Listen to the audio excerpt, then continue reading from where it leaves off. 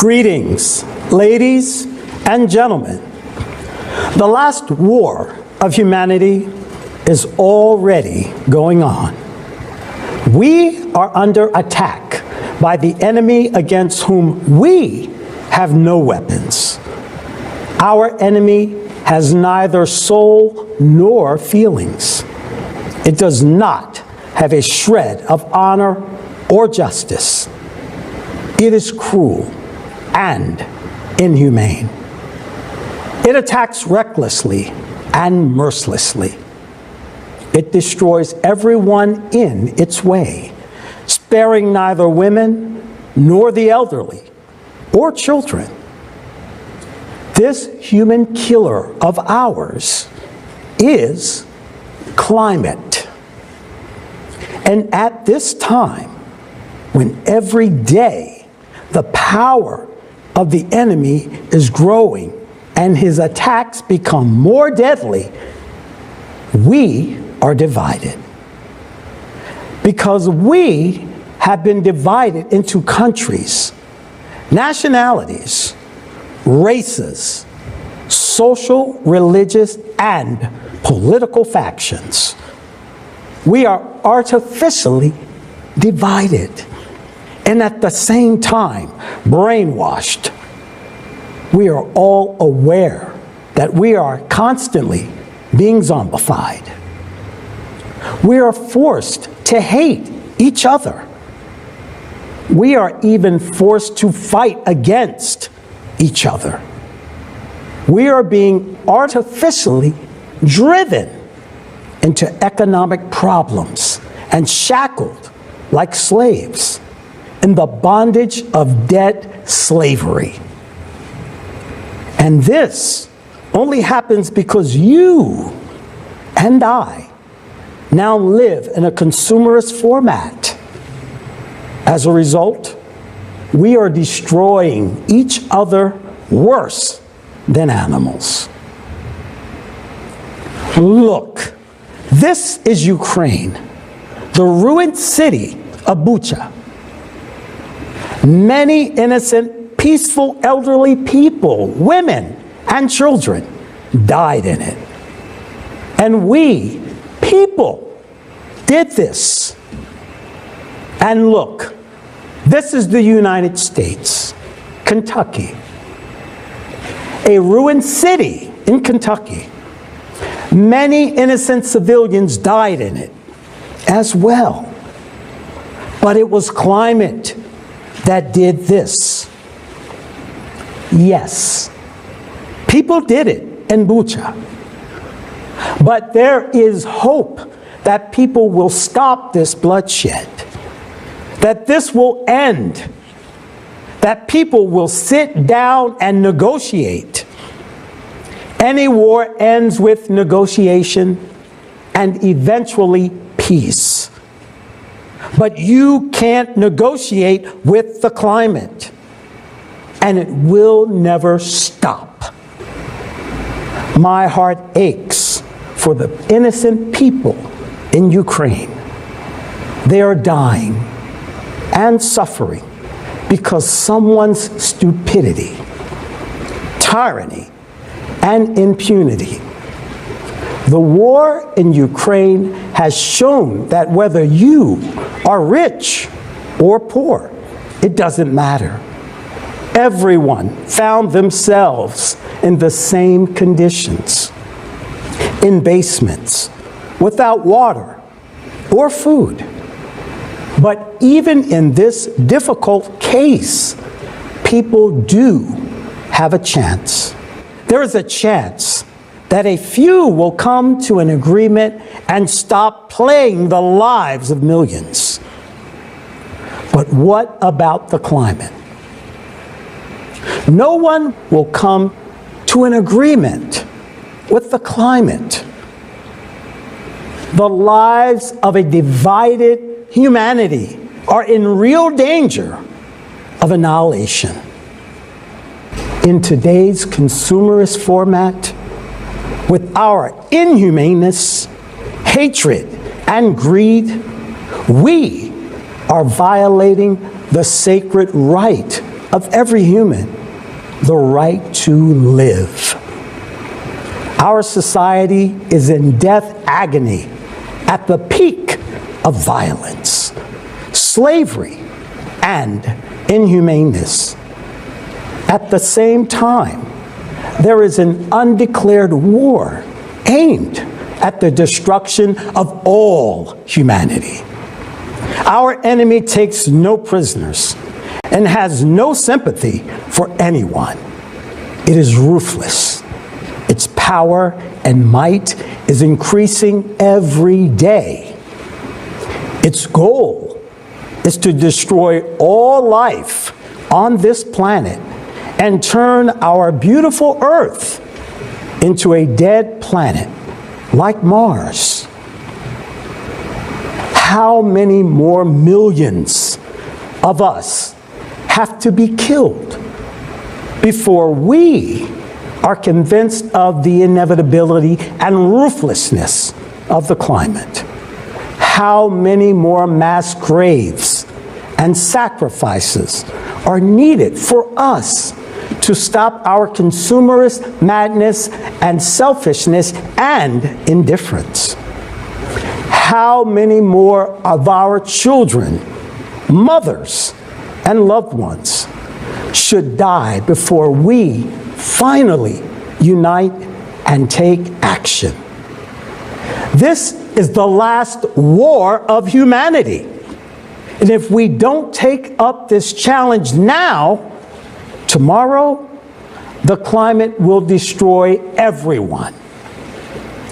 It will simply wipe all of us off the face of the earth. We are totally unprepared for this war. In the consumerist format, we really have nothing to confront the climate. All we do is wage an information war against the climate. But the climate doesn't even know about that. The climate does not read newspapers. The climate does not watch television. The climate does not use the internet. The climate is impossible to brainwash, as we brainwash each other. All this information war is directed by the collaborationists against us, ordinary people, but not against the climate. Who benefits from these lies? Only those the collaborationists on whose orders the corrupt media are brainwashing us. And even in the conditions of war, these tyrants continue to manipulate and profit from us, hoping for their own secure future. However, the climate will destroy not only us, but also them and their offsprings, as well as ours, if we do nothing right now. The enemy destroys us physically and ruins our homes, cities in the blink of an eye. Meanwhile, we listen to the collaborationists and believe them, deceiving ourselves and wasting precious time. Is this not foolish? Is this not stupid? After all, lies and fairy tales in confronting the climate will not help us in any way. The information war against the climate is not a war against the climate, but real collaborationism and betrayal of all humankind. By placing our own selfishness and short-term interest on pedestals of values instead of human life, each of us becomes a collaborationist and an accomplice of our own common enemy. In this consumerist format, of society, we are all doomed because we are just at feedstock. We are slaves. Our destinies are controlled by the few who kill us by our own hands. Think about it. Just one man can kill all of humanity simply because we, like stupid sheep, have delegated our power to him and allowed him to make decisions that destroy our lives, the lives of our families. As soon as we delegate power over ourselves to someone, we create a temptation for them to take our lives. That's the way people are. It's in everyone. It's in our blood. We must honestly acknowledge all of our human weaknesses and build a world in which our weaknesses will not be able to affect the lives of other people. We must understand and acknowledge this fact. We must take this into account and henceforth prevent such a situation in society where a few individuals control the lives and destinies of billions of people. We shouldn't hope that those few will someday saturate their greed and become human beings. This is the consumerist format. Power and money is predominant here. They are like black holes that devour entire galaxies. They never have enough. They devour billions, and they never have enough. They take lives, and they never have enough.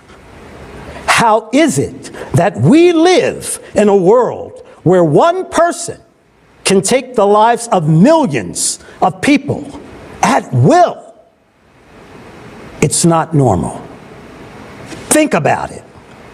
In the consumerist format, one person, being a tyrant, decides whether millions of people should live or die.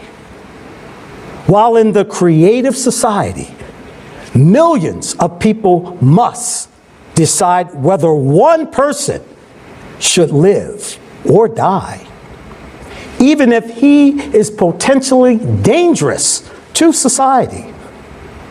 But this is life, human life. Why is this happening to us today? Because we allow this to happen. We ourselves have allowed the consumerist format to exist. We are divided. We are manipulated.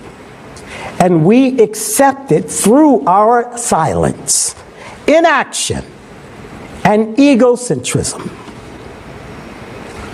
We keep playing these imposed games like sheep. But we want to be treated like human beings. As long as we remain like sheep, we will be sheared for profit and killed for fun by our own hands. It is mean, despicable, and unacceptable to resolve geopolitical issues at the cost of human lives. I call immediately to stop ambitions, double standards, and killing people. There is no reason to allow anyone to take a human life. I emphasize the life of each of us, neither economics nor geopolitics. Nothing can justify people's deaths. Yes, we can understand those who defend themselves, but there is no justification for those who kill peaceful, innocent people while defending themselves. That's inhumane. It's no longer a defense. It's already an attack. There is no justification for violence in human society. All violence must be rejected from our society. It's an element of the animal world from which we, as human beings, must get rid of in order to become a true civilization. Otherwise, we have no future. I appeal to everyone. Convey this to all, even to those who don't want to hear it. Make them hear it. There's nothing more valuable than human life. You can restore a house, a business, even an entire country. But you cannot restore the life of a human being that was murdered. If we look at the present day world with open eyes, removing the blinders that mass media has imposed on us, it is horrifying how inhumane and heartless we are. Even someone who considers himself to be innocent is a liar, because he doesn't care about deaths on another continent. He doesn't care about hunger, violence, and slavery of others, because he is brainwashed, egoist. He's a consumer. And such a creature cannot be called a human being. A human is the one who's not indifferent to human grief. We have been turned into weak-willed, greedy, and stupid creatures. Feedstock. Yes, it sounds offensive, but let's face the truth. In a consumer society, how will you resist the climate that is physically destroying us? By means of false accusations? By pictures in the media? Or false slogans? How will you explain to a zombified, egoist, idiot that climate's loyalty cannot be bought with money, and when the climate comes to kill this person in his own home, nothing and no one will save him? How do you explain to the egoist he must act now and inform everyone, because this is in his own interest, because this is about saving his own life? Only the creative society can save us from the climate by changing conditions, by changing the very format of society. We can all unite together and thus combine all of our resources and our entire human potential in the fight against the climate. You tell me, what must happen for you personally to understand and take action? What must convince you? The death of your family and friends? Your own death? But then you wouldn't be able to do anything about it? Or should all the media on this planet get involved and start brainwashing you. Are you not capable of thinking for yourself? Are you incapable of seeing with your own eyes? What must happen for you to finally realize that the consumerist format is our common verdict, as well as your own grave? We have only two options to avoid the climate apocalypse. The first option, and the most difficult one, is to build the creative society. The second option is to sit idly and do nothing. In other words, just wait for our tyrants to destroy us in a global nuclear war before the climate does it. Tell me, what must happen for people to finally realize that the creative society is the only way out, and to start acting and building it? Yes, humanity is now in a deep pit of egocentrism, and it won't be possible to jump out of there into the creative society at once. But it is absolutely realistic to take the first steps towards humanist and unification of all of us. We mustn't be silent. We must tell our friends and strangers about this. Building the creative society will only become realistic when we accomplish the first and most difficult step in building. That is informing everyone. We should reach the hearts of people for them to understand that it is beneficial to all. Everyone benefits from being human. Everyone benefits from being a united civilization. It is beneficial to each and every one of us because it is the only chance to survive. Yes, it is hard. Yes, they don't want to hear us. But we must do it if we want to survive, because we are people. We want to live.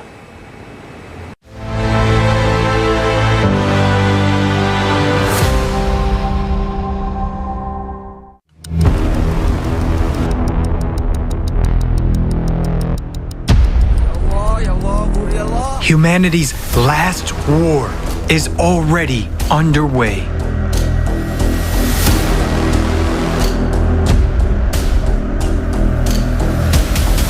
The enemy is destroying everyone in its path. At first, I thought it was a bomb explosion. It's scary. It's very scary. Honestly thought that I was going to die. What was happening was like a nightmare. Everything was destroyed. I couldn't stand to see the corpse of a mother hugging her burnt child. My heart is breaking with pain. Our enemy is climate.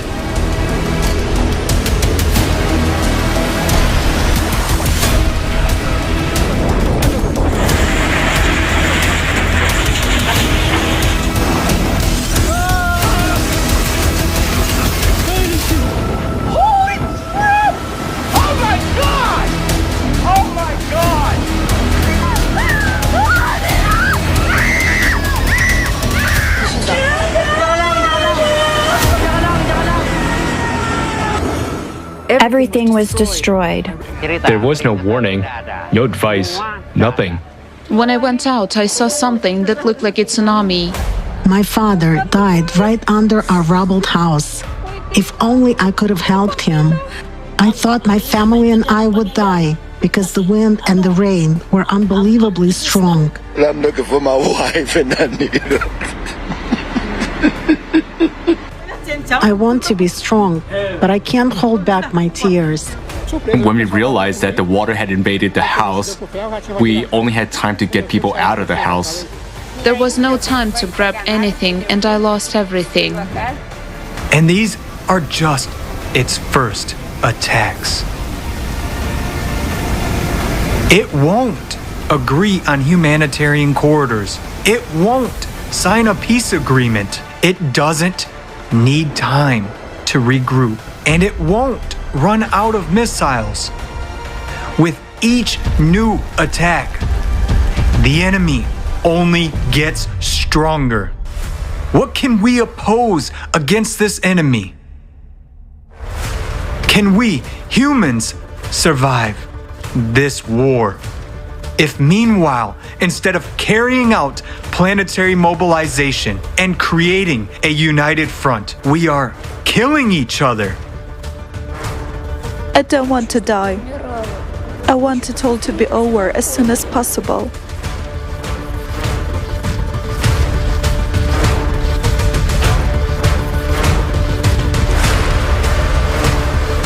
Suddenly the windows started shaking, and with the second one, everything exploded. They were actually burnt alive. The second bomb dropped.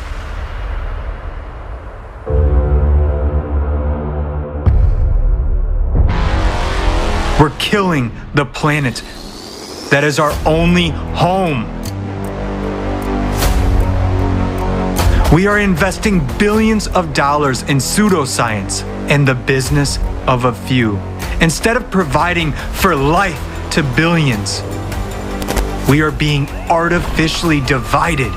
We've been inculcated with hatred for one another, and all for the power of a few over the billions over us.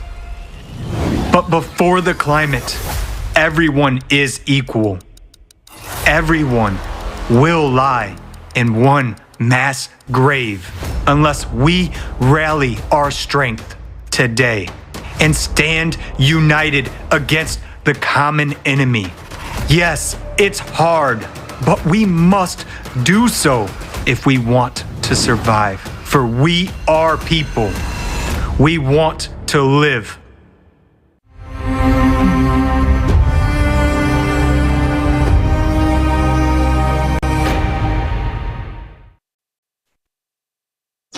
Greetings. I would like to welcome everyone to this unprecedented international online forum, Global Crisis. We are people. We want to live.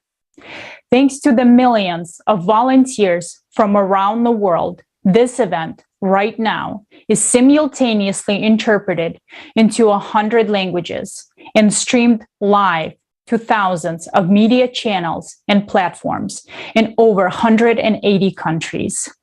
Multiple vital topics will be presented today that concern every single person in our society.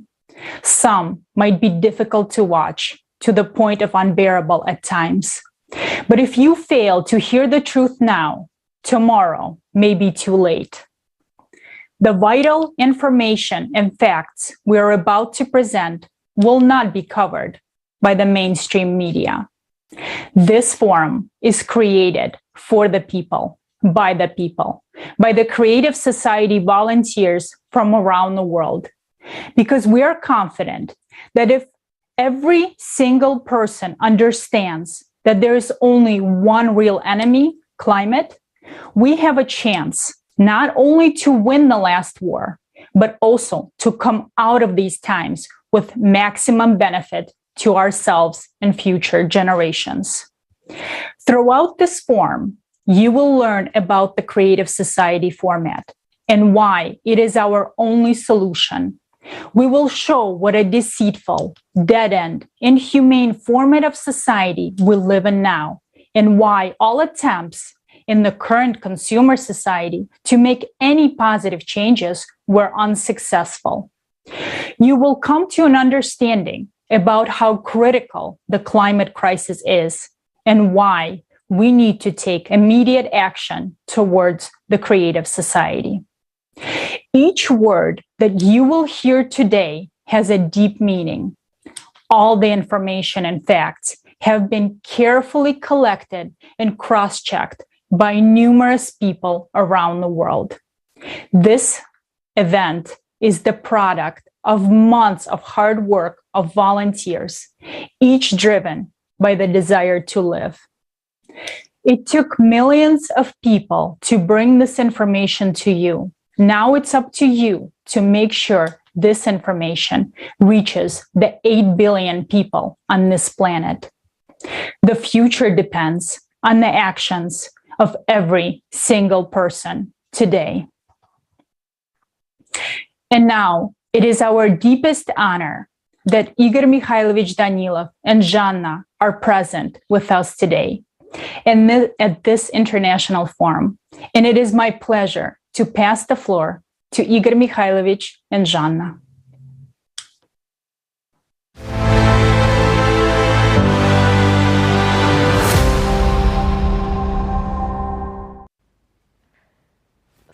Hello, dear friends. Greetings. We welcome you at this significant All People's Forum. Humanity is experiencing hard times. Right now, it's important for people to consolidate and demonstrate their best human qualities. It is precisely now that the destiny of humanity, which depends on everyone's choice, is being determined.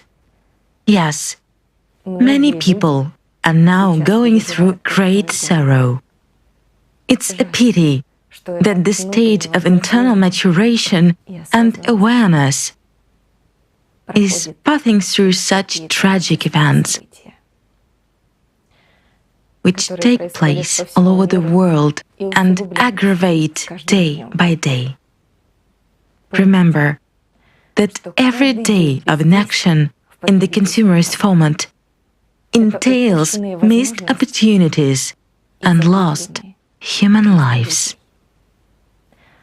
Whereas every day of active informing about the creative society is a chance for saving people's lives and survival of the entire humanity. Therefore, now as never before, the choice, truth, and actions of every person are extremely important. I would like to express my personal gratitude to the true heroes who do not abandon others in a tough moment and lend a helping hand from their pure hearts, despite any circumstances. These people deserve respect. Thanks to their actions, events are generated that change the destinies of billions of people. Thank you so much, friends, for what you are doing. The time has come to become a true human. The time has come to create all conditions for the entire humanity to survive. Hello, dear friends. I'm honored to be with you today at this forum. It is not just a forum, friends. It's more than that. It's not just us coming together on the air, seeing and hearing each other. No. It is so much more than that. Today is a really significant day. Why? Because today's event lays the foundation for our future, our common future.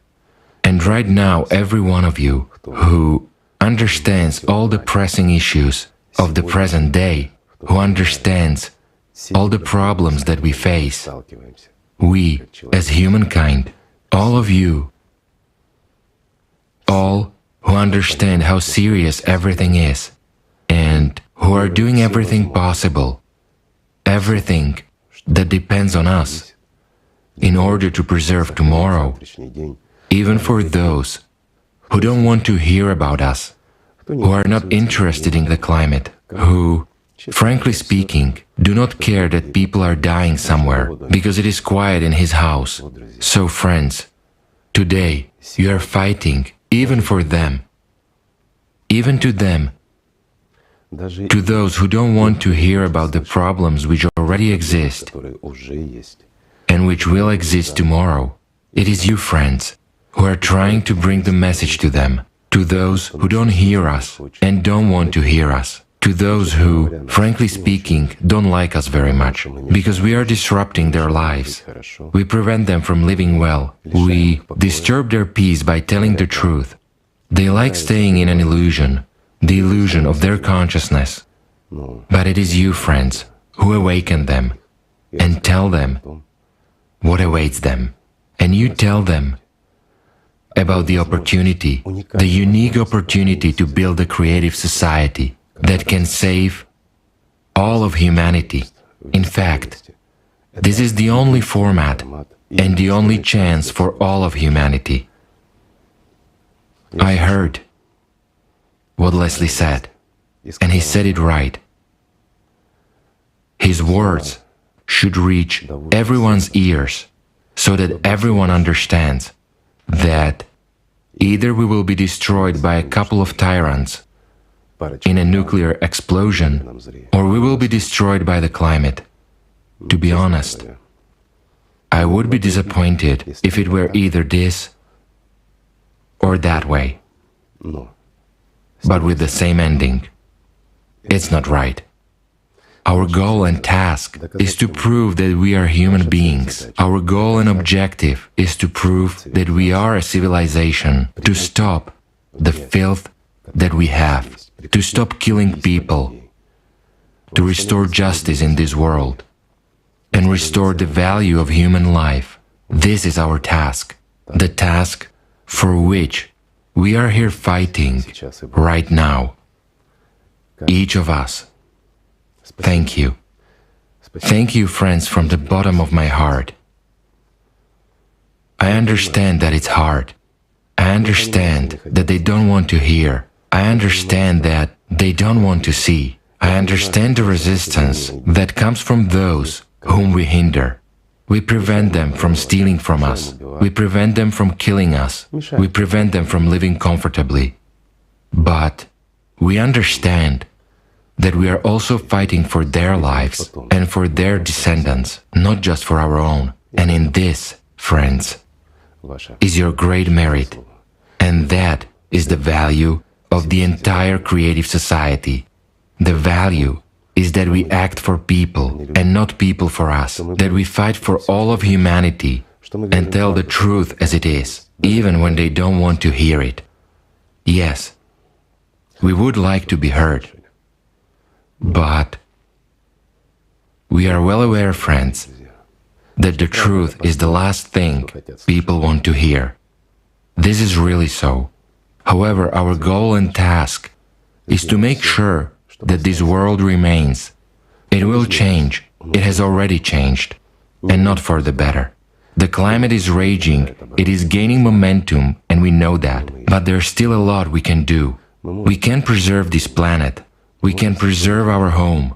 We can save each other. That's what is most important. Each other.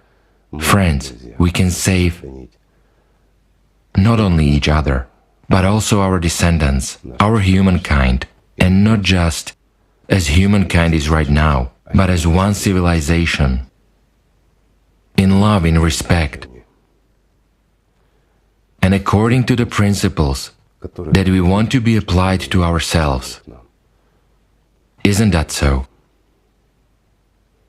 It is not easy. No, it is not easy, friends. But if we want it, it will be the way we want it to be. Thank you, friends. Thank you for being here. Thank you very much and most sincerely.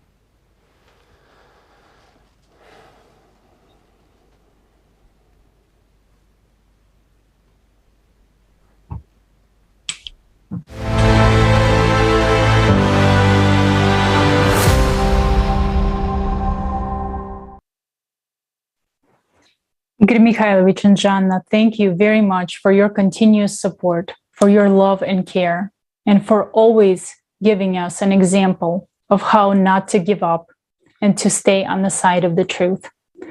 Thank you for being with us and for believing in us. Thank you for all the encouragement and motivation.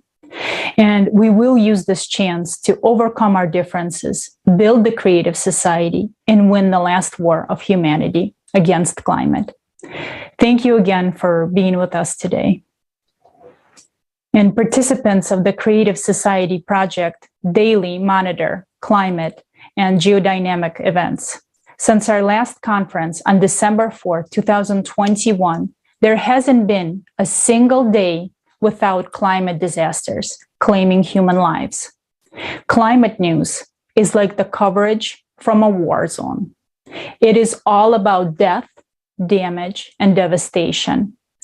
Are we aware of the tremendous losses humanity has already suffered in this war? Now, while our attention is diverted away from our only common enemy, the climate, we are losing millions of human lives. Here's a summary of climate events over the past few months.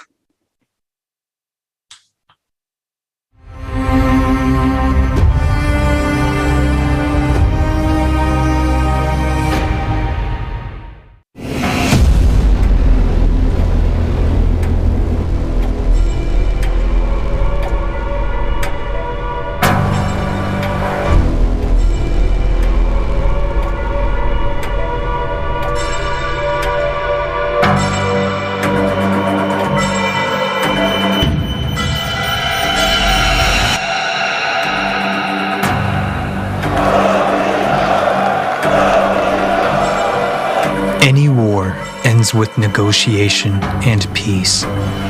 If people start a war, people are to finish it. But climate is the only enemy with which it is impossible to negotiate.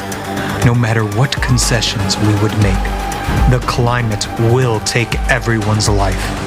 It has already taken and continues to take our territories, our homes, and our lives. It's impossible to arrange a truce with the climate. It is the most ruthless enemy our civilization has ever faced. And we have nothing to oppose it.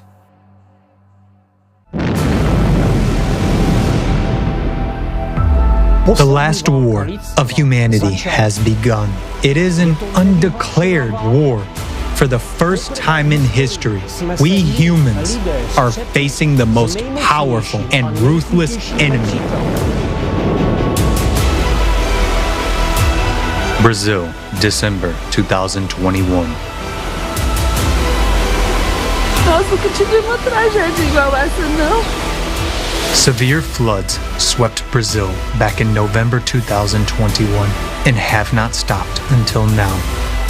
In just 4 months of this year, more precipitation has already been recorded in the northeast of Brazil than expected for the entire year.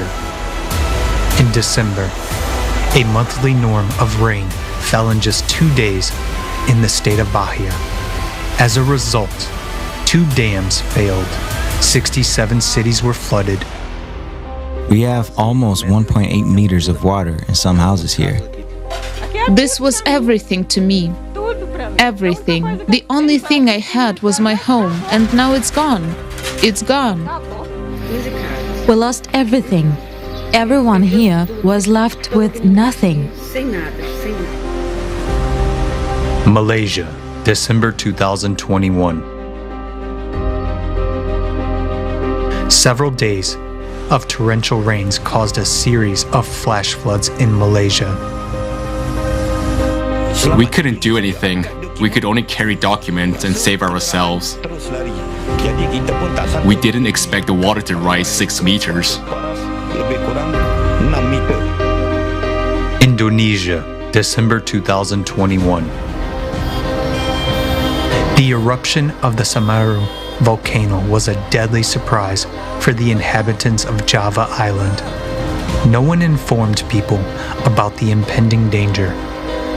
11 villages were buried under ash and solidified lava in a matter of hours. At first, I thought it was a bomb explosion, and all of a sudden it was Simera erupting and spewing volcanic ashes.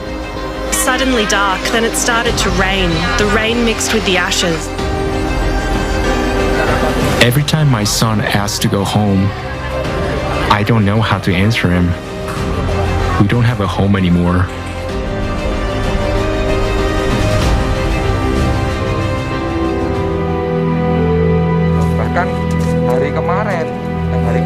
I feel very sorry, especially when I try to imagine the hot ash falling, imagine the feeling and screams of a mother who tried to calm her child by hugging him.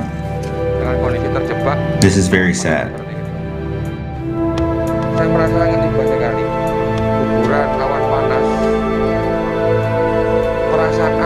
I couldn't stand to see the corpse of a mother hugging her burnt child.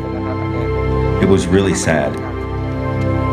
Even yesterday, we found a mother holding on to her 2 children. I can't imagine what they went through when they were trapped and surrounded by the hot ashes. Cataclysms have reached a new level. Their synchronization is observed everywhere. Because of this, the impact of the forces of nature becomes super powerful. In December, after a deadly eruption, floods, landslides, an earthquake, and a powerful hurricane hit the residents of Indonesia. Streets were flooded, houses were destroyed. People were left one-on-one with their misfortune again.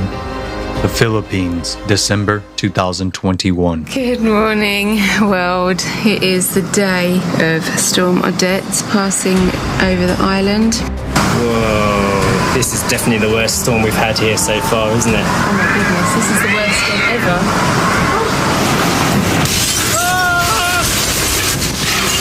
Holy shit!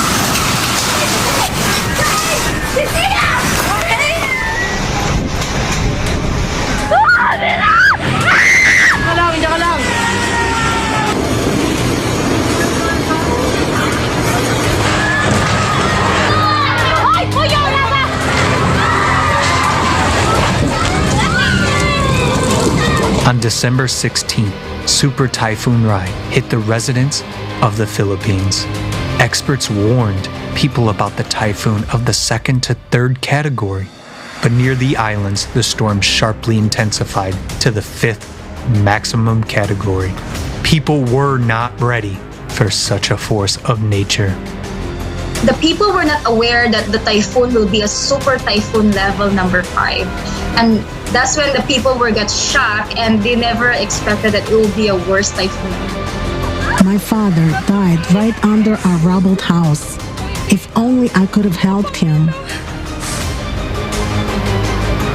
One typhoon and 3 million people were left homeless. The strength and duration of hurricanes are increasing. Over the last 5 years, the number of 3 to 5 category hurricanes has increased by almost 30%. USA, Kentucky, December 2021. Hold on, I have to call my husband. Take shelter right now. Right now? Right now. Okay.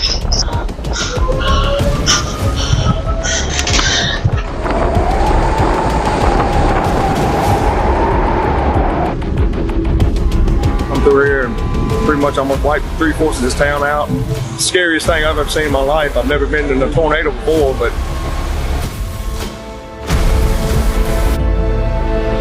where were the babies? Right here. One was in this arm and one was in this arm.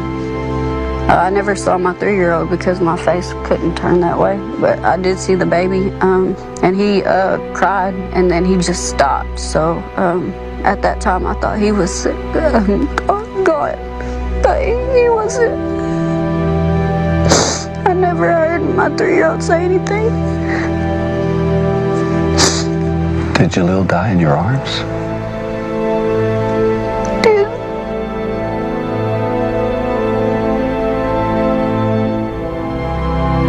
The tornado made an almost 400-kilometer-long path For the state of Kentucky, it was the most destructive in its history. December is not a typical month for a tornado, especially of such strength. But in 2021, the number of December tornadoes broke all records, exceeding the average by 8 times. The last war of humanity is underway. We have shown only part of the disasters that occurred in December. But the scale of the ruthless attacks of our common enemy, the climate, is immense. It acts in sync, cascades, and grows stronger with each attack. Ecuador, January 2022.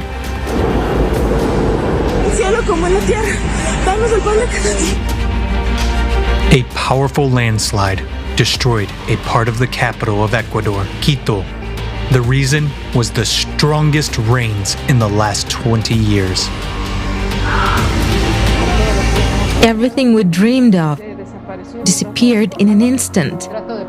I tried to be strong for my children, but we are living a gypsy-like life right now. We are roaming from one home to another. How many friends did you lose? I think everyone.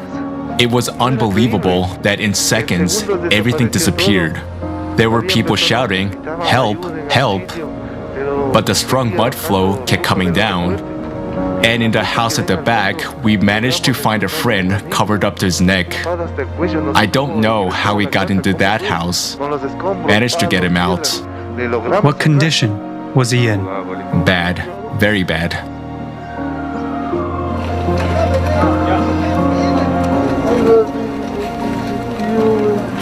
Africa, January 2022. My house and my kitchen collapsed as a result of heavy rains. It collapsed while I was still inside, and we are now at a camp. We have nowhere to go. We had to come here. Our children have fallen sick. We have no money at all. Hunga Tonga, Hunga Hayapai, volcano eruption, January 2022. The volcano is erupting. It keeps erupting. Get up! Let's go far from here. On January 15th, the Hunga Tonga underwater volcano exploded. The power of the volcano explosion was 500 times greater than the force of an atomic bomb explosion. Third now is clean drinking water. These people had nowhere else to go. The 15-meter waves you've heard went from one side of the island right through to the other side. Were people warned in advance of the coming disaster? No. Were people given the help they needed? No. And the enemy's tactics are still the same: suddenness, powerful strikes, and ruthlessness.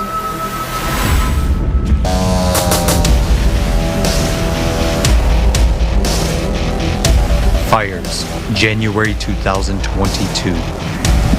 Oh my God! I live right down the street. And look at this. This is so insane. The day that it happened, I worked from home. It was a beautiful sunny day, but we live in an area that no one thought a fire was possible here where we are. I have 2 kids and they were both home. We got no warning, no alert at all. My wife happened to see this on the news.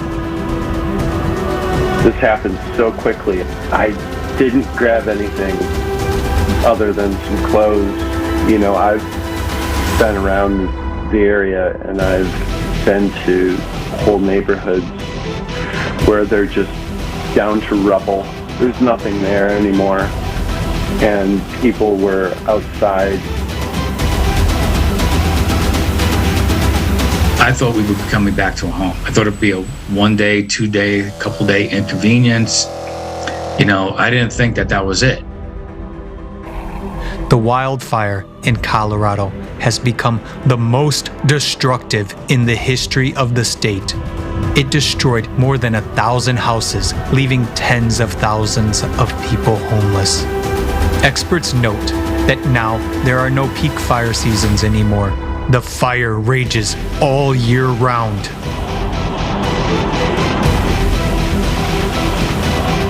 In the first 40 days of 2022, the number of wildfires in Argentina and Paraguay increased by 900% compared to last year. This is atypical, historic. It's never happened before. We've never experienced anything like this. We are really shocked.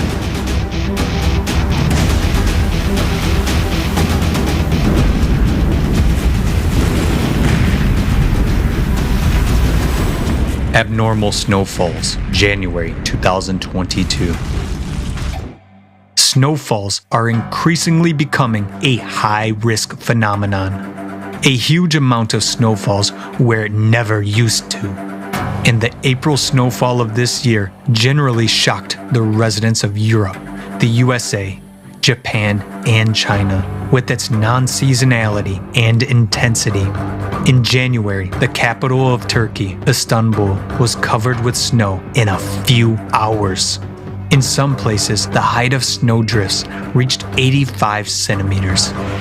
At the same time, about 3,000 people were stuck in their cars on the highways. Social networks were exploding with messages asking for help. In Pakistan, thousands of tourists, having gone to a mountain resort, fell into a snow trap. Whole families went to admire the snow, and as a result,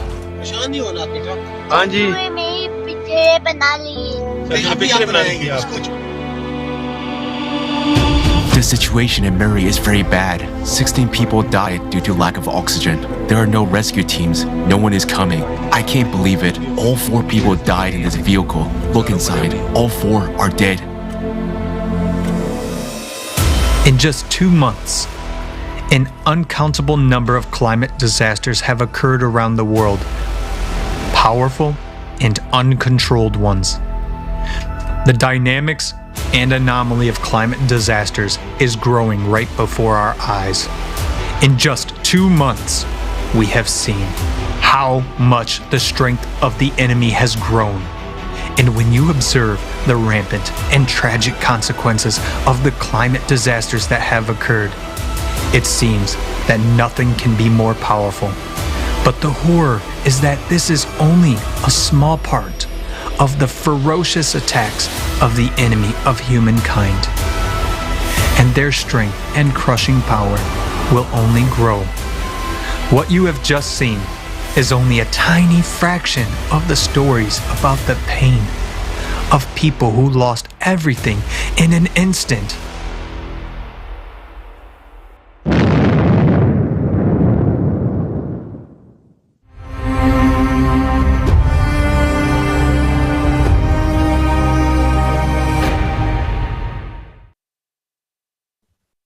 Здравствуйте. Мы сейчас посмотрели видео мониторинга климатических катастроф всего за 2 месяца. И в нем были приведены только самые масштабные катастрофы. Сколько уже жизней унесено за эти 2 месяца. Чтобы подготовить этот ролик, трудилась огромная международная команда волонтеров из разных стран мира. Все эти 5 месяцев между прошедшей конференцией и этим форумом мы собирали и анализировали данные по климатическим катастрофам во всем мире. Мы делали это каждый день и были в шоке от происходящего. В первую очередь от того, насколько много катастроф происходит каждый день. Мы делали это, потому что нигде, ни на каких ресурсах не отображается полная картина. А значит, люди просто даже не понимают реального масштаба происходящего. Каждую историю из этого видео смотреть было невыносимо больно. Но мы с командой продолжали собирать эти истории. И в вечера новогодних забот, и просто ночами напролёт, потом утром вставая на работу. А некоторые продолжали сбор данных даже во время войны, находясь в укрытиях при бомбежках. Делали мы это из-за понимания, насколько серьезная сейчас ситуация на планете с климатом. И если ее не начать изучать, если не собирать эти данные, если не оглашать их на весь мир, то шансов выжить у нас, у всех, просто не останется. Я не климатолог, но даже мне не нужно было прикладывать много усилий, чтобы увидеть, что за последние 5 месяцев масштаб климатических катастроф очень сильно вырос. Наша команда аналитиков подготовила статистику этого нарастания климатических катастроф. Сейчас я приведу только ее небольшую часть. Шторм. В одной только Европе среднегодовое количество штормов с 2000 года по сегодняшний день выросло в 16,5 раз. Количество мощных разрушительных ураганов 3, 4 и 5 категорий выросло на 30%. Более того, они теперь заходят дальше вглубь континента, неся за собой гигантское количество осадков. В США торнадо обычно бушуют с апреля по октябрь на определенной территории. Обычно. Но теперь нет. За последние 5 месяцев 2 несезонных месяца, декабрь и март, побили все рекорды по количеству торнадо. За 5 месяцев мониторинга, по самым скромным подсчетам, случилось более 300 наводнений в 82 странах по всему миру. И это только самые масштабные. Осадки в Боливии в декабре превысили исторический максимум 7 раз. В Испании только за 2 последних месяца осадков выпало больше годовой нормы. В ЮАР полугодовой объем осадков выпал за 2 суток. Таких контрастов прecipitation fell into еще не было никогда. Сильнейшие снегопады сменяются пожарами. Только в США количество и площадь лесных пожаров уже сейчас значительно превышают норму, а это еще до начала сезона пожаров. Как такового сезона пожаров сейчас уже вообще не существует. Катастрофические засухи сменяются такими же катастрофическими наводнениями. Количество и продолжительность засух на Земле за 20 лет увеличилось почти на 30%. Песчаные и пыльные бури участились, а главное, стали интенсивнее и длительнее. Аномальные волны жары также все чаще накрывают планету. В Антарктиде было зафиксировано минус 12,2 градуса Цельсия. Эта температура превышает средний показатель почти на 40 градусов Цельсия. Перепады температур вообще не поддаются никаким объяснениям. В США, к примеру, всего за сутки температура упала с плюс 15 градусов Цельсия до минус 14 градусов. И это происходит повсеместно. У всех сейчас на слуху экстремальная жара в Индии и Пакистане. И при этом, после рекордного жаркого марта за всю историю наблюдений в Индии, температура в апреле поднялась еще выше. За каждой из этих климатических катастроф человеческие жизни. Эту жизнь уже не вернуть. За каждой из них либо матери, обнимающие своих детей, так и сгоревшие заживо в лаве, как это было сейчас в Индонезии, либо целые семьи, оставшиеся под завалами своих же домов, а те, кто уцелели без воды, еды и всего, что у них было, как это случилось на Филиппинах. Либо целые города, истребленные торнадо, когда от домов остается один фундамент, а остатки человеческих тел с трудом можно опознать. Идет реально полномасштабная война. В этой войне у нас только один враг. Это климат. Чтобы выжить в этой войне, нам нужно объединиться всем человечеством и днем и ночью трудиться над технологиями, которые смогут победить этого врага. Но прежде нам нужно открыть свои глаза и признать масштаб катастроф и то, что оттягивать дальше уже некуда. But first, we need to open Нам our уже eyes and 40 лет recognize the scale of вещают the о том, что catastrophes причина and the fact that изменения we can климата delay no — это longer. антропогенный For фактор 40 years, we СО2. have been told Мы that сотни because of миллиардов climate change долларов is тратим на anthropogenic решение этой CO2, проблемы.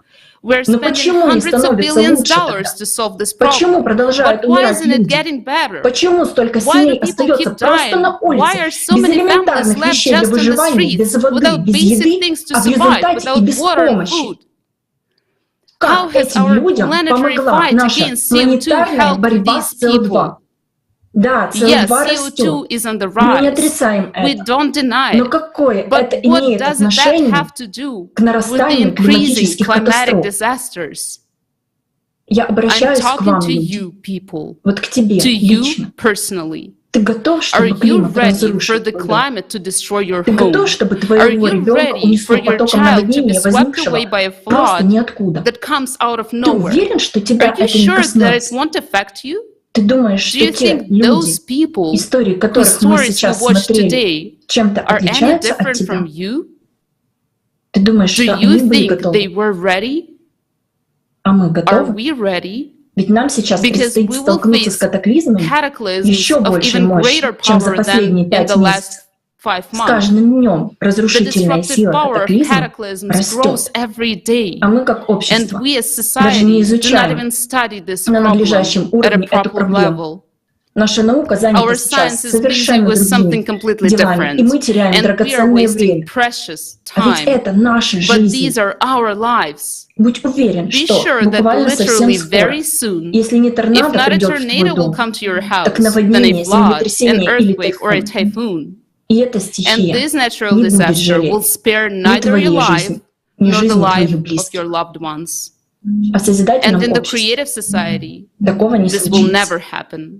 Потому что Because by объединив научный combining the потенциал, scientific мы potential, создадим we технологии, will с которыми create климат нам technologies with which больше the не climate будет will no угрозой. longer be the Никогда. threat to us.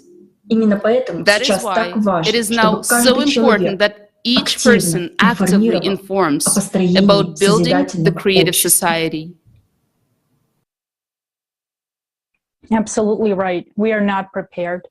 We are not ready to withstand the climatic catastrophes.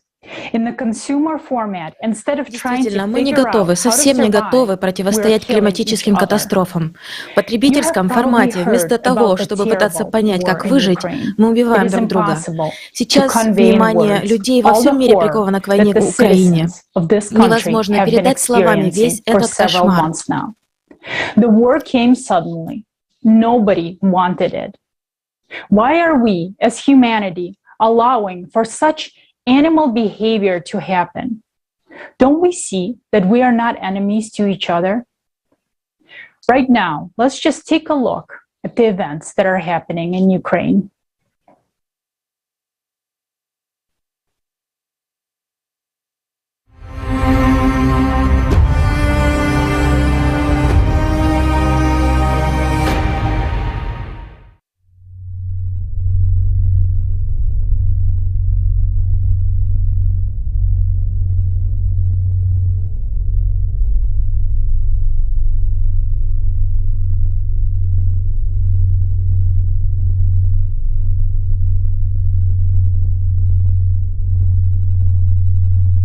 Greetings, everyone. My name is Konstantin. I'm 38 years old. I am a resident of the city of Bucha.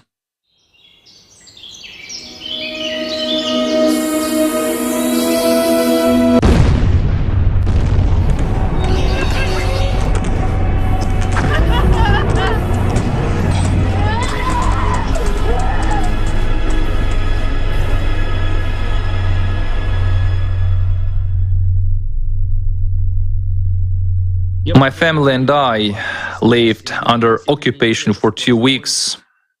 All those 2 weeks were a continuous nightmare, where every second we lived under constant shelling, shootings, and explosions.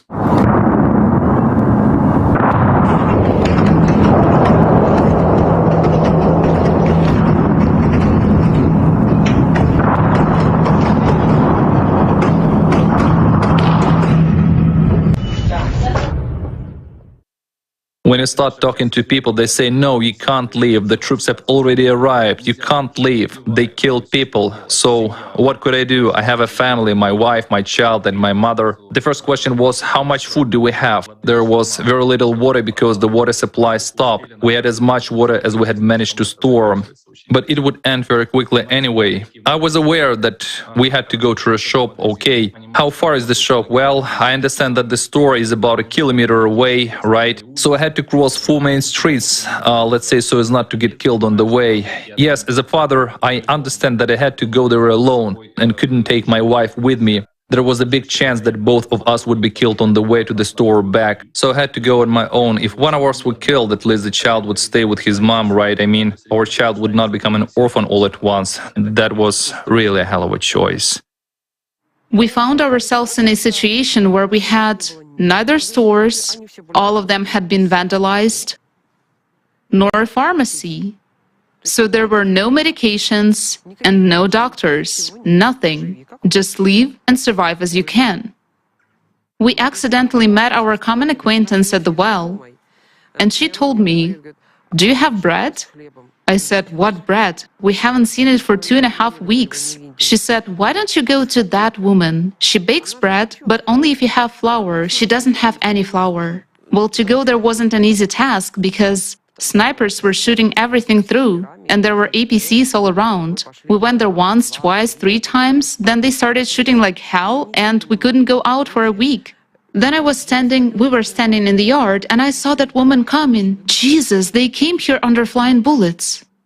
Her explanation was simple. She said, "You haven't come for a week. First, I wanted to check if you're alive here or not. Secondly, I brought bread." Once we were walking to the well to take water, and a man was just shot. For what? Because he was going for water. He didn't make it to the well. Afterwards, his body lay there for 10 days, and they wouldn't let anyone take it away.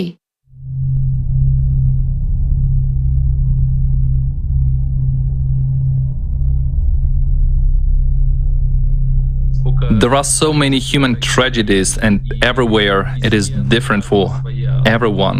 Someone came under fire, someone was shot, someone was driving through the city and was ran over by a tank. I saw many such cars. All the stuff remains inside the car, those body parts and everything. Violence, and it's...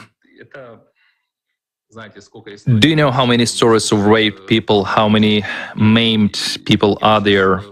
I'm trying to tell this story for the second time now, and it makes me sick even when I recall it.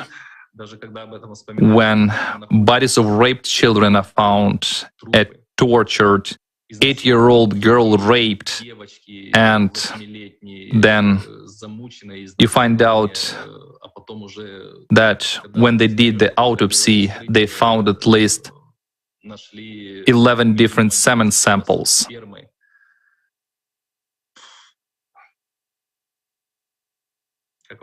How is that even possible? I can't even imagine that. How many women were maimed? How many husbands were killed? It's already been told. When they broke into the yard, killed man, then raped a woman for several hours. At that time, the child was hiding in the next room. And sometimes a wife and a little daughter were raped together. It is such an abomination. I don't know. I heard a story about 21 roses on a man. 21 roses on a man. It's, well, there are 20 fingers, and each finger is cut so that there is a rose on the finger, while the 21st rose is respectively the male penis. It was all done by living people on a living man. I don't even I don't even know what it was done for. In order to get some kind of information from the man, in order, I don't know, satisfy some kind of bestial animal nature. Well, I know. People, what have we actually come to? Due to the war that is now going on in Ukraine, clients report complaints about their children being raped by the military. There are a lot of such complaints.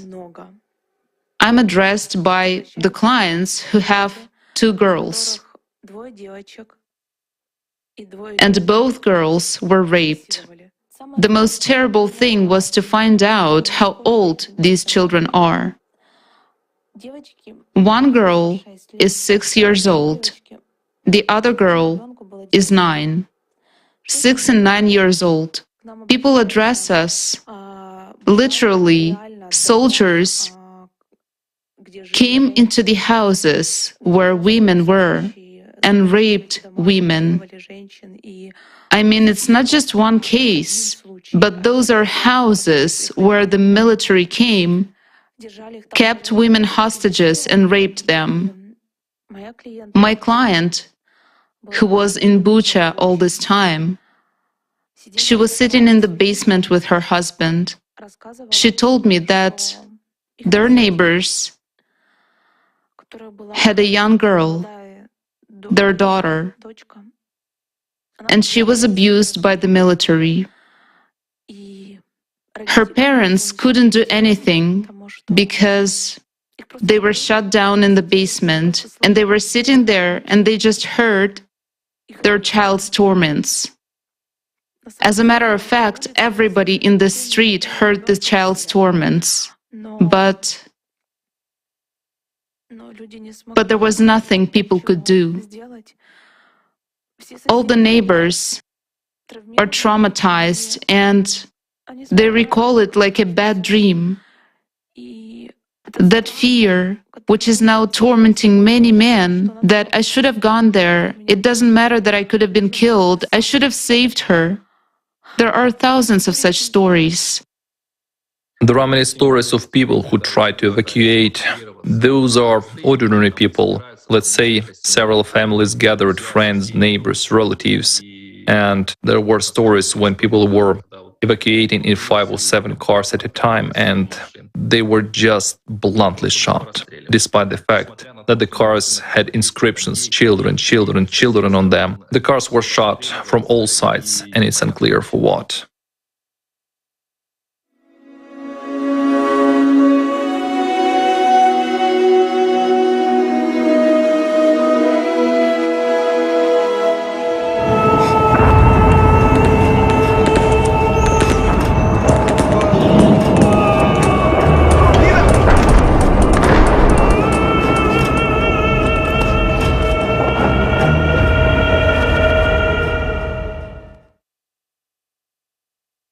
All of our cars, 12 of them, were covered with stickers, evacuation, children.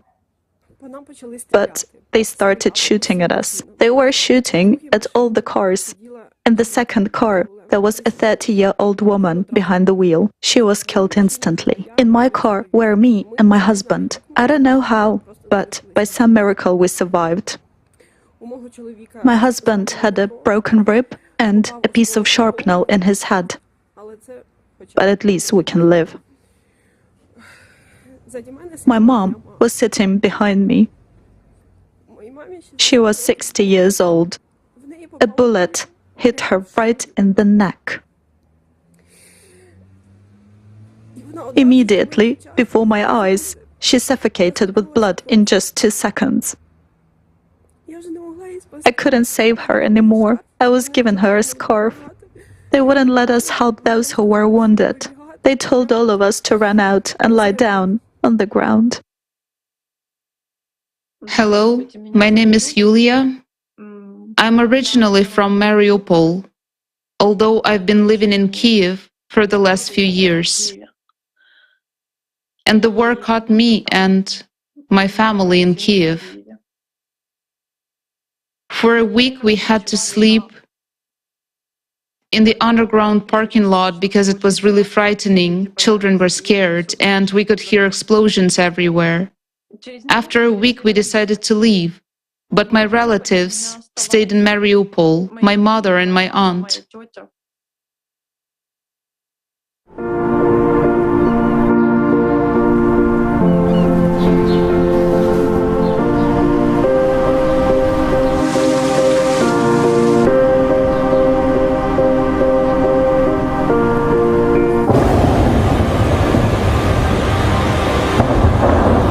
Лежишь от тебя. Очень страшно. Покажи.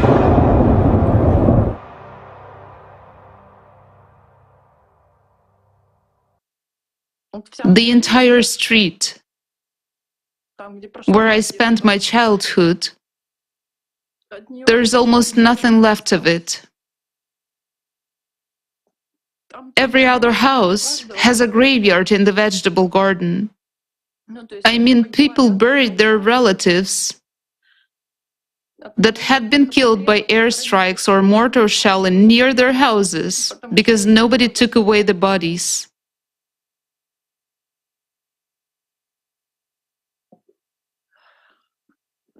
On the neighboring street, a girl buried her daughter, who was 1.5 years old, her mother, her aunt, and her grandmother. Acquaintances of mine who didn't leave Mariupol on time know a father who had to gather parts of his child from a tree. Fragments of the body, the head. Can you imagine what it felt like for a father to gather parts of his child and bury his wife and his child in the vegetable garden? People were going crazy because they didn't have water, so they would go out and get hit by mortar fire. Children were dying of dehydration. These are not just some stories. This is what was happening to my city. People who were able to get out of there said it wasn't just hell. It's impossible to convey what people were going through. They were going crazy with fear. Because when the Air Force was bombing, it felt like the ground was moving under your feet, and people were just going crazy with fear. Old people were dying of hunger and lack of water. There were a lot of bedridden people, and nobody could get to them because everyone was scared. A lot of people died under the rubble simply because they were not rescued in time, and there was no one there to rescue them because the city was under constant air bombing. More than 30,000. An entire city died. And that's not all the victims, because no one can count exactly. Official statistics, which translates human life into an empty figure, says that 3,000 people died in the city. I don't know a single person who hasn't lost someone, relatives or friends. You see, the whole city is one continuous funeral. I have a very close friend.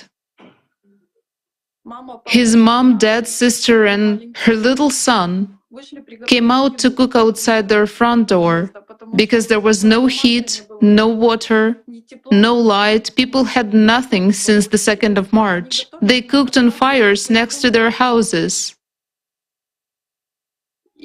And it hit. A shell hit them. People died in whole. Inhabitants of entire blocks died because nothing can save you from an air bomb. When people say, "Why didn't you all move out?" But nobody could move out. Already in the first days, nobody could get anywhere anymore because the railroad was smashed on the 27th of February. Many people just couldn't believe it could happen because they hoped every day that it would all stop soon. But it all didn't stop. And people were running from one neighborhood to another. While they were running, they were dying on the road. When they got to another neighborhood, they died there because there were no shelters. People were hiding in basements, and when houses collapsed, they just died under the rubble. My acquaintances who were leaving the city said that the entire street they were walking along was like a cemetery because arms and legs were sticking out on all sides. Can you even imagine that? There was a man, and everything that is left of him is his arms and legs. So many children died. In fact, nobody even knows how many children died there. People drank water from puddles because there was no water. Do you understand what this is? A person dies of dehydration, he goes crazy. Old people were jumping out of windows due to fear. There is no city anymore. There is nothing. No streets, no houses, and there are still over 100,000 people left there. Those are people who had everything, a job, a home, and a family. Now they have nowhere to live. They continue to live in basements because they're afraid to leave, because nobody wants them anywhere. If someone thinks they are safe from something and everything is fine with them today, it's an illusion. Until the last moment, no one believed that this is even possible. I didn't believe it either. And no one believed, well, most people. Because if people knew, they would have tried to escape somewhere and save themselves. Human life is the most precious thing. You can build a city, but you cannot bring back thousands of dead people. No one will bring them back. No one will bring children back to their mothers who buried their children with their hands in the vegetable gardens. And no one will bring parents back to their children. I wish people would come to their senses before we destroy each other. A lot of people are probably wondering, what can I do alone? Or what can I do if I was given an order? But only a few give the orders, while hundreds of thousands and millions obey these orders. How can you kill someone if you cannot bring that person back to life? Why have such a sin on your conscience? If everyone decides to stop the war, it will stop. Because no one would fight. But for that, everyone has to understand this. Otherwise, we will always depend on decisions of certain individuals who give orders while the rest of us blindly obey them. In general, how can a human life be put a price on? To drive people to a slaughter for whatever motives and slogans.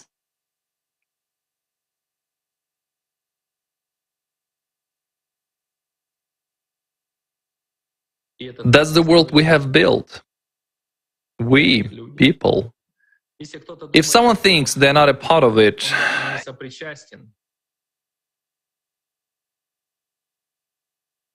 you know, when you're sitting under bombing, shelling, and explosions. I think everyone who had lived through it asked himself this question: what have I done to deserve this? Why me? Why is this happening to me? Am I guilty of something? Definitely I am. What am I guilty of? I'm guilty of being inactive in building the creative society. I'm guilty of supporting the consumerist format. What is scary is that it's us, people. We built the society ourselves. We allowed that to happen. We watch this television, those commercials. We listen to some liars, cheaters, scoundrels. We follow the orders of some crazy psychopaths who imagined that they are gods, that they could send whole armies to foreign countries, kill people and rape women and children there. I ask myself, who created all this? What is this for? Who gave anyone the right to take away my life or your life? Who decides who should live or who should die? Excuse me, what the fuck? You see, why the hell do people have to suffer because one or more psychopaths, misanthropes, decided to divide something among themselves or have some kind of geopolitical shutdown? They tell us some bullshit, you know, that your neighbor behind the fence is such a bad guy, he is doing something bad, so you have to go and punish him, kill him, take away his property, destroy everything, wipe him off the face of the earth. So who gave you that right? Who gave you this right at all? You are the same mortal people, every one of you. You will just die when you are 70, 80, 90, or even 100 years old. You won't live more than 100 years anyway. Even if you live a little longer than that, you will bite the dust anyway. What right do you have to give such orders for people to go and kill other people? Who are you anyway? Who gave you such a right? You are an ordinary human. You're also in God's hands, and you cannot escape this punishment. Even if you think there is no God and it's all one life of some kind, you come and go. You should be on top of power. You should earn that power, use that power. You are merely a human. I'm telling you and everyone else, you are merely a human, and your life is just as fleeting and can be cut short in an instant, just like any other person's life. If you believe that you are God, you are very much mistaken, and you will have to pay for all your sins. You will have to. And you won't sleep because those thoughts will keep coming to you just like they come to any other person who has lived through the horrors of war. While you will get the thoughts of those thousands and millions of suffering people who are forced to leave their homes, who lose their families, their loved ones, their wives and their children. You will see it all in dreams, and you won't run away from that. You won't hide anywhere. You won't run away from yourself. And remember, you are an ordinary human. You are just a human. Do you have an opportunity to change something? Change it for the better. Build a better world for your neighbor to live well, for your people to live well, for all people to live well in the world, because each of us is a human. Each of us values and cherishes one's own life and the lives of one's family, of one's near and dear people. All of us are people. We all want to live, and everyone wants to live because life is the most valuable thing they have. If you already have everything, make this world a better place. Create conditions where everyone would feel good. When you yourself would be able to walk down the street without 100 guards armed to the teeth, because everyone wants to split in your face rather than say thank you. Why are you bringing it to this? Build a better world, unite people, then yourself you will be able to walk down the street like a common man. And you won't hear anything but thanks and gratitude. Everyone will thank you and support you. But instead, we create conflicts, we create bombs. Just imagine a bomb explodes, okay? A huge bomb, an aerial bomb. When such a bomb explodes, a person who has seen it in a movie does not understand when such a bomb explodes, dozens or even hundreds of lives are taken away. Within an instant, nothing is even left of them. What was created by generations of people, what people spent decades of hard work on, is destroyed. And people have to leave it all behind. It's all good that life has remained. A person can find some, I don't know, place to live afterward, but it's not life. It is people surviving. Why do you bring it to that? Why do you make people suffer? Who gave you such a right at all? Another year, 2 years, 10, 20 years will pass, your life will end anyway, and you will have to answer for it. And you know it. You do know it. I hope a lot of leaders around the world will hear me, and may everyone ask themselves the question, who is he? Is he responsible to this question that he is a human? Then be a human. Make this world a better place, safer, quieter, and more comfortable for other people. You cannot take with you everything you earned. There are no pockets in the coffin. And you must always remember that, always. As for taking away human life, as indicated by these events in Bucha, in Irpin, in Mariupol, in Kharkiv, in Hostomel, in any other city that survived, where people survived those horrors of war.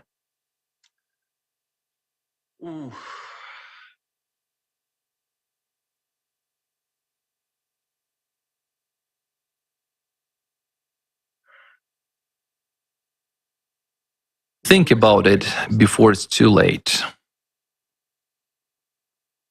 Life is very short, and so is yours.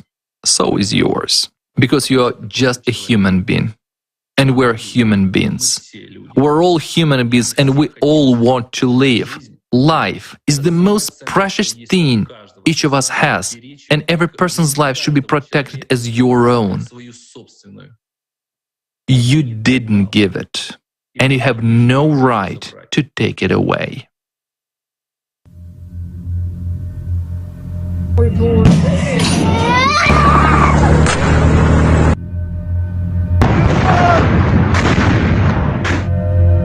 Димка, трупов на вокзале насколько, прикинь!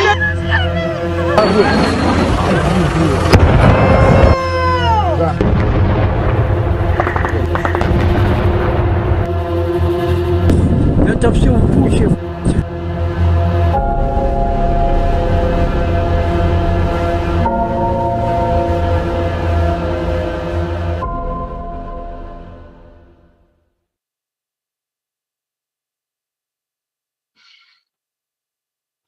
People, I want to address absolutely everyone. Let's put an end to all this crap. Let's put an end to all these wars, conflicts, all this strife. Enough of this war, enough of this conflict. I just can't even imagine what will happen when we face climate disasters. They are already happening all over the world. What will we do then? Will we flee as we were fleeing from the armed men in Bucha? Then we'll flee in just the same way from the same kind of gunmen who will loot, rape, steal, and so forth. Let's not listen to those psychopaths who are at the top of the power, who indulge in their immense power and amounts of money, and the ability to decide who should live or die. Let us take responsibility and build our own society. Let's build the creative society where we use our knowledge, our experience and capabilities to build and create. That's what our society should be like. The society where we support each other and where we live peacefully with one another. And the recipe is very simple here. We are all people. We all want to live.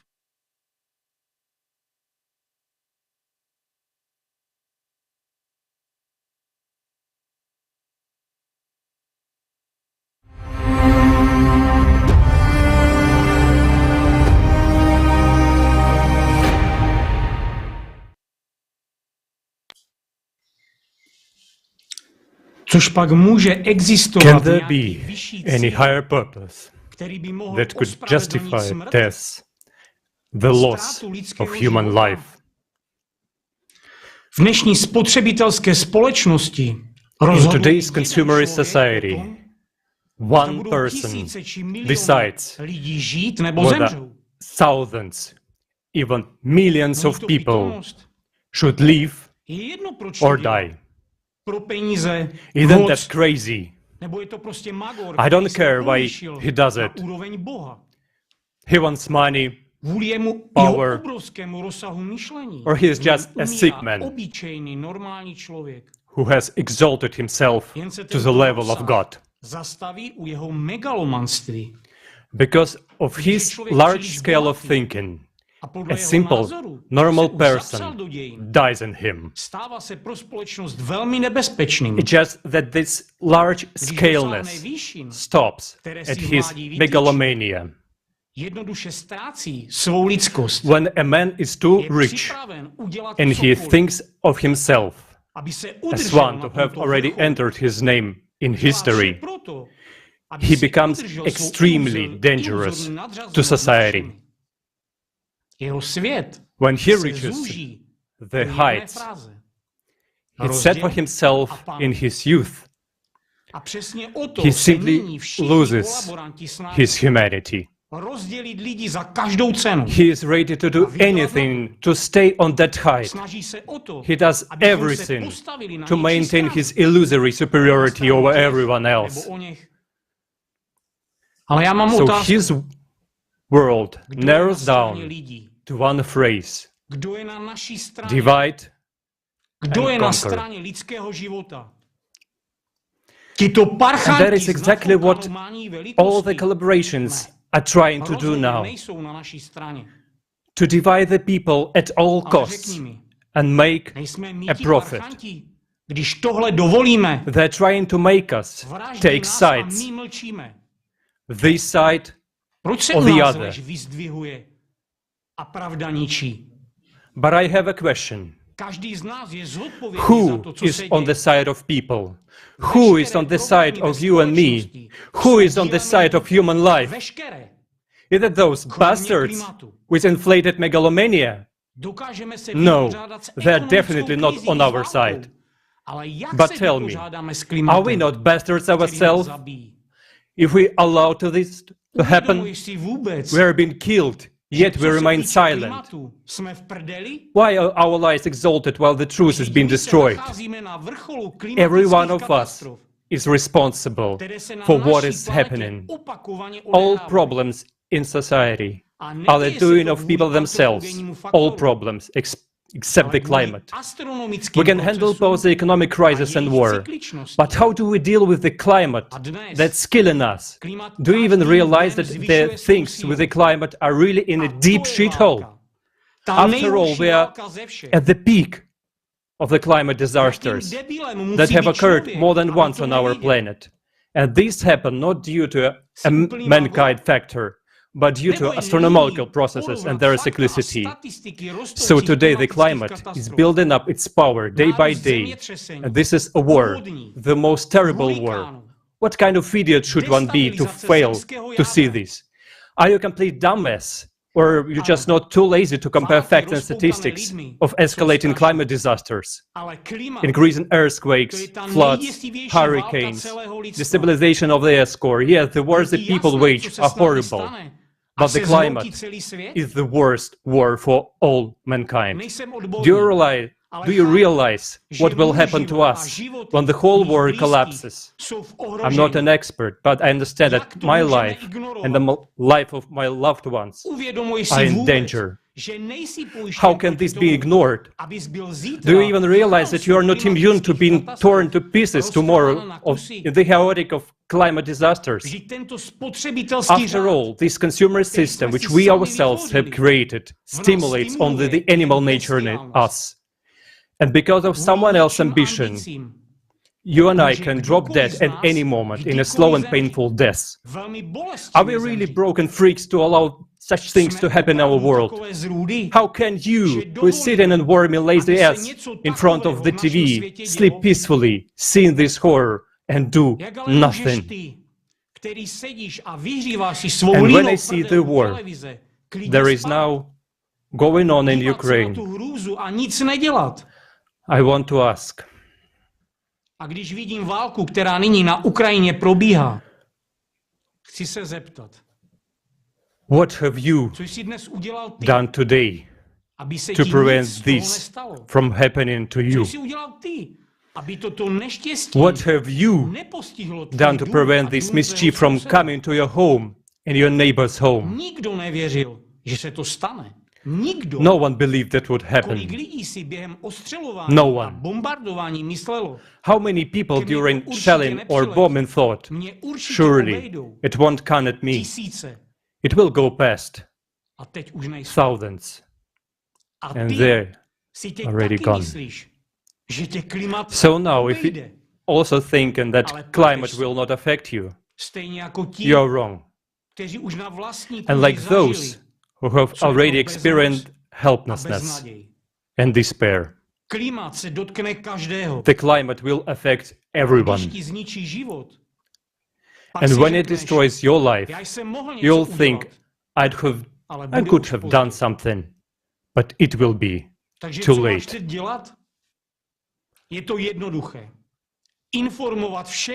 So what to do now? It's simple. Inform everyone of the only option we, as humankind, have left in the creative society, where the life of every human comes first. If you agree with what's going on right now in this inhumane consumer society, then go to your children and say, I'm a bastard. I won't do anything. But if you are not a bastard, then get up off your knees and shout about the creative society. Shout as loud as you can until each person hears you. Otherwise, the climate will destroy us all.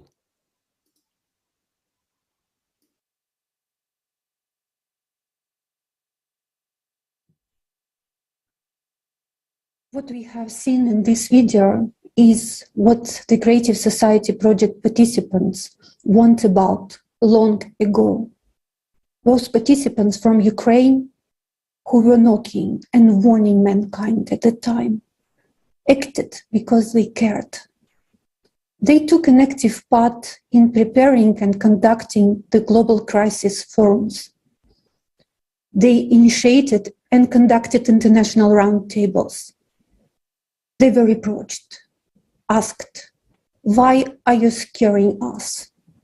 Why are you talking about climate disasters, wars, and violence? We were not frightening, we were warning. And now we see that just in a few months, everything has changed. Everything got so much worse. Today, participants of Creative Society from Ukraine already speak as eyewitnesses, witnesses, victims, and refugees.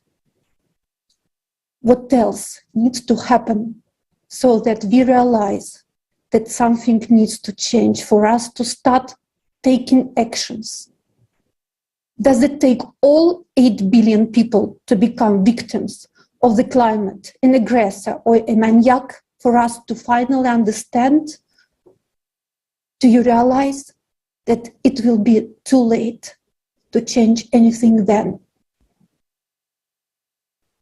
Do you realize that right now, as this forum is taking place, people are experiencing all the atrocities and horrors we have seen in the climate monitoring video and in the video from Ukraine right now? Isn't that enough to realize how important it is to reach out to all people you know? Tell them how important it is for their future and safety to know about the forum and to be with us now. We, participants of the project Creative Society, understood that. We realized that Creative Society is our only chance. And this is what motivates us to take action. We understand how important it is to get the word out of the world. Already today, there are heroes who are saving us. We are proud of them. During the forum, we will learn more about them.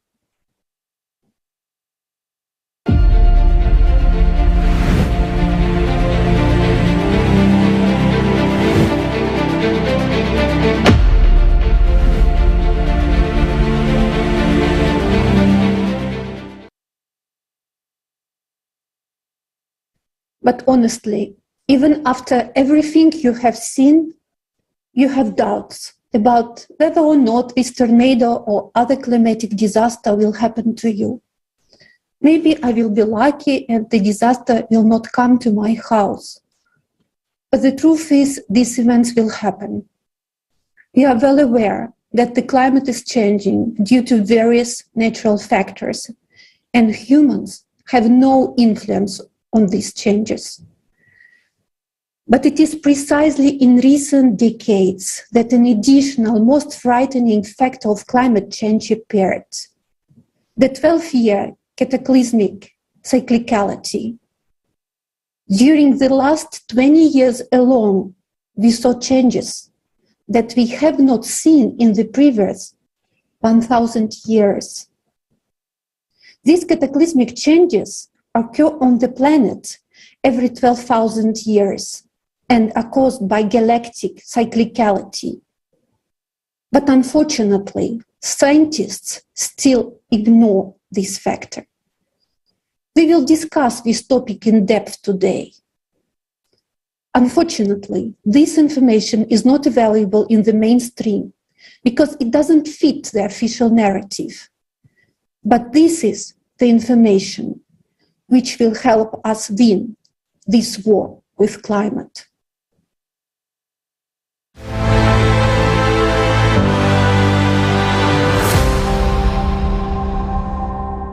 Climate change is now happening due to a 12,000-year cycle of cataclysms. We are not talking about global warming, supposedly caused by human activity. We are talking about the destruction of the planet from within and the death of all life on it. This is not a joke and not a script for a new disaster movie. It is already happening right before our eyes. Why do those who should have been the first to warn us of the impending doom keep silent? The scientists whom we entrusted with the responsibility of warning us of the disaster are divided. Instead of figuring out the real causes, they fight against each other. Some argue that climate change is caused by human activity, namely, the emission of CO2 into the atmosphere due to the burning of hydrocarbon fuels.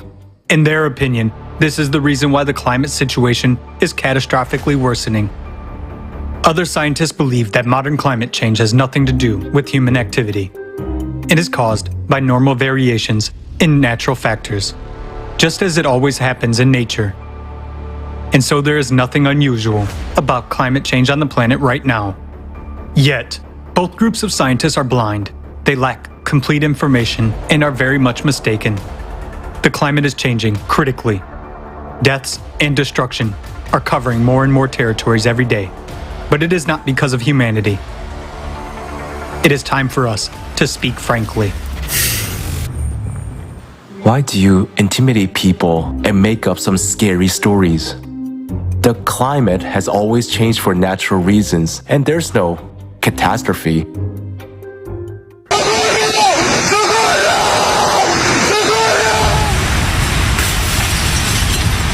This morning as firefighters try to... Just pull over, Jordy!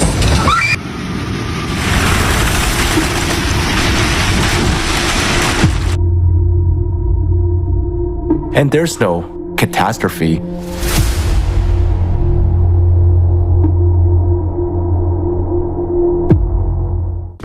Is a person who wakes you up by knocking at the door when your house is on fire, scaring or saving you?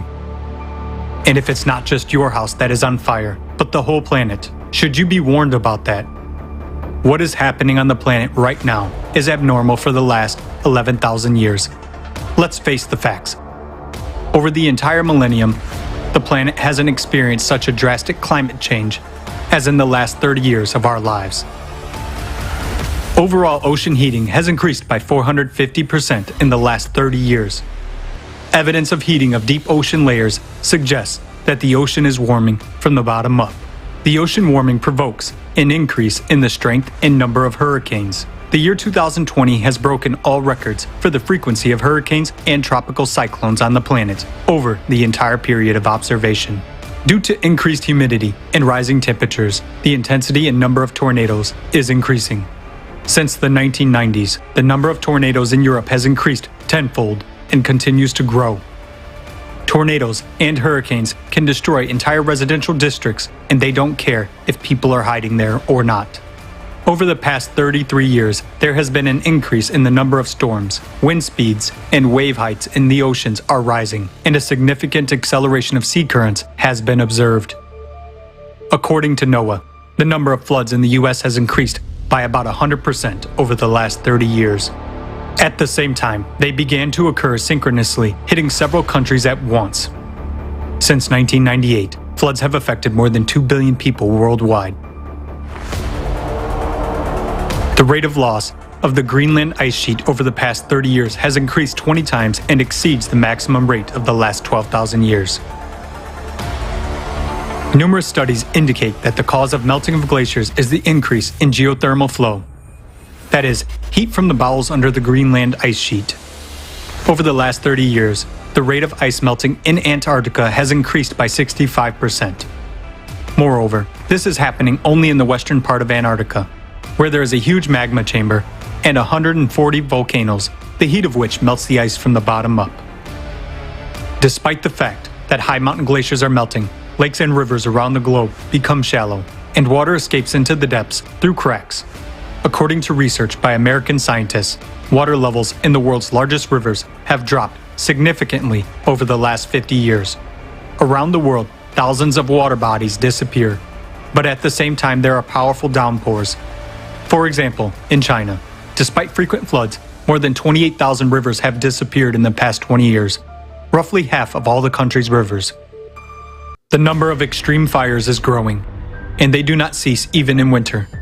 Nowadays, on average, 7 times as many large wildfires occur in the western United States every year as there were 40 years ago. Even the Arctic is already burning. With 2019 seeing the largest and most destructive fires in the northern hemisphere in 10,000 years. Fires occur in areas where the Earth's crust is fractured and where hydrogen, methane, and other combustible gases emerge from the subsurface. Because of that, fire cannot be put out. It incinerates cities, leaving scorched areas for years. More and more often, people lose their lives in fires or suffocate from the smoke. Well, all of these things that you named, they are all caused by global warming, which is the result of the increase in greenhouse gases caused by the combustion of hydrocarbons. Humans are to blame. Climate change due to CO2 emissions is negligible because the concentration of CO2 in the atmosphere is negligible. The concentration of CO2 in the atmosphere is 0.04%, while anthropogenic CO2 is 0.0004%. How can 4 molecules per million that humans add to the atmosphere cause global climate change? The rise in carbon dioxide in the atmosphere is a consequence, not a cause, of rising temperatures. Natural sources emit much more CO2 than humans. The main source of CO2 is the ocean, heated by intense magmatic processes on its bottom. The amount of CO2 emitted by the biosphere is also rapidly increasing. Trees have started to mutate, now emitting CO2 instead of absorbing it. In the last decade, the Amazon forest emitted almost 20% more carbon dioxide than they absorbed. And in Siberia, larches also began to emit CO2 into the atmosphere in the late 1980s. As a result, for the past 15 years, forests have been supplying it just as intensely as industry. Along with the forest, swamps began to emit CO2 as well. So the accumulation of CO2 is taking place at an increased rate in a natural way. The reaction of the biosphere and the ocean is a response to activation of the planet due to the 12,000-year cycle. Abnormality of the current events is confirmed by the period of the so-called Holocene optimum that occurred 6,000 to 9,000 years ago, when temperatures on the planet were 3 degrees higher than nowadays. However, there was no such a powerful emission of CO2, mutation of plants, and growth of cataclysms. Now the heating is happening from inside the planet. I am not convinced. It's all man-made. I agree that humans have no effect on climate change. But wait, what's that internal heating about? The sun is a major factor in climate change. The present-day climate change is characterized not only by an increase in global temperatures, but also by an increase in seismic and volcanic activity, which is many times more serious. Since the 1990s, the energy of earthquakes has increased significantly. The number and magnitudes of earthquakes are increasing. The seismic activity in the Pacific Ring of Fire has increased 2.5 times between 1990 and 2021. The number of earthquakes at the ocean bottom, on the boundaries of plates along the mid-ocean ridges, is growing. All over the Earth, underwater and surface volcanoes are actively awakening. The growth of volcanic activity is recorded by the volume of erupted lava. 90% of active volcanoes are located in the Pacific Ring of Fire, and their activity is increasing every year. All these earthquakes and eruptions are also caused by humans. As a result of global warming, the glaciers are melting. The load on the Earth's crust is decreasing. That's why the crust cracks and lava pours out. This is a mistake. Firstly, there are no glaciers in the Pacific Ring of Fire, which could increase seismic and volcanic activity there. Secondly, despite their high speed of melting, glaciers have not yet melted completely. Moreover, on the contrary, they are melting right where magmatic activity is increasing, but not everywhere, as would happen due to melting from the surface. And finally, how can CO2 emissions cause deep focus earthquakes at a depth of 700 kilometers, which have disastrously increased in recent decades? According to seismologists, such earthquakes were considered to be impossible because at such depths, rocks are supposed to experience only plastic deformations. Since 2014, an increase in earthquakes at depths of more than 700 kilometers has been recorded. And in 2015, scientists detected an earthquake 751 kilometers beneath Japan, which was the deepest earthquake in the entire history of observations. Something anomalous has started happening in the Earth's mantle. Humans couldn't have affected the Earth's magnetic field in any way either. In 1995, a sharp acceleration of the North magnetic pole drift speed by 3.5 times was recorded, from 15 kilometers to 55 kilometers a year. The electromagnetic field is generated by the dynamo mechanism in the Earth's core. Therefore, it is obvious that changes in the magnetic field indicate changes in the core. I agree about the magnetic field, but regarding the growth of seismic and volcanic activity, I'm doubtful. First of all, along with our progress, the number of seismic sensors has increased. Algorithm of data processing became more advanced. That's why we see their increase. As for volcanoes, it's just that the human population on the planet has increased, so there are more of those who observe volcanic eruptions. That's an understandable point, but in this case, the increase in seismic activity is reflected objectively. According to experts, there was a significant leap in the number of installed seismic sensors on the planet approximately in the 1970s. Since then, their number hasn't changed significantly.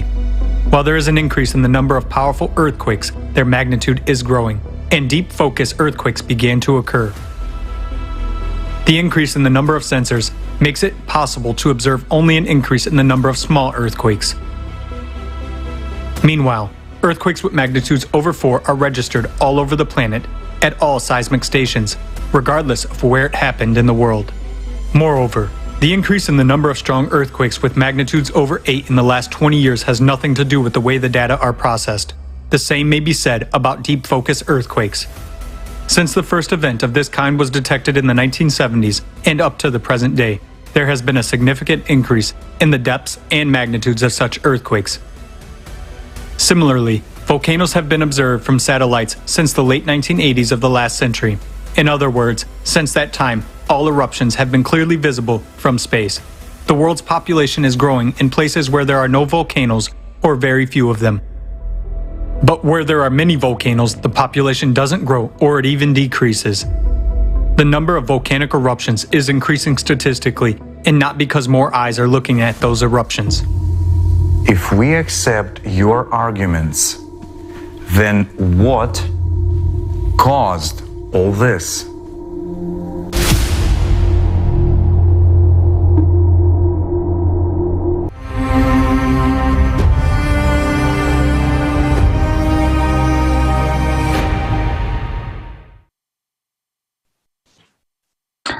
This is only the first part of the video about the 12,000 year cycle.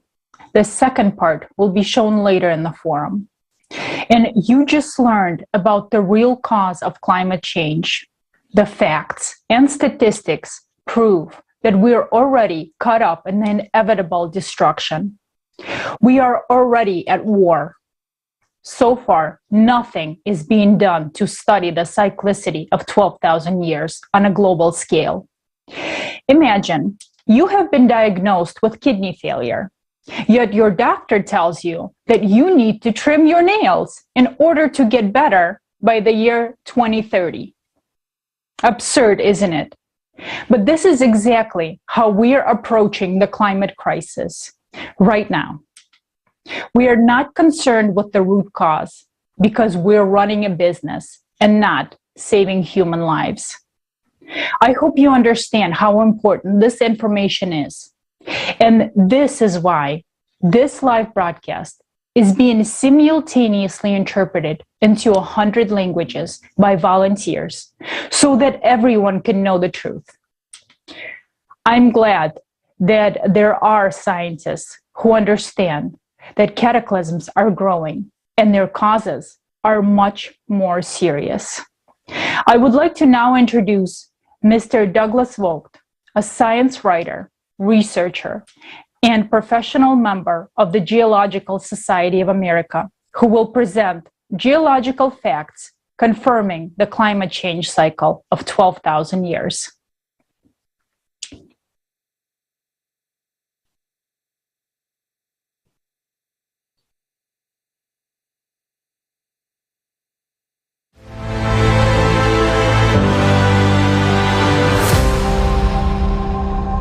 My name is Douglas Vogt, a research geologist researching the causes of the Ice Age reversal.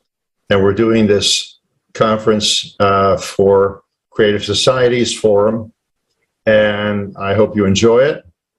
And you're going to learn a lot of what's really causing the climate change. What has the most influence on our climate? Now that blue-green thing there, that spot there, that's our Earth. That's in size of proportion to the sun. And do you think the ants on that speck of dust has an influence on global warming? No, it's the sun. This is an IQ test. If you're too stupid to understand this, instead you're thoroughly brainwashed by governments to think global warming is caused by your car, your hibachi, you breathing too much, and cow farts. You're too stupid for this discussion at all. You're going to become like the dinosaurs, extinct, and you should be. You're too stupid to survive. What you're looking at is two ice cores. The one on the left-hand side, see that black band in there? That's about 12,000 years ago. The one on the right also is 12,000 years ago. And depending on where they took the ice cores, one is in Antarctica, the other one I think may be Greenland. But you get an idea of this is worldwide, and the ice cores tell the story right off the bat. Now, in the ice cores, they say, well, there's a higher concentration of CO2. Another source of CO2 in the sedimentary layers would be also more volcanoes going off. It gives off a whole bunch of chemicals, including CO2. Now, I'm going to explain why you're going to have an increase in volcanoes. So the volcanoes go off, but you're able to date material that a lahar or lava went over and then burned a log or whatever, and they find it in the sediment below. This is dating organic material that was found under lahars or lava. And again, they all group around 12,000, 24, 36,000. There's one more, 48,000 and 60,000. They're harder to find evidence like this because why bother? I mean, the scientist has so much time. Is he going to go plow through a bunch of lava flows to try to find a log that's got part burned and try to do a carbon-14 dating? Remember that I told you about a piece or a phenomena? You have to know to do the carbon-14 dating of something like this. And it costs money to have it done. Now, on the right-hand side, I'm trying to show the model of what's going on in the center of the sun, of the Earth, rather. The center modulation point. As you get closer to the reversal, you have a collapsing magnetic field, which is what's happening now. It's exponentially collapsing. So it heats up, and the heat percolates through the lower mantle, the upper mantle, and then finally, what happens, you'll wind up with, these cavities with magma in it start getting bigger and hotter, and you're going to have more and more volcanoes going off, which is the case now. There's over 25 or 30 volcanoes going off now. The worst will be about a year to 2 years after sunspot maximum.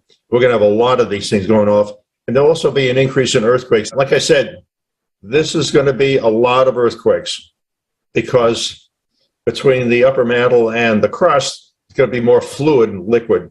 So you can have the moon on one side, the sun on another, maybe enough to release some pressure someplace and let these plates start moving more. You're going to have a lot more earthquakes. So on the right-hand side shows you the traditional model of a bar magnet in the center of our Earth. Yeah, right, sure. And but this is really what's going on right now. Now, you're going to have more hurricanes and more tornadoes, and it's all due to the output from the sun. And this is why. Sun's output increases, it's going to increase more evaporation of the oceans. Oceans heat up, you'll have more hurricanes and also storms and tornadoes, more evaporation of ocean water, more rain and storms. It has nothing to do with mankind. If there was nobody on the planet, this still would be going on. We're seeing this thing happen on other planets in our solar system. There's nobody there. They're not driving any cars. So, I mean, I'm telling you, you have to fish through the disinformation that's created. Government wants money by taxing you because you're hurting mommy Earth. Fortunately, daddy's son is going to get rid of them real fast. But by then, it's going to be too late for them, too. The bureaucrats have done something incredibly stupid that hurts themselves more than, as well as the rest of us. And I don't know what to say. It's like I woke up in the insane asylum and the patients have taken over. And taken over academia, too. Like I said, they've institutionalized stupidity for the one purpose of gaining money from government, usually, and tuition. What else do I say? I mean, this is the end of days, literally.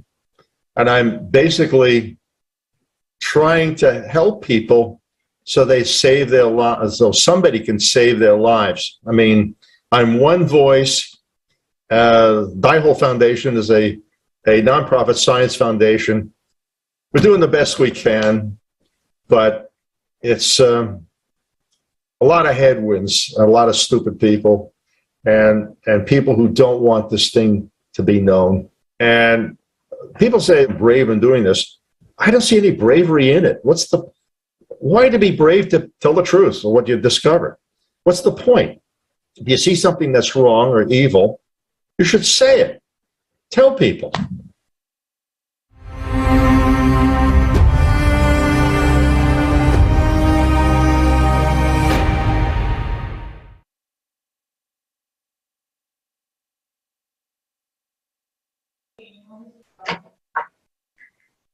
Thank you again to all the honest scientists, researchers, and just people who are not afraid to share the truth. If you're asking, what can I do? The answer is simple. Right now, it is very important to share the information you just heard with everyone. Use social media, email, or text the link of this forum to your contact list. This will save the lives of people, including yours. A creative society will benefit every single person, and only by being united together, we can build a peaceful and safe world. There is no time for unhealthy competition, PR for personal benefit. Only together we can survive and build the perfect future for all of us. Do you remember how fast the information about Elon Musk buying Twitter spread? This is how fast, if not faster, the information about the war with climate needs to reach everyone, because our only true enemy will not take any prisoners. It will kill everyone on its path. And this can happen anywhere, at any moment. We need to share the truth today, because tomorrow will be too late. There are people who still don't know about creative society and about our only enemy, climate. So stop sitting. There are tons of ways to spread this vital information. Now, let's take a look at the devastating events that are happening around the world in the last few short months.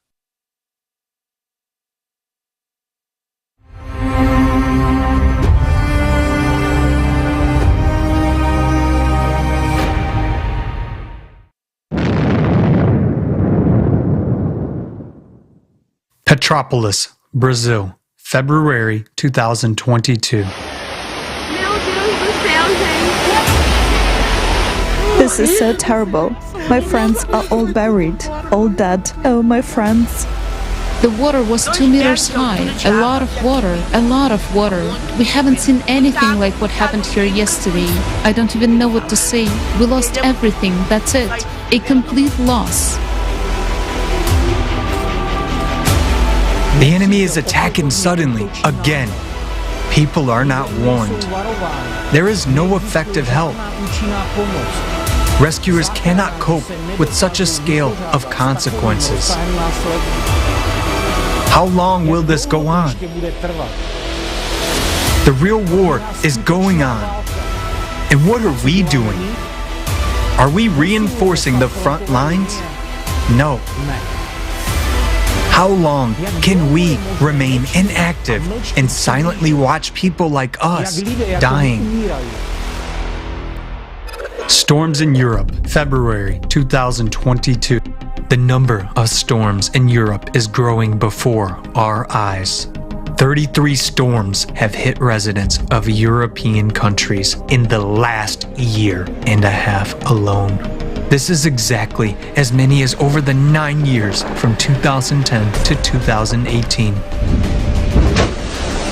For the first time, 3 deadly storms hit northern Europe within several days.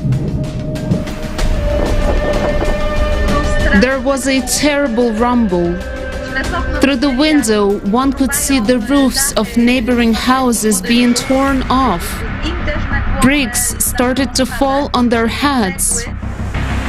I'm in despair because once again, here it is, it's freezing cold in this house. It's a very cold house anyway, and there's no news. On February 18th, Storm Eunice struck Great Britain. The wind gusts on the Isle of Wight reached 196 kilometers an hour, which is an absolute record for the entire history of observations in England. The wind felled trees, tore off the roofs of houses. Millions of homes were left without electricity. Storm Eunice became the most expensive storm in Europe since 2010. Australia, February through April. Natural disasters cascade over the same region. People do not even have time to come to their senses. From the end of February to the beginning of April, residents of Australia's east coast experienced 3 historically unprecedented floods in 100 years. In 2 states, more than the annual precipitation norm fell in a week. The flood really occurred around 2 or 3 in the morning. Most people were asleep in their beds. So this was a case of not realizing and waking up to strange sounds and noises and realizing there was water in your bedroom and you're on a second-story building and you no longer can get out of your house. The cities now, they look like a war zone, and there's nothing much left for people to recover. There's 26 of us on the roof waiting to be rescued. As you can see, all our cars are now destroyed. Something I've never ever seen in my life. Everyone has lost absolutely everything. It's absolutely devastating. Thousands of people were forced to leave their flooded homes several times. In Sydney, March was the rainiest in the history of meteorological observations. The city of Lismore, with a population of about 44,000, was completely flooded. Japan, March 2022. Hey everybody. So about 20 minutes ago, we had a really strong earthquake we experienced here in Tokyo. It was actually, epicenter was up in Fukushima. The news is saying 7.3, 7.4.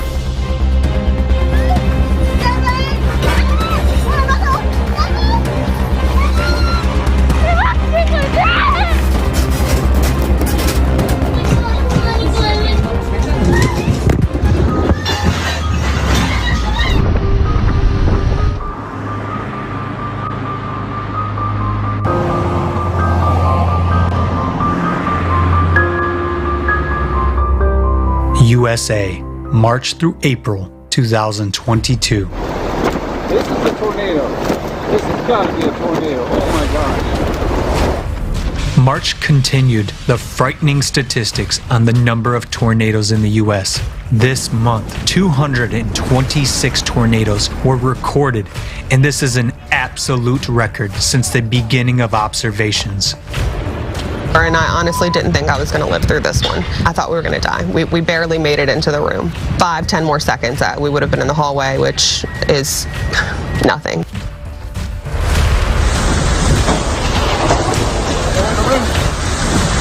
I ran into my master bedroom closet and just sat in there, and I came out and noticed everything was destroyed.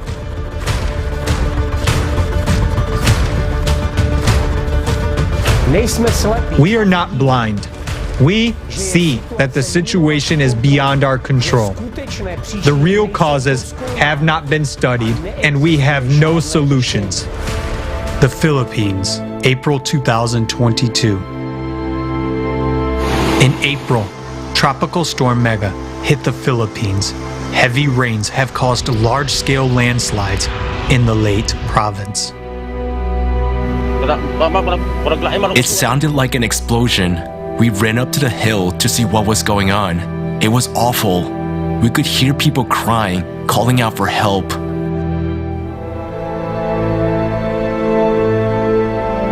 Your house was swept away by the mud. Yes, it was gone after it was hit. I was afraid for my children. I did everything I could, but I lost hold of my child because I was under the water and swallowing mud and water.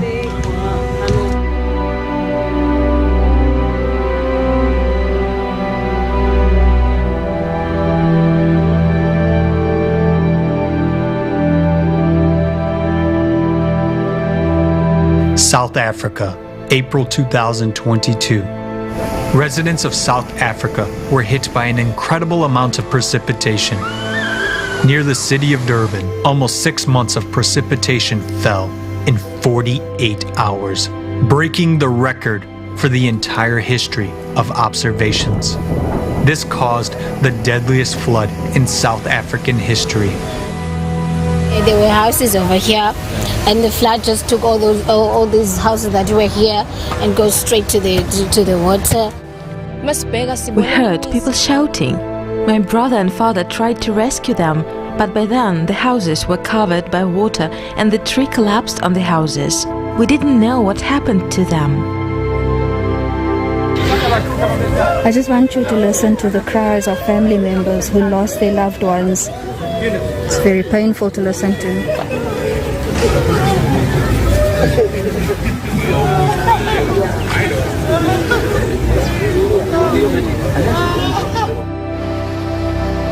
The past 5 months have convincingly shown that cataclysms are becoming more and more abnormal, unpredictable, and destructive.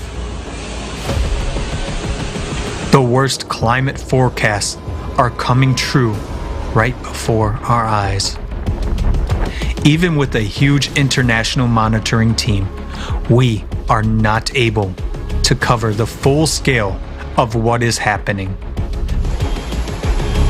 Floods, heavy snowfalls, fires, storms, and tornadoes have swept through all the continents. Every country has experienced the attack of our common enemy, the climate. We need to face the truth. We are not ready for this.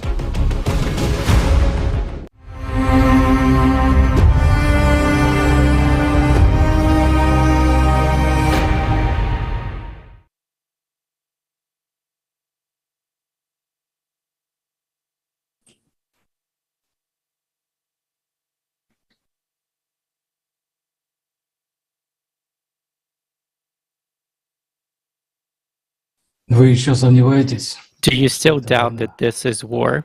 The situation is critical. Right now, right this very minute and instant, the enemy is incinerating someone's home, caving in, crushing floods, and shaking the grounds beneath their feet.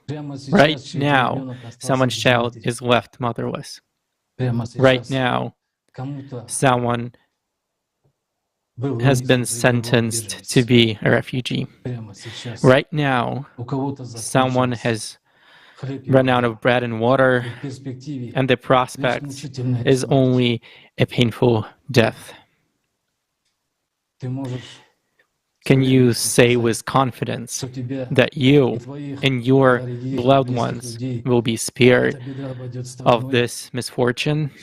How many more lives must be taken by the climate away from us for us to pay our attention to it? The world is now watching with horror what is happening in Ukraine. It is an enduring pain for many of us. It is the grief that gives the hearts of mothers whose sons have gone to war. It is the fear that grows into despair of people under fire or dying under rubble.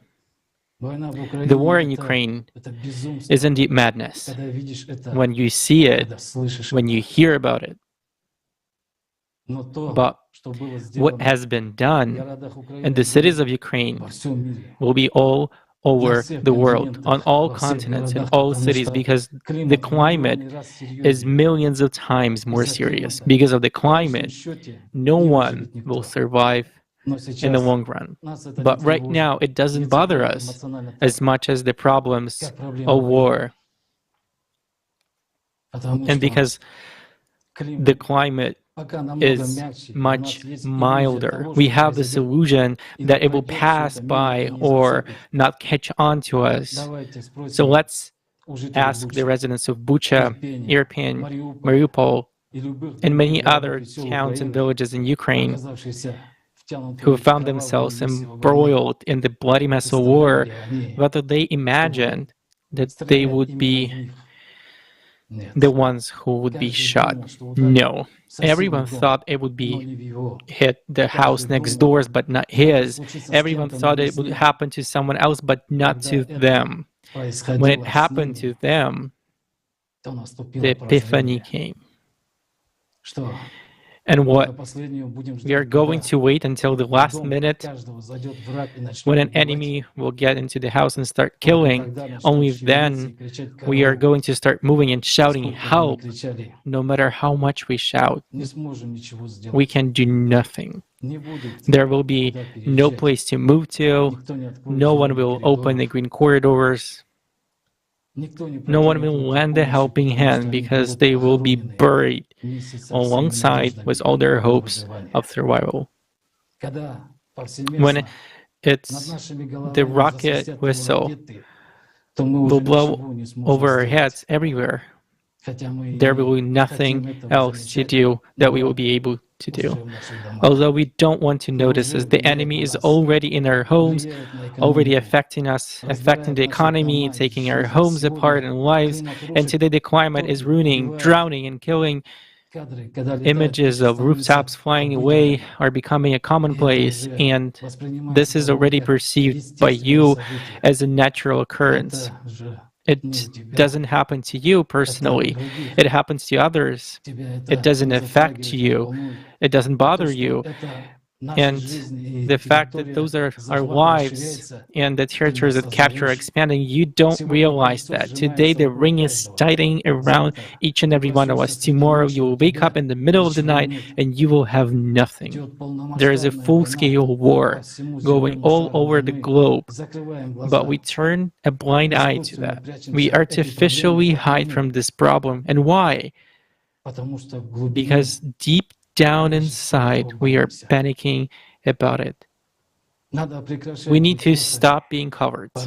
It is the time for us, for all of us, for all the humanity to become courageous and brave. Our only chance and hope is to build a creative society. All other options lead to death of the planet. And these are not just empty words, this is a fact. Stop pretending it doesn't concern us.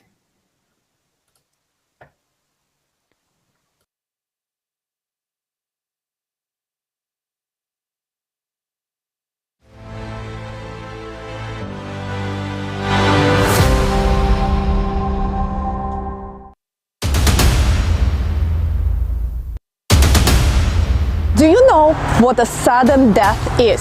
Soon we will all be affected by it, including our children and loved ones. It happens in an instant. In just 30 seconds, the entire city gets buried under rubble. People go to bed, and in the morning, they are just gone. In just 30 minutes, water fills the entire house. People are rushing out in their underwear while someone is breaking windows to save those who became trapped in the flooded homes. Landslides, instantly destroying everything in their way. If lucky, warning come just a few minutes before a natural disaster. It's impossible to escape within this time. None of us are prepared for such a scenario.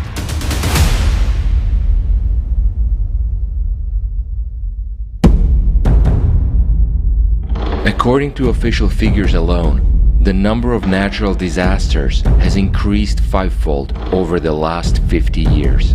The climate causes $202 million in damage and claims hundreds of lives every day.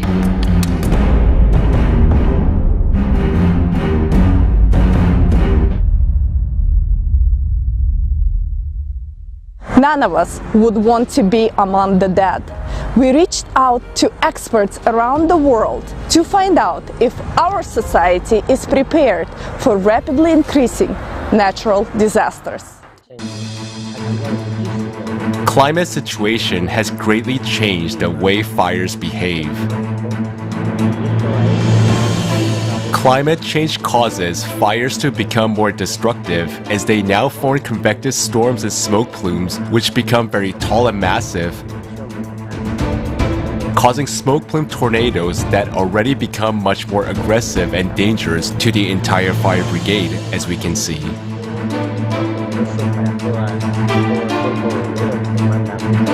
These fires require much better logistics or resources, and every day we're being tested by these unknown phenomena. But we do know that this is caused by climate change. I don't know what the solution is. I don't have one. But what I do know is that we have a problem. As for every natural disaster anywhere in the world, why river disaster is connected with the nature? Because It's beyond the capacity always, and it will be. You can't have enough measure to deal with tsunami, to deal with the drought. You can take the safety measures like where people will be shifted, what will be the relief area, and how you will be managing all these things. We are all targets and we are all victims. That is already a given reality.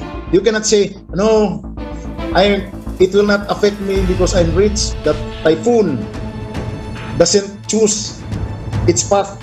Even the big houses here, even the millionaires' houses, or even any kind of calamity should be understood in a way that we know the effect of it. We are all at the aim point of the climate, but do we know our enemy's face, its weapons, and its force of impact? How are we going to stand up in a war against climate if today we spend money not on real counteraction, but on the hypothesis that 0.004% of anthropogenic CO2 causes all the cataclysms? They assure us that reducing carbon dioxide emissions will stop the cataclysms. However, there are more and more natural disasters, destruction, and climate refugees. Just think about it. Over the last 11 years, more than $5 trillion has already been spent on the so-called fight against climate change, but it's useless. There are so many disasters already that the heroism of rescuers is not enough. Rescuers are heroes and they risk their own lives. But the tools they have are not enough to deal with the force of natural disasters.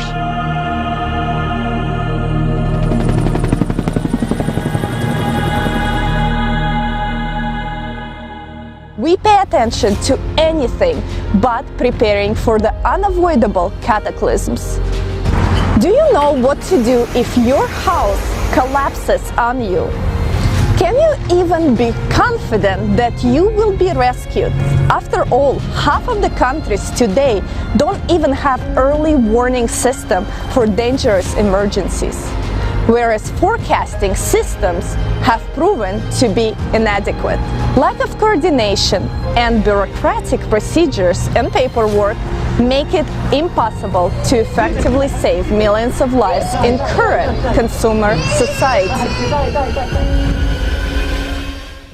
You know, number one is it's all about sending and spreading the right information. It's always about information systems, because once people are informed and once you become active, we have actually been able to significantly reduce the number of casualties in many disasters, which have been on the rise lately in large-scale disasters, because we invested in informing in advance, in warning systems, and in structures where you can take shelter. That is very, very helpful.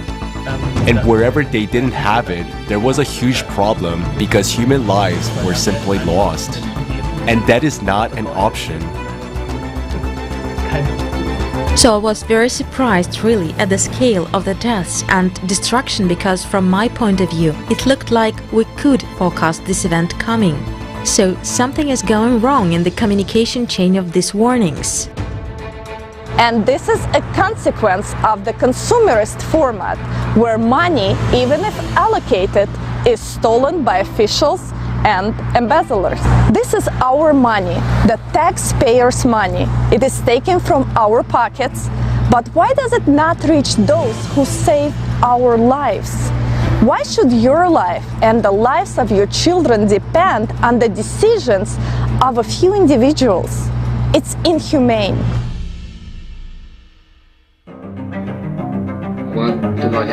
While we were going through one of the greatest tragedies in our history, our president decided to take a vacation and went for a trip to the south of the country. He provided no practical help, no help at all.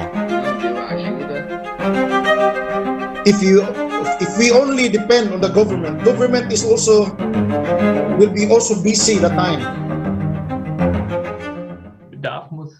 The need for assistance must be well assessed, and there must be someone who can arrive at the site quickly to assess it. Whereas if the assessment is incorrect, then either too much or too little help will be provided.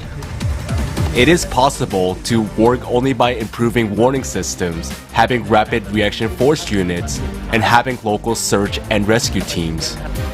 There are already some effective technologies that can help save people in emergencies. For example, a rescue drone that can be used regardless of weather conditions.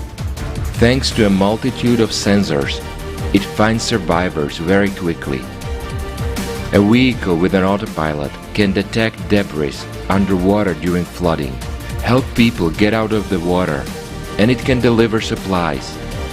A snake robot and a crawler robot can detect gas leaks, and owing to built-in microphones and speakers, it can help communicate with survivors in hard-to-reach places. Developed together with NASA, Finder technology can detect breathing and heartbeat in 1 minute, even through 9 meters of concrete, and it can help find up to 5 people at once. The multipurpose complex Voskhod is a unique development. It has no equivalent in the sphere of emergency management, as it is capable of calculating the required number of rescuers and equipment, determining the required amount of funding for a rescue operation, victim support, and recovery work. This complex has a very important feature. It does not allow stealing from the budget and profiting from human adversities. Technology to save people is not being implemented everywhere because it is not a priority in the consumerist format. Protocols of diplomacy, conventionalities of diplomacy and politics, and a lack of joint logistics have brought us to the point where there is no effective interaction among emergency services in the world. We need to build our society on a system which is more resilient, which is better capable to withstand any change which is happening either in climatic systems or even in socio-economic systems. There just has to be cooperation based on trust and also a system for distributing budget funds, which is simply growing in different countries. And that works, saves lives, and preserves livelihoods. In that sense, I very much support the idea of establishing a global rescue service, a unified organization that ensures room for opportunities, takes diversity into account, and at the same time makes use of synergies on a global level. That's exactly its value. There must be a single global rescue service for an emergency response, which will enable competent coordination of experts and rapid deployment of the required equipment to save billions of lives, including yours. All this is possible only in the format of a creative society. Currently, an important step in its building is the stage of informing. If we do not inform people about it right now, we will lose time. And tomorrow, there will be no one to inform and no one who will help you. It's important to bring this information to everyone now so that you and your family can survive tomorrow.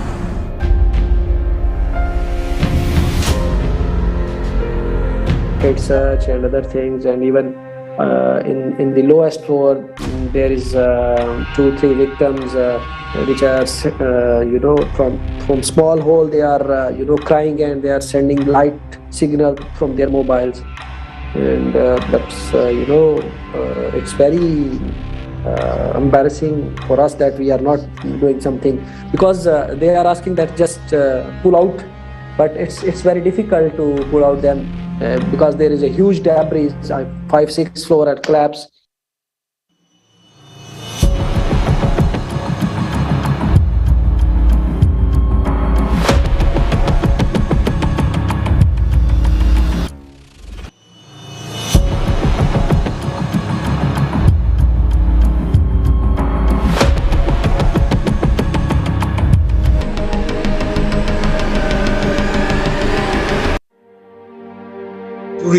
Typhoon Yolanda. Because when I arrived 4 days after Typhoon Yolanda in 2013, it is the first time in my life to see dead bodies everywhere. And government was not able to attend it right away. Some already decomposing. And it is the worst for me of all the situation I was attending. Like the pain really went into my heart, and you know the smell of dead bodies are everywhere you go. And it was also very sad because some did not die because of the typhoon. Some died because somebody stole their food. Some died because somebody stole their water. Very, very, you know, like something that we cannot, that we will always say, I hope it will never happen again.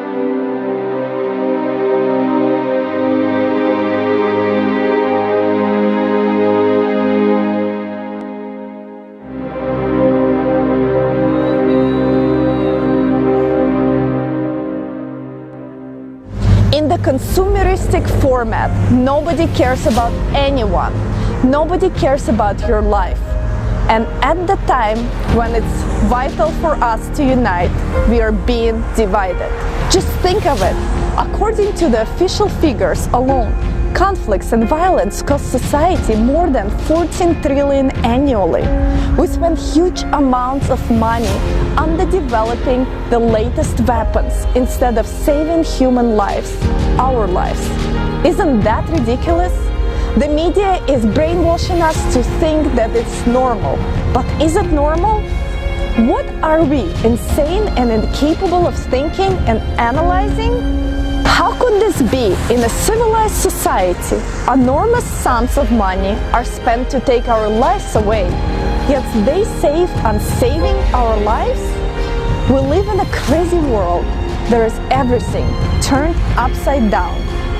Make your own decision to die in a consumerist format or to live in the creative society. The choice is yours.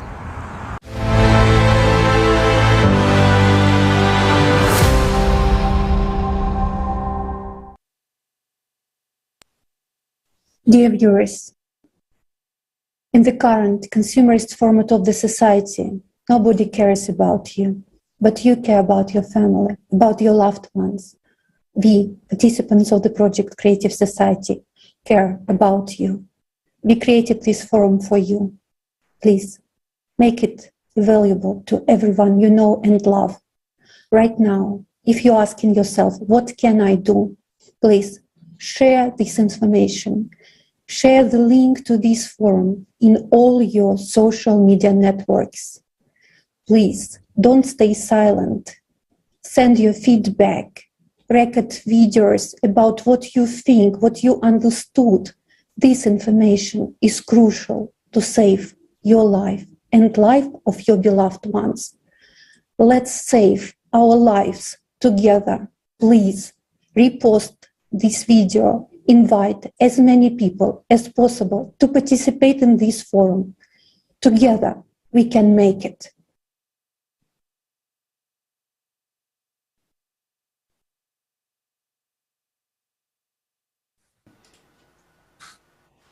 Greetings. Here, we have shown the real situation now, how serious and dangerous everything is. But most people, out of habit, think if something like this happens to me, I'll definitely be saved and rescued. There are services that deal with this, specially trained people, those who are supposed to save me in any situation. And let's look at what state these services are in now. How are they trained? What technology do they use? When was the last time they were updated with those technologies? And most importantly, who do they report to? Who gives the orders to save you or not? The mayor of the city? The head of the region? And if he is on vacation, in the islands, when it will be necessary to rescue you? Or generally decides not to send to you the emergency rescue team, so as not to create panic? How many such examples have there been? How many times have you personally heard such stories? Just recently, there was such a case in Brazil. So now, please, answer the question, are you sure you will be rescued by the Ministry of Emergency Situations? What are your real chances of getting help? And remember those cases when the emergency services saved, first of all, the rich, the influential, and their property. And this is taken for granted in the consumer format today. And how should it be? There should be a worldwide, unified emergency rescue service which should not be subordinate to officials or bureaucrats. Rescue specialists themselves should make instant response decisions. One more thing. No matter what disaster occurs, no matter who tries to help, the first thing to face is a shortage of food and water. And so famine is very real today. Why? Read some smart books. Pandemic, war, famine. Doesn't that remind you of something? Look at what's going on around you. This is what people have experienced more than once. Everything is scary. Disease, war, disasters. But there has never been anything scarier than hunger. Let's watch the next video about food and water shortage.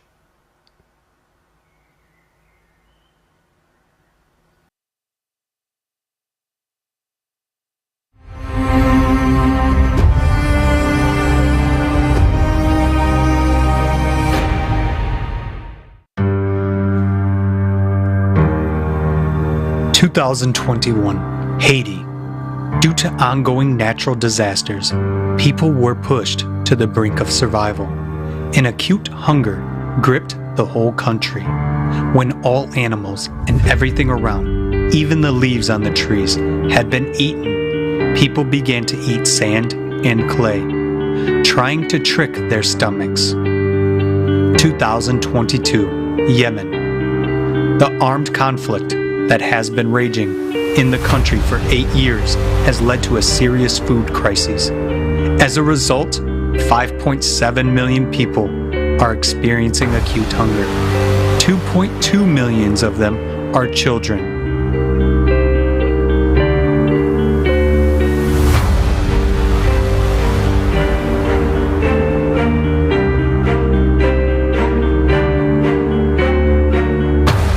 Hunger, the new reality. The modern world is a theater of the absurd. While on one side of the planet people die of hunger by the thousands every day, on the other side of the planet, more than 2.5 million tons of food are simply thrown away every day before it even reaches shop shelves.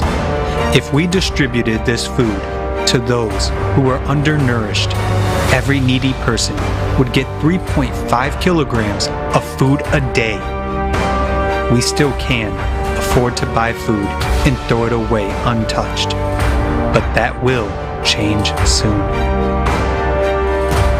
During the pandemic period from 2020 to 2022, the prices of basic foodstuffs have increased by 45%. At the same time, the level of poverty around the world has also increased, even in developed countries such as the US and Europe. Many people are already experiencing it. According to the US Department of Agriculture, more than 38 million people, including 12 million children, are food insecure in the United States. In Switzerland, 722,000 people were already below the poverty line in 2020. Heat or food, electricity or dinner, rent or food, which would you choose? In affluent countries, millions of people who face hunger make these difficult decisions every day. But this is just the beginning. The year 2022 brings new challenges for humanity. And now, even those organizations that were supposed to protect us from hunger and poverty claim that today the world is on the brink of a food catastrophe. In the modern consumerist format of our society, wars, pandemics, and economic crises are just another excuse to make money off us. It is a very profitable business which brings huge profits to a few, while the remaining 99% are hurtling towards the abyss of impoverishment.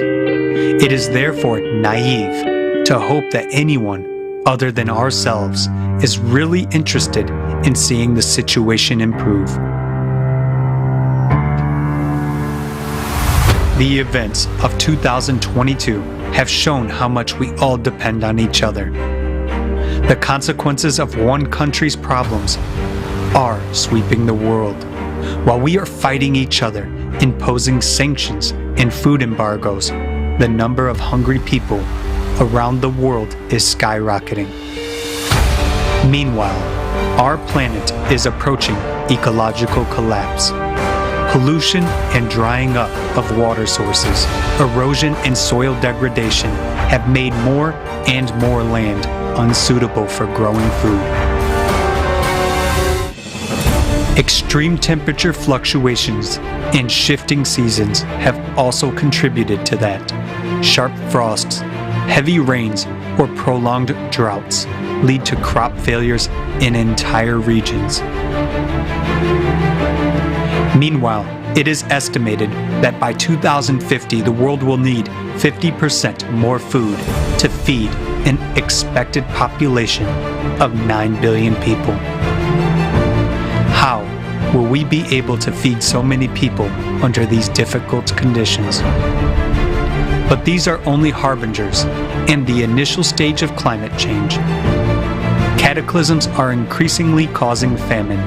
Flash floods, hurricanes, and volcanic eruptions rapidly following each other not only make the soil unusable, it becomes impossible to live in these areas. Now we are so desperate for food, water, and medicine. Even money won't help us, as there is absolutely nothing to buy on the island because everything is destroyed.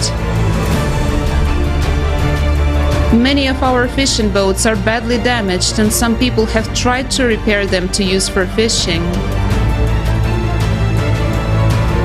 Now the only thing we drink is rainwater, and so many people are getting sick and suffering from dehydration. Our world, which seems familiar and stable to us, fails in any difficult situation. We live in an illusion of security and close our eyes to what is happening in the distance. But we cannot escape inevitable climate change. A wave of cataclysms is inexorably rolling towards all countries and regions of the planet. In the years to come, every one of us will face famine, and the likes of Haiti, Yemen, and the Philippines will spread across the planet. This is the future that awaits us if we don't change anything.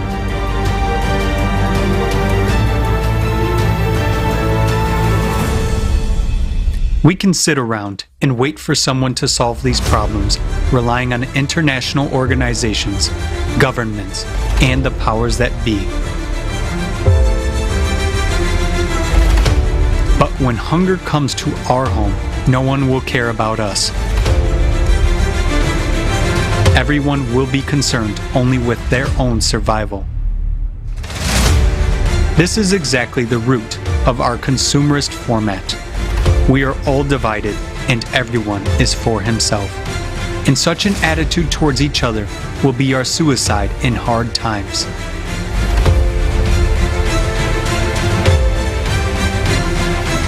But everyone who has been through difficult situations knows that help and support come from ordinary people.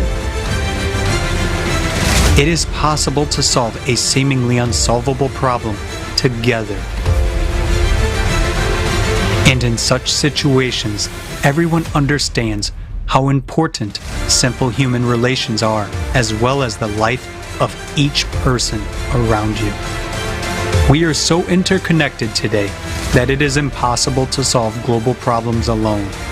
But together, being united, we can find that only way out for all. A way out that will allow all of us not only to survive in the future, but also to build a different world and a different society. A society where human life will be the main value, and where we will never allow hunger, poverty, or wars. That is the creative society.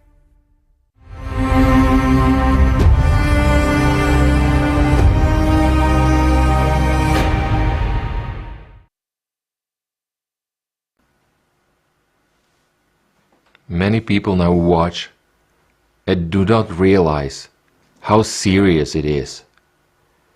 The state of hunger changes a person's psyche.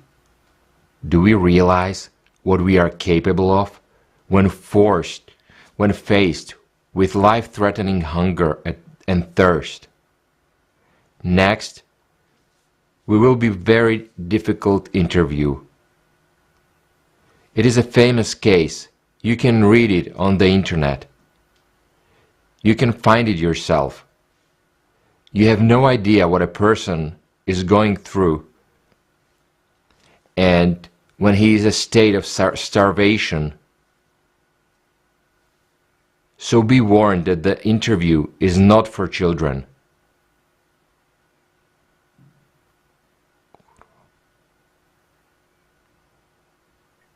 My name is Gustavo Zerbino.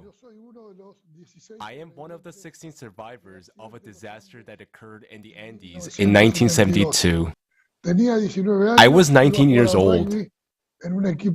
I was going to play rugby in a team called El Cristians. We were flying on vacation from Montevideo to Santiago de Chile, but unfortunately, we never got there. At a speed of 600 kilometers per hour, we crashed into a volcano, the one in the center of the Andes Mountains. The plane broke into thousands of pieces, and we fell into a valley called the Valley of Tears at a 4,400-meter altitude. We had to live and survive for 73 days and 73 nights, surviving temperatures of minus 30 and minus 40 degrees Celsius. Minus 40 degrees, without clothes, without food. Each of us lost 10 kilograms or so in just one day. During one night, the body goes into a hypercatabolic state in order to maintain its temperature of 36.5 degrees. First, the fat is burned, then the muscles, then the bones. It's like a deflating balloon. In other words, since we didn't die and continued to live, the body was still burning calories trying to raise the temperature above 36.5 degrees, because under 36 degrees, you get hypothermia and die. At that altitude, there was no grass or lichen growing. We had no food. At first, each of us drank a scoop of wine, ate one peanut and chocolate, a small piece of chocolate. We also ate cream, feminine hair fixer. We tried everything, and we were so hungry that we had to choose between life and death. And we decided that we wanted to live. We made a deal that we were a team.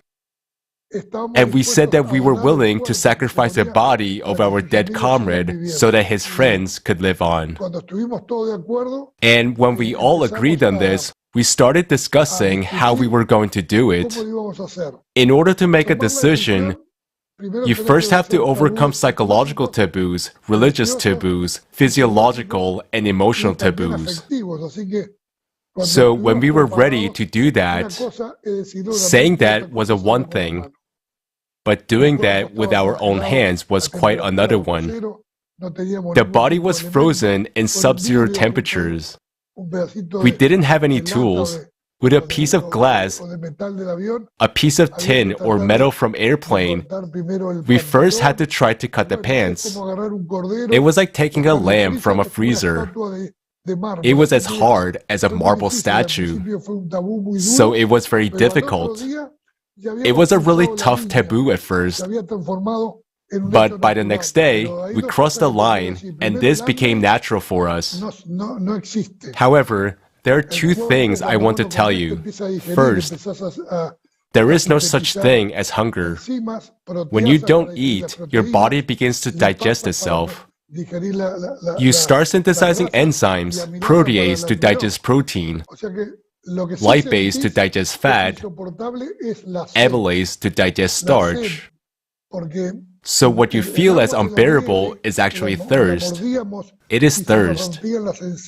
We were getting water from snow, we were chewing it, and our gums were bursting.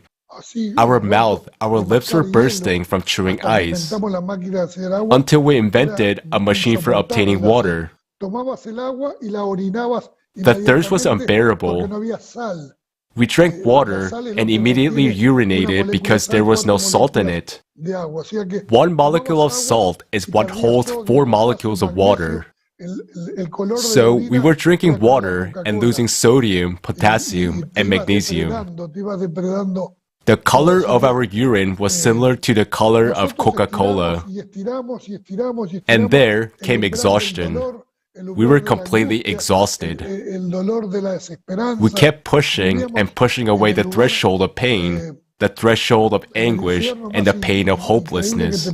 We went through the most unbelievable hell one can imagine, but since we had no choice, we had to deal with that. This is the kind of suffering people go through when they are faced with the problem of hunger. Imagine 30,000 people starving to death every day. There are facts and statistics how much the problem of hunger has grown.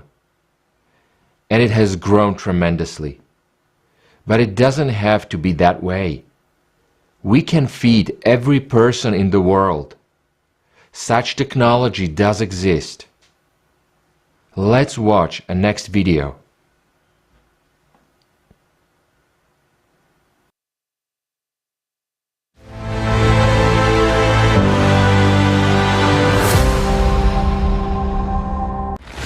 Every night, 811 million people go to bed hungry, and already 38 countries are on the brink of starvation. We live in times of instability, pandemics, economic crises, climate disasters, military conflicts.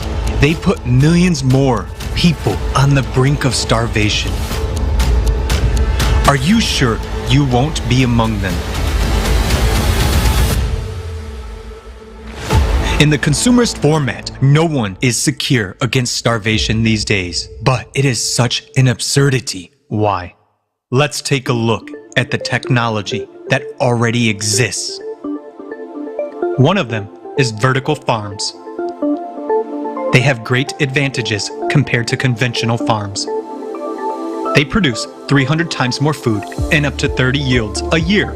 They consume 95% less water and 80% less soil. They make it possible to grow various crops all year round without using pesticides. They don't depend on weather or location and require minimal logistics costs. Harvesting is possible even in Antarctica. Aquaponics. It allows simultaneous breeding of fish and cultivation of vegetables in a single closed cycle. Fish waste fertilizes plants, speeding up their growth by 40%. It is environmentally friendly and can operate in a virtually waste-free way without polluting water bodies. It doesn't involve pesticides and consumes 10 times less water.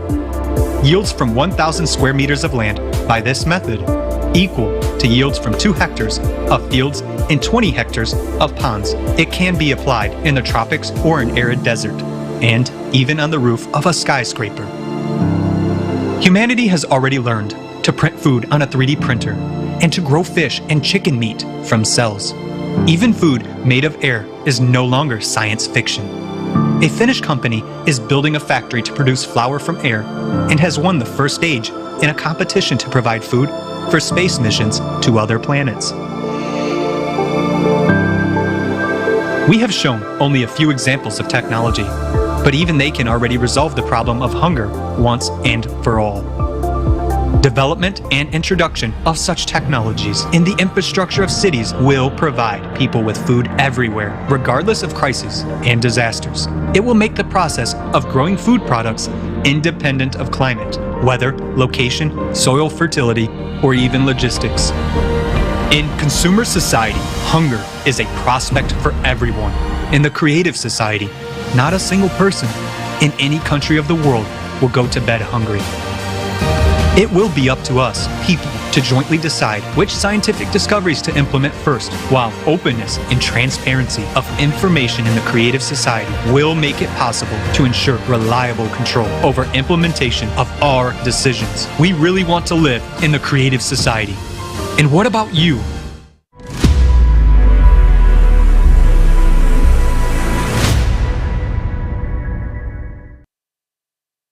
Friends, as you see, the information presented today is vital for all of us. If you do understand the importance, please share your thoughts online and send us your feedback on creativesociety.com. Друзья, эта информация очень важная, поэтому, пожалуйста, снимайте видео и присылайте на почту info@creativesociety.com.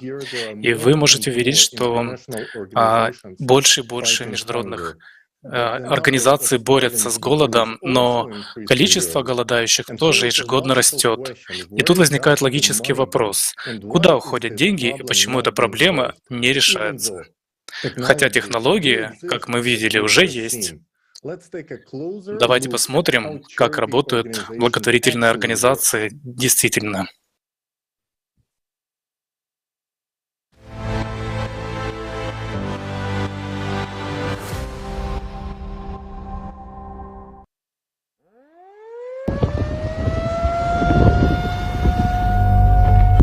Perhaps you may think it will never happen to you.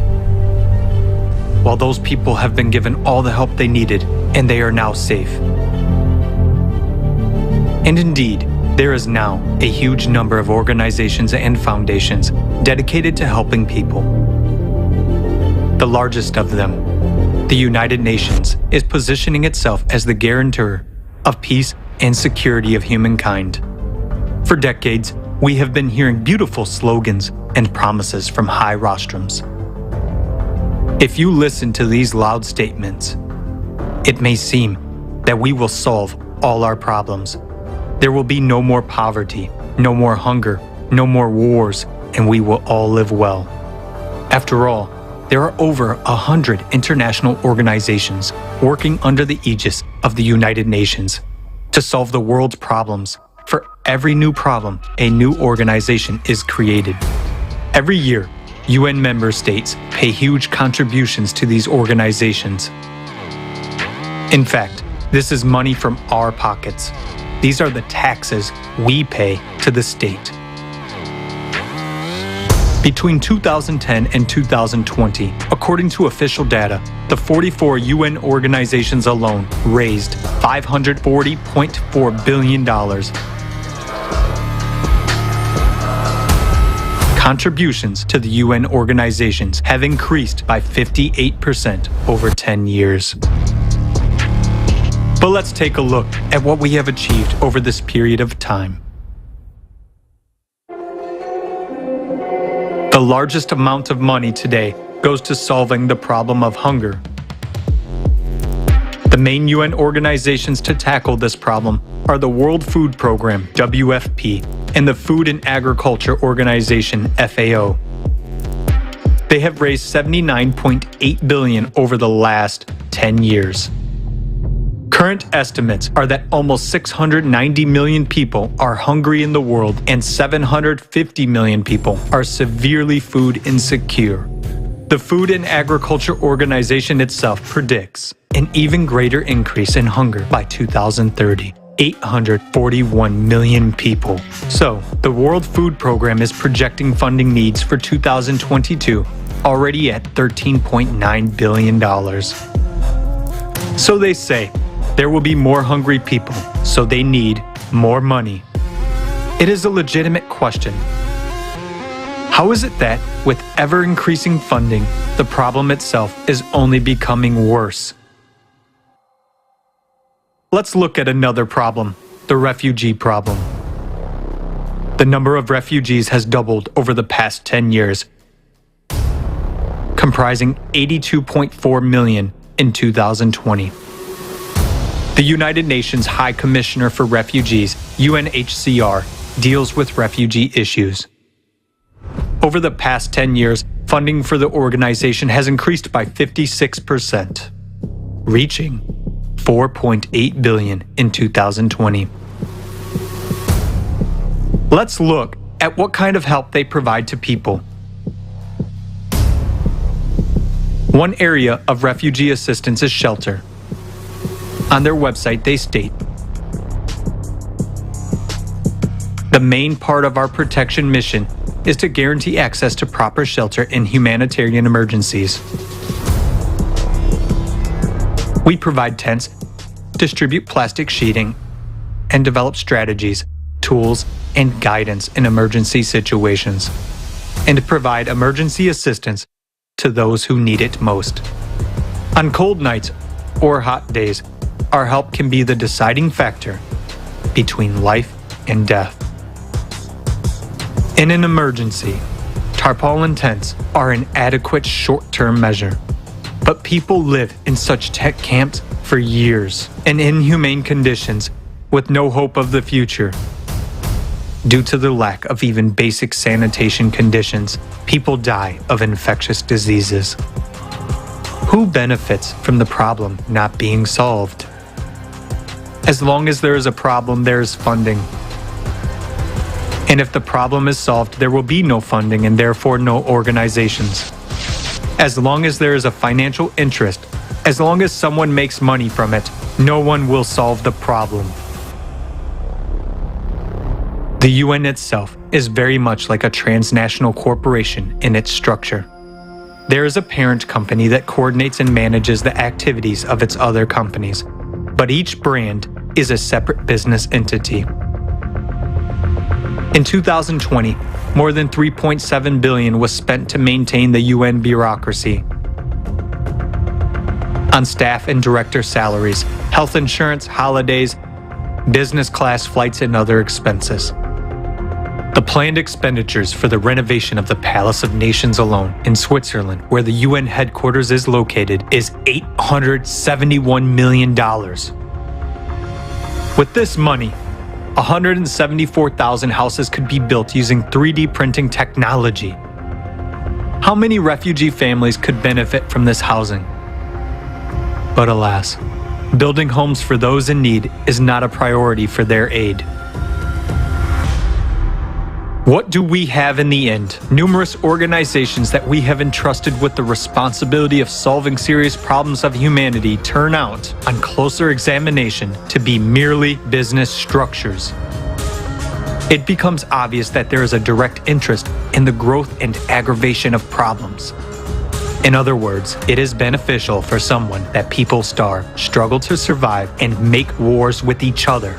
And that is the cynicism of the consumerist format of society. Creating the illusion of solving a problem without the real goal of eradicating it is a principle of the consumerist format.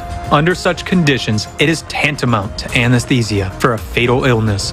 And even closing or reforming some organizations or firing some individuals will not save the situation, because new ones will come in their place and do the same thing, making money off our lives.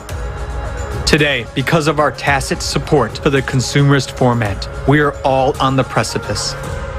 The rapid escalation of all crises will soon bring us all, without exception, to the brink of disaster. What kind of help will we get? A piece of tarpaulin for shelter and a couple of bottles of water?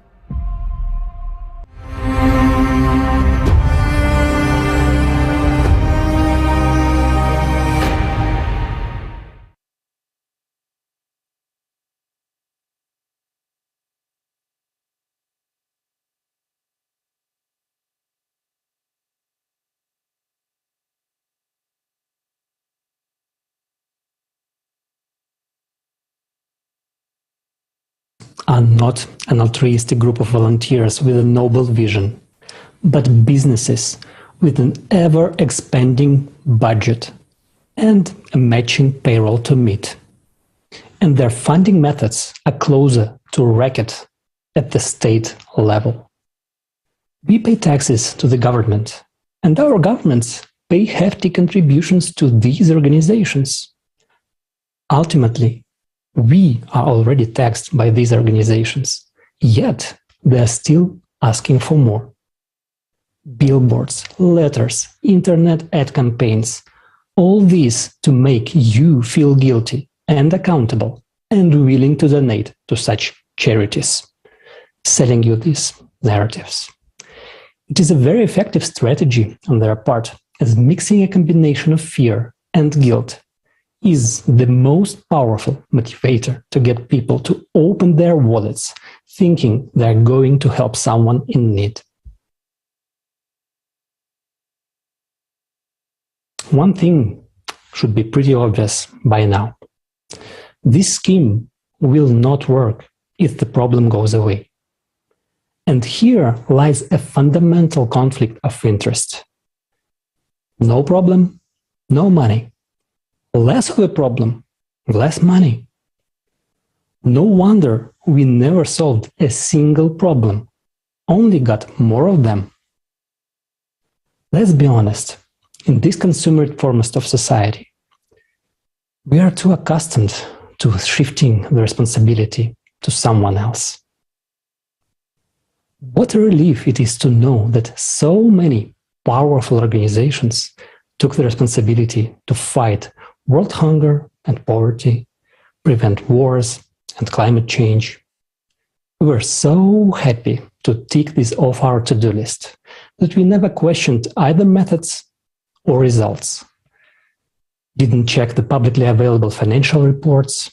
Instead, we did what was expected: acquiesce and look away.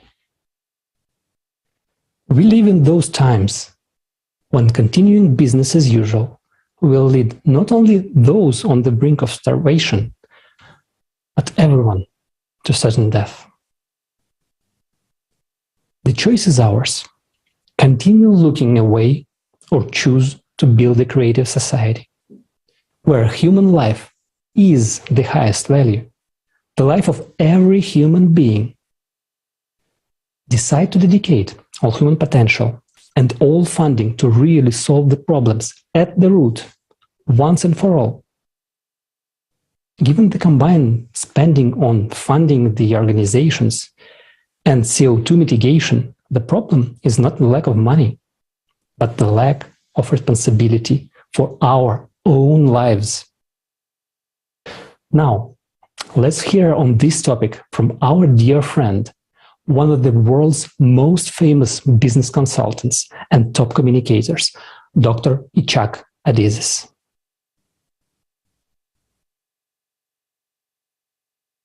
Those that believe in the human life are scattered. Thousands of non-for-profit organizations, philanthropic organizations, everybody working for himself, for a certain goal. They take care of abused children. They take care of abused women. They take care of cancer. This takes care of I don't know what. Thousands, millions of philanthropic organizations working alone by themselves. We will never win. No chance. Guys, in Santa Barbara where I live, there are 900 philanthropic organizations. They don't talk to each other. If we took around the world all philanthropic organizations, well-meaning organizations, you know how many people belong to them? Probably 1 billion people. You know how much money there is? More than 1 billion. Billions of dollars. Not together. If we did put it together and have a common strategy, how we are going to change that business world, we can do it. We can do it. Because let me tell you something. I work with the business world. I work with CEOs of companies all over the world. They're not bad people. They really are concerned about what's going on as much as you and me.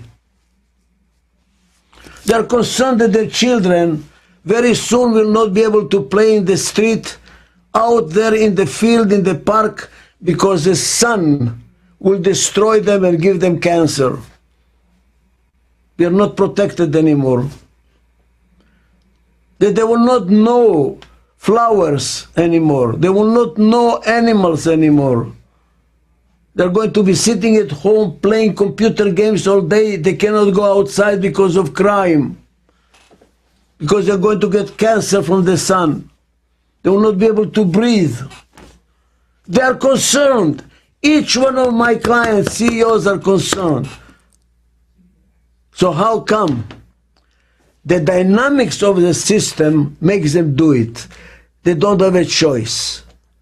If you are the CEO, if you don't produce the profits that the stock market predicts you should produce, your owners are going to sell the stock, your stock is going to go down, and you will be fired. They don't have a choice. The system took over, and we are all victims of the systems. We are not the villains, we are the victims. What we need to do is change the system. But in order to change the system, we have to be politically powerful. You're not going to change the system unless you're politically powerful, because politicians watch on the votes. How many votes do I get? We need to get these 1 billion people together to say, we will all vote for those politicians that believe in what we believe, and they will change the system. If we don't change the system, it's not going to work. But in order to change the system, we need to get the politician on our side. In order to get the politician on our side, we have to get the voting. In order to get the voting, we have to get together. And people don't understand. You know, they're taking care of abused women and abused children and abused this and that. Nice. But you know what? It's not going to change the world. It's going to get worse and worse and worse and worse. Democracy is not working anymore. You think that we have democracy in America? Don't kid yourself. The business world, through the lobbying, are doing everything. We are just playing games. The world is becoming too complicated for democracy to work. Dictatorship does not work either. We need a new system. Everybody is getting excited to change the world, but nothing is happening. Except that we go and we burn some tires and when we make demonstrations. That's not going to work. What we need is to get organized. Through this platform, we need to get people to say, okay, we have a chapter of Creative Society in America, chapter in Santa Barbara, chapter in New York, chapter in Kiev, and we all start working in unison. And I'm glad that it's a Creative Society, which I believe should be the constructive society, is making it as a goal to do it in the future. You are blessed, and I congratulate you on your effort. Thank you very much.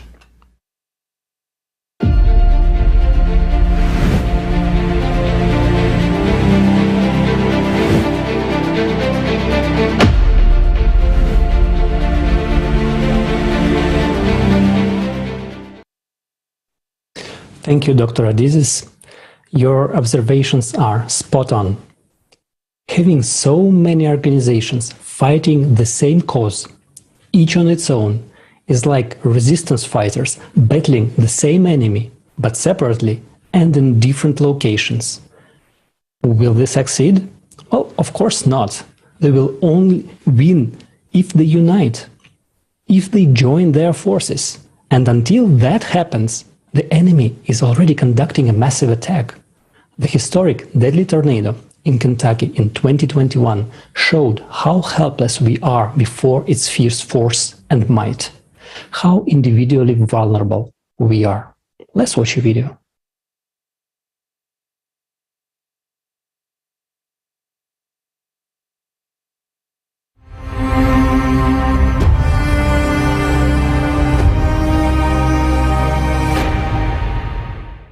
On the evening of December 10th and the night of December 11th, more than 50 tornadoes passed over 8 states in the Midwestern United States. It was a series of powerful tornadoes. The ferocious whirlwind lifted debris from buildings it destroyed to a height of more than 9 kilometers. And its path across the surface of the Earth is first estimated at nearly 400 kilometers. An all-time record in U.S. observation history. Kentucky was the hardest hit, where the tornado was the strongest in the state's history.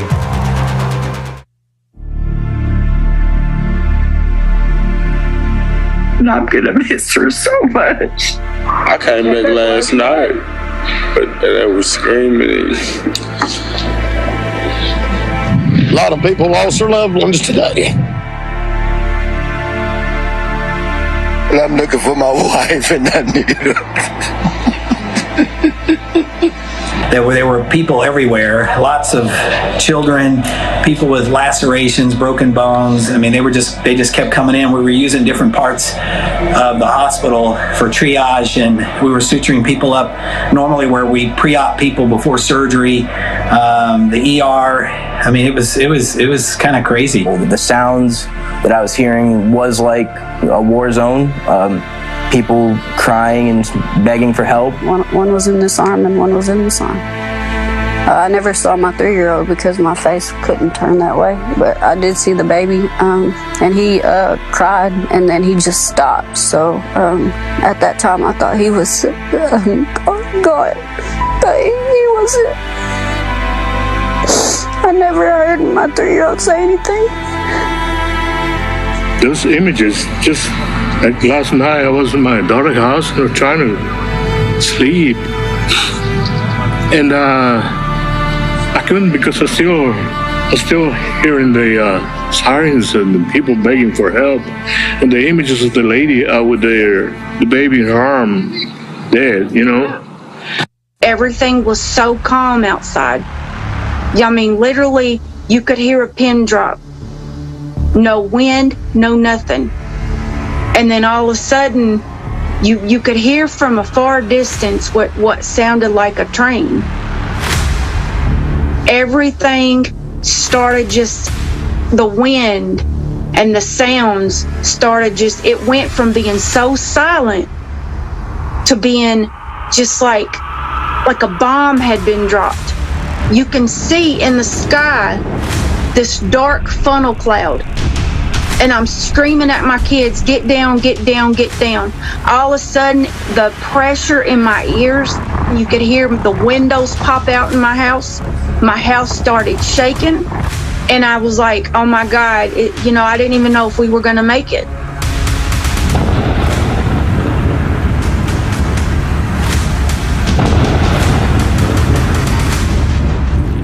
I don't think anybody was prepared. A lot of people I've talked to said they were not prepared. I don't think the city was prepared. I don't think the people who lost their homes were definitely not prepared for that. I never thought it was going to happen to me. No one ever thinks it's going to happen to them. No one was prepared for this. But for what reason? The tornado formed as early as 10 a.m. on the coast and began its movement inland. And from a certain point, Its trajectory was clear. Why didn't people evacuate? The town of Mayfield suffered more than any other. It became a mountain of rubble. One of the terrible tragedies is the story of the candle factory. Even after getting the signal that a tornado was coming, the factory continued to operate. People weren't allowed to go home. And on December 10th, I was out there at the candle factory, and this monstrously huge building was reduced to a flat land of rubble that you could just kind of crawl up on top of. There were people inside that we were trying to get to, and of course, if you walked in certain places, they would yell, "You're making the roof come down on us more, you're making the ceiling come down on us more." And so you had to watch where you stepped. Additionally, you had to watch the men that were working with the cranes had to watch if they lifted metal on one section trying to get somebody out. Sometimes it would put pressure on people in another area, a pocket where, you know, they were trying to stay alive, and it would put pressure on them, forcing them to be screaming out so that we would have to stop. And that was a very painful and emotionally draining experience. Close my eyes and all I see is people hollering and screaming for help. So I'm not doing good at all. You're messing with a person when you see that and you can't help anybody. You're trying to help yourself get out. And there were people that had been amputations based on the events that had happened, and the broken bones and the crushed, mangled bodies that came out that were screaming will be something that will stay with me forever. Climate. This terrible enemy is killing us. Its power is immense. Its attacks unpredictable. And this is only the beginning.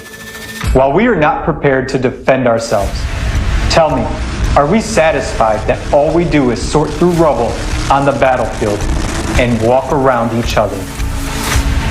The climate comes when it wants and takes whatever it wants. It takes us. Our lives are not valued in a consumerist society. The first week after this happened, I was with the search party looking for Nissa. She was a little girl that was friends with my daughter. I knew her family, and her whole family was killed in the tornado. All 7 of them.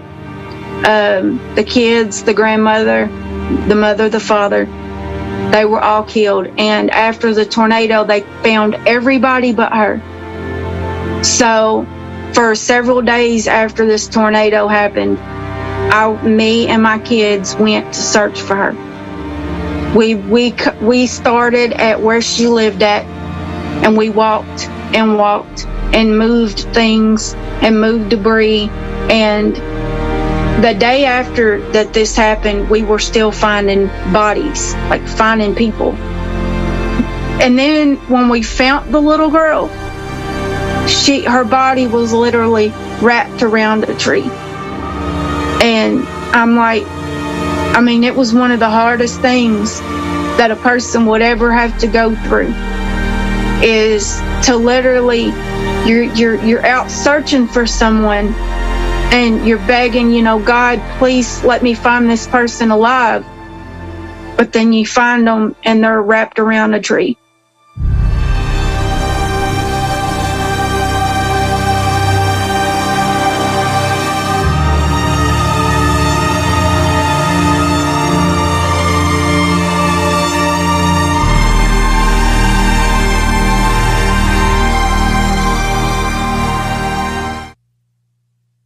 This whole square, this whole town was obliterated at a level you can't put words on. People are walking around trying to find a safe place to go. They have blood on them. And my husband fought in Iraq, and so he's seen a lot of devastation. And he agreed, he felt like he was standing in a war zone. It was just catastrophic beyond all you can imagine, and the pain was almost bigger than any one person could bear inside your soul if you were human. It's sad. It's heartbreaking.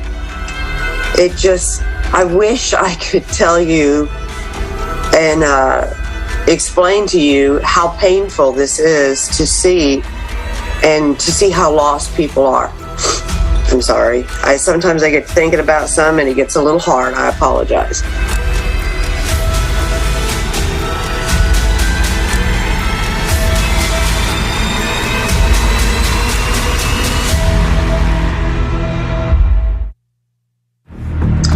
And now we're probably more in a level of frustration because people want to know, where is FEMA? Where is this help? Where is the Red Cross? Where is this help? How do I get money? And I'm sitting here and I see on the news all the time how there's all this money with the Red Cross, the United Way, FEMA, but where, excuse my language, where the hell is it at? We're not seeing it. We're not seeing any of that money.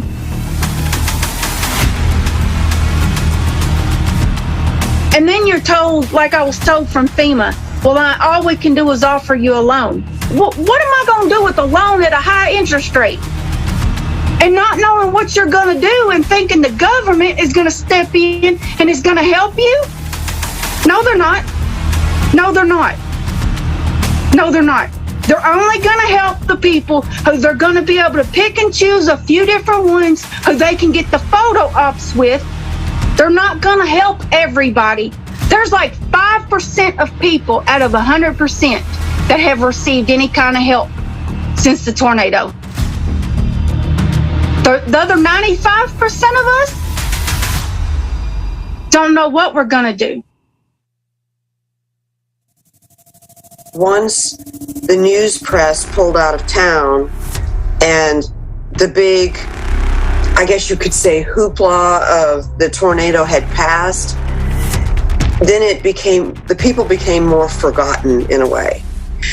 I'm sorry, I know I'm giving you a lot of information, but it is a lot. It's so much. It is more than your mind, if you're standing in the middle of it, can take. It really is.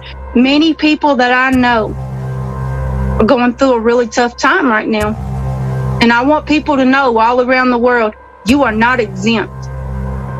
You are not covered by some bubble that this can't happen to you, because it can. At any time. At any time. And it's only getting worse. From what I have seen with the whole climate change situation, it's getting worse. Way worse. So, and the government doesn't care. They don't care. How many lives are lost? How many homes are lost? How many people are destroyed? They don't care. And that is my own personal opinion based on what I have went through here over the last month. Our lives are not valued in a consumerist society. And how else can we explain that it is more important to the powers that be how they decorate their homes for the holidays? On social networks, they write huge posts about it and about people's deaths. They sometimes get off with one line, but our lives are not just lines on social networks. Cataclysms are escalating. Look at how much things have gotten worse in the last few years.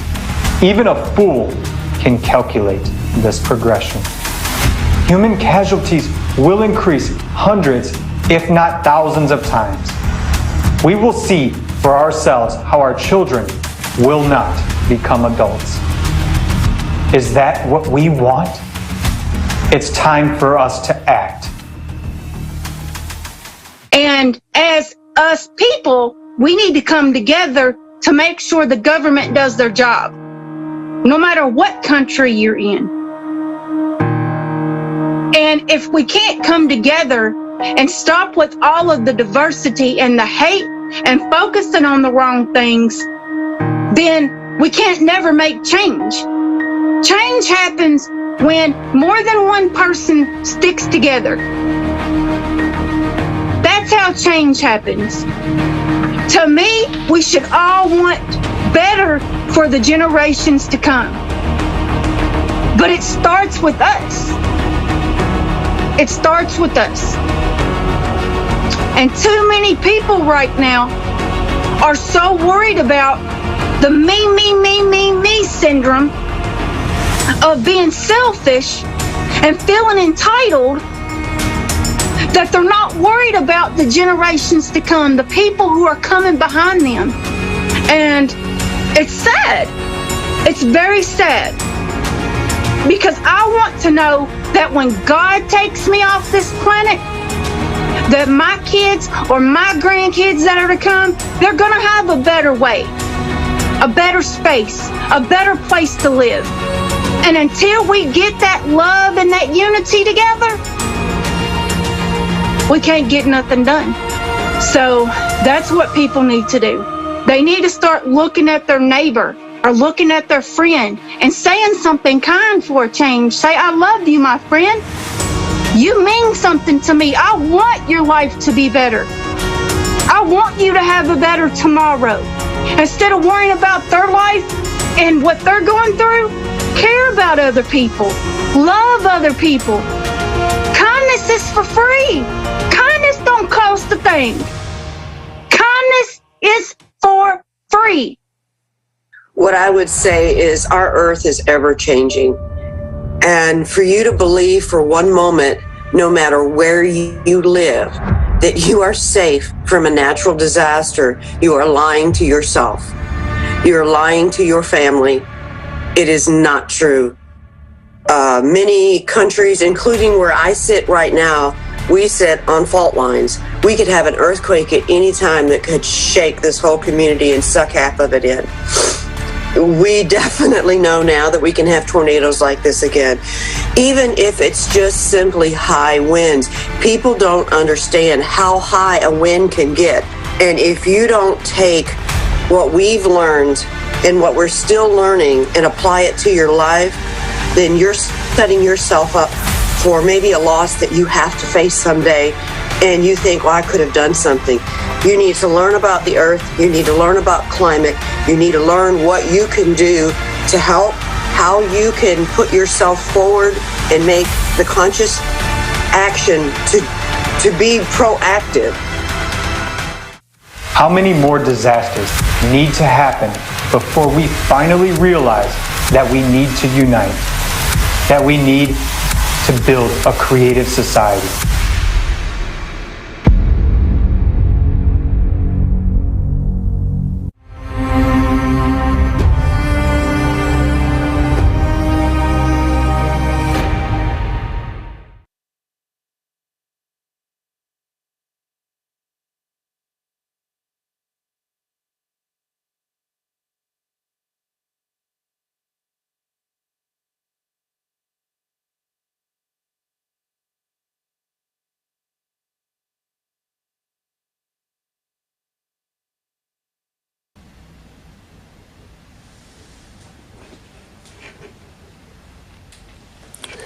December 2021 will always remain in the memory of many Americans. It's a heartbreaking tragedy for Kentucky and for our entire nation. My heart aches with pain for each and every affected person. It hurts. It hurts that someone lost a child or their entire family. Their beloved people, each of them, wanted to live and be happy. But unfortunately, even in an economically advanced country, such as the United States, people were left one-on-one with their own misfortunes. Tell me, can we call ourselves a society where such things are possible in a civilized society? What kind of society is that in which the tragedy that took lives is forgotten as soon as the media stops talking about it. Where the interests of business, economics, and politics are valued more than people's safety, more than human life.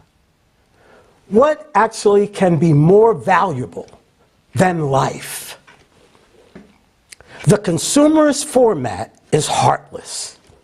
It makes us so callous that our reaction to people's grief becomes like they deserved it. People died. They lost everything. But there are those who say those Americans deserved it. Billions of people today hate America. They hate the ordinary American people.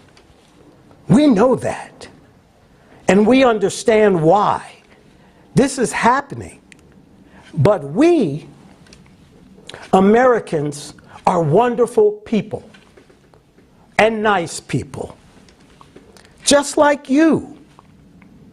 All Americans, all 332 million, are good people, except for just a few bastards, because of whom all of us are hated. All people in the world are wonderful, yet those few scoundrels are in every country around the world. They are the ones who have been feasting and continue to feast on our coffins. The masters of our pockets and our lives. But we are actually the ones who allowed someone, just think about it, to have power over our lives. Someone decided if we should live or die. While we, ordinary Americans, love people, yes, they brainwashed us and make us hate. They impose on us to hate an external enemy. But, my friends, this is manipulation. If you take that away, you will see how beautiful we are. You will see that we are capable of loving and giving life and creating and not destroying. And you will realize that this is what we all want. We are manipulated just as you are manipulated. Unfortunately, because of a handful of scoundrels who are confused and have forgotten that they are humans, we, Americans, are now hated by billions of people. And here in the United States, we have the situation when one half of the country hates the other half. We have been divided within our own country. Although we, Americans, are one nation. We are artificially divided and forced to hate each other, just as you are forced to hate us. And in order for this to stop, these billions of good people should simply unite among themselves. We must change our attitude towards each other. We must realize we are not each other's enemies. We must oppose the climate. We must oppose the climate, just as we are now giving to war against each other. We're fighting against each other. we must understand that the climate is our only enemy and that we can only survive by uniting. Believe and know that everything will change. I believe in a great future for Americans and a great future for the entire world. I believe in Americans. I believe in the entire humanity.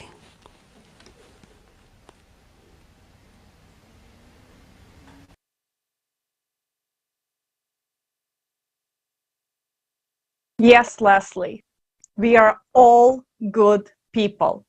This is why we all gathered here today to look into each other's eyes and see the truth, see what's possible when we believe in the humanity. Unfortunately, we have been divided, as you said, and it can be clearly seen in our global spending habits and priorities. For example, did you know that the consumer society we live in right now costs us more than 14 trillion each year in conflicts? This information comes from the report titled Economic Value of Peace 2021 by the Institute of Economics and Peace. Just think about it. 14 trillion a year on a global violence and conflict. This includes war, terrorism, domestic violence, human slavery, the cost of crime to business, the cost of intelligence agency, the cost of initiation, recovery, consequences of violence against humanity. So how much is 14 trillion?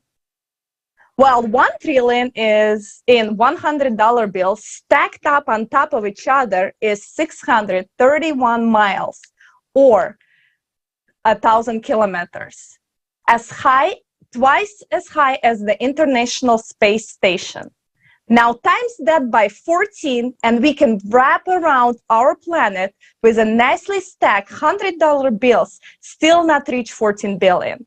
Now that's a lot of cash slipping away from our own pockets to fuel someone that doesn't want us to. Is this fair?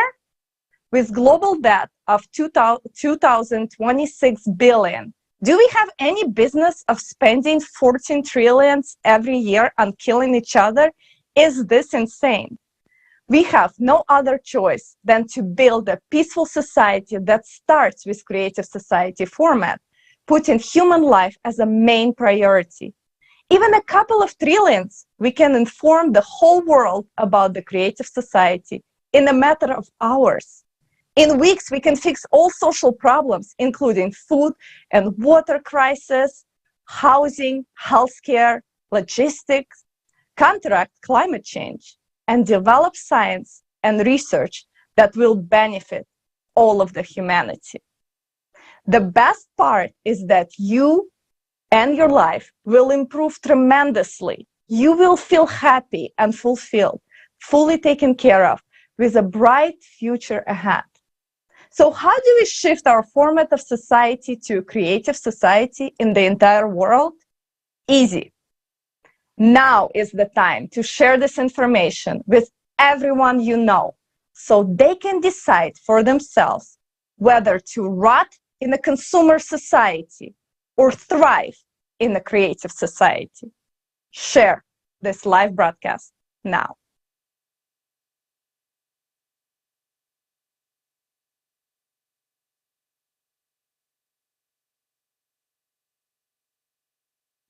Do you see the comment?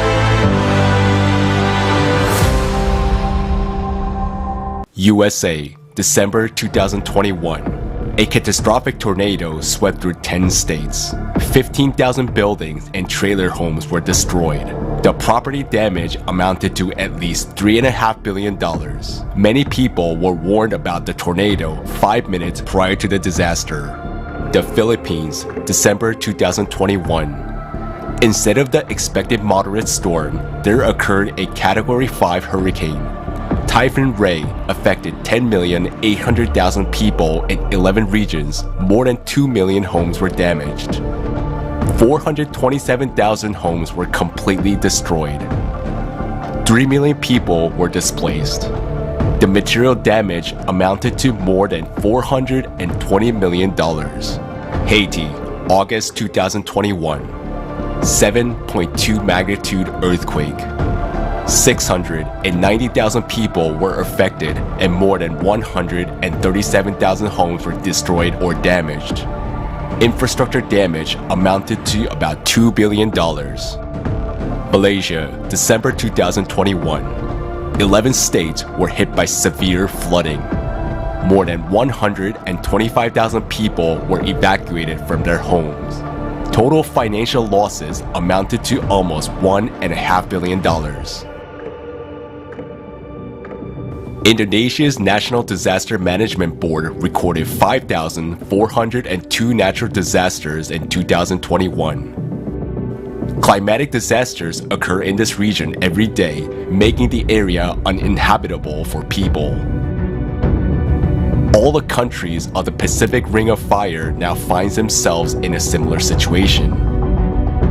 Over the past 10 years, climate disasters have caused nearly $3 trillion in damages. 220 million people have become climate refugees within the same period. Since 2010, weather emergencies have forced around 21.5 million people a year to move on average. In 2020, official figures alone put the number of climate refugees at 30.5 million.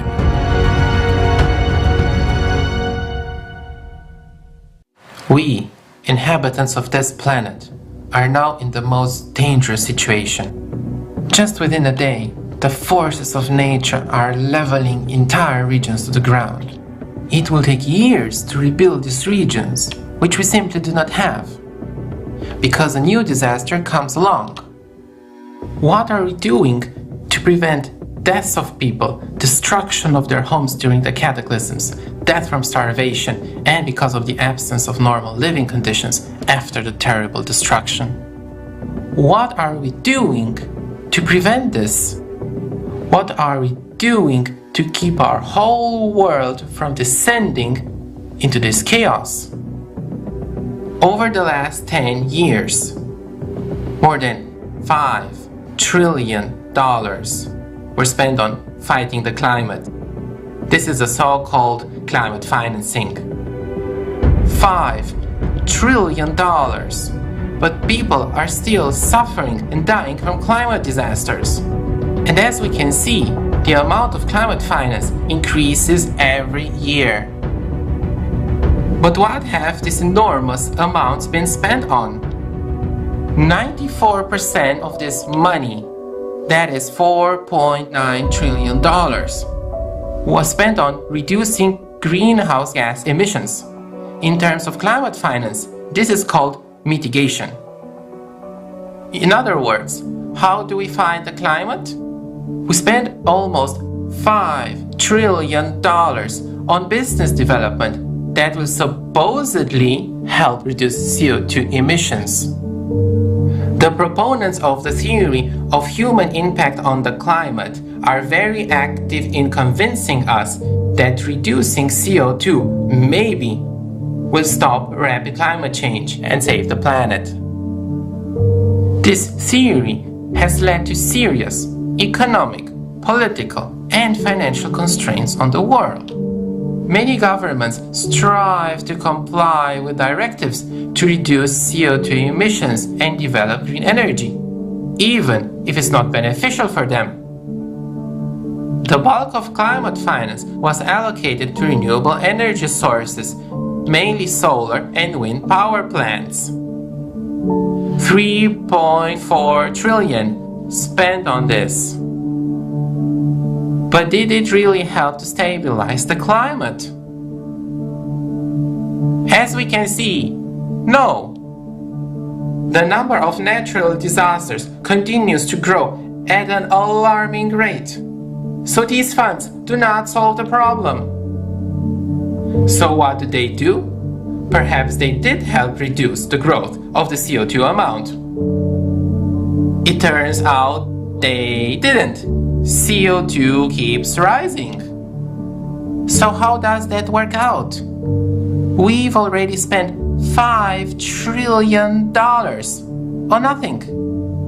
Moreover, it seems that the more money is invested in this business, the more CO2 emissions increase. All the more so, these business investments have had no effect on the real climate situation, have they? Things keep getting worse. Okay, but we've got 6% of climate finance left. Maybe it's spent on actual help to people. Let's have a look. These funds were spent on so-called adaptation, that is, adapting to natural disasters that have already happened or to their expected consequences. Adaptation includes, for example, improved crop production in areas, climate-resilient infrastructure, access to water sources, and early warning systems for climate disasters. Yes, that's definitely important. But how much is spent on warning us and keeping us safe in the event of cataclysms?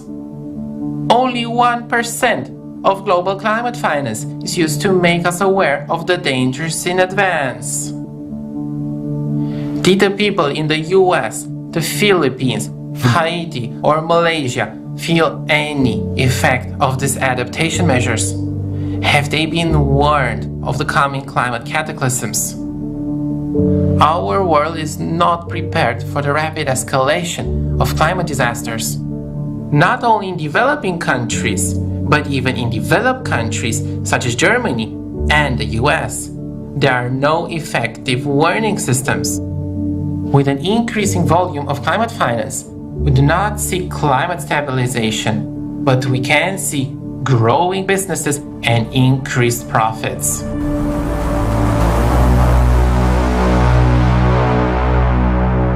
More and more countries are facing terrible disasters, and my country is no exception. What usually happens in this case, houses are destroyed, terrified survivors look at what was once their homes.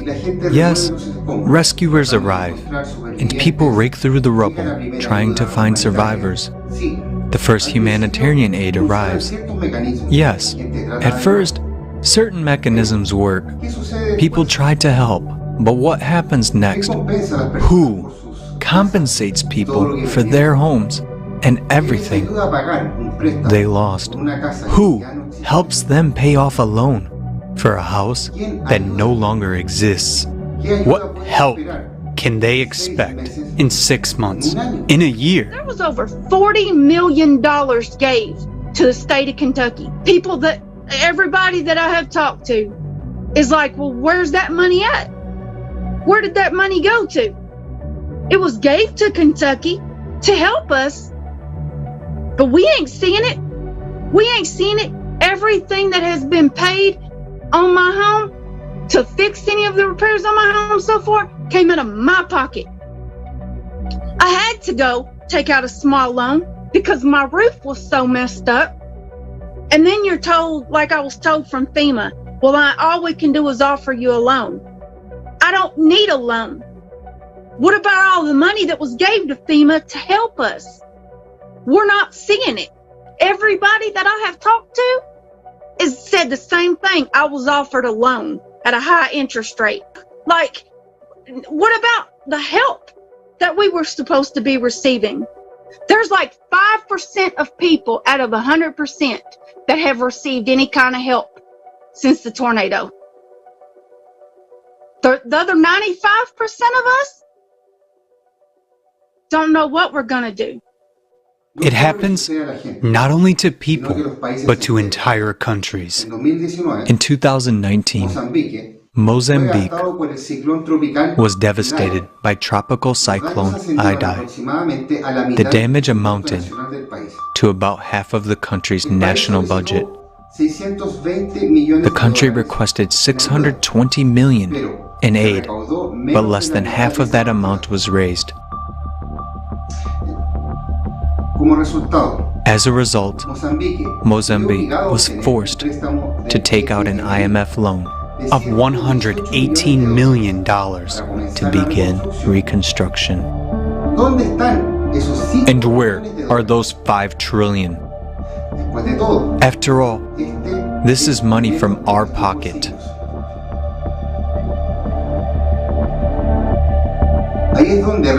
That's where it is really needed for temporarily resettlement of people, rebuilding homes, restoring infrastructure, compensating for what people have lost. But alas, climate finance does not provide for that. Countries have to solve problems with destroyed infrastructure, unemployment, lack of housing, and people's livelihoods on their own. Not only that, but they also have to pay the interest on the loans they took to rebuild after climate disasters. No one is going to rebuild their homes for free. People are left poverty-ridden and unprotected with no money, no housing, and no future. Can you imagine what people's lives look like 2 or 3 months after the natural disaster occurred? The whole world has simply forgotten about this country and these people. What is their fate? What are these people doing now? No one cares any longer about that. Would you like them to forget about you and leave you alone when you are in dire need of help?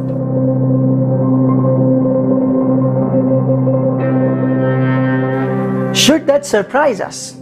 Alas, in our consumerist format, no one cares about my life, your life, or the lives of others. It's even okay to make profit from people who find themselves in life-threatening situations. All around the world, the number of climatic disasters is steadily increasing. More and more people are suffering from climatic disasters. Survivors are losing their loved ones, their homes, and everything they had.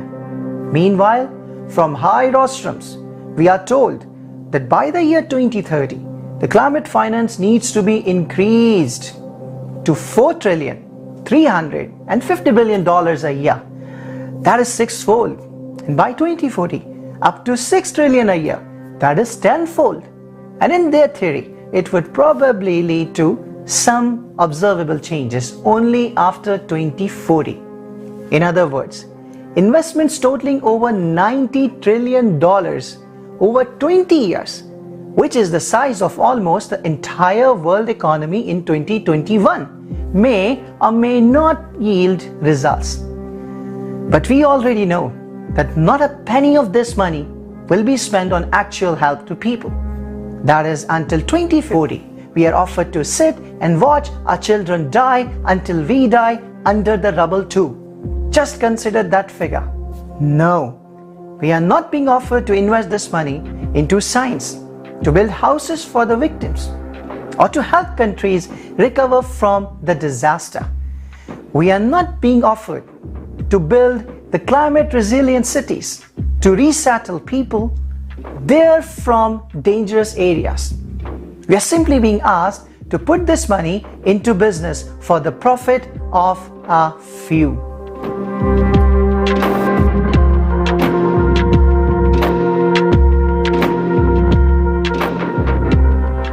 The bottom line is this: a few just get enriched at the expense of our lives.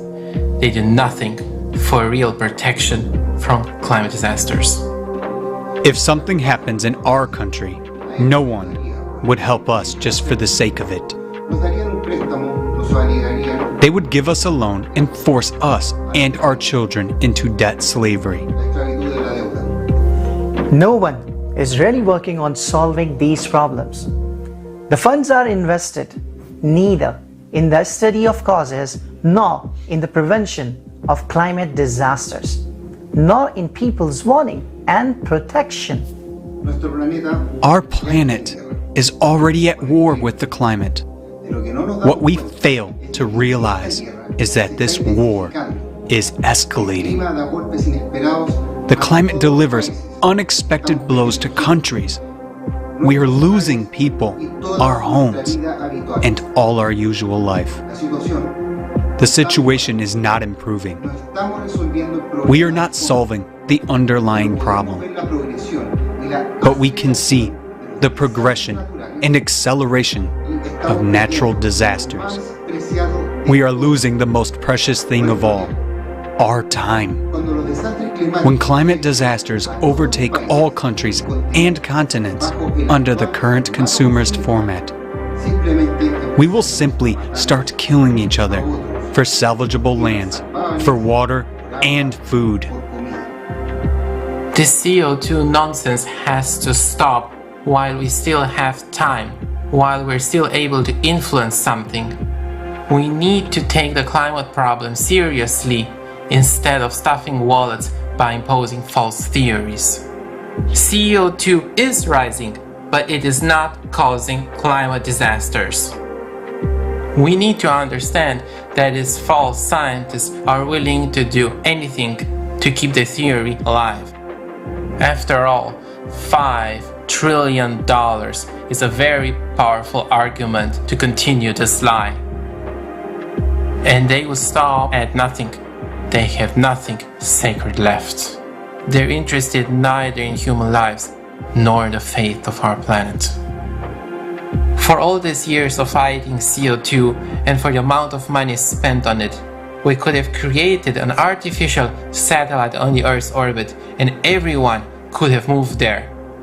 But this money is spent for nothing. As long as we keep shifting responsibility and wait for these pseudoscientists to solve our problems, we will stay in mortal danger.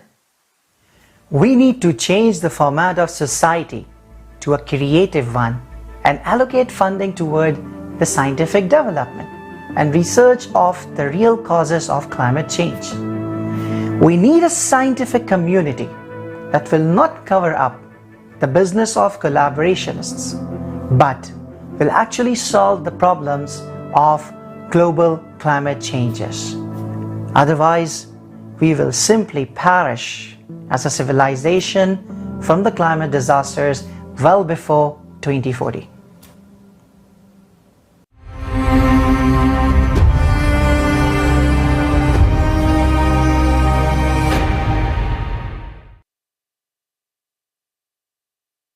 Do you see the crime and corruption that happens right in front of your eyes?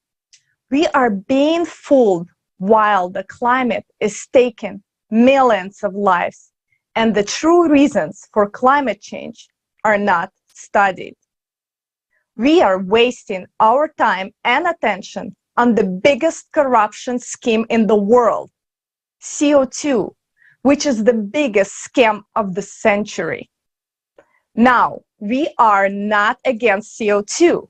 We know that CO2 levels are rising, but we understand that it has nothing to do with why the climate is changing. This is the truth. Let's hear how we were made to believe in this deadly fairy tale.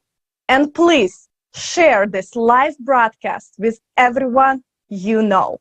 Let's get unstupid together. Thank you, Olga.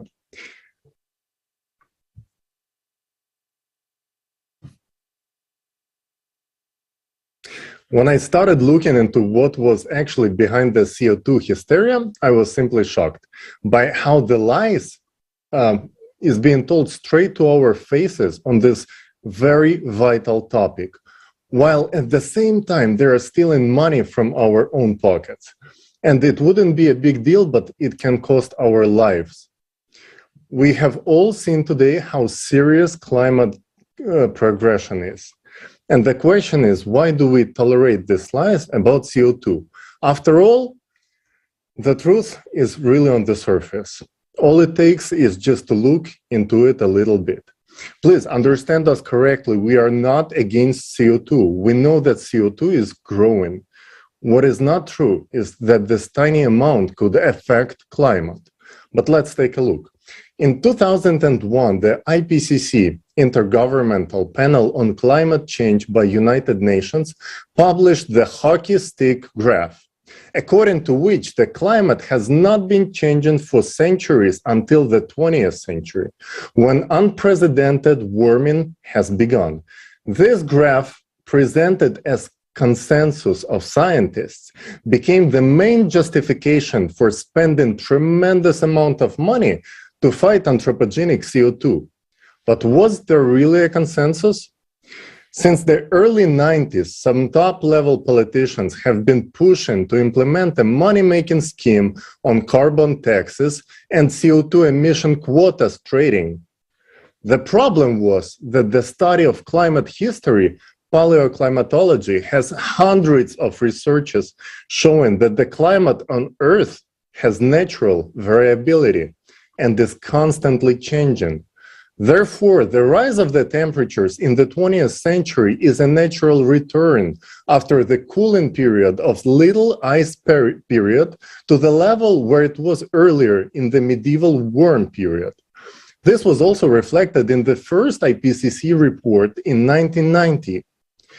But by the end of the 1990s, especially with the signing of the Kyoto Protocol in 1997, there was a strong political demand for scientific ground to the anthropogenic theory, and demand creates its own supply. In 1998, the Nature magazine publishes an article by Michael Mann, a young researcher just starting his career. Using proxy data like tree rings, he drew a graph of temperature for previous centuries, straight as a hockey stick handle. In fact, he simply erased Little Ice Age. And the 20th century's temperatures, shooting straight up, were taken from a completely different set of data, thermometer readings. Conclusion was that this is unprecedented warming in the history of the Earth, caused by nothing else but anthropogenic CO2.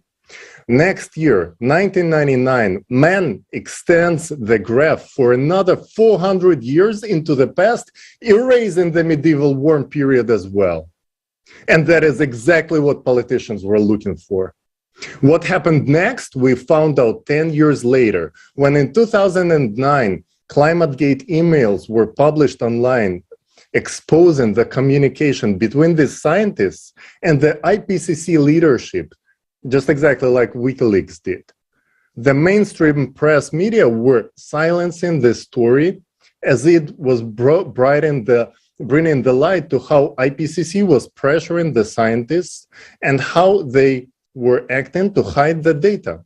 One of the most notorious letters was regarding the hiding the decline. In the letter, British climatologist Phil Jones described how he used Michael Mann's Nature trick. Nature is the magazine in which he published the original hockey stick graph. And the trick itself was to crop the data from the three proxies that was showing a decline in temperatures in the 20th century, and then mix it up with the thermometer data, hiding the substitution by smoothing out the lines. It was done to make it look like all the data sets are showing unprecedented rise of the temperatures and, quote, to hide the decline. Honest scientists were horrified by what was revealed in ClimateGate emails, but corrupt rhapsods of journalism were right there to attack and stigmatize them. Climate heretic Judith Curry turns on her colleagues. The choice of words is not a coincidence. Heretic is a renegade from a church because cult of anthropogenic global warming is not a science. It is a religion that has its own messiah, holy scripture, and inquisition ready to burn at a stake anyone who is not willing to accept the dogma. And the dogma about CO2 do not need to be checked and verified. They must be believed. This reminds me the Emperor's New Clothes fairy tale. Everyone in the scientific community knows that the king is naked, the hockey stick is fake, but to say it out loud is to expose yourself to the wave of bullying, defounding, demotion, and stigma of climate denier. The boy in the fairy tale, who was the only one to voice the truth that the emperor has no clothes, in this reality, at best will receive an answer that his feedback is not being peer-reviewed, and in fact, the emperor has the clothes. It's proven by a scientific consensus, which, when checked, turns out to be just as fake as the hockey stick. This is a lie. This is a multi-billion-dollar business. And this fraudulent graph is still on their website. They falsified the data. By hiding the decline, they misled the world leaders and the people. A massive campaign for the ratification of the Kyoto Protocol in parliaments around the world was based on this fake graph from 2001 IPCC report. And it cost us hundreds of billions of dollars each year to fight 0.004% of anthropogenic CO2 in the atmosphere. That 1% from the total of 0.04% CO2 in the atmosphere. And each one of us pays for these lies. A tremendous amount of money goes to the scammers and global pickpockets each time we fill up a gas tank or buy anything in the store. This is $632 billion in 2020 alone, with a zero result at all. The tsunami in Thailand in 2004 took away 300,000 human lives, and it wasn't caused by CO2. So as Fukushima and Haiti weren't either. The explosion of Tonga volcano, unprecedented floods of recent years, and at the same time, deadly droughts and shallowing of water reservoirs. It's not caused by CO2. It is the cycle, and we are on the very edge. And these traitors keep publishing their hockey sticks. A new version with a longer handle. Now they say it's a skite. And the skite is with which they mow down our money and our lives.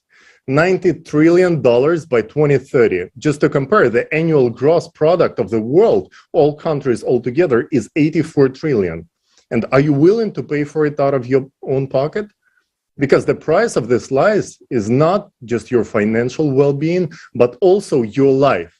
Because nobody is addressing the real cause of the climate change, cyclicity. Thank you.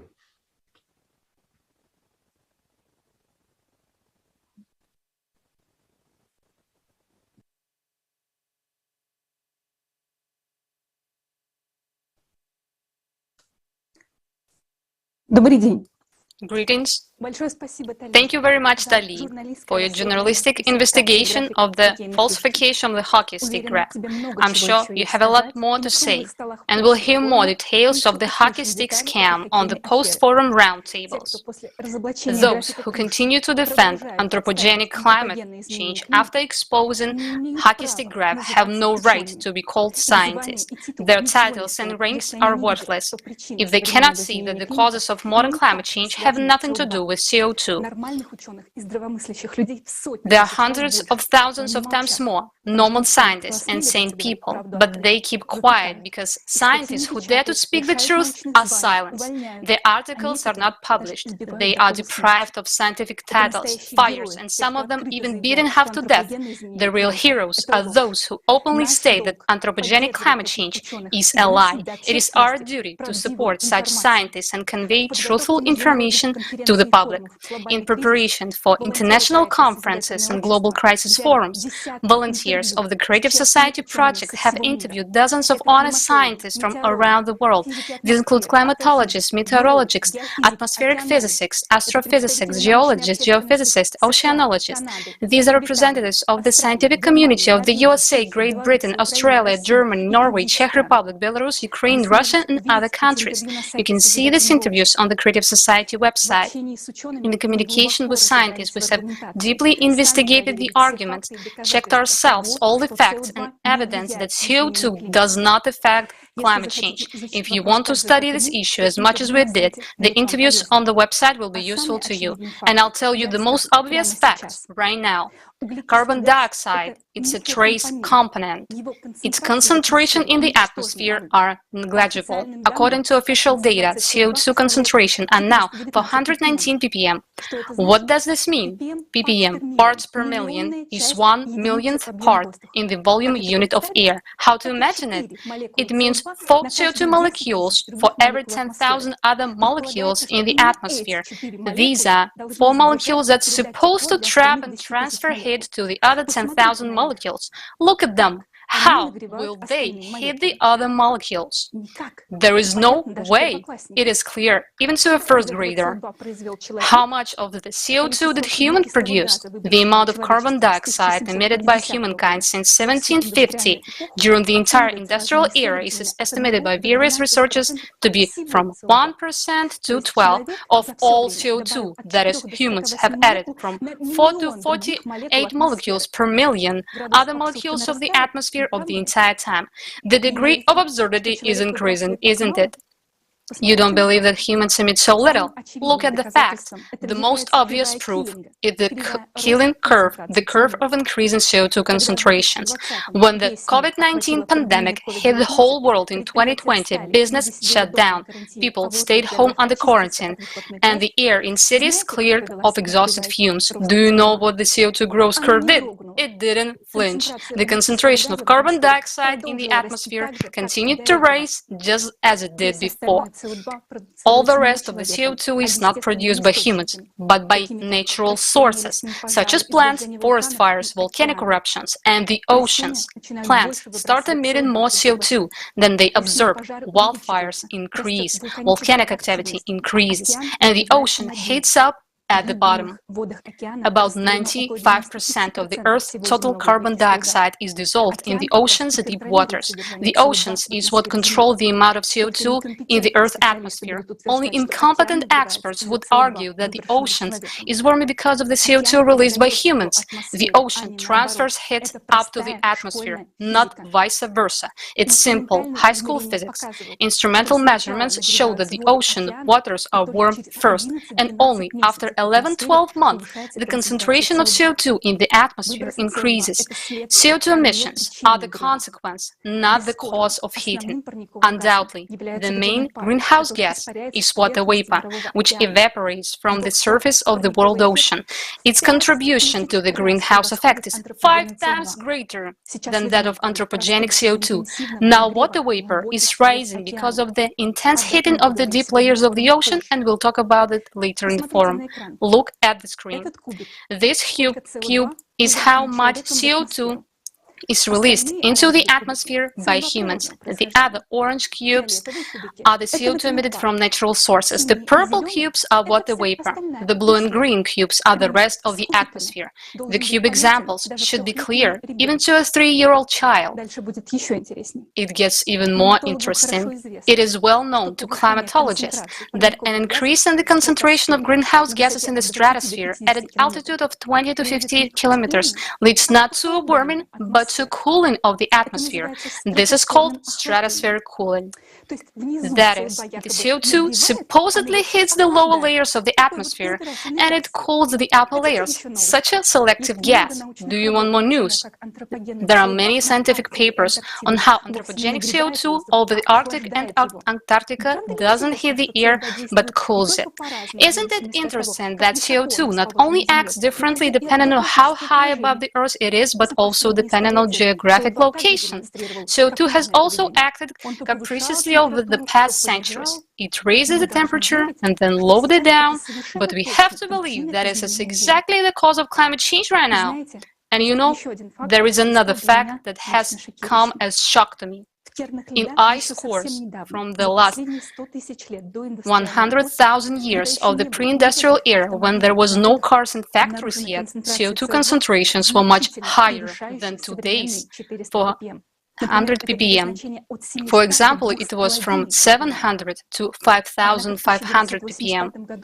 However, in 1985, when the climate anthropogenic hysteria began, These data begin to disappear from the articles to make it convenient to fit the results of anthropogenic scam. We are not against CO2. It is indeed rising right now, but it's just not affecting the climate in any way. CO2 increases intensely every time there is a period of global climate disasters, which happens once 12,000 years, and ice core remembers it. That's why for those liars who made up hockey stick graphs who are willing to kill 8 billion people for the sake of money needs to falsify the studies of glacier cores as well. Now, because of this corrupted Judas, the mouths of honest scientists are being shut, and we are losing precious time. Millions of people are dying. The number of climate refugees is growing. For 40 years, they continue to lie to us that we humans are to blame for global warming. We are forced to reduce our already negligible concentrations of CO2 and led to believe that this should keep us from dying. Had anything improved with climate? Every day that the world lives under the guise of anthropogenic CO2, there is another day that brings us, the whole world, closer to the abyss. We should have been studying the real causes of climate change by now and looking for solutions. But billions of dollars keep going the drain of the CO2 myth. The time will come, and we, people, will ask everyone where and why this money was unreasonably spent. Why was our money wasted on air? And who will bring back the lives of people who died in disasters? The theory of anthropogenic climate change is scientific nonsense. That's why we don't care about it. We talk about the real causes of climate change and geodynamic because we stand for lives of everyone on the planet, everybody's life, even those corrupted Judas. Because we are people and we want to live.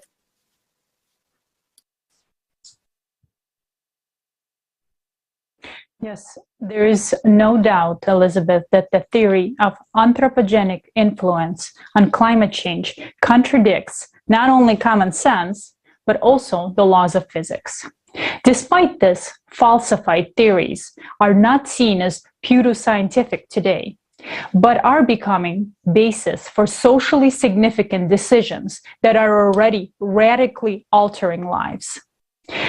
Now, our next speaker is Klaus Ermicke, who will talk about what is the greenhouse effect.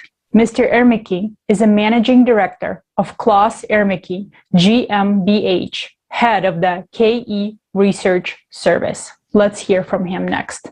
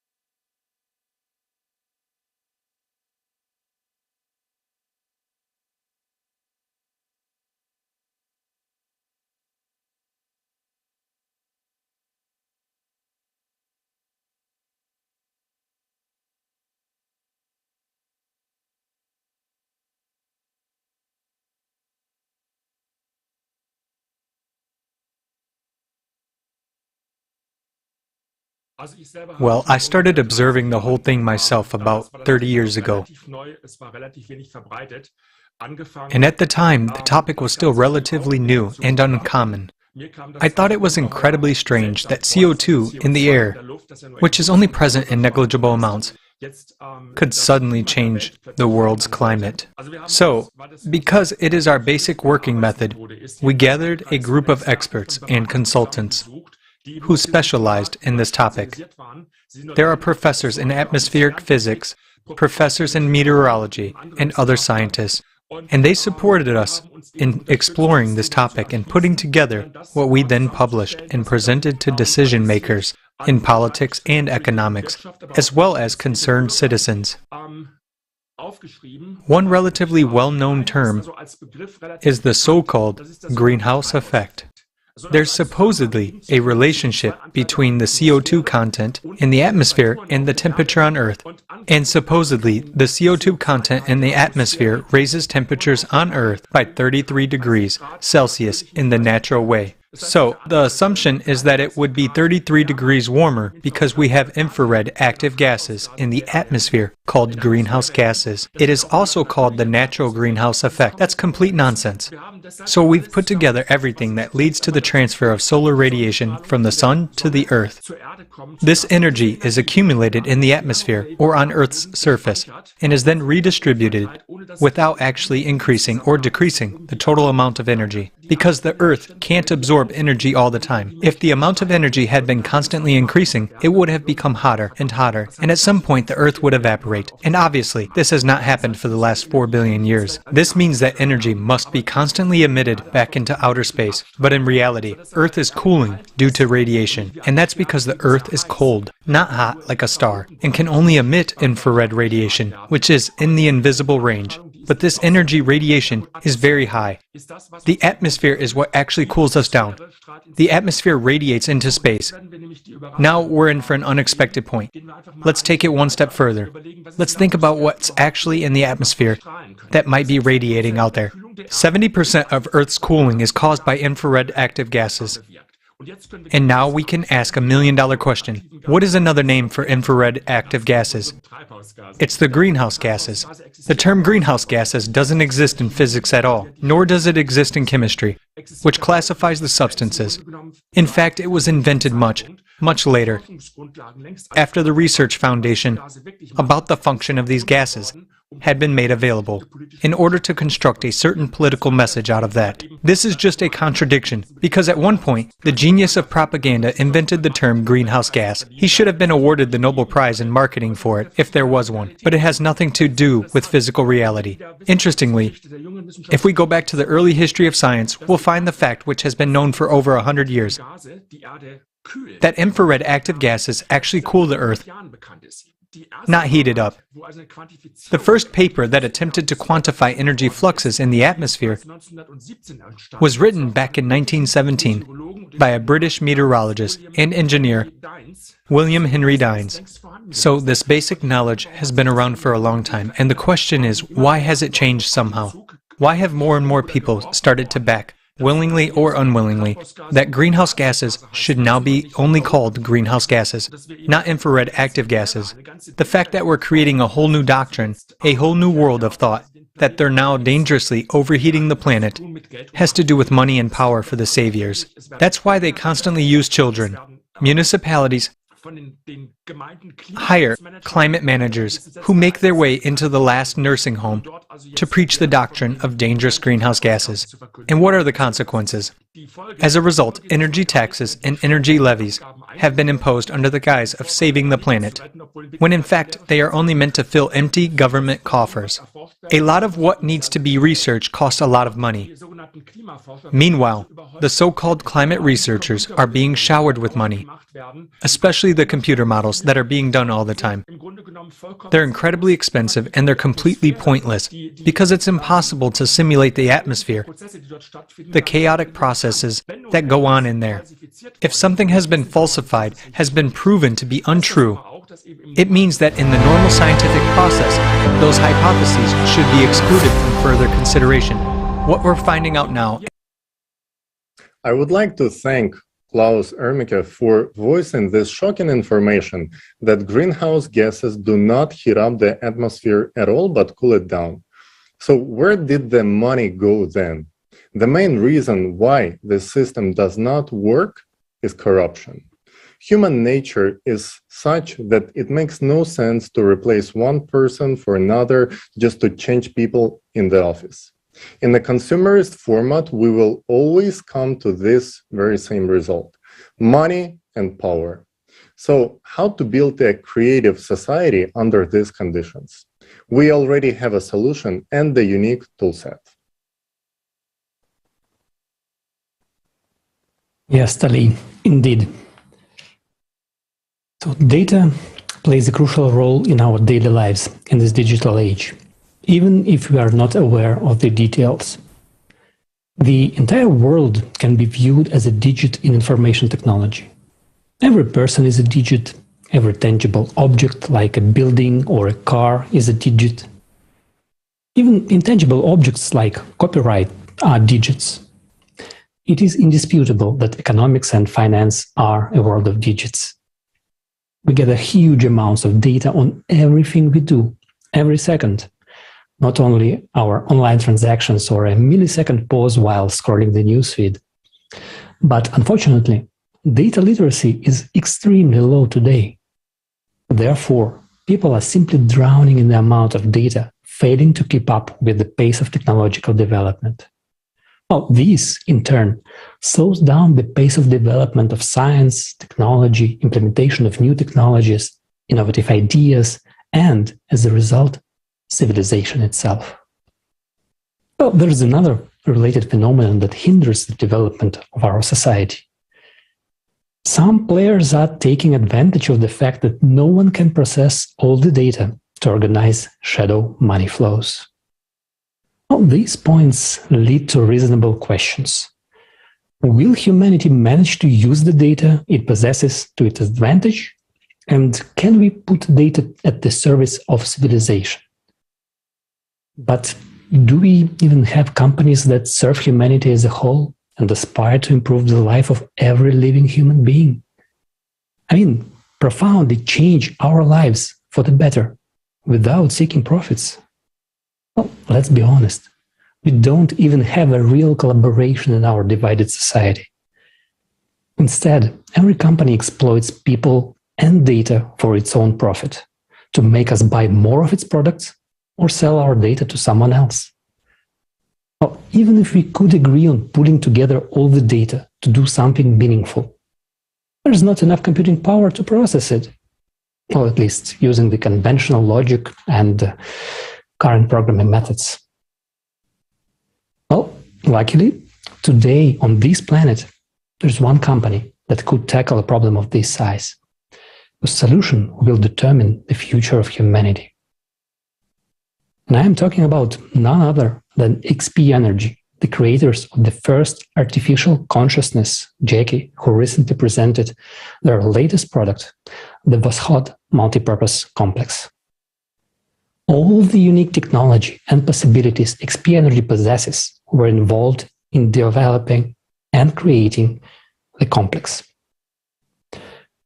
The Voskhod multipurpose complex is a global aggregator of all existing digital data and a single data processing center based on hybrid artificial intelligence. Even the name wasn't chosen by chance and is very symbolic. It is associated with sunrise. When the sun rises over the horizon, its rays of light illuminate the darkness and shadows that inhabit it disappear, thus revealing reality. The sunrise brings life and hope. So, what does it do? The complex was created to solve a range of problems and objectives, both existing and those that humanity is yet to face in the future. For example, during the transition phase to the creative society. It includes many systems and subsystems, each designed to solve a specific range of tasks. Well, in particular, the complex includes a total financial monitoring system that performs, among others, such tasks as global anti-corruption monitoring at all levels and constant monitoring of all economic entities. Let's look at how this functionality can be used at the state level. Well, when deployed, the Voskhod MPC is integrated into all digital systems of the state and has complete oversight of the entire financial system, allowing to monitor the situation in the state economy in real time. This ensures the transparency of the use of funds at all levels. Voskhod MPC identifies and monitors any illegal schemes of money trafficking, including their uncontrolled withdrawal abroad. It identifies the entire circle of people involved in illegal schemes. It also helps to detect weaknesses in the legislation, management, and control system, making embezzlement impossible. Just think about it. Total transparency and the eradication of corruption sound like a death sentence in a society where, according to the official numbers, up to 25% of the size of any state's annual budget is lost to embezzlement. The complex sees every coin's movement and opens up everything that is now hidden a secret. And it doesn't matter whether it's cash or bank transfers. Unlike humans, the complex does not get sick, does not steal, doesn't have depression, is not subject to temptations, emotions, doubts. It is not concerned about itself and its future. Instead, it works with data and relies exclusively on real numbers and facts. You can read and watch more on voskhod.software. But now, let's watch a short video that will give you more exciting details.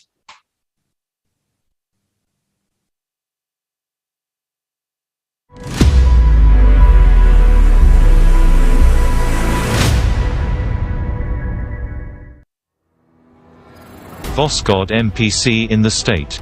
Despite the fact that Voskhod MPC was created for the transition period from a consumerist to a creative format of society, it can be effectively used at the level of the state or the Commonwealth of States and in the consumer society. Of course, in the consumer format, the democratization of information is out of the question, as it would make the state vulnerable.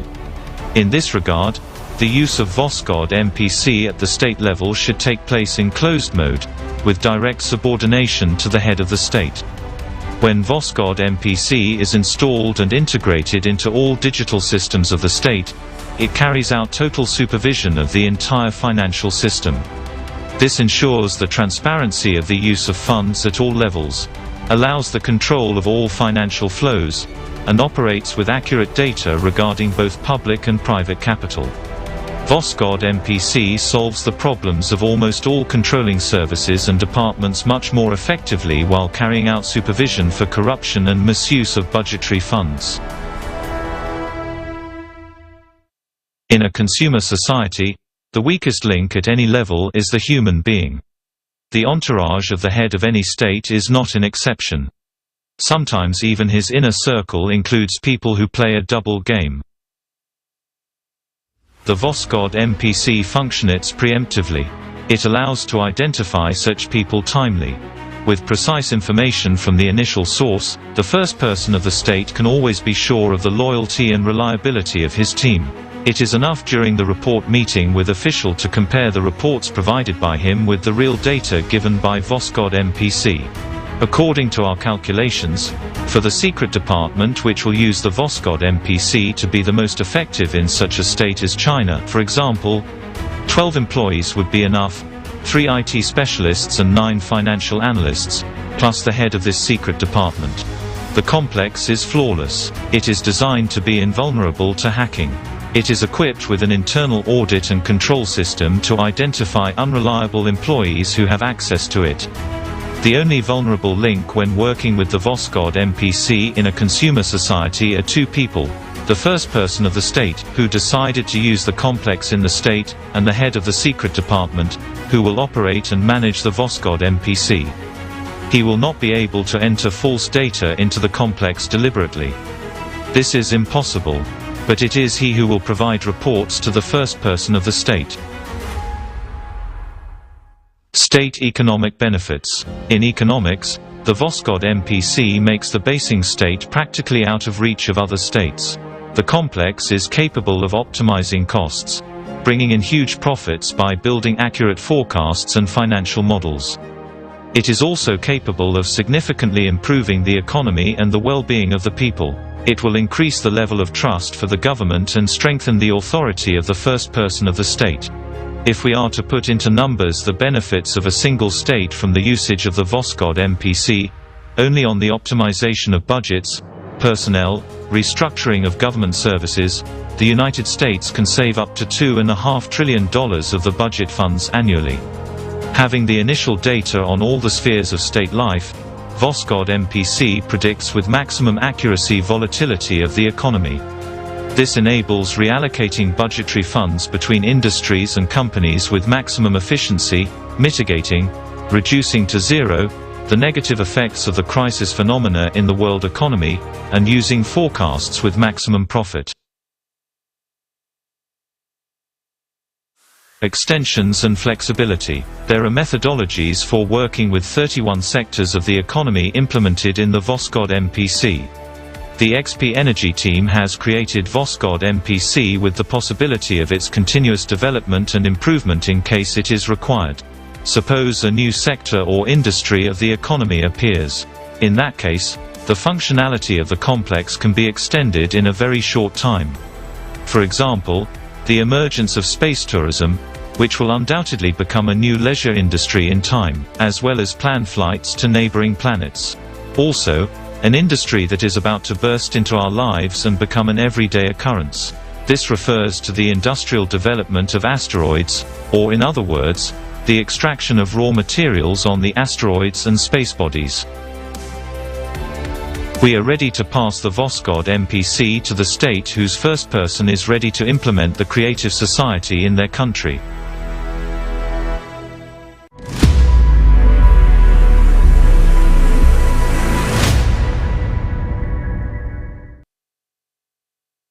Amazing, isn't it? And this is just one of the functions of the Voskhod multipurpose complex. So imagine just how many possibilities will become our reality when the Voskhod MPC starts operating. But let's not forget that this is just another tool that we can use to drastically improve our lives, or it can become a weapon if it falls into the wrong hands.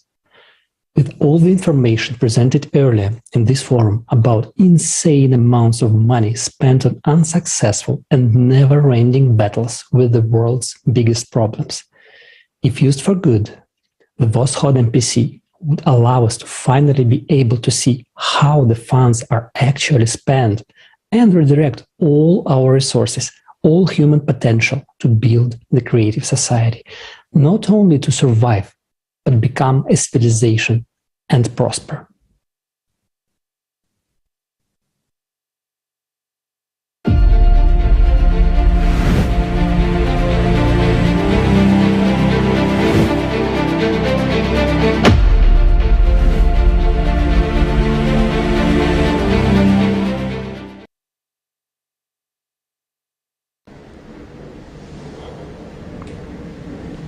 We, as humanity, have tremendous opportunities.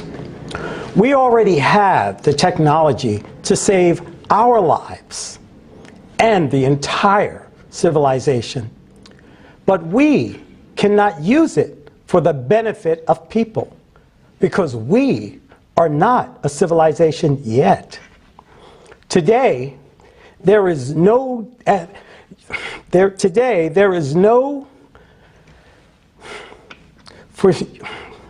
for humanity, for uniting. There is no system today for uniting humanity except in the format of the creative society.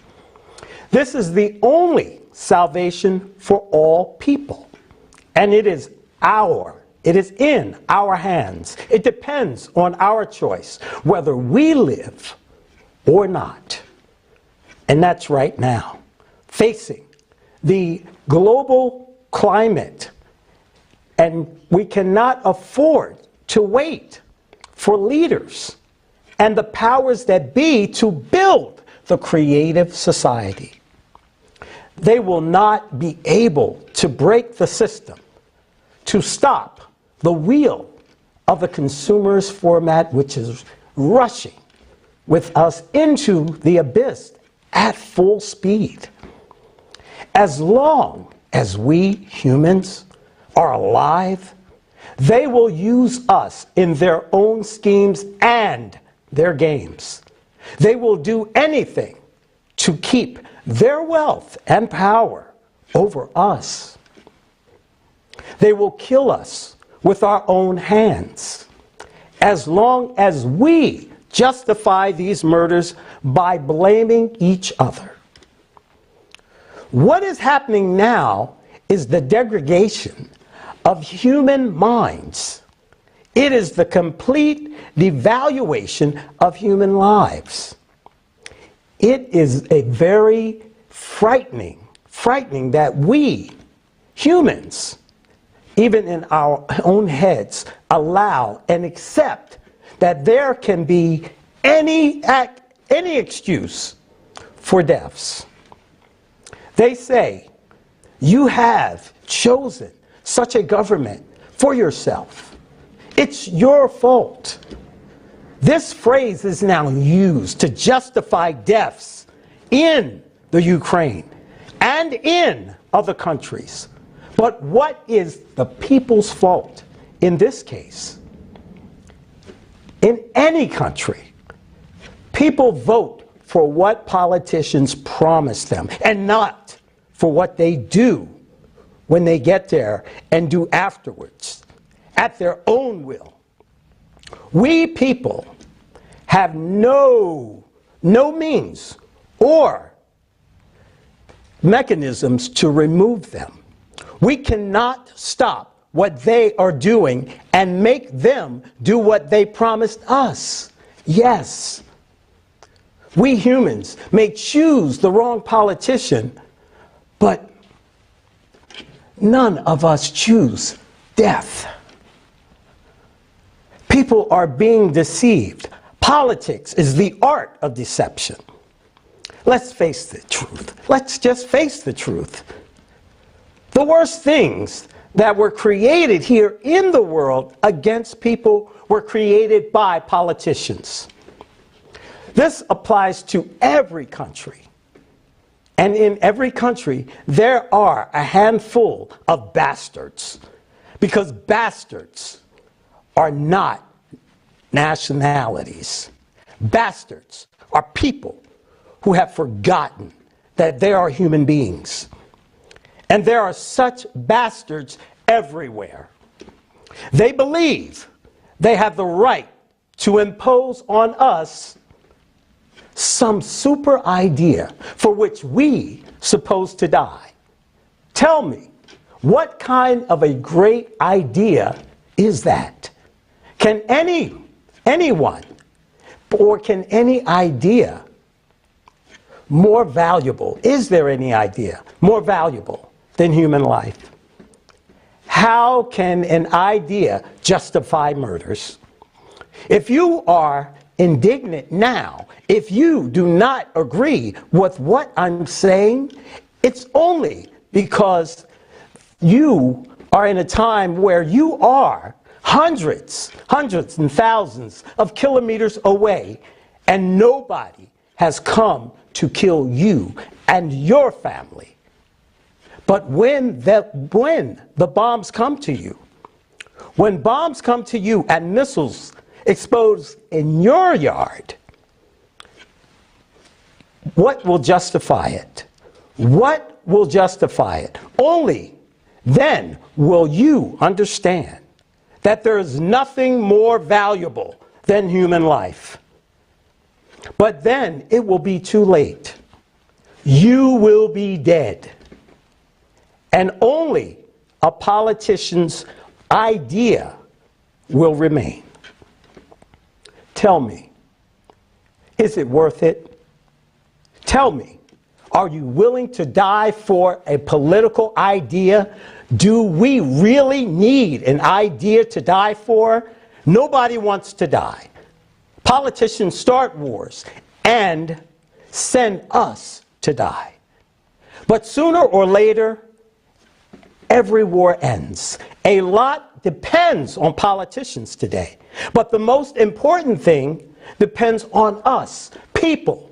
Whether we live in peace, it depends on us whether we live at all. While we, people, we do want to live. We do want to live. And if a politician makes a mistake, if he leads you and me to death, then we should have the right to recall our votes. The right to recall a person from this office. That's the very way it should be. But when we don't have the right, it means we are given one person complete power over us. But how can one person decide how the whole country will live? In the creative society, there can be no power. We do not need power. We know what it does, and we know what it leads to. The word is the most powerful weapon. It begins and ends everything. We must stop being silent. We must stop waiting. We should build the creative society ourselves. We have no one to hope for. It is up to us, people. We have to do it ourselves. I believe in us. I believe we can do anything because we are people. And we, all of us, we want to live.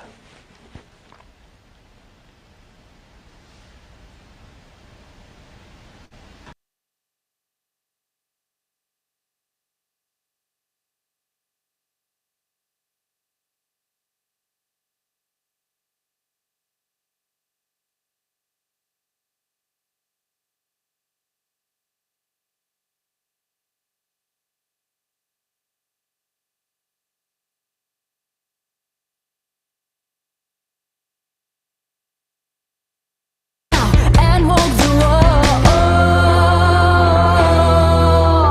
Who else even at us? And when, if not now, we rise up with truth, believe. Who else even than you can make that change come?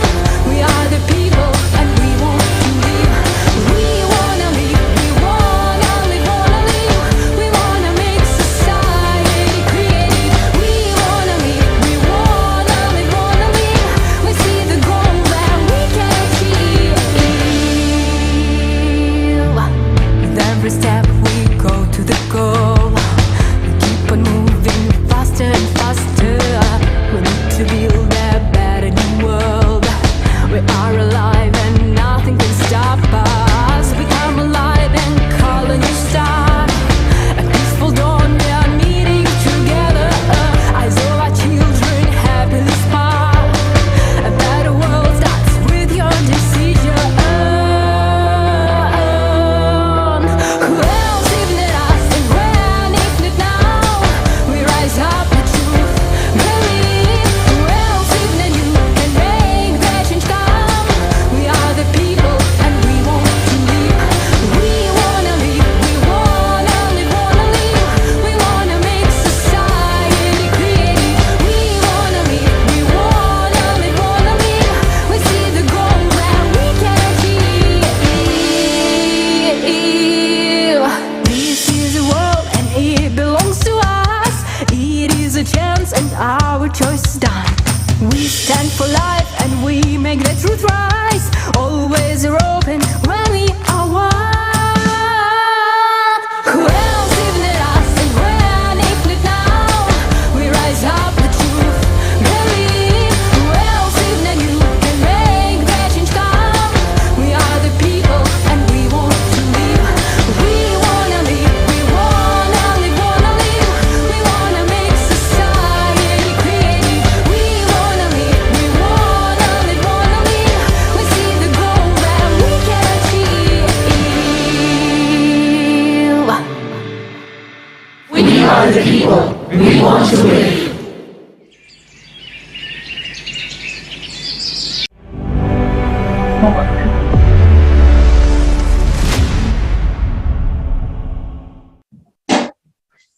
This amazing song was created by the people for the whole humanity because we are the people and we want to live. And next, I would like to introduce Jeff Monson, ADCC wrestling champion, 3 times world jiu-jitsu champion, member of the American Top Team. Let's watch Jeff.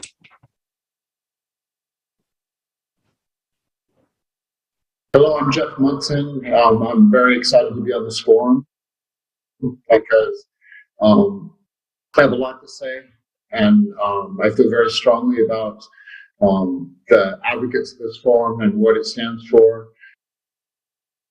So the first thing I want to say is that in this political climate now, where we're having war, where we're having global warming, we're having conflicts, we're having problems, with people being traded, as slaves or as sex slaves, as people living in poverty still, and sanctions. And there's many, many terrible things you can read about in the news every day or watch on TV, like the world is terrible. But I want to emphasize that there are many, many people who are pushing for a better world, and a better world is possible. And the main idea of this is it starts with us. We can't rely on governments.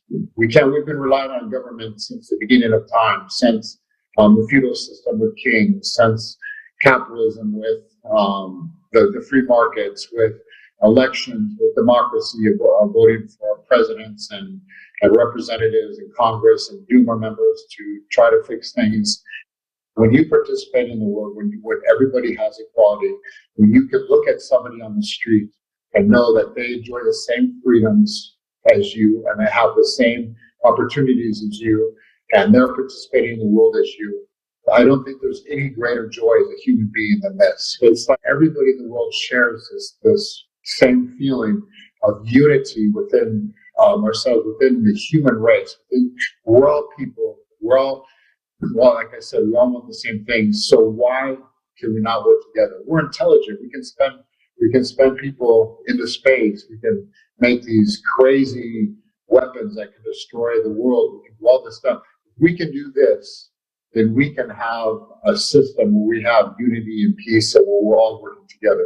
This is our last chance to come together. So we're going to come together. And we right now we can choose to come together, or we're going to be forced to come together because we're in a system where either war or climate change or this has forced us to understand that we're not going to survive as a species unless we come together. But right now is our last chance to do this, like willingly, without any environmental influence, like telling us that we need to, without like our imminent destruction. So, guys, tell your neighbors, tell your friends, tell them that you want to make a change and that you're willing to make a change, and that you want them to make a change with you, whether you know them or you don't know them.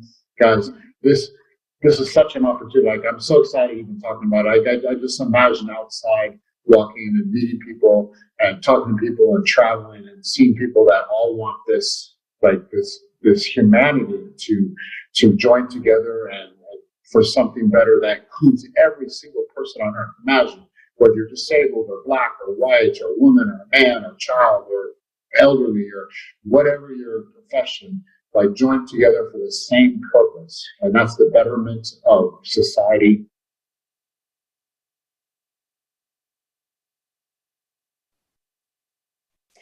Thank you, Jeff, for your sincere understanding of the importance of unification. It is truly the only way we can survive. Dear viewers, I would like to thank you for being with us. This broadcast was brought to you by volunteers from all around the world. Hello, I'm Jeff I would Munson. like to thank you. I'm very excited to be on this forum. Yeah. Because Yeah. I have a lot to say, and I feel very strongly Yes, about I think I can hear something. the advocates of this forum and what it stands for. So the first thing I want to say is that in this political climate, Is it better now? Yes, thank you. And this broadcast is organized by volunteers from all around the world. I would like to thank each person who participated in making this event real. Right now, this event is being translated into more than 100 languages. And dear viewers, please share this broadcast with everyone you know. Please help us to make this event available for everyone in this world.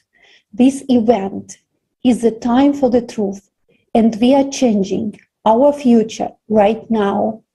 We would like to receive your opinions, your feedback. Please record videos, send us emails. Let's be together, because what we are doing right now is so important. We don't yet understand how much the truth is changing the world. And in the next block, we will find out why the issue of ecology will never be solved in the consumer format of the society.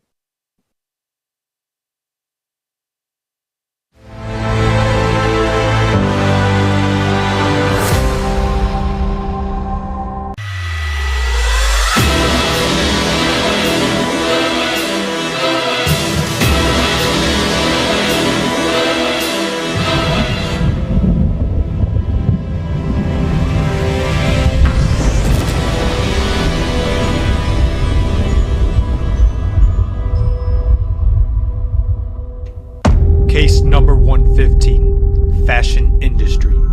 Crime against humanity. Defendant, the consumerist format.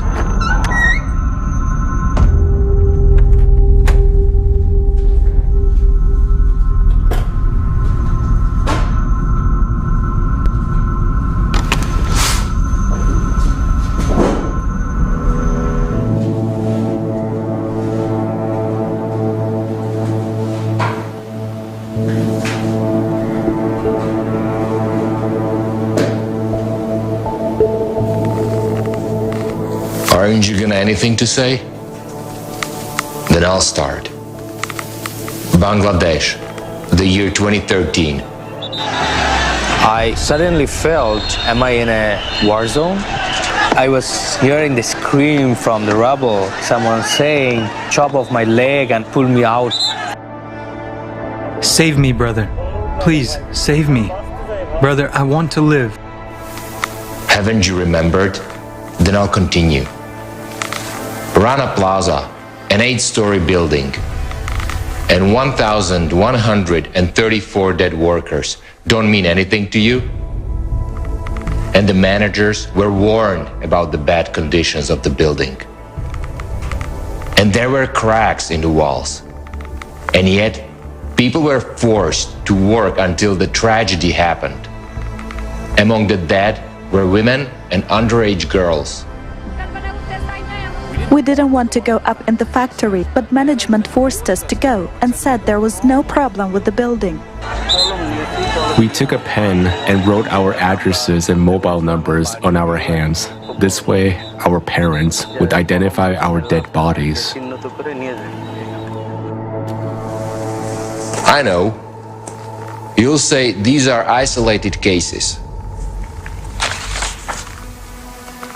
Then explain why dozens of thousands of people annually die in cotton production. According to the latest report of the Global Slavery Index, the production of clothing is the world's second largest industry in terms of slave labor. Let's move on. To produce one t-shirt and one pair of jeans, 1 kilo of cotton is needed. According to the World Wildlife Fund, it takes up to 20,000 liters of water to produce that 1 kilogram. 20,000 liters would be enough for one person for 27 years if they drink the norm, which is 2 liters a day. And this happens while the supply of fresh water is only 2.5% of the total amount of water on the planet. Do you understand that? At the same time, every third inhabitant on the planet has no access to clean fresh water. Are genes really more important than human life? Indonesia, the Citarum River.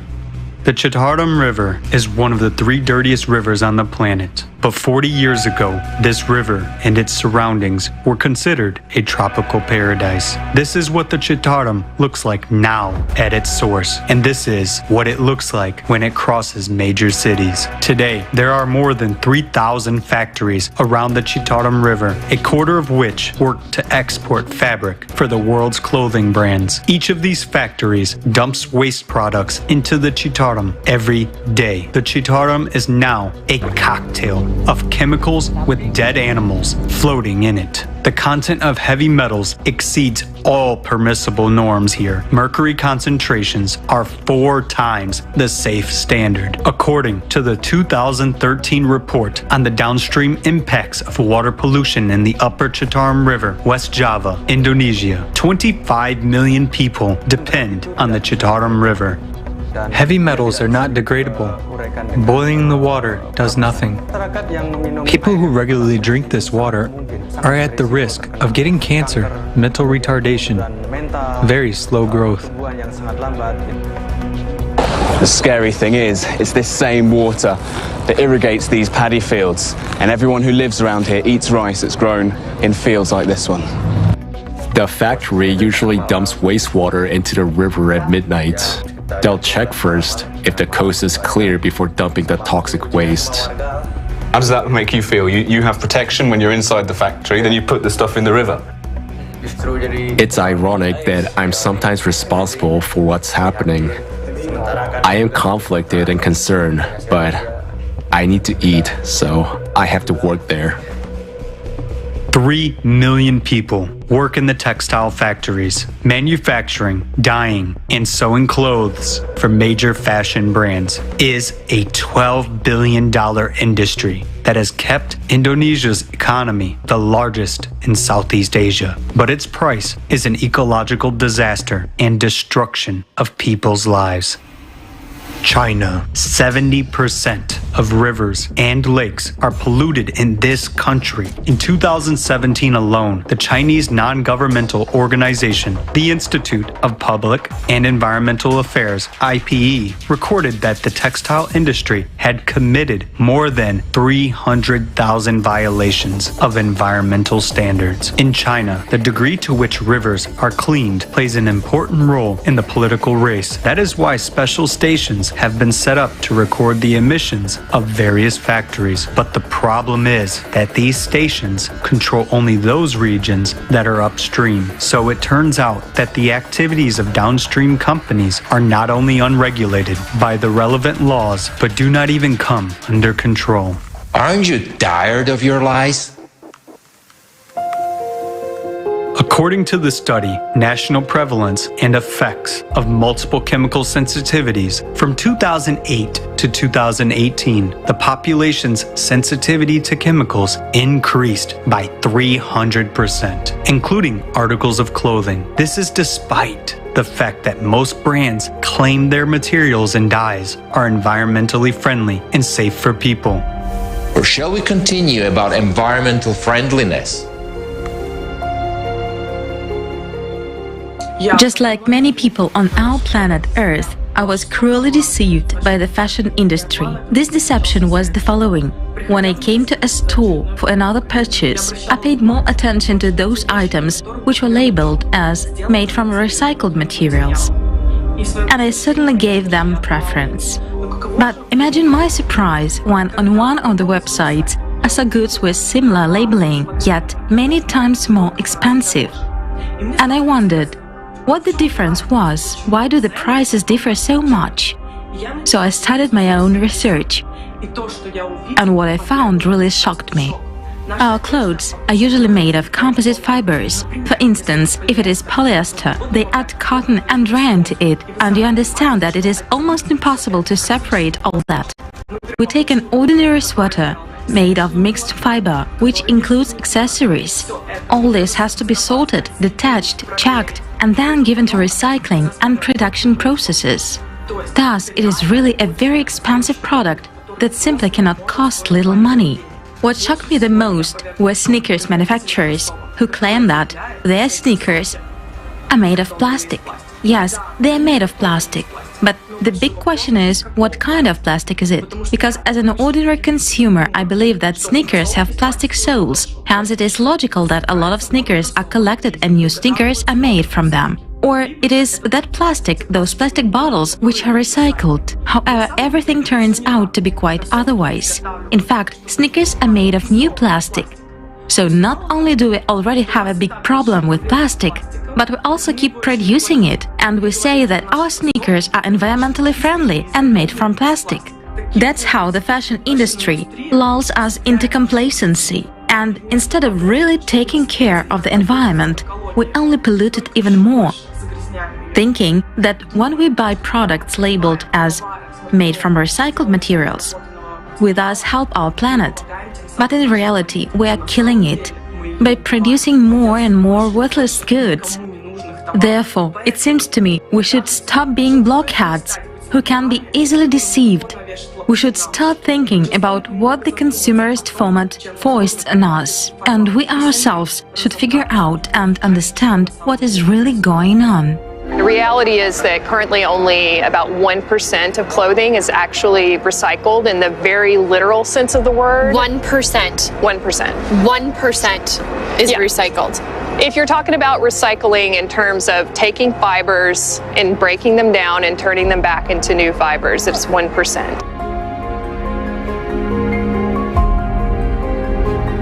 In order for the fast fashion outlets to recycle what they make, it would take 12 years to recycle what they sell in 48 hours.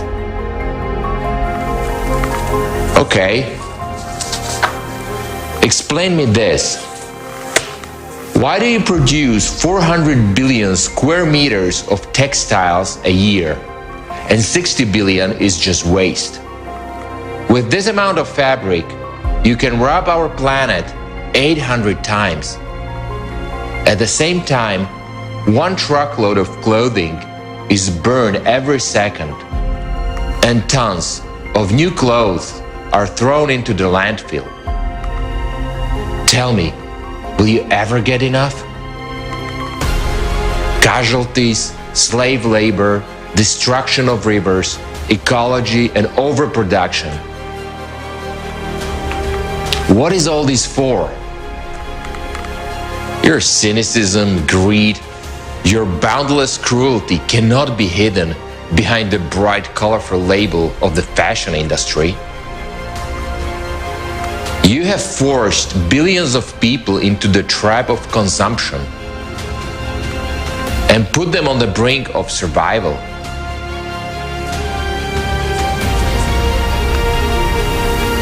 Are you going to keep silent? I'm so tired of you. I know what I should do with you.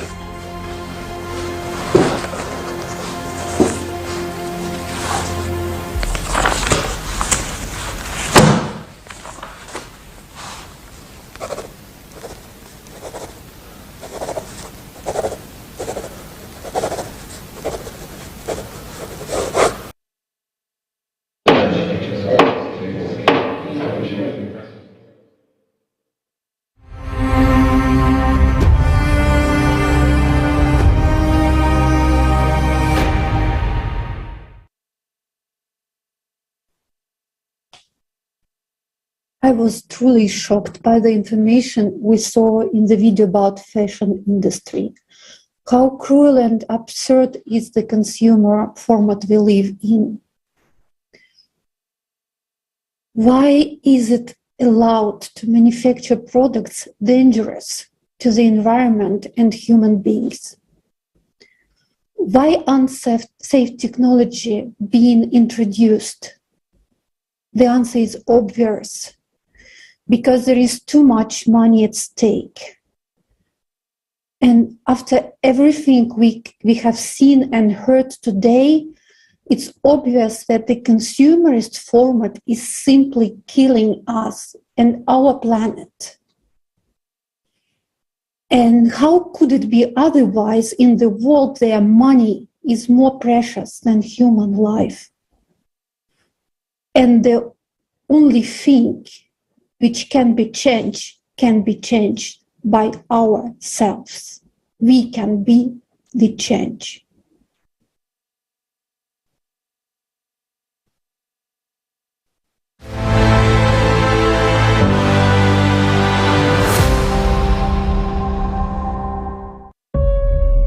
Your life is in danger. You live on a planet that is dying. The ecology that provides the conditions for your survival is almost destroyed and continues to be destroyed at a catastrophic rate. But the truth is that this cannot be stopped in the current consumerist format of society. The format of lies, cruelty, and absurdity. Do you want to change that? Then let's take an honest look at what is happening now.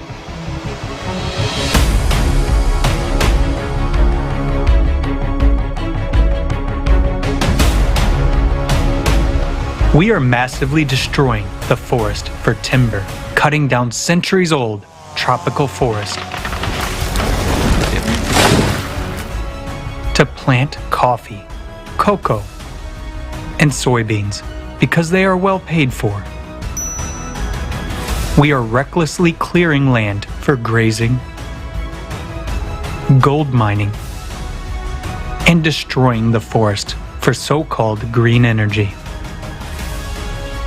We have lost as many forests in the last 100 years as we did in the previous 9,000 years.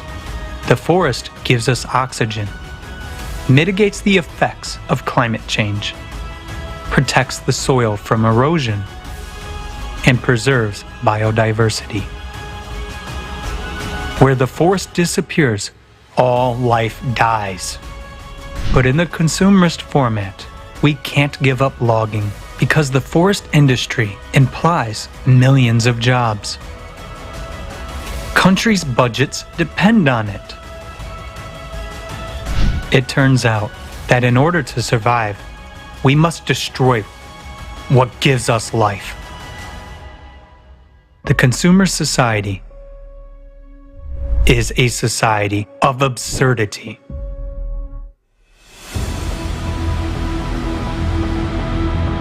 Today, there is not even a single well-functioning system for environmental monitoring in the world. Its absence allows almost uncontrolled dumping of toxic waste into the environment. For example, 80% of the world's wastewater is returned to the environment untreated. More than 2 billion people are forced to use a source of drinking water contaminated with feces. Even in a highly developed country like the United States, tap water of every state contains impurities of hazardous substances such as arsenic, copper, and lead.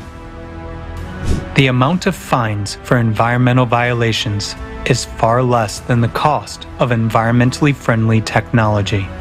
The money from the fines goes into the state budget. At best, they are allocated to eliminate the consequences, but the cause still remains.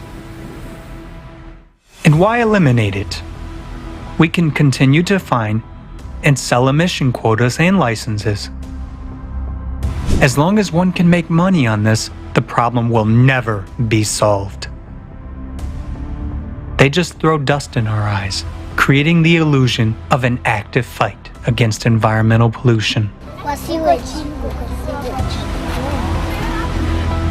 The consumer society is a society of lies.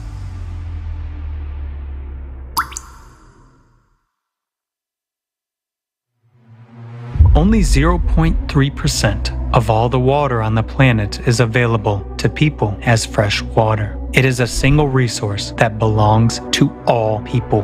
Now, 1 in 3 people does not have access to clean drinking water. To solve the water shortage problem in the 140 countries where it is particularly needed, 114 billion US dollars a year is required. Is it a lot? Just to compare, the global annual military budget for 2020 was $1,930 billion. That is, if we give up spending on the war for just 1 year, we can provide clean drinking water for all of these countries for almost 2 decades to come. In a consumer society, fostering hostility and fear is more important than caring for one's neighbor and future generations. Consumer society is a format of inhumanity.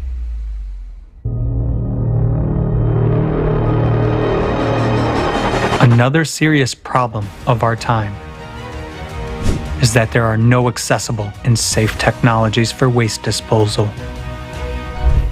Our planet has become a giant landfill. For example, less than 10% of plastic is recycled. The rest we just throw away. Entire garbage islands have already been formed in the ocean. Microplastics have been found in the ice in Antarctica in 83% of tap water samples, and even in mothers' placentas. But it's a poison that contaminates people and nature. At the same time, the production of plastics is constantly growing. The volume of the global plastics market in 2020 was about $580 billion. Another paradox of the consumerist format. We are destroying nature and ourselves for money.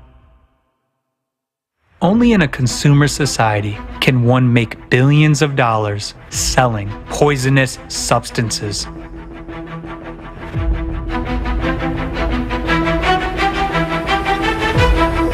The largest pesticide manufacturers in the world derive over a third of their income from the sale of products that are a serious threat to the environment and human health, causing mutations in the body, cancer, and reproductive disorders. Because of the proven harm, most of these harmful substances are banned from use in developed countries. But in order not to lose profits, manufacturers continue to sell them to third world countries, ignoring the fact that we all live on the same planet. And air masses and sea currents do not respect political boundaries. In the consumerist format, financial interests take precedence over human life. Anytime any of us publish a paper saying chemical X is bad, the chemical company comes after us. And they can be quite vicious. So it is a struggle sometimes for scientists to advocate or say something in a public forum out of fear, because the intimidation is real. And most scientists, we don't make a lot of money. We're not getting rich doing this, we're barely hanging on. But these companies have huge amounts of resources, and if they want to come after you, they'll come after you. I mean, the glyphosate story is really illustrative of that. They went after journalists, they went after scientists. So I commend all the scientists who speak at a forum like that, because I'm sure they're all experiencing tremendous challenge, and in some countries they may even be risking their life, like some journalists are. So I can imagine the emotions are quite high when talking about some of these high stakes things. We're in a moment of I don't even know what we're in the middle of. Misinformation, complete untruth. In a society ruled by money and power, where real scientists cannot speak honestly about big problems, we will never know the truth. In such a society, it is impossible to implement technology which can solve environmental problems, and that means we are doomed. To save your life and life on the planet, it is necessary to build the creative society, a safe, fair, sensible society in which the main value is the life of every person. Obviously, the creative society is our only chance. By informing about the creative society, you save the planet. Tell everyone about this. Thanks to you, the truth will spread all over the world. And when all people learn about the creative society, by joining together, we will build it very quickly. What is impossible for one is possible for all of us together. Take action to save lives.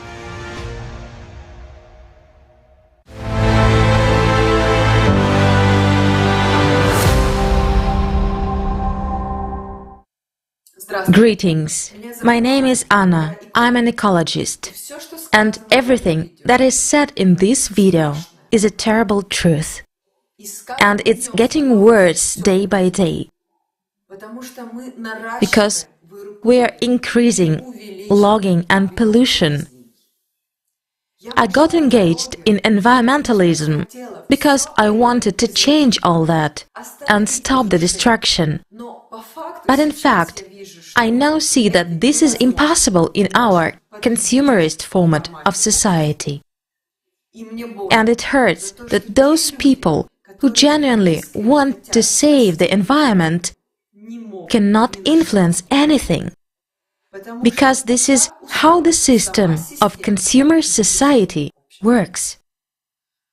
While in the scientific world, they distribute grants based on personal interests and make decisions at international forums to save the environment, these decisions aren't binding and have vague deadlines.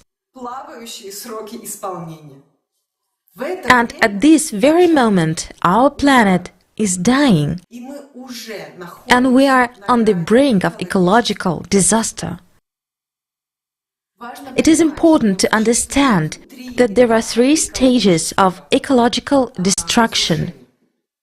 The first stage is when the ecology can recover on its own, and we have already passed this stage irrevocably. Even if we stop throwing waste into the environment and destroying everything in our path right now, even in this case, the ecosystem will no longer be able to recover on its own. The level of destruction is so great that it is only possible to save nature with the direct and active help of people themselves. And this is the second stage we are now at, the stage where emergency resuscitation is needed. We must undo all that we ourselves have done to our Earth. Because if we go to the third stage, this is the point of no return. Our planet is close to not being fit for life. A period of the sixth mass species extinction, as rapid as the period when the dinosaurs went extinct, has begun on Earth. After all, humans are a biological species as well. So why do we think that if everyone around us is dying, we will definitely survive? If most of us don't even realize the danger we are in right now, we still have a chance to change things, but time is running out. Dead zones in the world's oceans are increasing at a catastrophic rate. These are areas in which any form of marine life is dying due to declining oxygen levels. Just think about it. The first dead zone was discovered in 1970. There were 146 dead zones in 2004, and in 2008 there were already identified 405 of them, and their number is increasing every day. Dead zones tend to be formed near populated shores, as their formation is largely triggered by sewage and the chemicals they contain. This has led to the fact that one of the largest dead zones is now about 70,000 square kilometers in size. The ocean is dying, and therefore we are dying with it. After all, the ocean gives us oxygen and protects the Earth from overheating. Currently, dead zones are a reversible process, but no one is paying attention to solving this problem. Because economists claim that reducing pollution to zero is inefficient, as the cost of this reduction will exceed the benefits. So it turns out that in a consumer society, acting to save life is simply not profitable.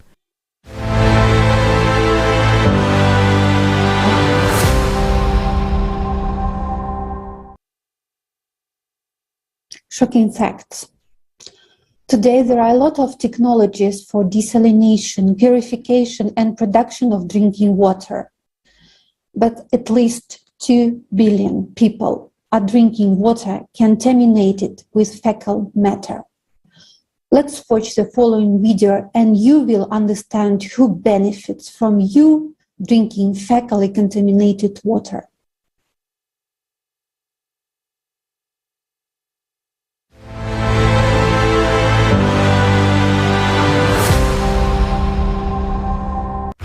The world is already divided into those who are desperately short of water and those who still have it.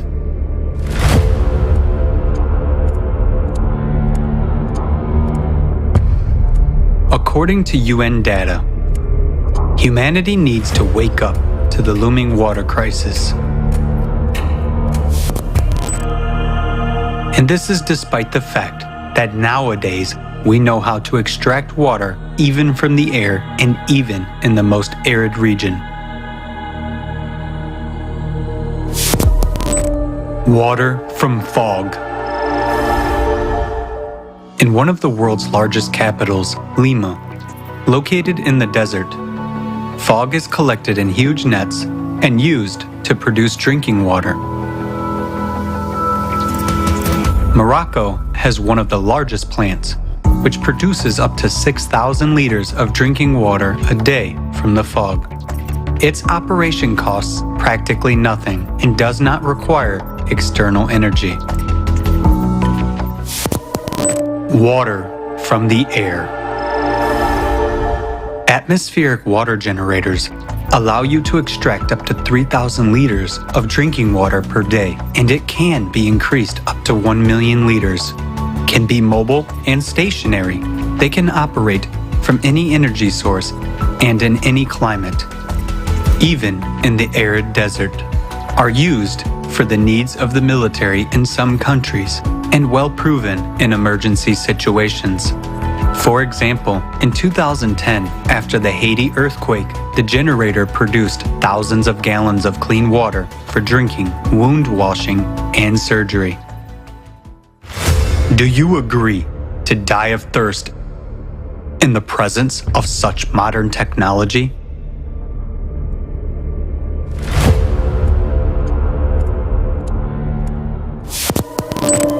Water desalination units.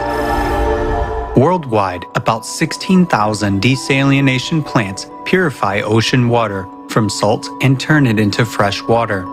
They can produce millions of gallons of fresh water a day and supply 300 million people. Innovative developments already allow desalination plants to be environmentally friendly, work even on the energy of ocean waves, and not to harm the ocean. In the water, they can retain the minerals needed for irrigation of fields and extract minerals from the remaining brine.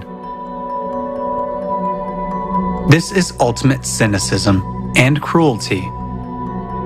When millions of people die of thirst in countries located on the ocean coasts, while such technologies are available. And this is the essence of the consumerist format of the society in which we live. Water retreatment. The technology has passed many tests. The water is safe even for drinking, and its quality exceeds World Health Organization standards. Meanwhile, every 2 minutes, one child dies from a disease related to contaminated water. 2 billion people in the world use drinking water sources that are contaminated with feces. By 2025, half of the world's population will live in areas with water scarcity. In just 3 years, it will be every second person. Actually, we don't have even these 3 years. Due to climate change, the situation on the planet is changing rapidly every day. And trouble comes where no one was expecting it. So, what will you personally choose? To die of thirst? Or to drink fecal water?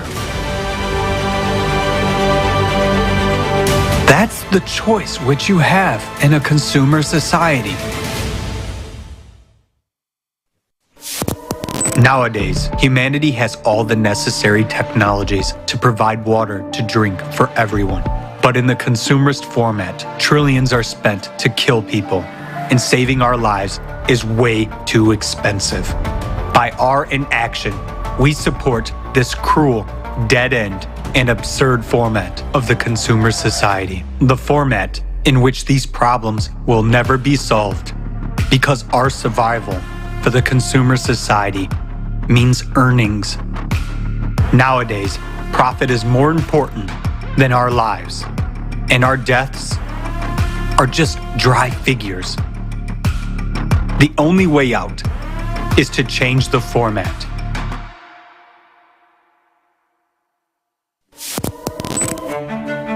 The most important thing you can do now to save your life, the lives of your loved ones, and all people on the planet, is to join in informing about the creative society. Because only by changing the format of society will we be able to prioritize the value of human life. We will introduce advanced technology everywhere and guarantee the protection of every person's life. Act now. Inform about the creative society.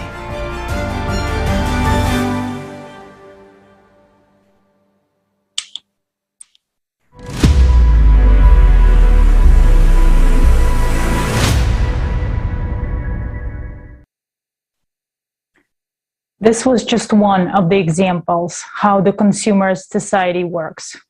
We have everything we need for the betterment of human lives, but it is not accessible. Let's take a look at another example of how the consumerist society is robbing us of our lives. Let's take a look at the country of Japan. Already today, scientists from different countries are predicting a mega earthquake that will happen in Japan. But they cannot declare this information because there is no solution on what to do in the current consumerist society. People there are not warned. Let's watch a video on this topic.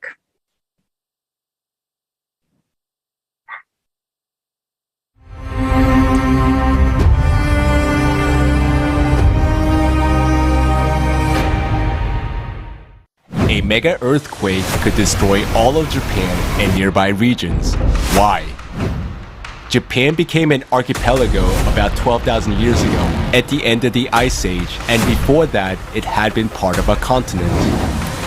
Every 12,000 years, global cataclysms and tectonic shifts occur on Earth and change the face of the planet, flooding some continents and raising others. Now, our civilization is living at the end of the 12,000-year cycle, which means global and catastrophic changes are underway. Japan is one of the countries that get into the thick of climate events. Alexei Lubushin of the Schmidt Institute of Physics of the Earth predicted the 2011 Tohoku earthquake 3 years before the event by analyzing seismic noise. He estimated that this quake was only a foreshock, an earthquake precursor to the Great Japanese Catastrophe. He predicts a magnitude 10 earthquake in the vicinity of Japan in the coming years. The destructive power of such an earthquake is up to 32 times stronger than the one that occurred in Tohoku. Our civilization has never experienced such a mega earthquake yet. German seismologists also predict a new earthquake in Japan in the next few years with a magnitude of 10 or above. Everything points to the Nankai Trough near Japan. Researchers at Kobe University also warn of an impending mega earthquake in the Nankai Trough area. They have detected accelerated tectonic plate movement there. International research has shown that a magma dome is rising rapidly from the planet's interior. It intrudes from the mantle, deforms the Earth's crust, and causes earthquakes. An active magma upwelling during a cycle change will cause unprecedented tectonic movements in the area. The consequences will affect all neighboring countries. Such a mega earthquake could cause a devastating volcanic eruptions in Japan. Already now, magmatic activity is being registered in Aira, Aso, and Kikai calderas. An earthquake in any of the supervolcanoes would threaten the entire planet with a volcanic winter and an ice age. Even a nation so prepared for earthquakes cannot withstand such a force of destruction. We simply must warn the people of Japan about this danger so that they can be resettled to safer areas in advance, and that is 126 million human lives. Their country can disappear from the world map at any moment. Is a country as developed as Japan prepared to deal with the coming apocalypse? Would other countries be willing to help it with resettlement? In the present format of consumer society, relocating the people of a particular country is not feasible for economic, political, and other reasons. Would such a mega earthquake be a problem only for Japan? No borders, no walls will stop the climate from attacking. It is merciless, and it takes no money. In the face of planetary danger, all scientific and technical potential must be united for the future of humanity. Only in the creative society format is it possible to have simultaneous peaceful resettlement of 126 million people. The creative society is our only way out. By spreading this information, we're saving the lives of billions of people. We should act today, right now, so that all of us can have a tomorrow.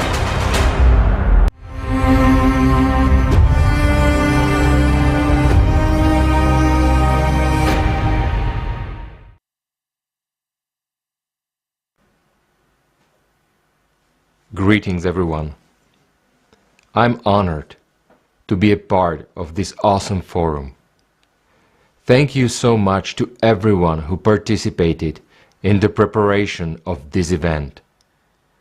Thanks to our combined efforts, today we can voice the truth to the world. It hurts me very much for the people who suffered from climate, who have faced its cruelty and destructive power. Now, I would like to address the skeptics. You know, I ask myself, what more needs to be shown? What more needs to be said to you to have you understand that humanity is dying right now in a full-fledged war? Some people say that we are supposedly manipulating the topic of climate. Tell me, how does that benefit either one of us? They say that we are intimidating people. Intimidating? Since when does knowing the truth mean being intimidated? The climate is not a tool for us to manipulate. Climate is our common enemy We have been staying up nights for months so that you could know the truth, to save your lives too. The lives of those who don't believe us. Tell me, what's the use of us spending lots of resources? What's in it for us? It's time to turn on the brains and think about this. We live on the same planet. This is our only home. And climate disasters will affect everyone, even though they may be occurring thousands of kilometers away from you now. Every disaster is evidence of climate change all over the planet, and therefore also outside your window, even if you don't see it just yet. Truth is, when you face the power of climate, it will be too late to do anything about it. The only benefit I'd like to gain is to save my life and the lives of other people, because I am a human and I want to live. That's why I speak the truth openly. And now, I would like to address the clergy. Climate is killing us all. Why are you silent? Why aren't you telling the truth that the only way out and salvation for humanity today is the creative society? This is not something to be silent about. You can warn people and save the lives of the people of faith all around the world, those who listen to you. Why aren't you doing that? The Epistle of James says, "So whoever knows the right thing to do and fails to do it, for him it is sin." Don't you know that? By our silence we are killing each other. For our silence about climate change is equivalent to killing innocent people who sleep peacefully, not knowing what awaits them. The first sacred precept of Buddhism forbids harming and killing human beings. In Islam, the greatest sin is to kill an innocent person. So why are you silent? I appeal to the few real clergymen of all religions who truly serve God and not Mammon. Remember why you came to your religion. If you truly came to serve God, for the good of people and not to be a freeloader, then don't be silent. Speak up the truth. Speak about the creative society. Thank you.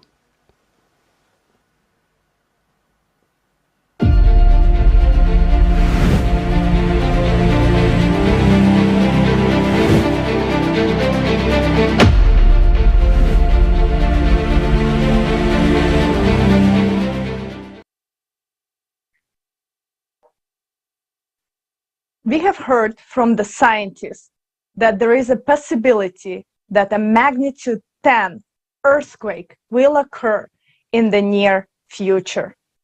The energy from such an earthquake will be 32 times greater than the magnitude of number 9 earthquake. That occurred in 2011 in Tohoku. Our civilization has never seen an earthquake of such magnitude.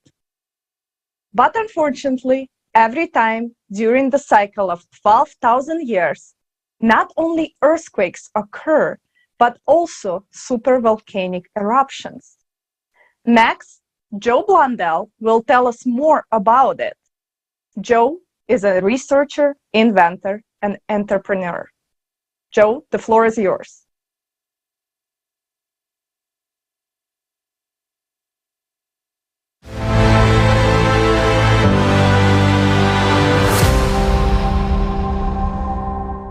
Greetings. My name is Joseph Timothy Blundell, and I would like to thank the Creative Society for allowing me to speak at this historic conference. A lot of people don't know this, but the Greeks and the Hindus all have their stories about the cyclical catastrophe cycle. A lot of people have wondered why these cyclical disasters seem to give rise to civilization and the ultimate destruction of. And it's actually a really simple physics principle. You see, the Milky Way galaxy has a giant northern magnetic field and a giant southern magnetic field. And where those two fields meet, create a waveform oscillation. We spend 12,500 years on the southern waveform and 12,500 years on the northern waveform. No big deal, right? Well, where those two waveforms come together represents a 3% region of space that we will be going through for 200 years. If you follow that 3% region of space back to the galactic central object, that's the place where stars are continually being spun out. So the enormity of energy in this region of space can't be understated. And of course, it's because of that magnetic mixing and the magnetic induction that our planet goes through for that 200 years that gives rise to the cyclical supervolcano cycle. And you can see it like clockwork. Exactly a half a great year ago, 12,500 years, Campi Flegrei off the coast of Italy. Supervolcano, boom. Exactly 1 year, one great year ago, 24 to 25,000 years ago, Taupo in New Zealand went off. Exactly a great year and a half ago, Campi Flegrei went off again. And exactly 2 great years ago, that region of space has a lot of debris flying around in it, so we're also susceptible to meteor impacts at that time. And that's why you find the Cannon Diablo meteor hit exactly 48,000 years ago. And I would be remiss not to mention the most catastrophic recent super eruption, and that was Toba, 76,000 years ago. Exactly 3 great years. And what you find there is a supervolcanic eruption that went off so big and so powerful, it took humankind down to about 8,000 people. 8,000 of us left. These things end civilizations, end entire species. The reason the Neanderthals are no longer here is because Campi Flegrei went off exactly 8 great years ago and wiped them off the planet. So the enormity of power I'm talking about, just to illustrate it for you, a supervolcano going off is like setting off 1,000 Hiroshima-style atomic bombs every second. So if you took all the nuclear weapons we possess in the entire world and set them off, you would have the first 6 minutes of a supervolcanic eruption. That on average lasts 49 days. So with the enormity of disaster that is coming towards us, how do we prepare?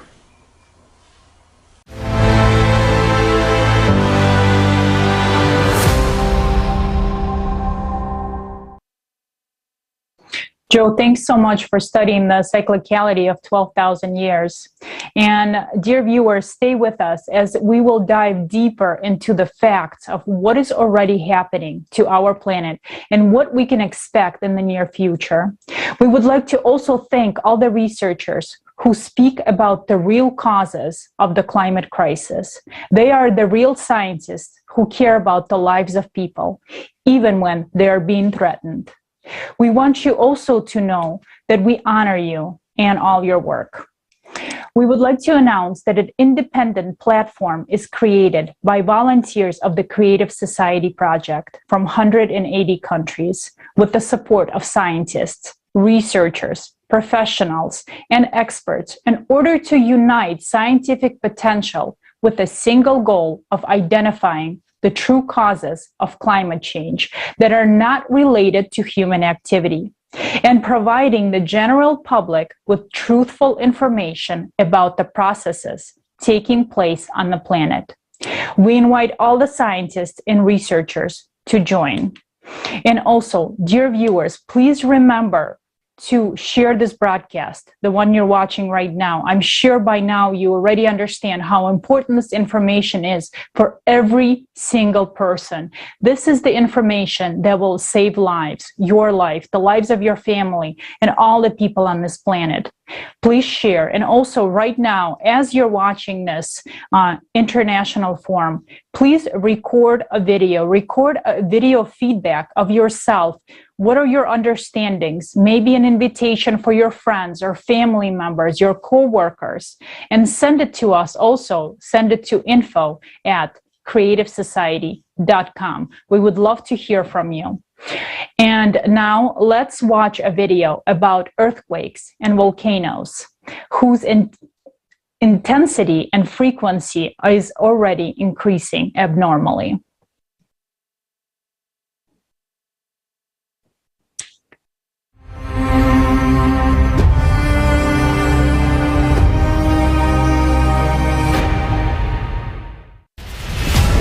Earthquakes and volcanoes.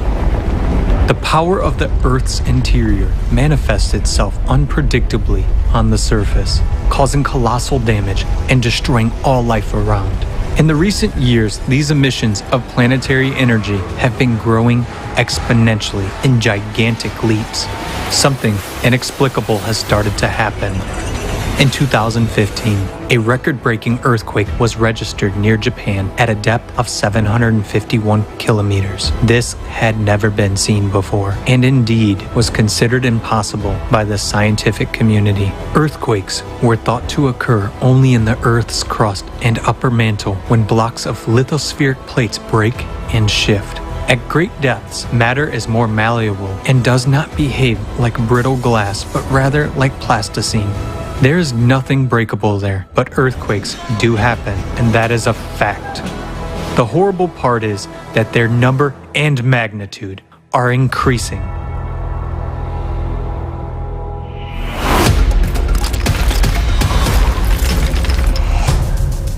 Earthquakes are not only becoming deeper, but they are also getting closer to the surface,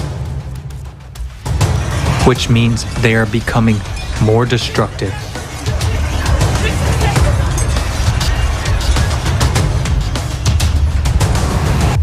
Today, more and more of them are concentrated at a depth of about 10 kilometers. For example, an entire series of 36 seismic events of significant magnitude from 4.5 to 7.0 occurred near New Caledonia in early April 2022. Just one earthquake of similar magnitude and depth in August 2021 in Haiti caused fatal damage and killed more than 2,200 people. The deadly threat is increasingly rising to the surface of the Earth. Right before our eyes, cracks are appearing and faults are being activated. The ground is literally crumbling beneath our feet, swallowing whole houses. Faults have been activated in the USA, Kenya, Iceland, Turkey, China, Lake Baikal, and other regions. Each of them can cause enormous damage. It is an abyss opening underfoot.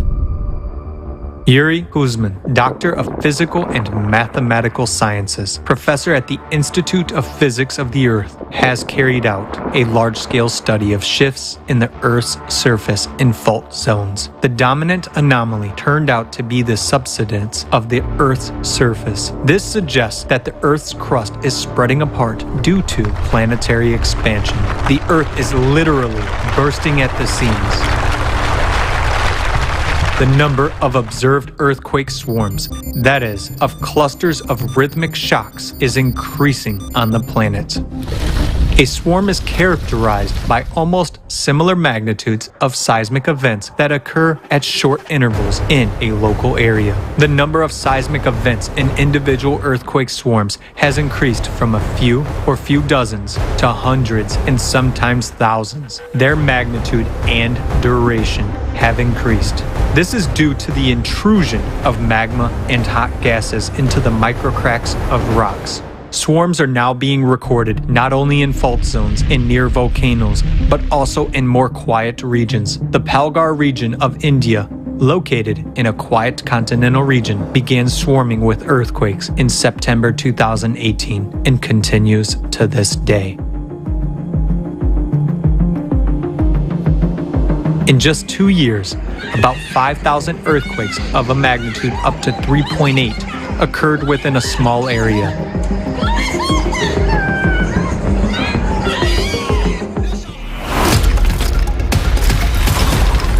And what has been happening since August 2020 in the Bransfield Strait off of Antarctica has been described by scientists as a huge magma intrusion.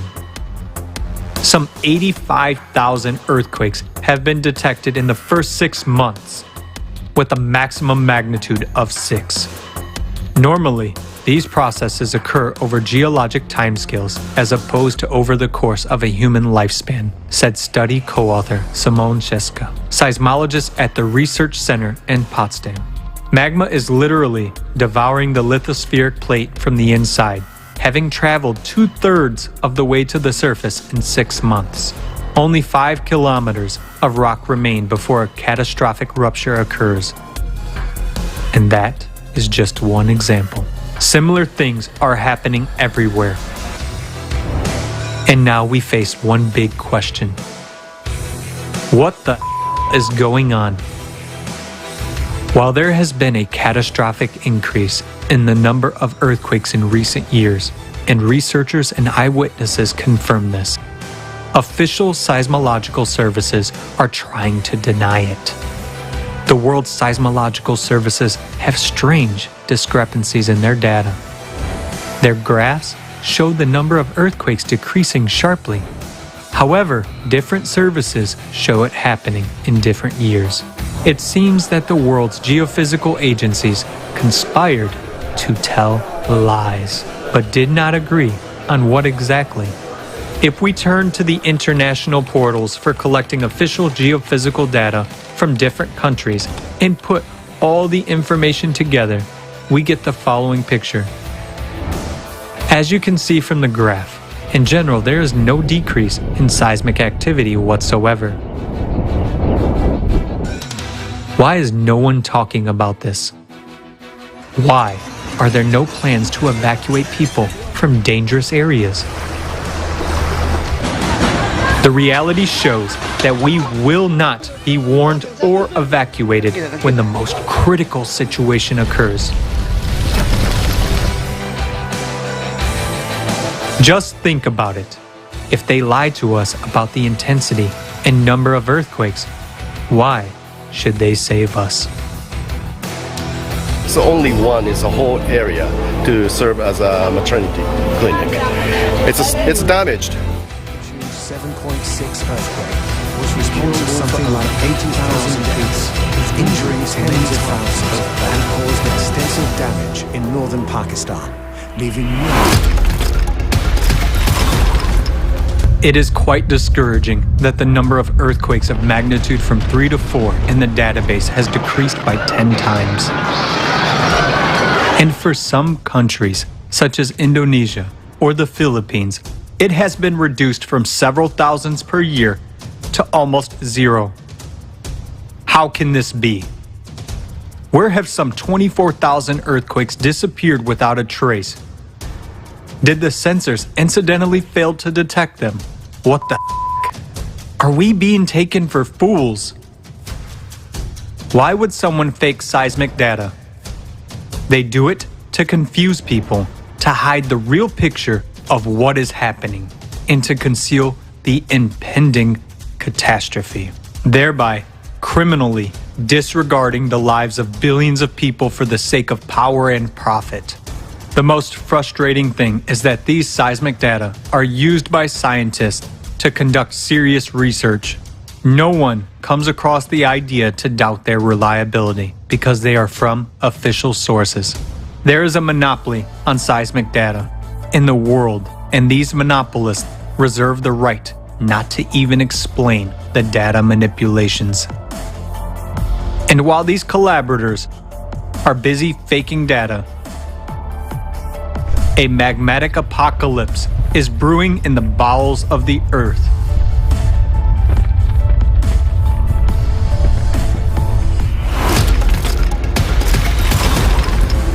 In recent decades, the Earth has been accelerating its rotation by leaps and bounds, which means the centrifugal force is increasing. As a result, at the equator, the planet is expanding and increasing in volume. This causes the Earth's crust to crack and geological faults to activate. At this time, processes similar to blood cavitation occur in the Earth's interior with magma. Blood cavitation during Kyson disease is a life-threatening phenomenon known to divers during rapid ascent to the surface. Due to the sudden drop of pressure, the dissolved gases in the blood are released instantly, causing the blood to boil. The resulting gas bubbles destroy the walls of the blood vessels. In the Earth's interior, sudden pressure drops are associated with an instantaneous increase in centrifugal forces during a sudden acceleration of the planet's rotation. This causes magma to rush abruptly towards the Earth's surface. Lithospheric plates are destroyed by cavitation, microbursts of active gas-saturated magma. Just as the walls of vessels are fused by the bubbled blood of a diver, this process accelerates itself, affecting deeper and deeper layers of the mantle. That is why we are seeing ever more powerful and deep earthquakes and seismic swarms. The proof that this process is increasing and accelerating can be seen in the massive double-deep earthquake in Peru. Meanwhile, the expansion and intensification of the pressure on the crust due to the cavitation of the magma serves to intensify the erosion process. What does that mean for us? Soon, we will see eruptions and earthquakes of a magnitude that our civilization has never experienced before. The countdown of the clockwork mechanism of the magma bomb inside our planet has already started. Under the onslaught of a massive attack from the Earth's interior, the thinner oceanic crust is already giving up its position. The ocean has so far restrained this power, but eruptions are moving into the terrestrial phase. Tonga is vivid proof of this. It has the highest number of deep focus earthquakes, and the eruption of the Hunga Tonga Hapai volcano on 15 January 2022 alone affected 80% of the population of the surrounding region. If one volcano can do that, what can we expect from a massive eruption of terrestrial volcanoes? After all, already now, we observe their synchronization. The thicker continental crust is holding the line for now, but it won't last long. This threatens to bring on a volcanic winter and a new ice age. The magma's violent power has already awakened volcanoes that have been dormant for hundreds and thousands of years. Our planet is looking more and more like a minefield, where shells are beginning to detonate like a chain reaction.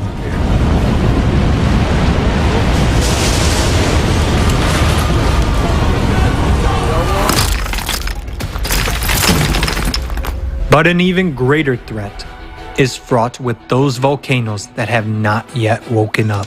Giants, such as Yellowstone, Campi Flagre, Elbrus, Flach, Kikai, are called doomsday volcanoes because the eruption of any of them could lead to the extinction of all life on Earth.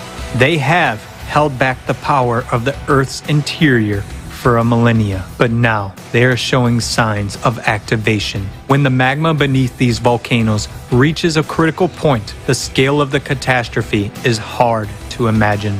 Our planet is splitting apart, yet we are busy with something else.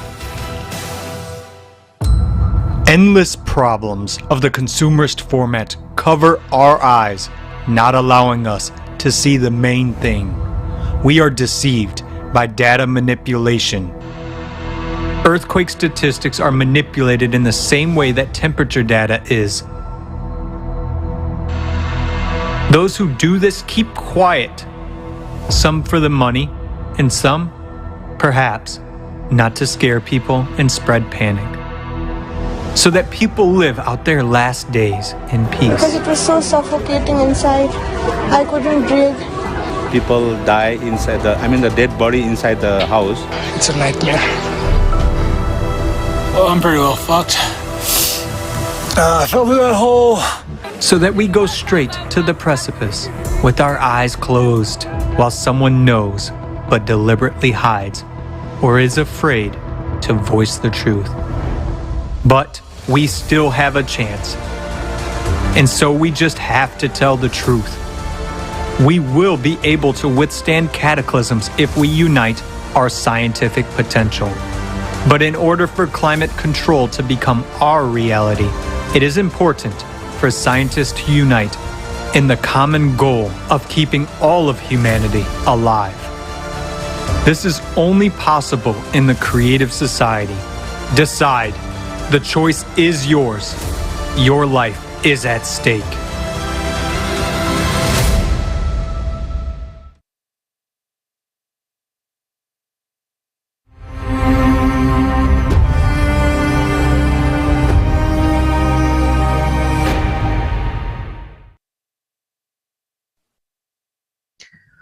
It's a crime against humanity to suppress these facts about climatic disasters. You may ask, why are these facts suppressed? Why are they being hidden? To prolong a peaceful existence while the consumer society continues to consume each other and our planet?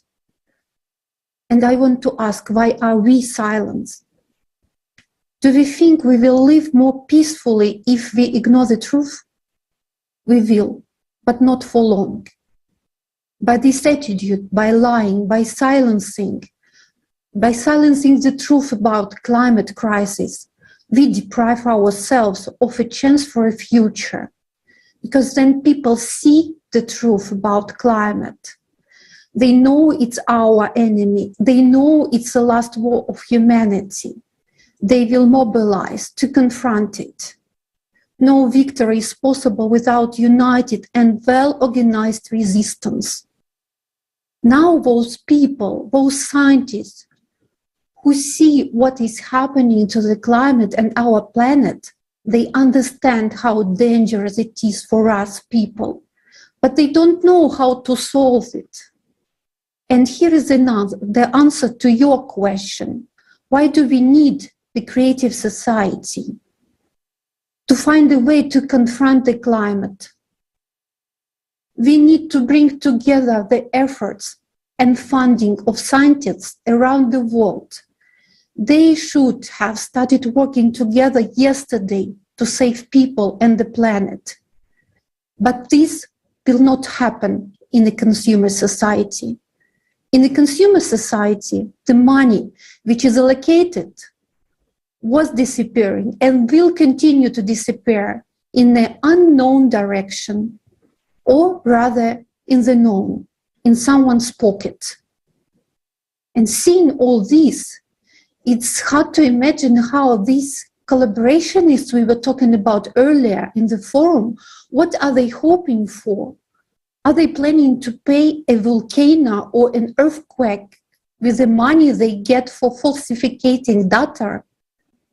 Their actions are absurd because in a panic, they are trying to plug all the holes through which the truth leaks out.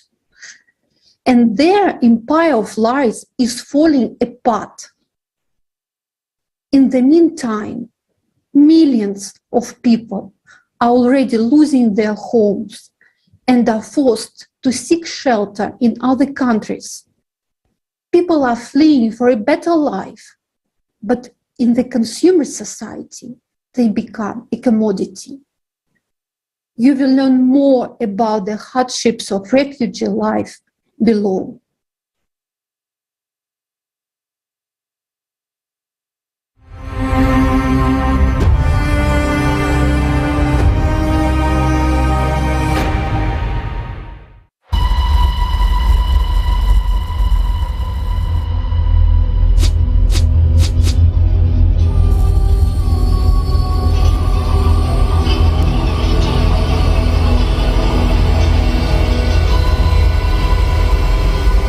What kind of torture did you face? They used to burn us alive. to beat our mothers, sisters, children ruthlessly. They used to gang rape women and burn them alive after rape. We have come here to save the lives of our mothers and sisters. 21st century. What's wrong with us? Boundless cruelty, inhumanity have become the basis of our society. Nobody is sure of their safety. Today, military conflicts and climate disasters arise at any time, anywhere in the world. Nowadays, a refugee is a 100% prospect for every inhabitant of our planet. Do you know what it's like to be a refugee? Here, in Kutupalong refugee camp, it's like a prison. So we've already lost our beautiful life. So will our children's future be ruined in the same way?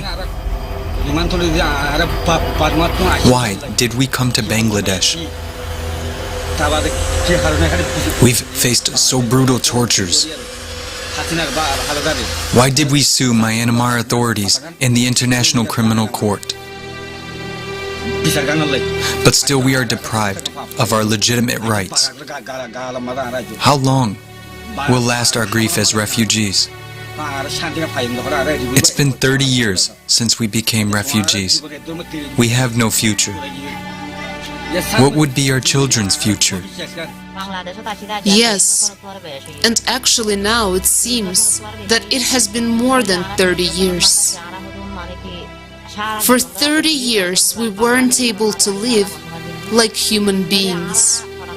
There is no place in this world where we are able to live safely. Our lives in this refugee camp have become more miserable than that of prisoners. When people become prisoners, they are appointed a lawyer to escape from that. But we've been living here like prisoners for more than 30 years. And in the whole world, there is not a single lawyer for us. We want to escape from this awful prison. If the Bangladesh government wants, they can free us from this prison. We want to inform the whole world, all lawyers of the world. We don't want to lead a life of refugees anymore. We don't want to see our future generation as refugees. We would have committed suicide if we had known beforehand the misery of a refugee life. Today, refugee camps are death camps and concentration camps. And this is the result of the work of the UN and other organizations meant to help refugees. These are the realities of the consumerist format of society in which we all live. It is the format of inhumanity, indifference to one another, extreme cruelty and irresponsibility for what is happening. No change of these or those representatives of power will improve the situation unless the conditions are changed. In order to change this situation, it is necessary to change the format of relations between people and society as a whole.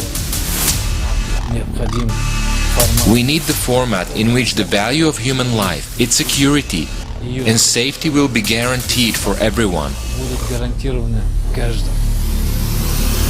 And humanity, mutual help and support will be the basis of interrelations between people. The only solution is to build a creative society.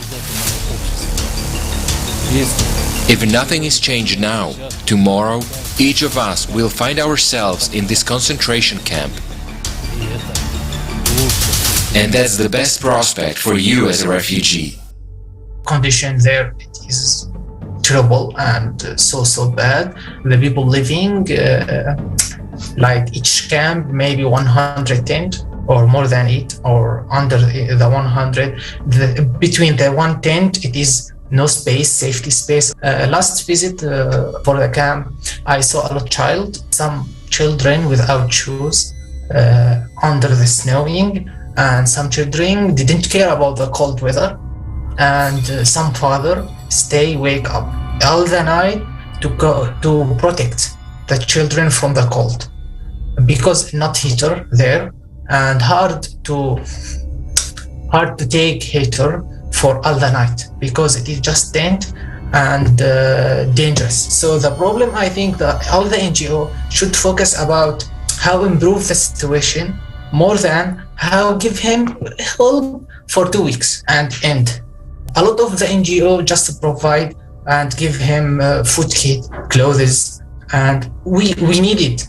But the problem it is why we every years in the winter have this problem. So just the NGO what doing?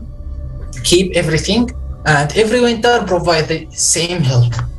If the money collect from the 1 years and building home or houses for the people, you will not have this problem again.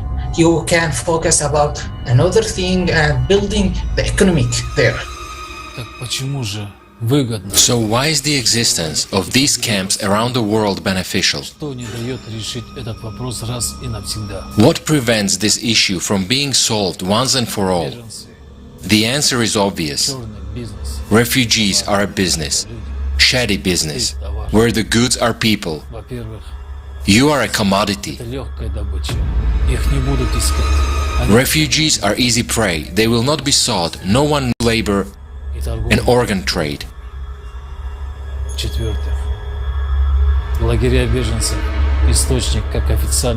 Refugee camps are a source of both official and unofficial income for those who work in the camps themselves and to those who work for international organizations.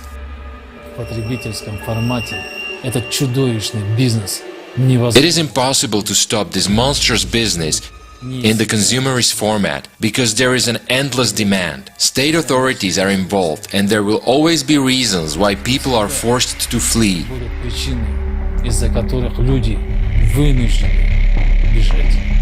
In this business, there are a lot of poachers, there are a lot of stalkers, there are a lot of hunters, and these people grab the thing. So the government is also aware about it. The customs are aware about it.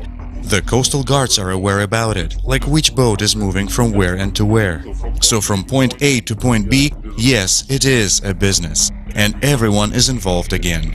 Because of war thing, in most of the countries where people need some place to move around, there are many scammers who are in the market, who say that, okay, you pay me so much amount, I take your family safe and sound and well. If the scammer is a butcher, then you know the family is devastated. And you never know if the family is all together, because their intention is just to take the subject. So either the family is dead or something like that. Human trafficking, an epidemic that is global, and it's not just a certain nationality or you come from a different region. We have heard of young girls as young as 8 years old being pregnant from these refugee camps.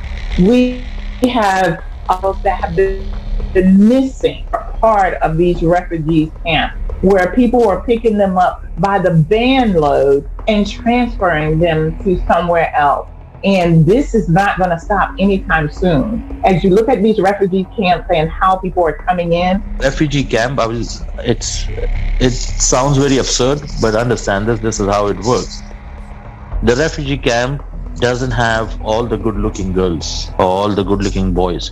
I'm emphasizing on boys and girls because the young boys are also in good demand.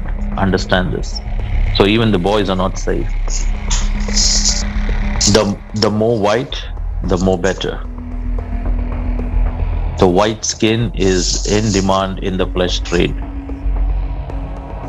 I'm serious.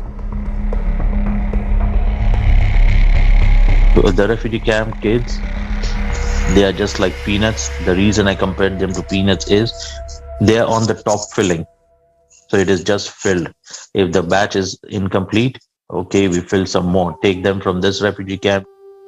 Hundreds of thousands of people die in military conflicts and millions become refugees.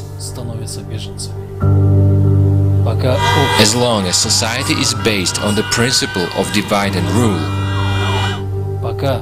as long as there is a constant struggle for resources, confrontation, and division of spheres of influence, no human will be safe. Most of the organizations are suffering from the shrinkage of funds to support the refugees. Why? Also, the political issues play a role here. The duplicity. Deal with your political issue with each other, but there are refugees and IDPs here. They need shelter, they need food, they need the health care, they need a lot. And no, we are not interested there. The humanitarian work is being politicized now. Literally. Our country is involved in war for the 40 years, maybe 45 years, but no solving, it is not solved in a result. We are also human. We are also have the same dream to get education, to have all the facilities of life. Politicians, they are creating armies so that they can kill people in order to get their own benefit. So when there is political stability and good governance, then people will not flee from the country. Here, there's also some refugees who come because of hunger, because of some economic issues. Not only they come because of like war, but even due to economic issues like drought. A refugee is a human, fleeing from mortal danger, but death awaits him ahead. The border now is like action movie. A lot of people can't cross because the army maybe catch him, maybe the army think him enemy and shoot him. And I saw a woman with the child killed near the border, just 10 meters, just trying to cross. Today, the climate is forcing huge numbers of people to leave their countries. There is no place for these people anywhere in the consumer society, only in refugee camps, which are already overcrowded. But even there, they have no escape from the climate. Due to climate change, we have to expect that in the next years and decades, really serious catastrophes with large movements of refugees can actually occur. You know, we see people put in desperate positions in terms of, you know, through conflicts, through climate change, people that are displaced can no longer carry on their lives as they have been, and they find themselves in desperate situations, and as a result of that, there are people ready and willing to prey on those people in desperate situations, you know. And whether we are talking about migrant camps and people being targeted with promises of significant amounts of money for parting with organs, you know, body organs, or whether actually they're taken from a position where they're put into, offered a job, only to find out, you know, effectively it's almost like a labour camp. These things are absolutely happening. It's going to have this vicious cycle, and we've been seeing it, and I think advocates in the human trafficking, the anti-trafficking field have started to talk a lot more about the really close intersections of human trafficking and climate change, because you can't, one is going to exacerbate the other. We're doing a story for some project we're having of people that were affected by floods, and they lost their homes. And this mother is a single mother of 12 kids.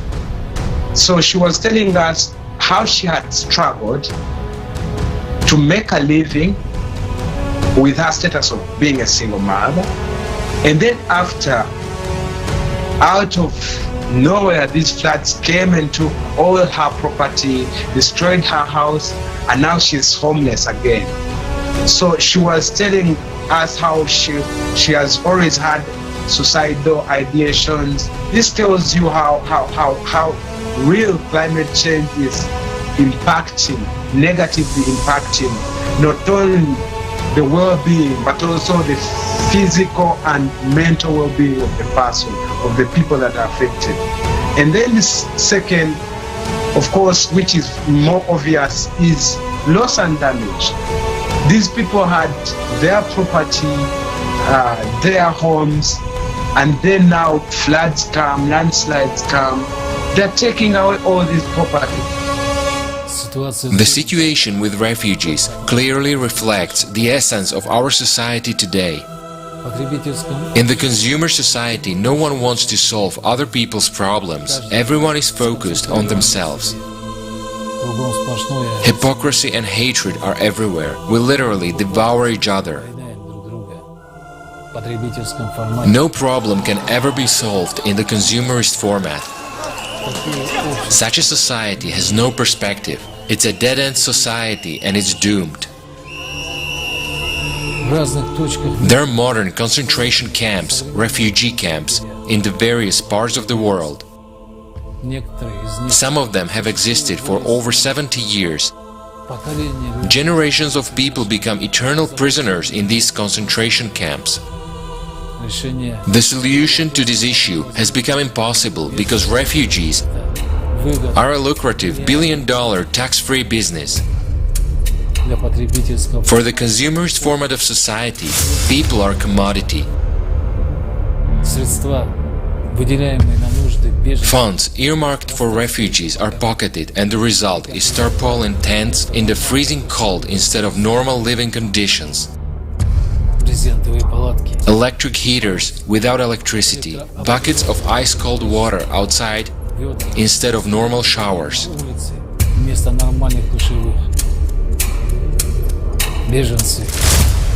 Refugees are people trapped between states without rights or protection. They become easy prey for traffickers. Children are in demand at organ market and as sex slaves. This is why no one will do anything to help people. Because a refugee camp is as lucrative as an oil rig, only it's not black gold that it's being pumped, it's human life. The situation with climate and constant military conflicts will lead to the fact that all of us will become refugees. And what will happen? We will end up in concentration camps where we'll gobble each other up for a sip of water and a piece of bread. If we don't change the consumerist format, that will happen. And it won't happen in decades, it will happen in the coming years. Everyone who remains alive will be caught in this meat grinder.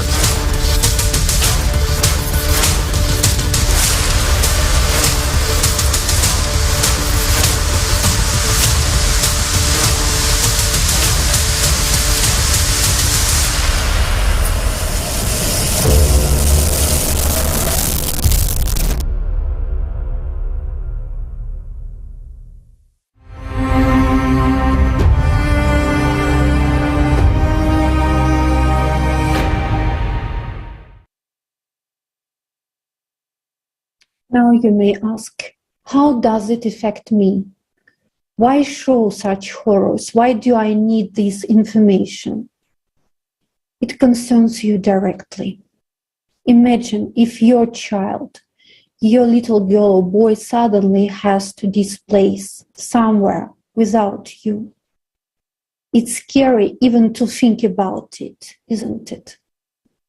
In times of global climate disasters, the migration of large numbers of people is inevitable.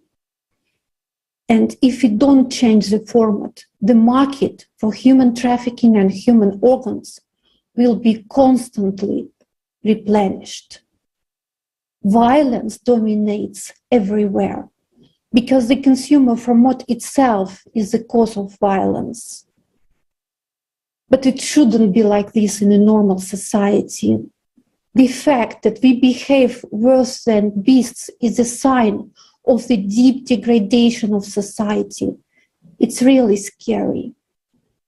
And it's a consequence of the consumer format. Now imagine that we enter our near future as a society of degenerates. So you ask, what can I do now? Right now, our biggest problem is that people are divided, most are divided. There is no unifying idea, or only hatred. But everybody wants to live. Isn't it a unifying idea? Nobody wants their house blown up or destroyed by an earthquake. Nobody wants to find himself in a war zone. We are people, we are human beings, and we all want to live. Isn't that a unifying idea? And if we really want it, we have to hurry. We have a ready model, the creative society. It's a just and safe society. Do you think your child's life is worth the effort to bring people together now? I have decided for myself that my children's lives are worth it for me to take this last chance. And now I want to pass the floor to Vesa Solange.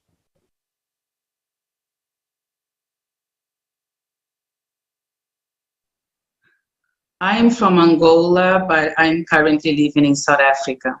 And in South Africa, one of the biggest cries is about children, women, and men disappearing daily without any explanation. The crisis of human trafficking is increasing more and more every day. Authorities don't seem to be doing anything about it. You open the newspaper, you switch on the news, and you don't even hear anymore about the thousands of people going missing daily. There are people all over the world right now that have been either taken from their home or they were taken as they were on their way to school or even to work. And it seems like no one is paying attention to those people. Human trafficking is destabilizing homes. Human trafficking is yet another cruel way of taking away the value in human lives. And this is affecting society in such a way that people are feeling so helpless that they are pretending that it is not happening. And we truly need to stop pretending, stop closing our eyes and opening our eyes to the truth. If we feel like the people that are meant to protect us are not protecting us anymore, that it is our responsibility to protect each other, to watch out for each other. A lot of the times, the only reason that evil is so bold is because it knows that no one from the good side is going to try to do anything. That is where the watching out for each other comes in such an important way. It is so sad to live constantly in fear when you see a family member leaving the house, not knowing if they are going to be able to return safely, and not knowing if they don't return, who truly is going to help you. If we do not want to live in a society filled with fear, we are the ones that need to come together and start implementing these changes. We need to report, we need to rally together, and we need to make sure that more lives are not destroyed through human trafficking. It is very easy to blame governments. It is very easy to blame big companies that are gaining monetarily from all of that. But that would not be possible if we did not contribute to that. That would not be possible if we decided to take a stand and say, I will not be a part of this anymore. And that is my message for everyone that is watching right now, is that the change has to come from within. We have to start looking at each other as brothers and sisters again, independently of the color of our skin, of our nationality, of our beliefs, of our religions. We have to understand that the only way that this world still has a chance of changing is if we come together and we start working towards each other, I truly believe that it is possible to have a society that puts value in human life. Human beings, the value of a human life keeps decreasing every day. The value of a human life today is based on what they can do for somebody else, how much they earn, and what you can get out of them. I also want to urge everyone in reminding that it is our responsibility to seek for the truth. And this is one of the things that I appreciate and I respect the most about Creative Society. In my opinion, Creative Society comes as a solution, first of all, by bringing the correct information to the people. A person cannot change unless they have the tools to change. The first tool of change is information. The second tool of change is strength in numbers. The only reason that I will join something, an organization, an ideal like Creative Society, is if I believe in what is being told. And Creative Society has been standing with the truth from the very beginning. So for me, it's joining, being a part, bringing the correct information onto the platforms, and then together using the collective mind in order to be able to bring these solutions. There are way too many problems in the world for us to be able to solve it as individuals. We all know that by now.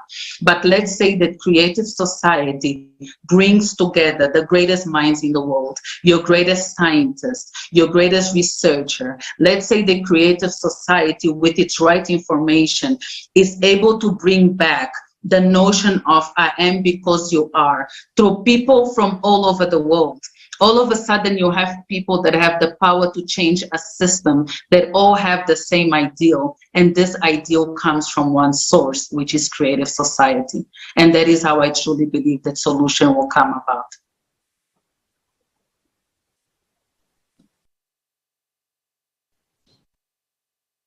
Thank you very much. Thank you very much, Vesa, for sharing. I absolutely agree that today Creative Society is our only solution. And from this, I have a question for everyone that's watching us right now. Do you believe that if we continue to exist in the current consumerist society, do you believe that we have a future? There is no doubt that every single person thinks about where this world is headed and understands that something needs to change.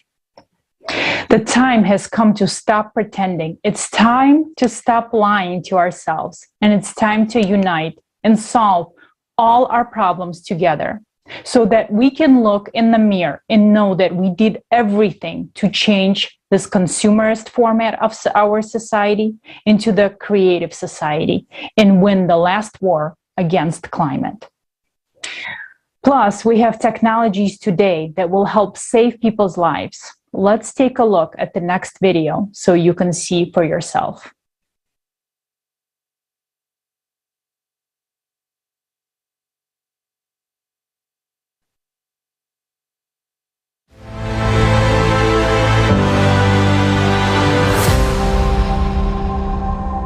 Millions of people around the world die waiting for their turn to get an organ transplant. In China alone, 1.5 million people are on the waiting list. In the US, about 17 people a day die waiting for a donor. And to get a new kidney, a much in-demand organ, one has to wait from 3 to 5 years. In India, only 3% of those in need receive it. Tell me, what will you do if you or your loved ones need an organ transplant? Are you sure you'll live long enough to get your turn? Here are the barbaric methods that are used to solve this problem in today's consumer society. Every hour, a kidney is being sold on the black market. Children are dismantled for spare parts like a construction set in order to earn up to 1 million euros on organs. Are you unworried today when your child is outside? Teenage girls are forced to bear children on human farms in order to sell them. There are kidney villages all over the world where each resident has already sold one kidney. Parents are forced to sell some of their children in order to feed the others. Organ theft can occur even during a surgery, and the person does not suspect that he woke up without a healthy organ. This is despite the fact that there is already an effective solution that can save lives of these people. Today, the technology of 3D printing of organs is rapidly developing. The following organs are successfully transplanted: bladder, cartilage tissue, printed cornea, pancreas, blood vessels. In a development stage, kidneys, skin, heart, liver, lungs, stomach. A 3D bioprinter has already become part of the scientific equipment on the ISS. What was once a plot for a science fiction novel is now advancing our scientific research, says Taylor Crouch, Organovo Holdings Incorporated. 3D bioprinting will save millions of lives through timely transplantation, will reduce mortality from chronic and age-related diseases, will end clinical trials of drugs on humans, including children. The black market of human organs and the sale of people for organs will disappear forever as a monstrous phenomenon of the consumerist format of society.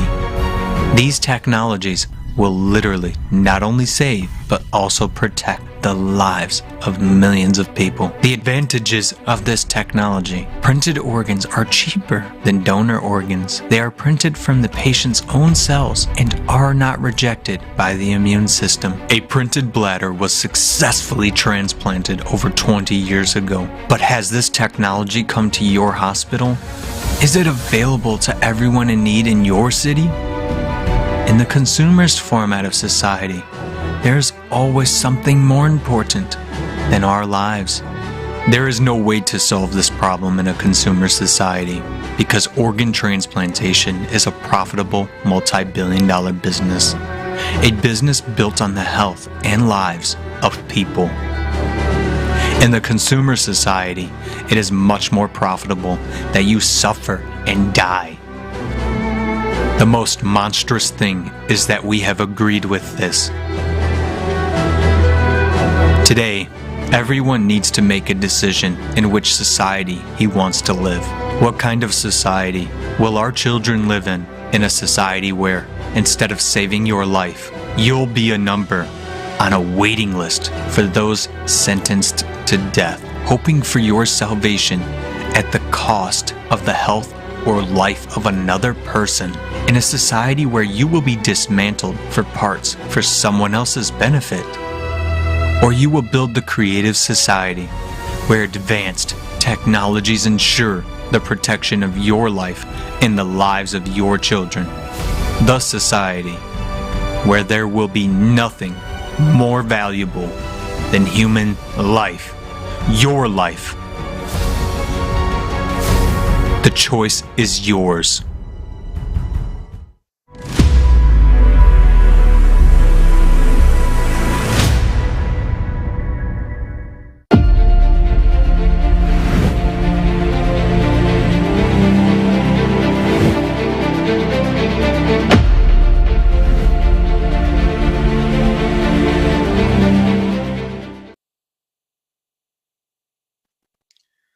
Prostě mi to nejde do hlavy. It just doesn't make sense.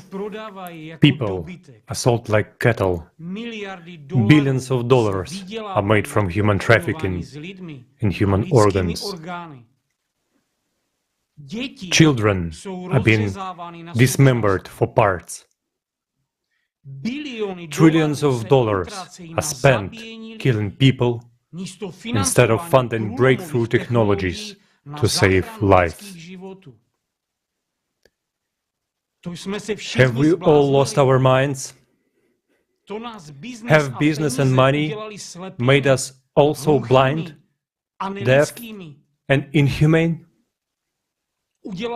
made us helpless, consumer format invalids who tolerate any kind of abuse?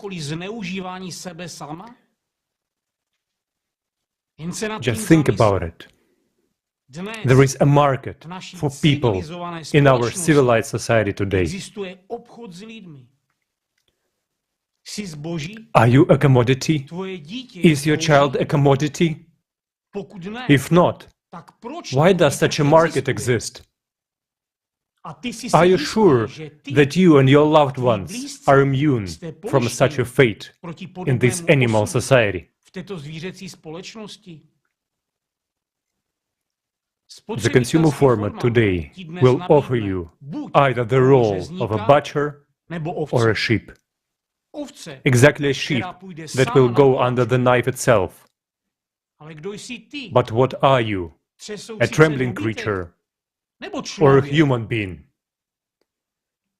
Stop living in a stall and bleating when the perverted consumerist format tears apart all living things. You are a human being. You deserve to live a human life. And what does that mean? It means, first and foremost, a guarantee of the value of your life. Creative society is the only format that guarantees the safety and protection of every person's life. And today, each of us makes a choice of the future for ourselves and our children.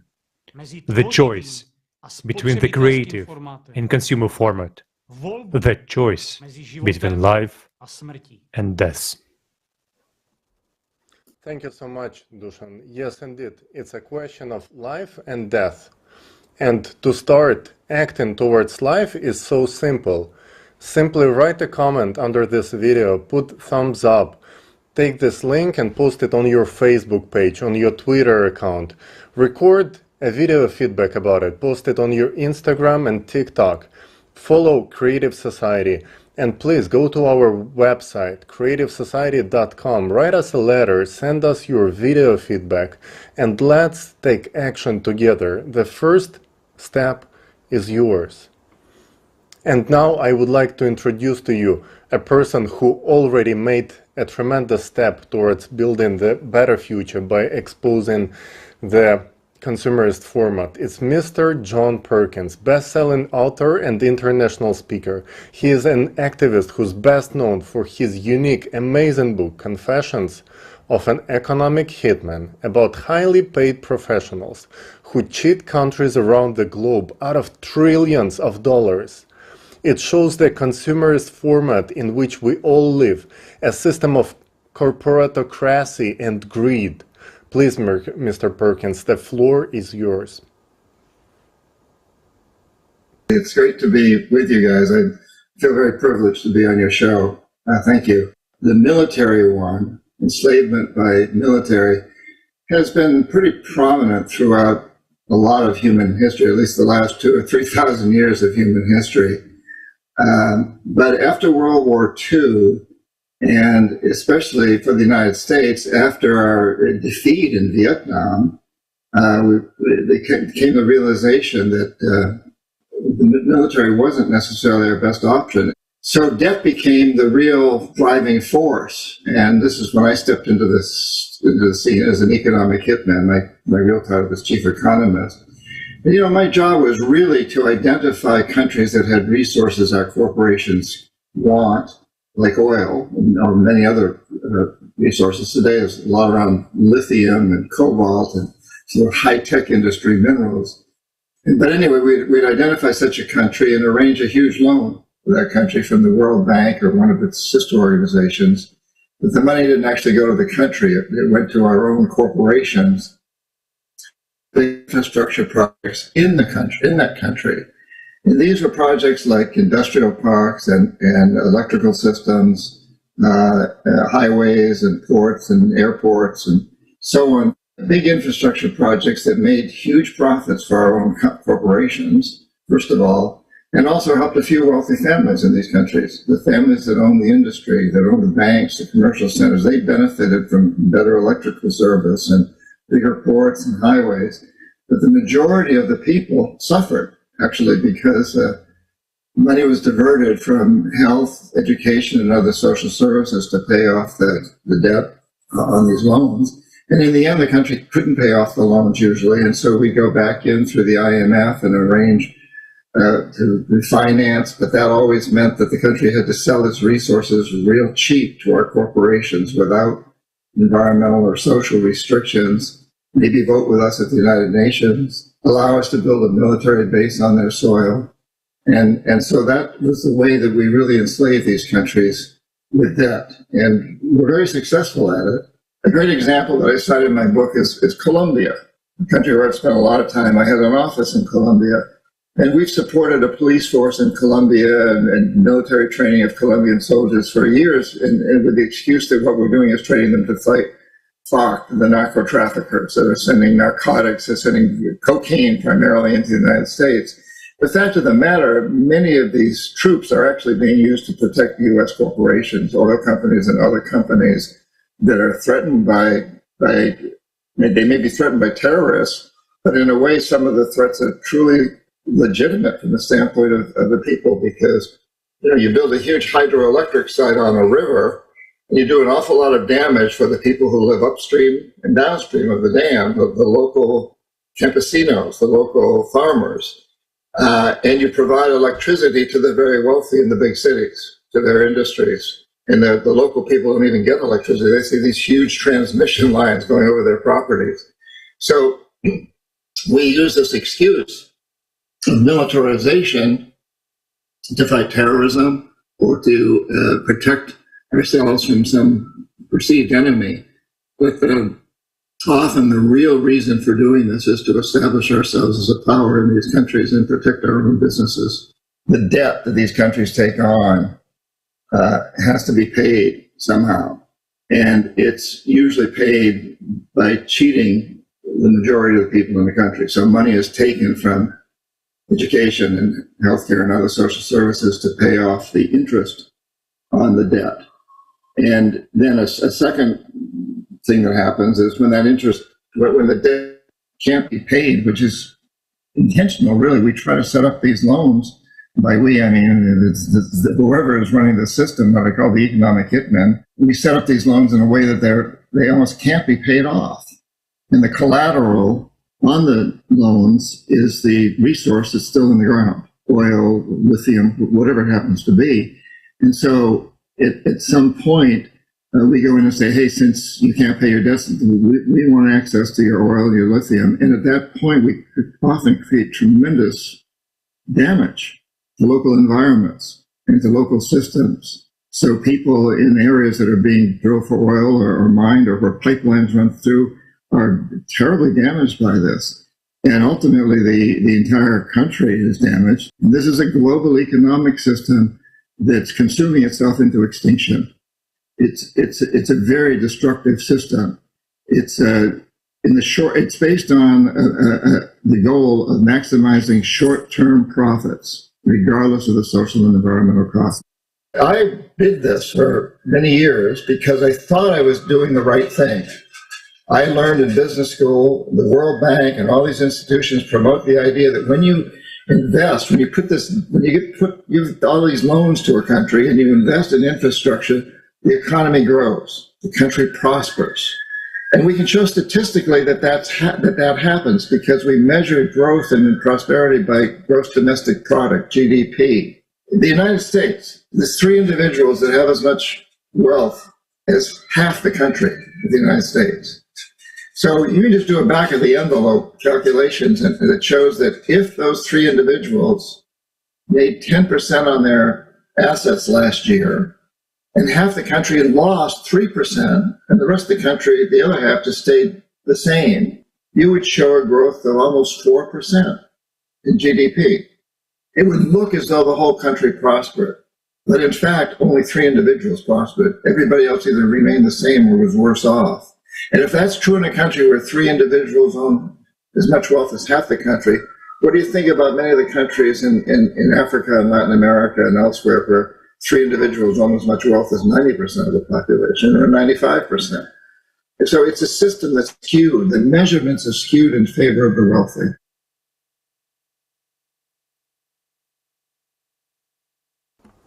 Thank you so much, Mr. Perkins, for an honest look and all the details on how the consumerist format is destroying our well-being, leading to the enrichment of a few at the cost of poverty of millions.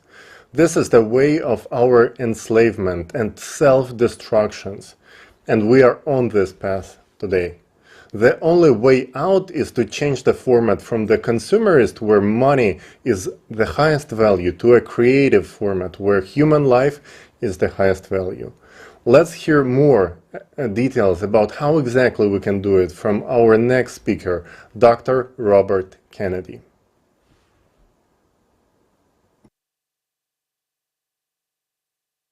Well, I certainly would like to thank the organizers for inviting me to speak. It's a great honor and a privilege to join such a distinguished group. What I'd like to talk about today is something that I think most of you are very well acquainted with, and that is problems that we confront as we live in these very difficult and traumatic times. We confront challenges that grow each day, challenges which not only threaten our well-being, but perhaps the very existence of this planet.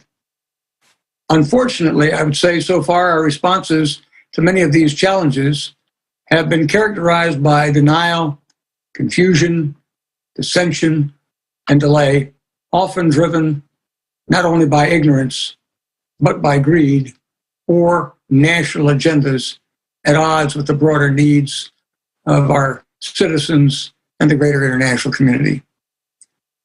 In the short time that I have, permit me to mention 2 challenges that I think also need to be addressed, along with the many others that you will be addressing in this program or have addressed in this program already. First, I'd like to mention the continued proliferation of weapons of mass destruction. Despite the fact that we have treaties such as the Treaty on Non-Proliferation of Nuclear Weapons and the Chemical Weapons and Biological Conventions, which include nearly all nations, several states today remain outside of these treaties and are known to have or are developing nuclear or other weapons of mass destruction. And we know terrorist groups are seeking fissile materials and other components needed in the production of such weapons. Furthermore, one of the principal parties to the Treaty on the Non-Proliferation of Nuclear Weapons has recently threatened to use nuclear weapons and is suspected of having used or is preparing to use chemical weapons in its unprovoked invasion of another country. Thus, the prospects, in my view, of a deliberate use of weapons of mass destruction or a use arising from escalating tensions and miscalculation are a very real and present danger, with massive casualties and long-term effects on the planet that cannot easily be measured.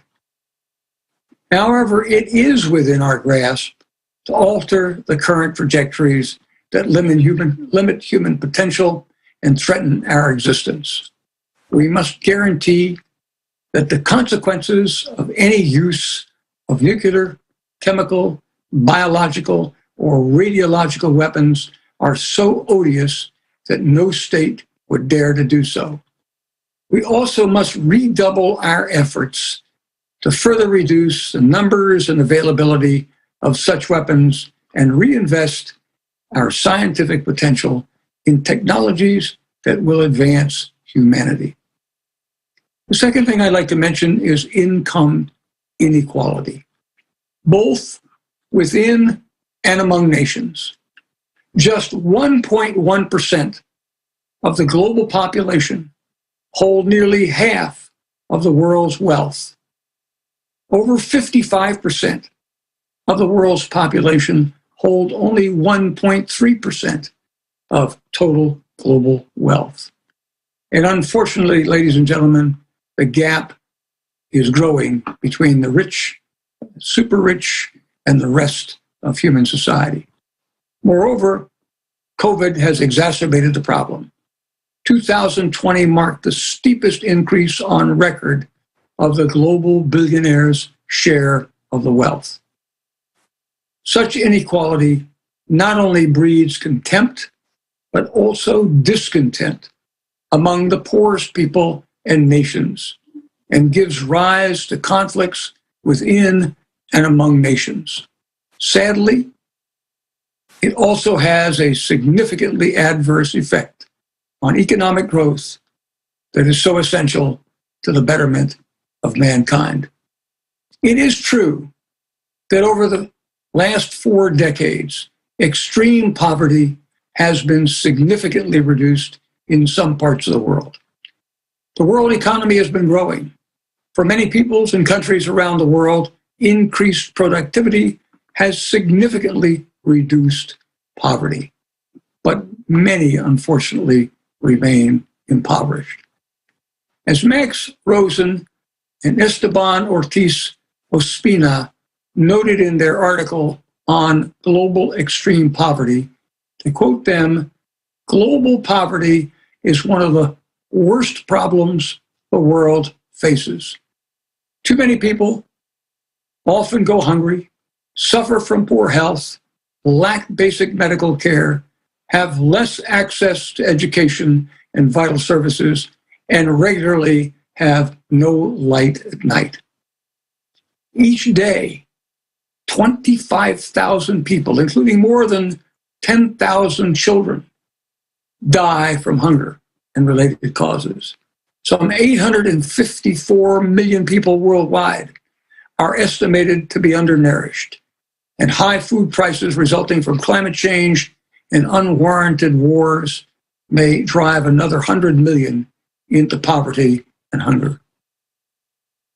Addressing income inequality both within and between nations may be even more difficult than dealing with the proliferation of weapons of mass destruction, because it is often driven by greed. Wealth, in and of itself, is not a bad thing. Excess capital often is reinvested in the economy and provides jobs, as well as seed corn for technological innovations that improve the human existence. However, the conspicuous accumulation of wealth in excess of need often has deleterious impacts on humanity. Those who have a lot of money make a lot of money with it. Money makes money. As a result, most of the money flows to the top of the financial pyramid and is concentrated in a few, who often are much less interested in improving the lives of the poorer segments of society, which they frequently view with disdain, than accumulating more wealth to themselves. This is what we call greed. Does anyone really need a 400,000 square foot home? That's right, 400,000 square feet. A home owned by a tycoon in Mumbai, India. And he is not alone among those who own homes that are over 100,000 square feet. Who needs a 590-foot mega yacht? You can buy one today from the Emir of Abu Dhabi. Or maybe you can make an offer to Russian billionaire Alshir Usmanov for his 500-plus foot yacht. And again, those people are not alone among those who own such mega yachts. It is sometimes argued that the building of such homes and mega yachts have a positive economic impact. But does that money trickle down to those in need? The answer, if you look around the globe, seems self-evident. In today's society, the rich get richer and the others become relatively poor. The gap between the rich and the poor is growing in leaps and bounds. The price of this is the lives of billions of people who, given better health and education, would contribute greatly to improving the human condition. This inequity, ladies and gentlemen, must not stand. Can it be changed? Not easily. Money talks. Money not only buys mega yachts and mega homes, it buys autocrats and democrats. The latter, often through legally authorized massive donations in support of campaigns, which then get those people elected to office. And of course, while those people once elected will adamantly deny it, it strongly influences their decisions, which favor their wealthy contributors and not necessarily the general public. On the other hand, autocrats are bought directly and indirectly through corrupt practices. How else would the likes of Vladimir Putin acquire an estimated $200 billion? Such money provides autocrats with funds to pay off those who keep them in power, the oligarchs, the internal security forces, the military, as well as fund their means of repression and or buy off the public. What else would an autocrat do with $200 billion? So what can be done?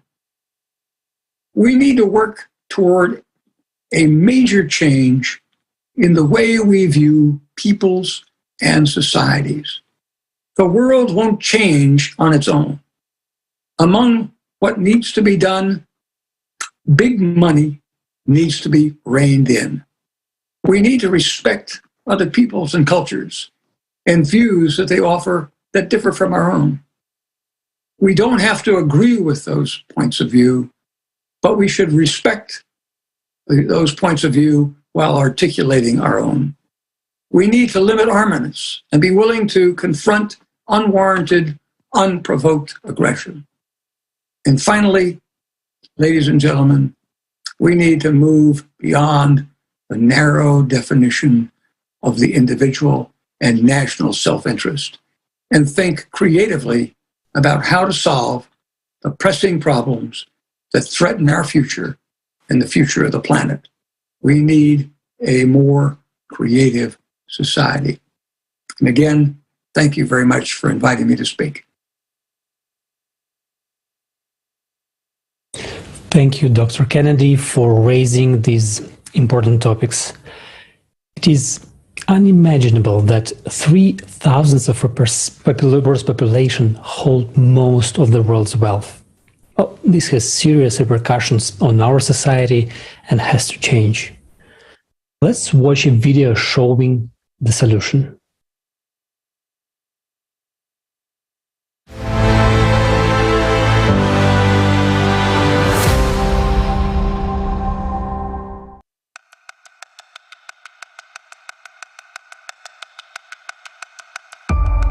Did you know that almost all of the planet's resources are concentrated in the hands of a small group of people? Today, only 1% of people own more wealth than the rest 99% of the world's population. And the trend is that this world's wealth is flowing into the hands of this 1% at a great speed. Since 2020, the wealth of the world's 10 richest men has more than doubled.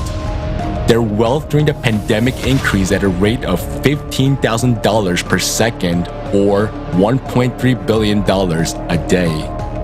Meanwhile, the vast majority of the population was only becoming poorer. The number of beggars living on less than $2 a day has increased by 160 million. According to WHO, every day, more than 25,000 people die of hunger and more than 5,000 die of lack of water and unsanitary conditions.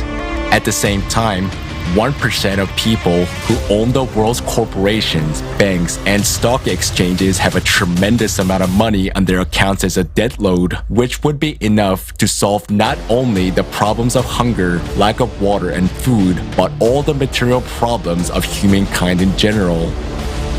Why did this happen? And why is this situation only getting worse every year?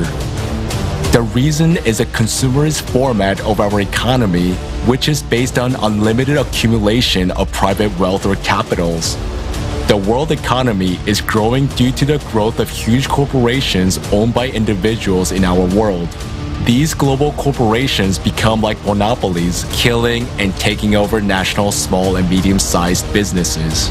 And the more capital is in their hands of a few, the faster they get richer and the faster billions of people are becoming poorer. Growing like a huge octopus, world corporations and their owners influence national governments. They lobby their interests, promoting their business, getting cheap labor, buying up natural resources for peanuts, and destroying the environment. We as a society have long had no control over what is going on. Even governments are no longer in control, falling under the power of interests of a few. Poverty, hunger, and inequality are not the worst of what this unlimited enrichment leads to. By getting unlimited wealth in their hands, they gain unlimited power. This becomes the cause of military conflicts. After all, wars are not started by ordinary people. The cause of wars is a competition of big capitals for spheres of influence, resources, and markets. World military expenditures over the last 20 years amounted to $35.5 trillion. While millions of us die in these wars, the few simply earn huge capital on that. In the consumerist format, wars have always been and remain a profitable business. This format is so inhumane that human lives have become just a means to make money. It's just business, nothing personal. And each of us understands that this is not normal. It is monstrous. No one wants to live in a world where their life is worthless, where there is no stability and security, where we have to survive but not live. Today, we're all hostages to the conditions of the consumerist format because we are all divided, silent, and inactive.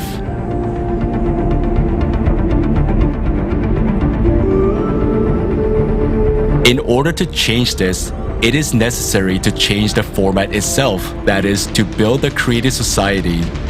A society where the life of every human and the provision of their needs come first rather than the interests of the 1% of people.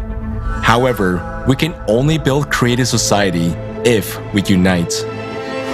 And our key step to change this inhumane economic system is to limit wealth. That is, we will set wealth thresholds. And as the entire society, we will determine that limit. This will make the endless race for enrichment pointless. This will bring the economy back to its normal purpose of providing everyone with decent incomes and all the necessary goods and services anywhere in the world. Limitation of wealth will help us to redirect funds which are now kept in the accounts of a few individuals towards solving real problems of humanity and development of society. This does not mean that if a person has earned a certain amount of money, he no longer has the right to work. He has. But the super profits will be allocated to the needs of society. It will be prestigious to benefit society by developing one's own business, directing super incomes into the development of urban infrastructure, education projects, healthcare, technology, and science. By limiting wealth, we protect ourselves from usurpation of power, from the influence of corporation on production, finance, mass media, new technologies, as well as other key spheres of society. And this will benefit everyone, ordinary people, entrepreneurs, and even those who now own large capitals. Businessmen will be able to live without fear that some laws might be passed that will destroy their businesses. They will no longer be afraid of their business being taken away by global corporations. And they will simply stop worrying for their lives and the lives of their families. Limitation of wealth will free up funds to help implement the creative society concept.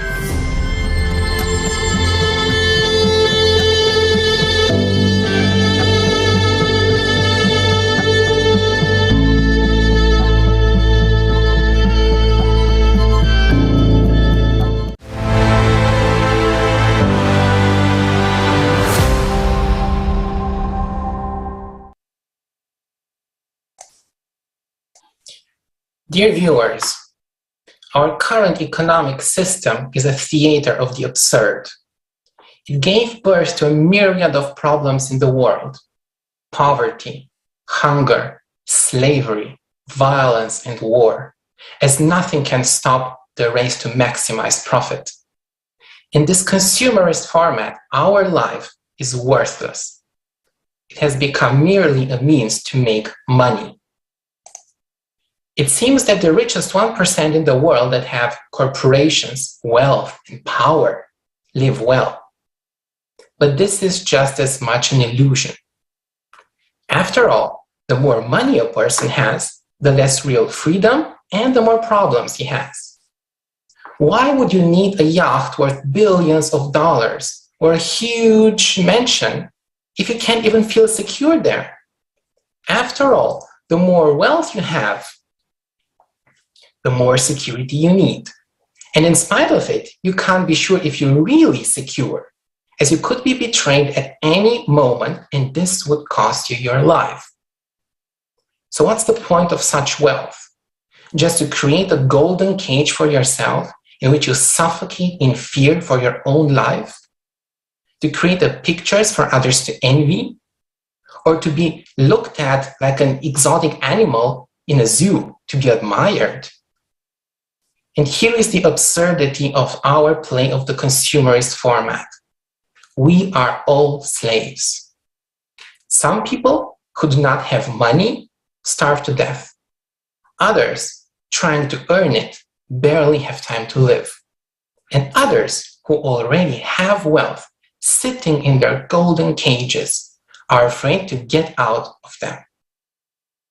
Now let's look at the numbers. To end world hunger forever, sustainably, we need an additional $33 billion per year for the next 10 years. To provide social protection through child benefits, maternity allowances, disability leaving allowances, and retirement pensions in all developing countries, we need an additional $484 billion per year. To ensure universal health coverage in all developing countries, that is for 6.6 billion people, we need an additional $707 billion per year. So that's a total of $1.2 trillion per year, which we apparently cannot afford. And now the other side. We currently spend $571 billion per year to finance very profitable green businesses under the pretext of reducing CO2 emissions. We have spent on average $1.8 trillion per year in the last 2 decades on wars. So we are spending 2 times more money, $2.3 trillion per year, to increase the wealth of a few and also kill each other, instead of solving our problems. How absurd can this be? And at the same time, there are at least 300,000 people in the world with a wealth exceeding $30 million. They are called ultra high net worth individuals. Their total wealth amounts to at least $35 trillion. So it turns out that we have more than enough money to solve every problem on the planet. But we're not doing this. Because large capitals have long run governments and dictated their terms and conditions. To increase profits, corporations use child labor, slave labor, and destroy the environment. And the worst of all, they are the driving force behind wars. The consumerist format and this economic system have long been deadly for us. But the few wealthy individuals are not able to stop this deadly race. They're hostages of it. Only we, together as a society, can stop it. And the key step to do this is to limit wealth. To what amount? Let society decide. The limit must be determined by us, by the entire society. So how could this work? Excess wealth would be distributed for public projects around the world. Wealth owners would be able to choose and participate in these projects, coordinate and practically implement them.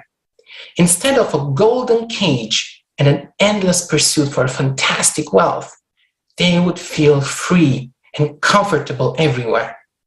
Moreover, people would be grateful to them as they would be improving the life of everyone. This is another world, a humane, peaceful, healthy, secure world, a creative society where human life is the highest value. Limiting wealth will help create a healthy economy.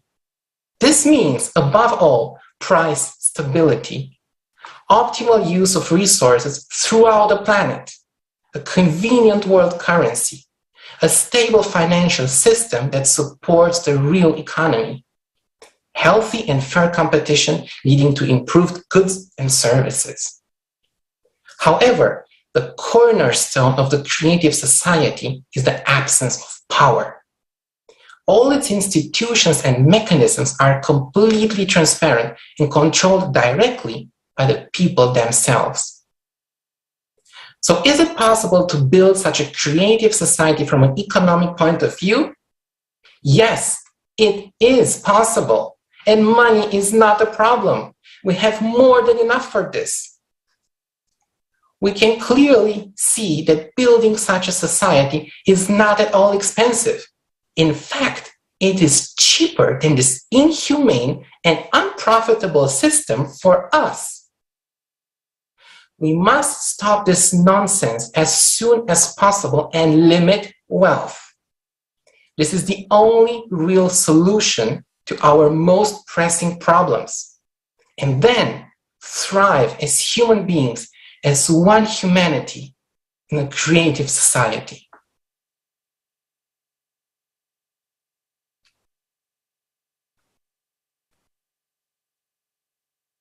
Thank you, Christian. Indeed, money is not a problem. The problem is how we spend it. But the even bigger problem is that in a consumer society, people are only willing to donate or invest in something that will benefit them directly. Most people cannot even wrap their heads around the concept that something can be done for the mutual benefit of all people from the purest intentions, like a project creative society. If something is too good to be true, we question the motives and assume that someone is behind and pulling on the strings. Some people even say that the project creative society is sponsored. No, no one is sponsoring us. Please, if you would like to sponsor, we will not turn you down. But so far, we are pulling this off on our own dime, time, and effort. The reality is that today's sponsors are ready to fight grasshoppers, develop protection against cow farts, any nonsense whatsoever. What is dictated to them by the world's most powerful? They are not helping humanity. Sponsors support charitable and nonprofit events that benefits them. Somebody hosts them, someone donates, and somebody stashes money away. Those are all circus acts to deal with their own problems. All big-name charities have hidden agendas and are very profitable. What if you did something just because, from the heart, without expecting any benefit? Let us be brutally honest here. True humanity and service are deemed strange in a consumer society where profits and personal gain are the only things that matter and make sense. Could a rich person stay rich simply by donating money from the heart? No, of course not. That would mean he would remain poor. Please, the richer a person becomes, the more he is forced to save every penny. Otherwise, someone will overtake him and become richer. When the goal is to be admired, to be envied, it is an endless race that no one wins. Let's return to creative society. Of course, there are good people who help the project, but those are only a few, and those who really understand it deeply and are actively participating. As you can see, we are not elite of the world. We are just regular people with families, kids, jobs, and personal responsibilities. Does everyone want to help? From the soul, of course.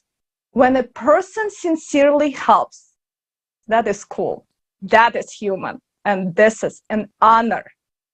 The real hero is the one who edits a video in the bomb shelter under shilling to explain to people the realities of consumer society and that we have only one way out.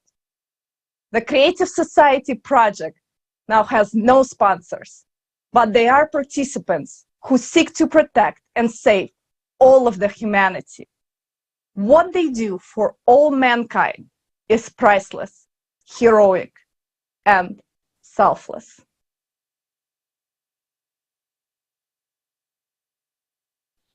Friends, we've reached one of our goals. Mainstream media started talking about the Creative Society. After months of investigation, the BBC published a lengthy article about the project and our two previous global crisis conferences.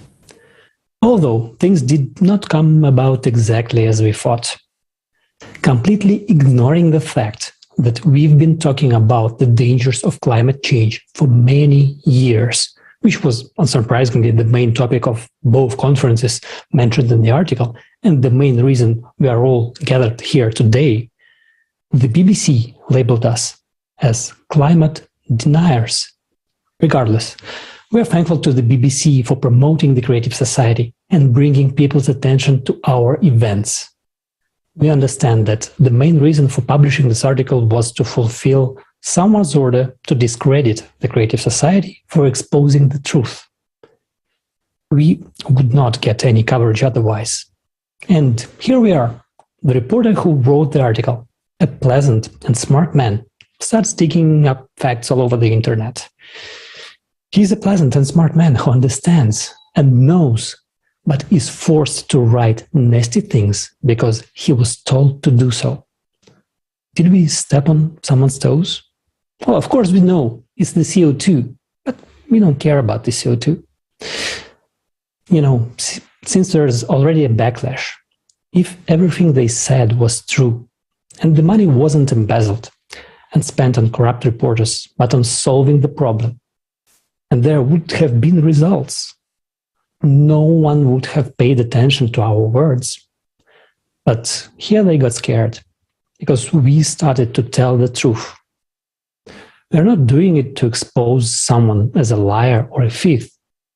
We started telling the truth because we are human beings and we want to live. Calling things by their proper names to draw attention to the problem that concerns everyone. We're all human beings. Clearly, the reporters were ordered to write about us, and they did the best they could. But they are also human beings. And what we are saying concerns them, their superiors, those who gave the order, their relatives and friends, everyone. This is the consumerist format in its glory.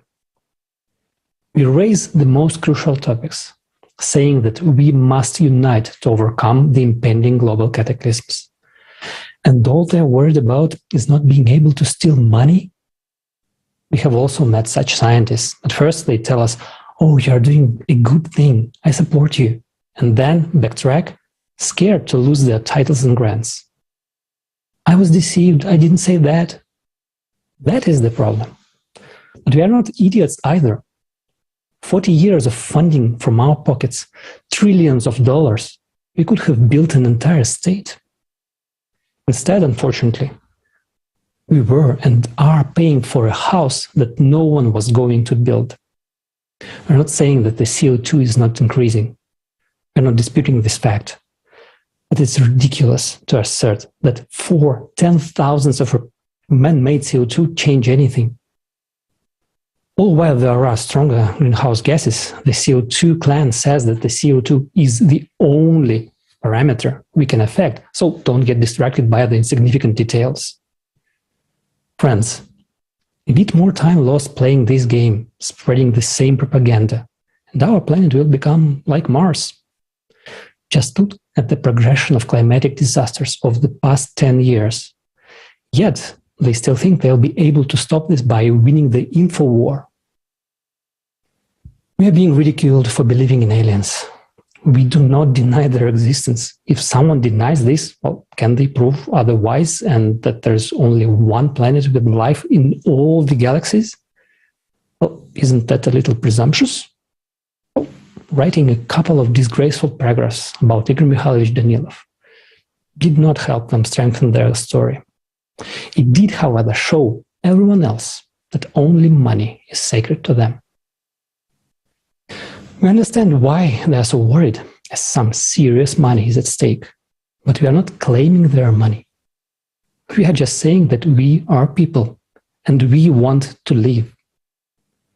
Since we are not concerned about our reputation or income, we sincerely thank the BBC for the great PR.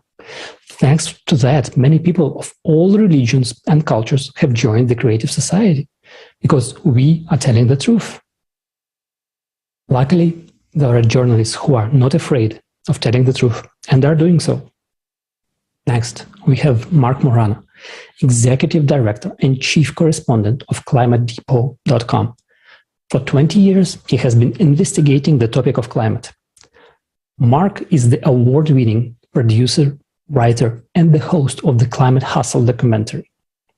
The film was shown in 400 theaters in the United States.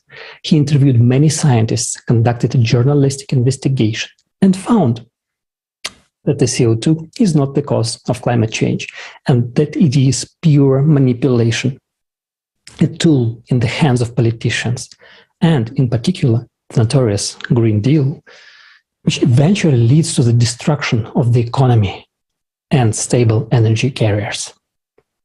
Mark, the floor is yours.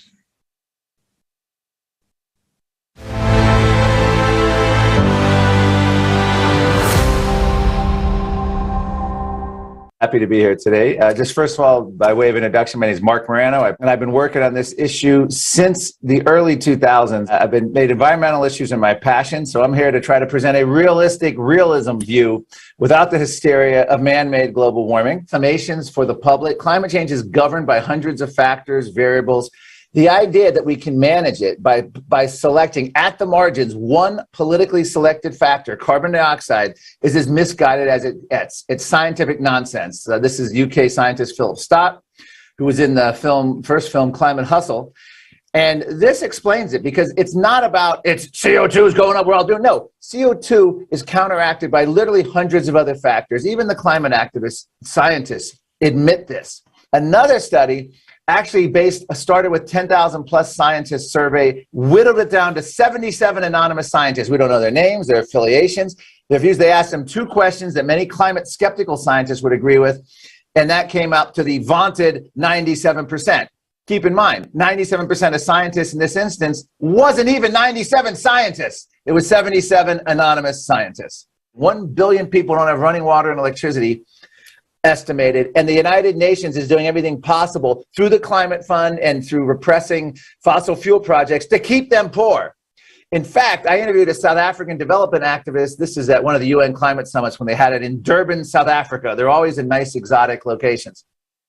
And he said that the United Nations is going to pay the governments of the world who are best able, those governments will get the most climate funds who are best able to keep their citizens locked in poverty. One has to free oneself from the illusion that international climate policy is environmental policy. It has almost nothing to do with environmental policy. Gee, why don't you tell that to Greta and all the high school kids and school kids skipping class, that this is all bull bleep. This is what the UN's real agenda is. This is shocking.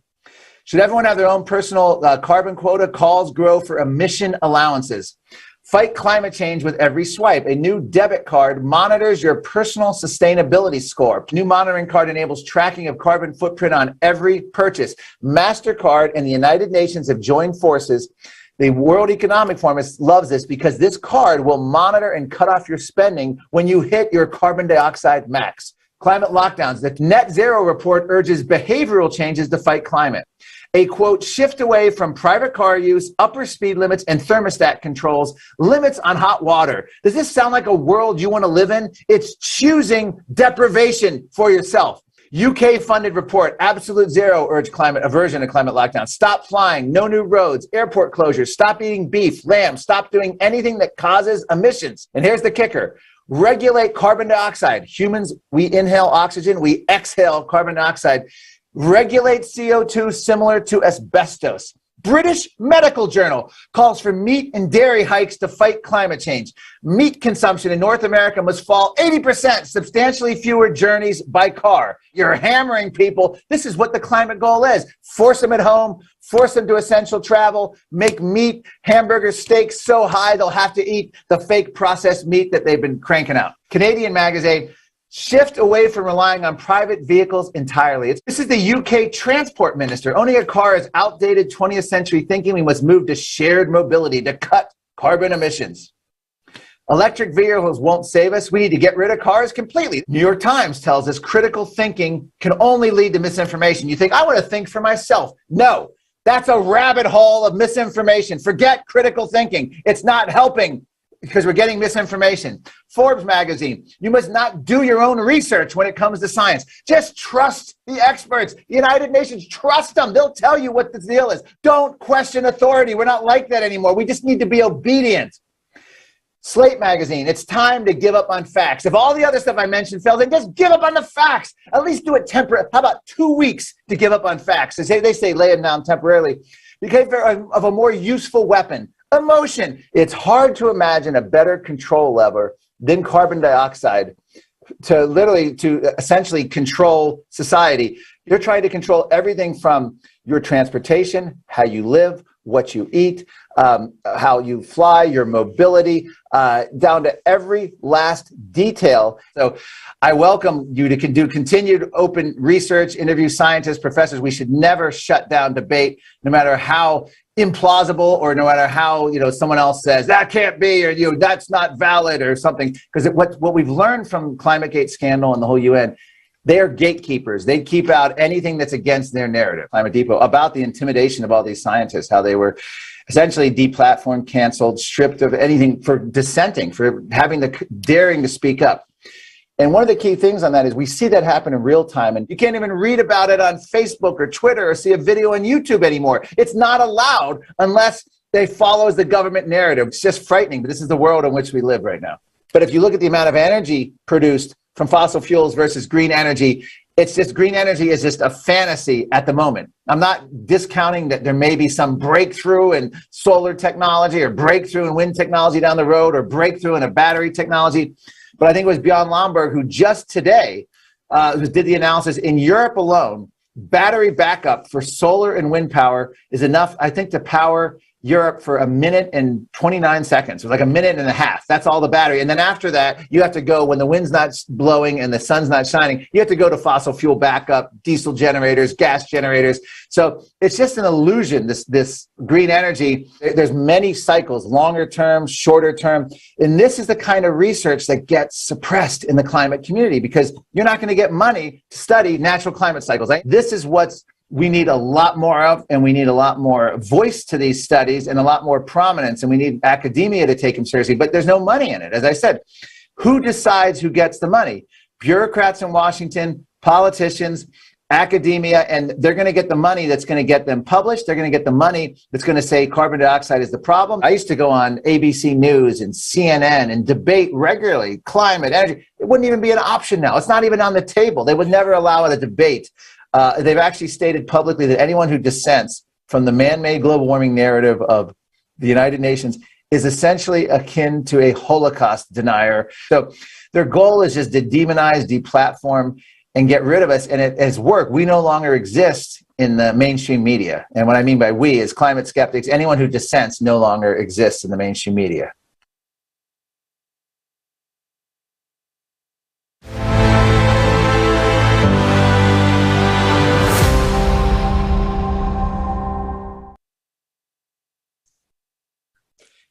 Dear viewers, everyone must have thought once, or thought till today, that renewable energy projects are really great. The sun and the wind provide electricity for free, with an untapped resource just in front of our eyes. That should be common sense, right?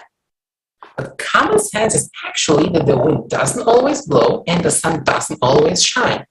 Even a child knows this. So what happens then? Good question, especially if we pursue a net zero policy according to the plans of the world governments.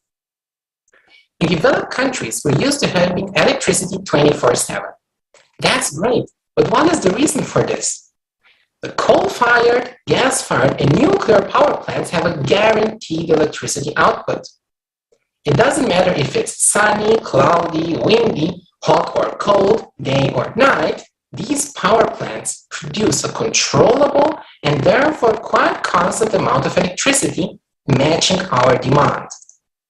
But what is happening today as part of the green revolution is that we're taking off the grid power plants with a guaranteed electricity output and consciously replacing them by solar and wind power plants that have a guaranteed output of zero. Yes, renewable power plants have a guaranteed output of zero. Actually, this should not be a surprise.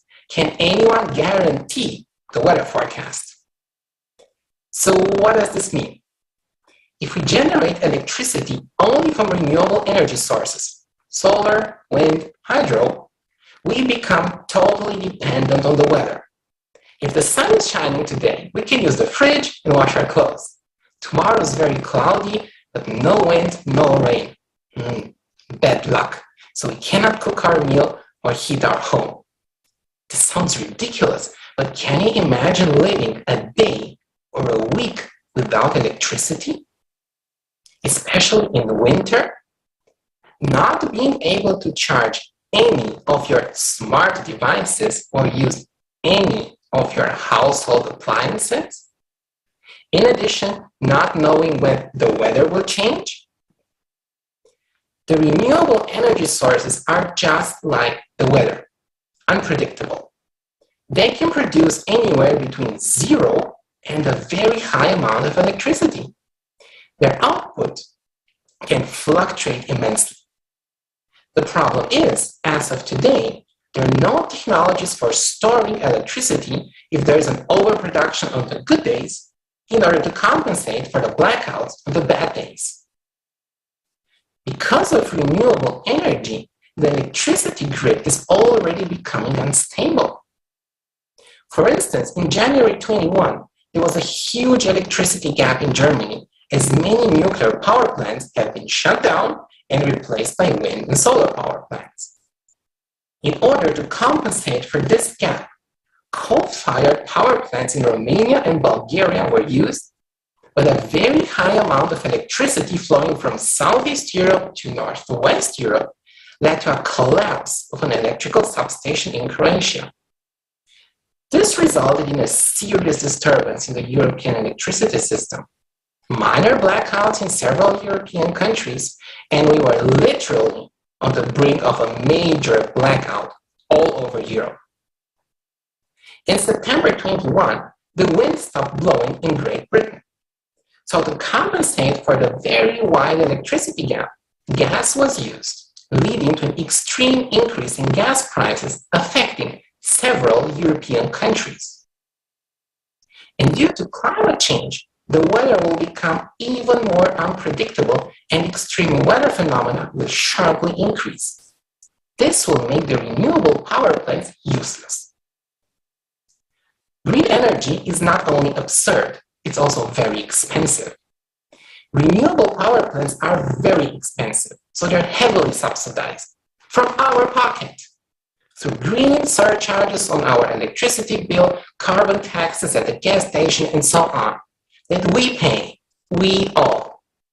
In Germany alone, end consumers pay 22 billion euros per year from their very high electricity bills to guarantee the revenues of green energy companies. So, think of it.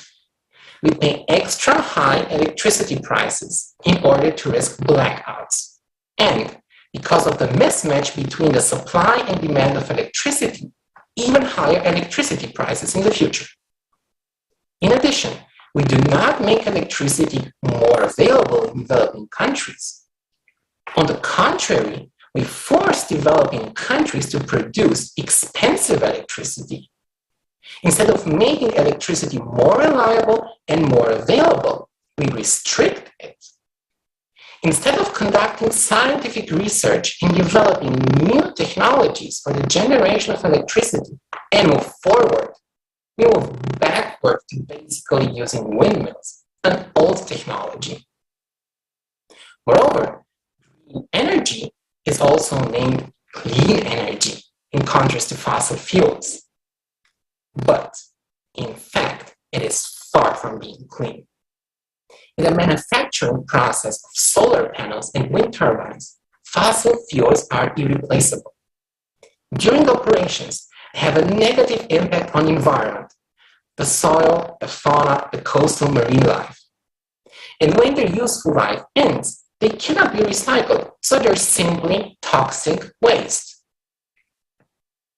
Last but not least, by switching to green energy, the impact on the total CO2, not only anthropogenic CO2 in the atmosphere, is close to zero, as we have seen in the previous videos. So all our very expensive efforts to reduce CO2 are anyway in vain. In spite of these obvious facts, the collaborationists are still pushing for the net zero and multi-billion-dollar investments into green energy. Last year, worldwide, $366 billion for new investments in renewable power plants were spent.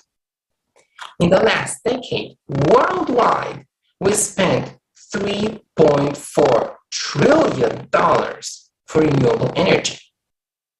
But it's absurd, but very profitable business, with no guaranteed electricity output, but guaranteed profits, while risking blackouts in the future. How ridiculous can this be? How much longer can we accept to risk our future, our prosperity, pursuing such an absurdity?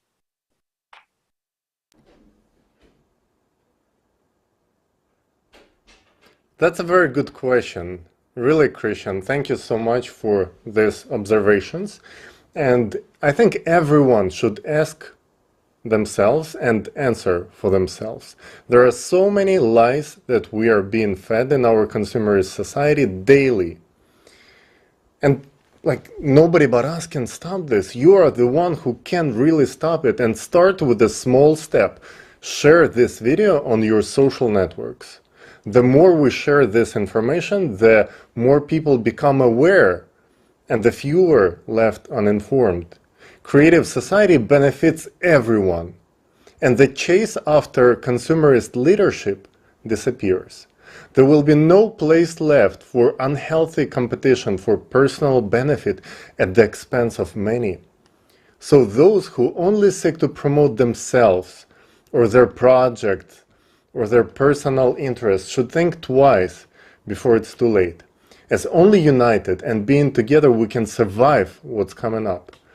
Everyone says that we should unite, but everyone is calling for unity in some very specific, particular small case, for their political, personal, or any other benefits, some recognitions and promotions.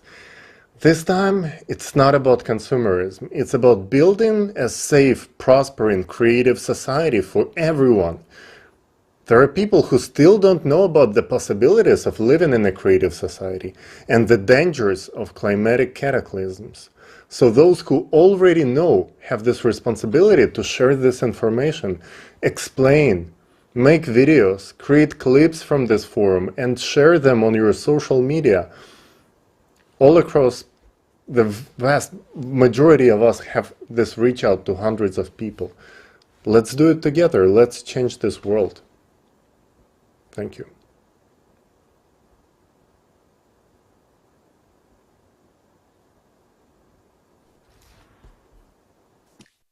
Большое спасибо, коллеги. Thank you so much, colleagues. The topic of so-called green energy sources is very relevant in the view of our next topic. In a moment, you will learn some shocking information from the latest research on ocean heating and the processes taking place in the interior of our planet. It is worth mentioning that the devotee of the anthropogenic theory of climate change insists that it is human emissions of CO2 that heat the ocean, those very four molecules. This absurdity can be illustrated by an example in which a kettle standing on a stove warms the fire in the burner below it. This is absurd. The ocean stores 1,000 times more heat than the atmosphere transfers heat through the atmosphere. And now the oceans is warming catastrophically, which accelerates the circulation of currents in the ocean, with one exception. The yellow press says that if the rate of man-made global warming is accelerated, it can lead to a complete stop of the Gulf Stream. The world-leading oceanologists are concerned that the weakening of the Gulf Stream is accelerating. In their well-paid opinion, this is due to the melting of the Greenland glaciers, which are desalinating the water and stopping the current. You may ask, what's so terrible if the Gulf Stream stops? Well, because it will lead to a new ice age in Europe and North America. The Gulf Stream is the furnace of Western Europe. Its northern part will be covered by glaciers, while the southern part will turn into a tundra. Average annual temperatures will drop from 10 to 12 degrees Celsius. The continent will become uninhabitable and you can forget about agriculture. In geological history, when the Gulf Stream stopped, but the glaciers almost reached the Black Sea. At the same time, the halt of the Gulf Stream will affect not only Europe and North America. The redistribution of heat will intensify hurricanes in the southeastern United States and lead to deadly droughts and famine in Africa. And now let's see what actually stops the Gulf Stream. Greenland meltwaters has nothing to do with stopping the current. According to the calculation of sober-minded scientists, the Gulf Stream is 20 times stronger than the counter-moving Labrador current. It's like a spitting at water coming out of the firefighting hose and trying to stop it. It is impossible. But it does stop, and with it, do the other currents of the Atlantic meridional overturning circulation. The mystery of the Gulf Stream stopping has a stunningly beautiful and at the same time terrifying geological explanation. In a moment, you will have a clear picture of it. This observation was made by geologist James Camis. In the spring of the summer and the summer of 2009, researchers recorded several occurrences of earthquake swarms along the mid-ocean ridge in the North Atlantic. Swarms, a series of earthquakes of small magnitude. Starting from the summer of 2009, over 200 earthquakes were registered in the region of Iceland, and by the spring of 2010, the occurrence of more than 1,000 earthquakes. These quakes were precursors of the well-known Untitled volcano eruption, which paralyzed all air traffic in Europe. And 2 months later, in May 2010, a blob of abnormally warm water was registered off the coast of Greenland. This warm blob corresponded exactly to the boundaries of the tectonic feature of mid-ocean ridges and faults, and it emerged directly in the path of the mighty Gulf Stream, just in the area of its overturning. It was the water, heated by magmatic activity, that rose and blocked the well-known current. If you look at the models of changes in the surface temperatures of the Atlantic Ocean, it is in the 1000th part of Greenland that the heating over tectonic zone manifested itself in the most glaring colors. It is worth noting that in addition to the fact that the emergence of anomalous thermal blob in the path of the Gulf Stream is a result of tectonic activity, the very melting of the Greenland glaciers from the bottom up that has been happening over the past 30 years is also a result of increased increased magmatic activity under these glaciers, which have been proven by scientific studies more than once. We was talking about it many times in the previous global crisis conferences. Now we realize that seismic and volcanic processes are intensifying in the North Atlantic region, which means that magma is rising intensively from the Earth's interior of this region, and we don't know how much time is left until it bursts out. But instead of studying this phenomenon in more detail, the official science actually ignores this, money stuffing solely the research of the impact of the Gulf Stream collapse due to 4 molecules of CO2 per million. And do you know what the most interesting thing is? 12,000 years ago, during the period when our planet was coming out of the Ice Age, the reason for the launch of the Gulf Stream was the hotly disputed warming. That is, the modern global warming should only strengthen it. According to the laws of physics, the circulation of currents should accelerate with heating. In fact, it is accelerating all over the world. Only the Gulf Stream gradually stops due to the increased magmatic and seismic activity in the Earth's interior. Moreover, this already happened before. Just like now, the Gulf Stream stopped due to cyclical cataclysms more than 12,000 years ago. Aren't you tired of listening to these lies about man-made climate change? What else are they going to blame us for? If we are to blame, it is only for allowing fools to impose their opinion on us. Can we start being rational and stop accepting as truth everything that the collaborationists show with us? Due to the Gulf Stream collapse, Europe and North America will continue to cool every year, plunging them into an ice age. And at the same time, we suggested that we move away from reliable energy sources, blaming us for climate change, and that we transition to weather-dependent energy sources. When the Gulf Stream stops, wind turbines will be paralyzed by ice, the solar panels will be covered by snow. This is the kind of solution they are foisting on us in the fight against CO2, while in fact they are doing everything they can to take away people's freedom of choice. Even now, they are restricting people's use of electricity, give up meat, car usage, and suggesting they wear sweaters instead of using heat. Those who impose this will never value human life, because all they need just obedient slaves. For all our lives to be valued, we ourselves should create a format of society where no one would dare to take someone's life and even endanger the life, safety and freedom of each of us. And it's up to you to decide, freeze to death or unite and change the format so that we can never again allow a bunch of idiots to be able to control the life of billions. And right now, I'm happy to introduce you to Professor V.S. Yim, geologist professor of the University of Hong Kong, who will share how important the contribution of underwater volcanism in the modern climate change.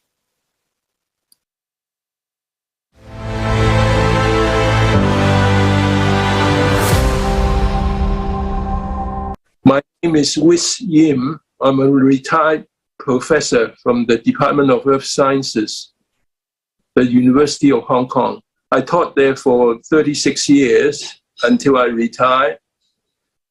Then I took on part-time jobs in local universities to continue my teaching and research in Earth systems science, especially volcanism and climate change. And I let all these results point to the fact that we are missing something in terms of climate change, and that is the input of heat, geothermal heat from submarine volcanoes in warming the oceans.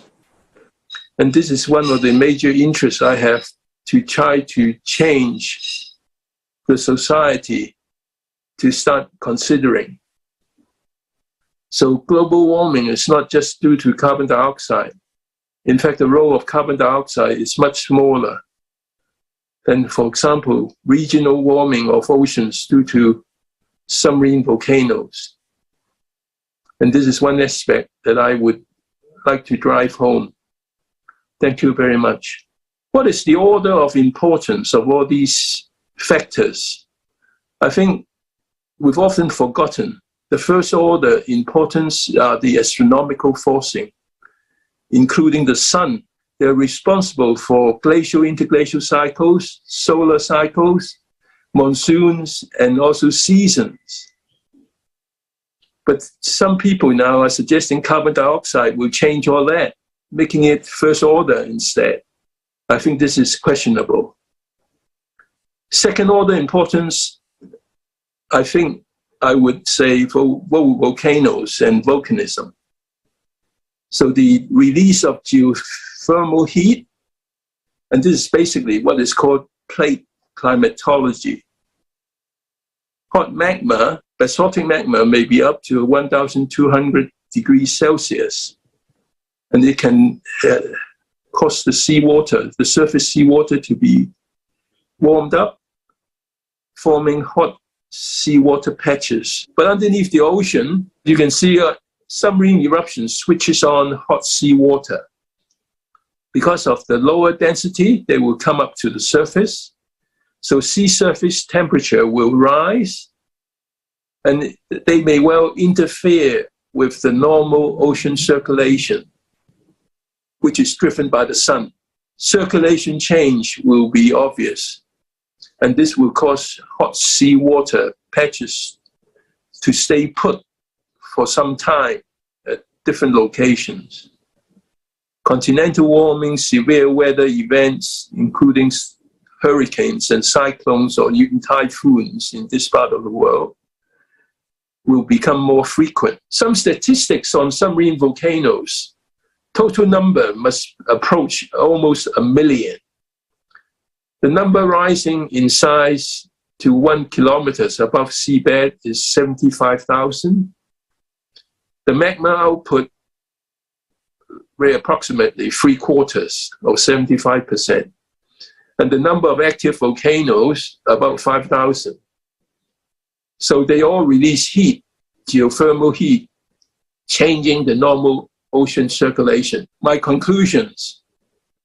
Volcanism is an underestimated natural cause of ocean heat waves. Right? So it's a regional cause, not a global cause. All 4 cases of regional ocean heat waves were caused mainly by the release of geothermal heat. Man-made carbon dioxide from fossils are not responsible, as far as we can tell, for these ocean heat waves. The occurrence of heat waves may influence sea ice extent in both the Arctic and the Antarctic. The biodiversity changes observed were of a temporary nature, which is inconsistent with global warming. Because sulfur dioxide released into seawater through volcanism is much more acidic than carbon dioxide, it is more likely to be the cause of coral bleaching, something also blamed on global warming by some people. Okay, thank you very much for listening. But I think we should all be interested in the truth. I think so. Have to get things right.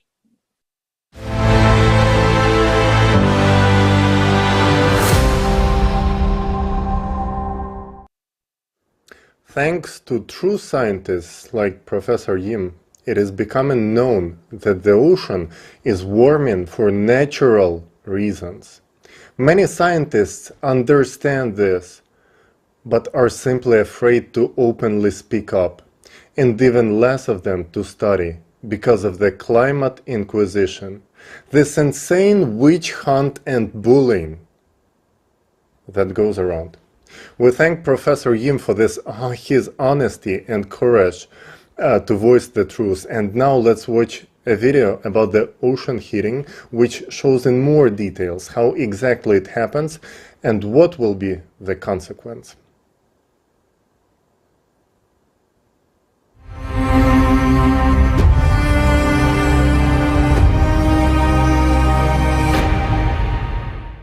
Welcome to the forum here on May 7th. I'm happy to present the results of my research as it relates to global climate change. My name is Art Fiorito, and I'd like to introduce you to some of the research that I've been doing on climate change. And my most recent paper on the subject has been 1995, an important inflection point in recent geophysical history. And the paper builds upon previous research I've done routine changes in underwater seismic activity. The ocean is the source of life for the entire planet, and for us, humans. Thanks to the functioning of the ocean, we can live, but it ceases to be the source of life.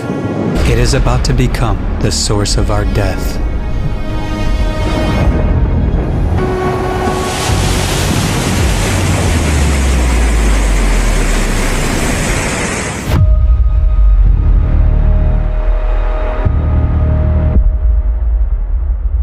Just think about it.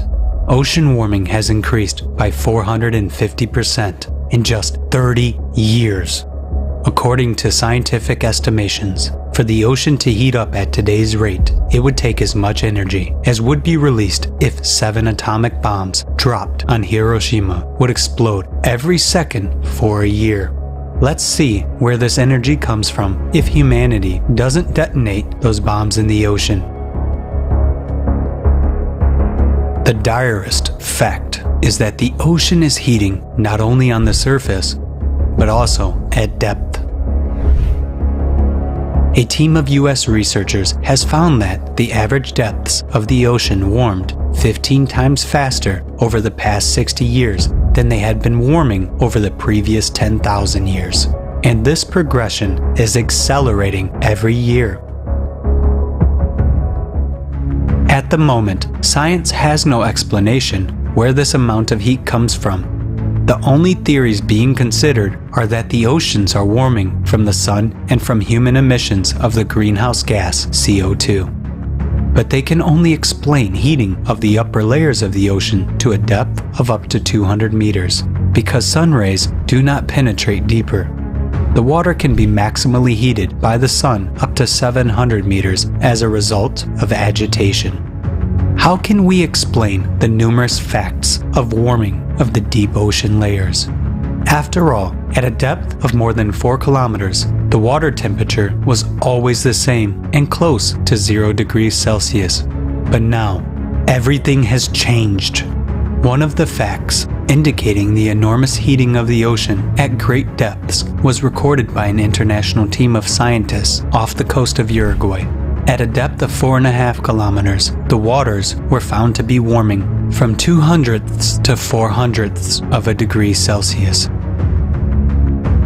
Only to a layman, this heating may seem insignificant, but for experts, it's a terrifying fact. Christopher Manon, oceanographer, commented as follows: If you think about how large the deep ocean is, it's an enormous amount of heat.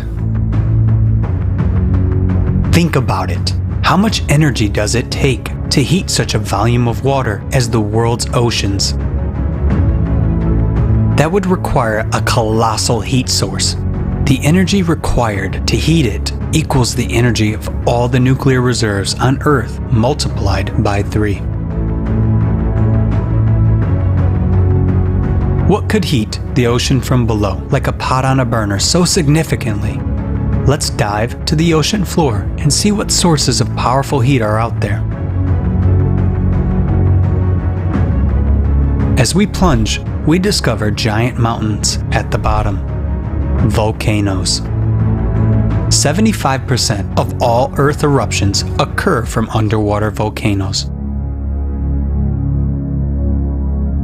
Previously, it was considered that underwater eruptions occur with a gradual outpouring of lava, while explosive eruptions are impossible because of the pressure of the water column. And thus, it was assumed that underwater volcanoes could not heat the water column. The outflowing lava would freeze almost immediately. However, recent research is changing our understanding of the mechanism of underwater eruptions. What is the mechanism of such an eruption? The pressure of the magma ranges from 10 to 30,000 bars. But the pressure of the water column in the deepest parts of the ocean is only 1,000 bars. And as soon as there is an abrupt burst of magma, the water boils up and the H2O molecules decompose into hydrogen and oxygen. This creates a gas-water cavity like a bubble with an internal pressure of hundreds or thousands of bars. And this bubble neutralizes the pressure of the water column. This is a complex physical and chemical process that can be compared to the flight of a hypersonic airplane at maximum speeds. The plasma ejected in front of its prow neutralizes the molecular resistance of the air, making the plane fly almost as if it were weightless. The combustion of oxygen and hydrogen creates the same effect in the path of the magma, resulting in explosive eruptions. The existence of such explosive eruptions is confirmed by the discovery of researchers from Leeds. They studied kilometers of fields of tephra, meaning settled volcanic ash, at the bottom of the Pacific Ocean near the Juan de Fuca Plate. A mathematical model showed that such plumes could only be formed by a massive explosive eruption. In addition to the spread of heat, volcanoes during explosions burst out of hydrotherms, hot jets of water. Studies have shown that the volumes of ejected boiling water can be tremendous, about 40 million Olympic swimming pools, and they are quickly formed during eruptions. The contribution of explosive eruptions to ocean heating is confirmed by Bernd Zemanowski from Julius Maximilian University in Bavaria. With submarine lava eruptions, the thermal equilibrium currents in the oceans are disrupted locally or even globally. However, given the size of the ocean, the energy of even such strong underwater eruptions is not enough to heat it up. Since active volcanoes are not located everywhere, and their eruptions are occasional, why then has the ocean heated up so much over the past 30 years? What has happened in recent decades? There are even more powerful energy sources that have activated only recently. To understand what these energy sources are, we need to look at the planet as a whole.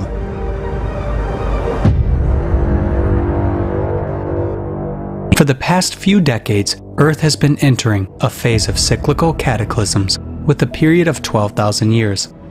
In 1998, a jump in the Earth's core was registered. The displacement of the center of mass causes a jump-like acceleration of the planet's rotation and an increase in centrifugal forces. As a result, magma rises sharply from the depths, in which a cavitation effect occurs due to pressure release. Because of this, magma boils and expands in volume. Its pressure on the Earth's crust increases. The expansion of magma pushes the Earth's crust apart, causes the number of cracks in it to grow rapidly, and increases volcanic and seismic activity throughout the planet. Due to the fact that the oceanic crust is thinner, it is more vulnerable to the onslaught of rising boiling magma. This uplifts the Earth's crust, causing it to crack and break, and magma rushes into the resulting cavities, rising higher and higher to the surface. This is happening in a broad front all over the ocean floor. The ocean is warming, and this disaster will only intensify.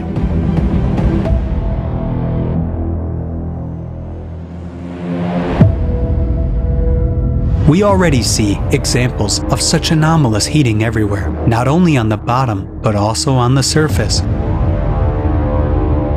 At the end of 2013, a huge area of unusually warm ocean water, about 1/3 the size of the United States, formed in the Gulf of Alaska and began to spread. The water temperature in many places exceeded the norm by 5 to 6 degrees Celsius. Nick Bond, state climatologist for Washington, named this phenomenon the blob, similar to the sci-fi horror movie of the same name. In 2 years, the blob more than doubled its size and stretched by more than 4 million square kilometers of ocean from Mexico to Alaska. Near the coast of Newport, NOAA experts recorded this blob in September 2014 with a 7 degrees Celsius temperature rise in just 1 hour. Oceanographer Shell Gentleman commented on this event. I know that area really well, and 7 degrees is a huge jump. It wasn't due to normal daily heating. and that warm water was from the blob. Nothing like this has been recorded by climatologists in the entire history of observations. This abnormally warm mass of water, unprecedented in its scale and duration, has existed for several years and led to the death and migration of a huge number of marine life. National Geographic dubbed it the blob that cooked the Pacific. The consequences of this abnormal blob caused a large-scale environmental disaster, which by tradition was attributed to the influence of anthropogenic CO2 emissions, without even figuring out the true causes. In 2019, another blob was detected in a huge area of the Pacific Ocean, east of New Zealand, covering an area of at least 1 million square kilometers. The appearance of such anomalies began to suddenly become more frequent. Thus, the next warm spots appeared off the coast of Southwest Africa and in the southern part of the Indian Ocean. There is something common that unites the places of formation of all these blobs. These are geologically active regions with a young, thin crust, with active underwater volcanoes, cracks, and deep crustal fractures. These are places of the most active output of hot and fluid magma. But the factors of magma uplift are not taken into account in the explanation of the causes of ocean heating by the worshippers of carbon dioxide fighting. Those collaborationists show their utmost incompetence. They don't care about the fact that very soon we are all going to die, including themselves. They ignore and do not even look at the factors of underwater volcanism, and they do not want to include them in the models, not to mention the study of ubiquitous magma uplift. After all, the impact of ocean heating on the climate is enormous. The ocean contains 1,000 times more heat than the overlying atmosphere. The ocean is called the kitchen of weather. The warming of its waters already enhances catastrophic typhoons and hurricanes, which annually claim thousands of human lives. According to Professor Alexandra Zhigalin, atmospheric vortices receive additional heat from underwater thermal emissions in the area of the Japanese tectonic zone, as far as Kamchatka. Now, we see the typhoons moving further north, and their ever-increasing destructive power. Let's recall Typhoon Rai in the Philippines in December 2021. It was the most devastating typhoon in the region in the last year. And beyond that, their power will only increase, and their destructive capacity will become more and more significant. The unprecedented heating of the ocean suggests that the ocean is already exhausting its ability to contain the energy trying to escape from the bowels of the earth. And when magma reaches the denser and thicker rocks of the continental crust, which on average is 2 to 3 times thicker than the oceanic crust, then the processes of cascading eruptions of land volcanoes will begin, and it will be too late to stop this process or to seek salvation.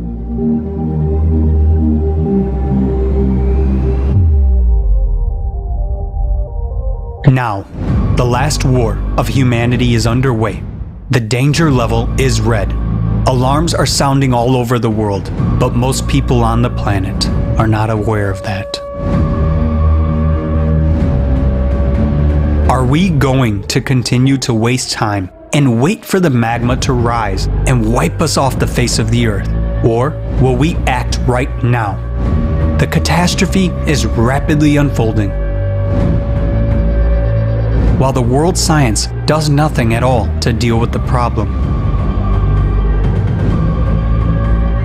Instead, hundreds of billions of dollars are being spent to combat minuscule concentrations of CO2. This does not solve the problem at all, but only enriches the pockets of swindlers. And even more money is spent on studying the surface of Mars than on exploring the ocean floor on which our survival now depends. The ocean is already beginning to boil. Only those incompetent in these matters do not see by what enormous leaps we are approaching the point when the entire world will be on the verge in one big bucha. Not a local one, which is near Kiev, but a global one that spreads across our entire planet and that will not cease. Where there will be no hope for a truce, no green corridors, no humanitarian aid, and where humanity will be buried. It is an inevitability that we fall into by our own inaction. We need to convey the truth about the true causes of climate change to people all over the planet as quickly as possible in order to have time to find a common solution for the survival of humankind. This requires the will of each and every one. We must do everything now so as not to regret later on that we didn't do enough to build the creative society, that we didn't find the right words earlier. But when the bombs fall on our heads, we will not be able to do anything. Only in the creative society, where all people are united by the common goal of saving the lives of all people, is it possible to harness the scientific potential of the entire international community. Only then it is possible to create the conditions for the development of real science, which stands for the interests and lives of all people. We can build the creative society only together. The participation of every person is important. Take action before it's too late.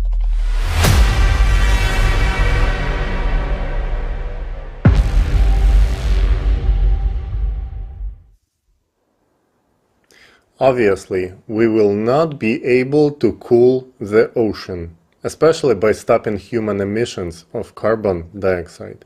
The heating of the ocean is a consequence of the processes inside of the Earth. Professor Vitorito came to this conclusion. He showed a correlation between earthquakes on the ocean floor and rising atmospheric temperatures. Despite pressure from collaborators, he continues his research. Our team is conducting joint research with Professor Vitorito.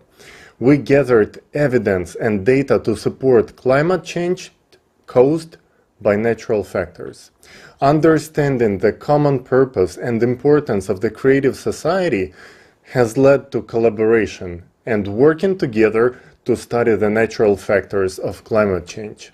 This is not just a science project for our entire team, but a really inspiring collaboration because we all understand the importance of building the creative society and bringing scientists together. Let's hear from Professor Vitorito himself next.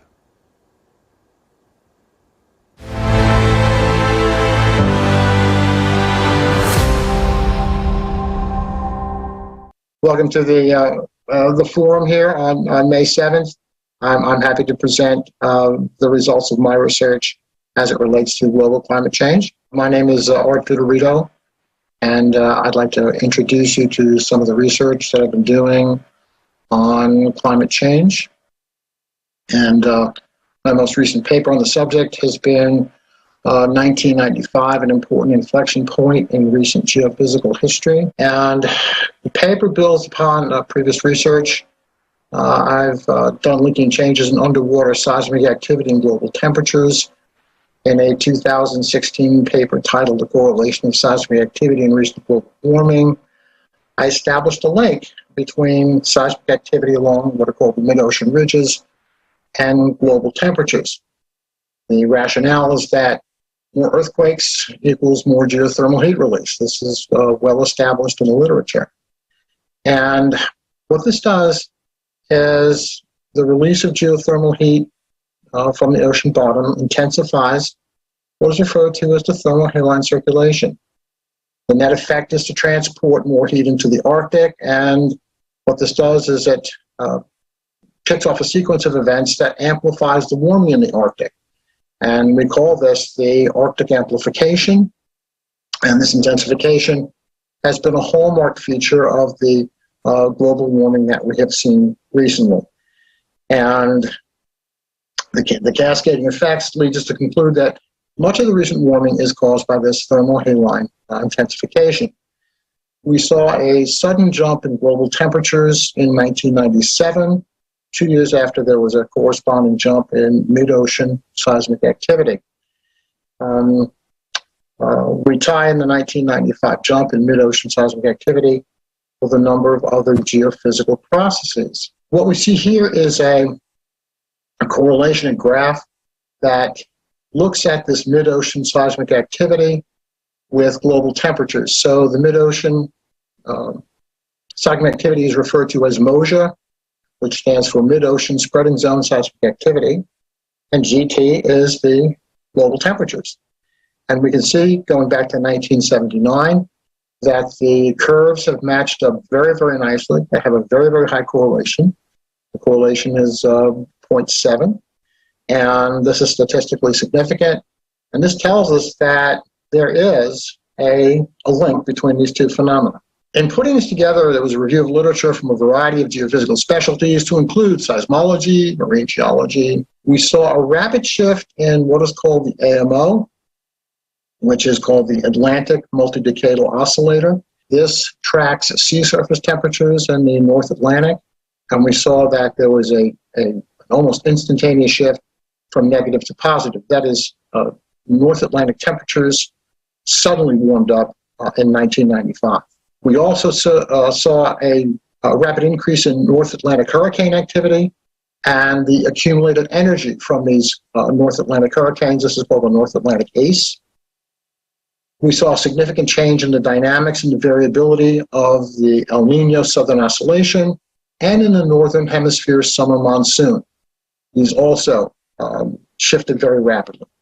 We saw sudden changes in the spring and fall Arctic temperatures, followed by a large jump in winter temperatures.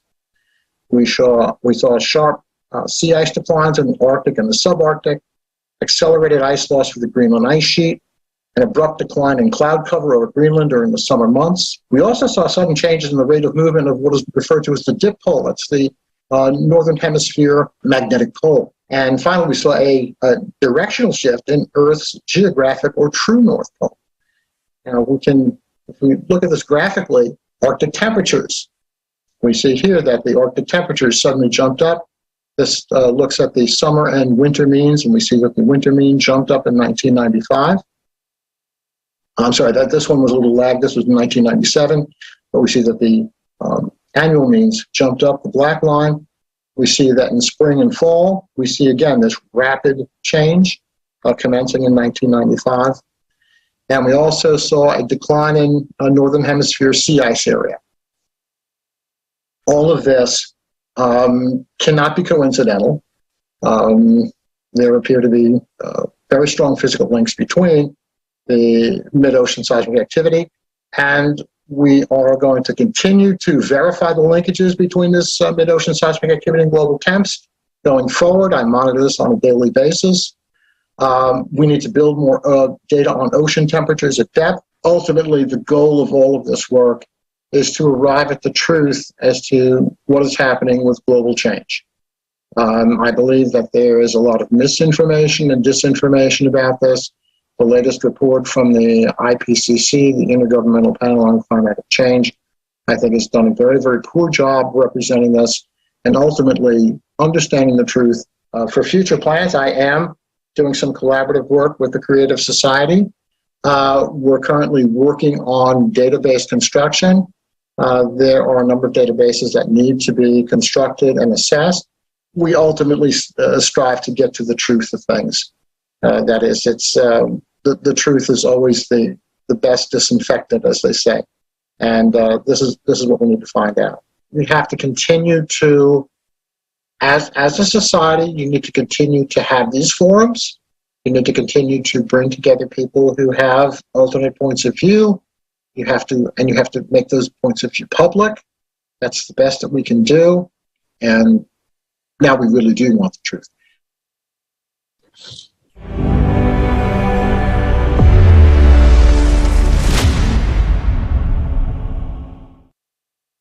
Again, we would like to express our sincere gratitude to Dr. Vitorino for his dedication to finding the truth and for providing facts and evidence concerning what is occurring on our planet. And we will be releasing a full interview with Dr. Vitorino after this forum. And now I would like to remind our viewers that an independent platform has been launched by volunteers of the Creative Society Project from 180 countries with the support of scientists, researchers, professionals, and experts in order to unite the scientific potential with a single goal of identifying the true causes of climate change that are not related to human activity and providing these facts to the general public. And we invite all the researchers, scientists, experts to join the scientific community on the Creative Society platform. And now I would like to pass the word to independent researchers who have created their own channel that's called Grand Solar Minimum. And now let's hear from Jake and Mary.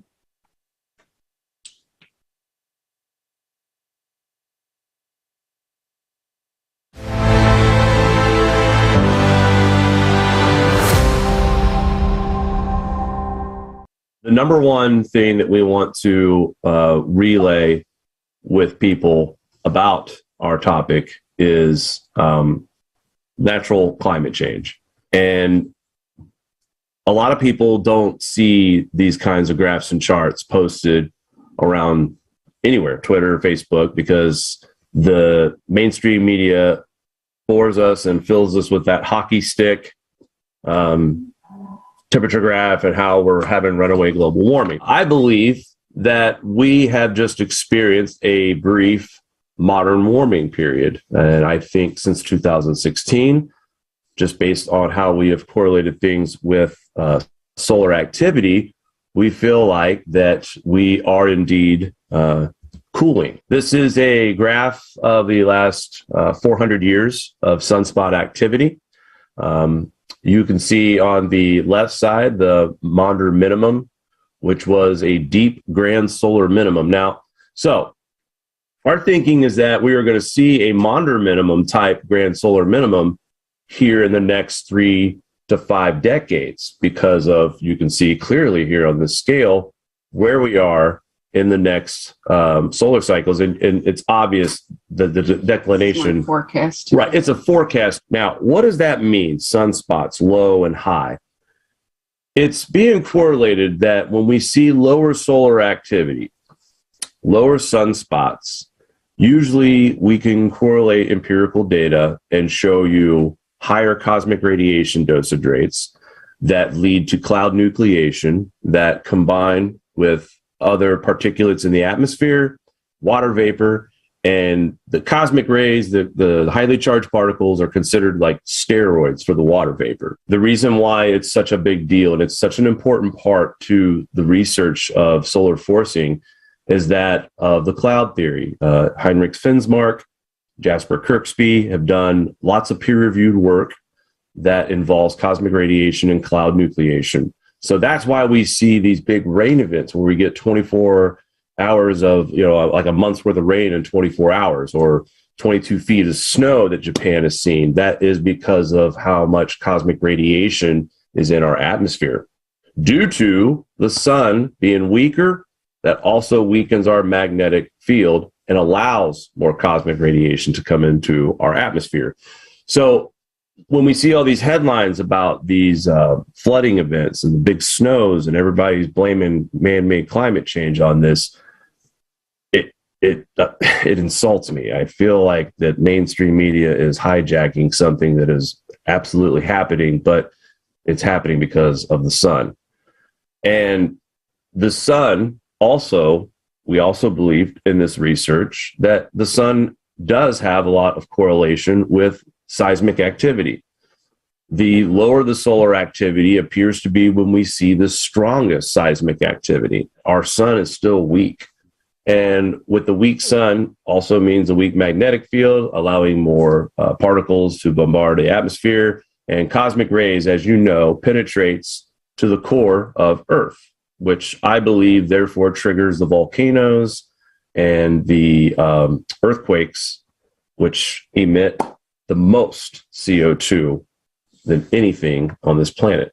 I think the magnetosphere is going to continue to get even weaker as we get into 2030 and 2040, which we'll definitely see more of an uptick in earthquake activity, volcanic activity, because of cosmic radiation coming in because of our weak magnetosphere. And that's my biggest concern too, is when we see the cooling in the 2030s and all these Green New Deal policies that these governments are trying to implement on trying to save the planet, by the time we get to the 2030s, we will be cooler globally. We will see more ice. We will see more snow. And the world governments are going to celebrate, we did it. We stopped global warming. Our laws and taxes and increased pricing and telling you what to do changed the climate. And that's going to open the door for anything the government wants to do to its world population. Governments want to stick out their chests and say, I'm going to save you all from disaster and climate change. And it's time we wake these people up, because we're going to get resources taken away from us when we need them the most.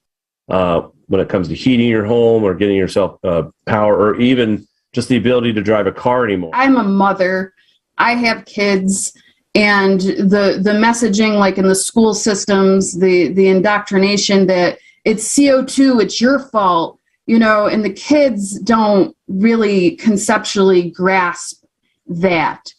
And they're not presented natural cycles, which just boggles my mind. Or natural cycles aren't a consideration of big climate change. It's all, one perspective of man-made. And, I would love to see these school systems sort of have a broader, universal view. So we're not terrorizing our children. What I've seen kids online, they're terrorized. Like, it's like, what future do I have anyway? It's like a hopeless situation we're narrating to our children, and we're not inspiring them to innovate. And I feel like that our school systems are indoctrinating our children into scaring us into making us believe that we're causing this and we can do something to stop it. We can't stop it, but we sure can thrive in it. We can find ways to do that better. We have to get the message out. And the powers that be don't like putting out messages like ours with natural climates. We were actually demonetized from Google for sharing harmful and dangerous content, is what they said, because we talked about natural cycles. We talked about volcanic and earthquakes being all associated with the sun, and we were labeled as dangerous and harmful.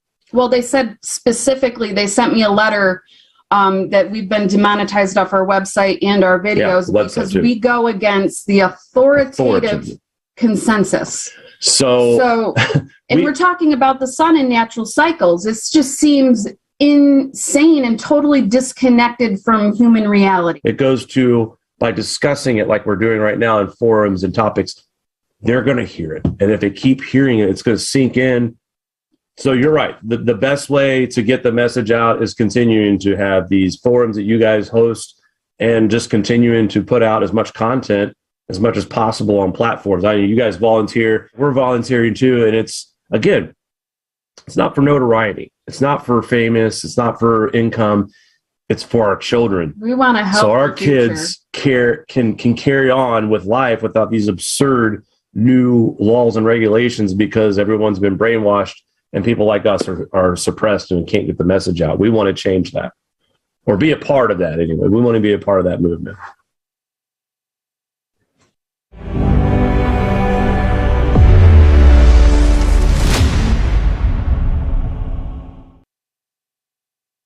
Thank you, Jake. Thank you, Mary. Thank you for coming on this forum. We really appreciate having you here with us.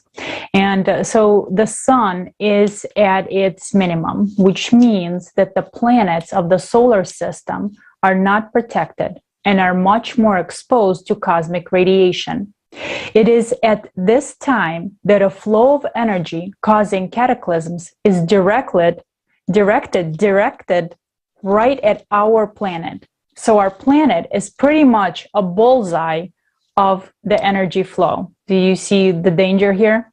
To understand the mechanism of cyclicity, you need to understand the astronomical aspects and the position of our galaxy in the universe.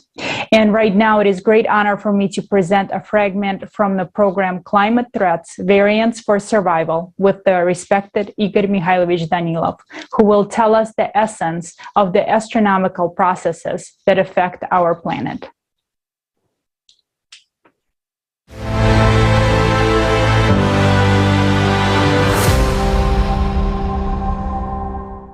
Igor Mikhailovich, you said that we're entering the 24,000-year cycle, and the consequences of entering this phase are much more complicated than in the case if humanity would enter a 12,000-year cycle. They're certainly worse. In what way? What explains this?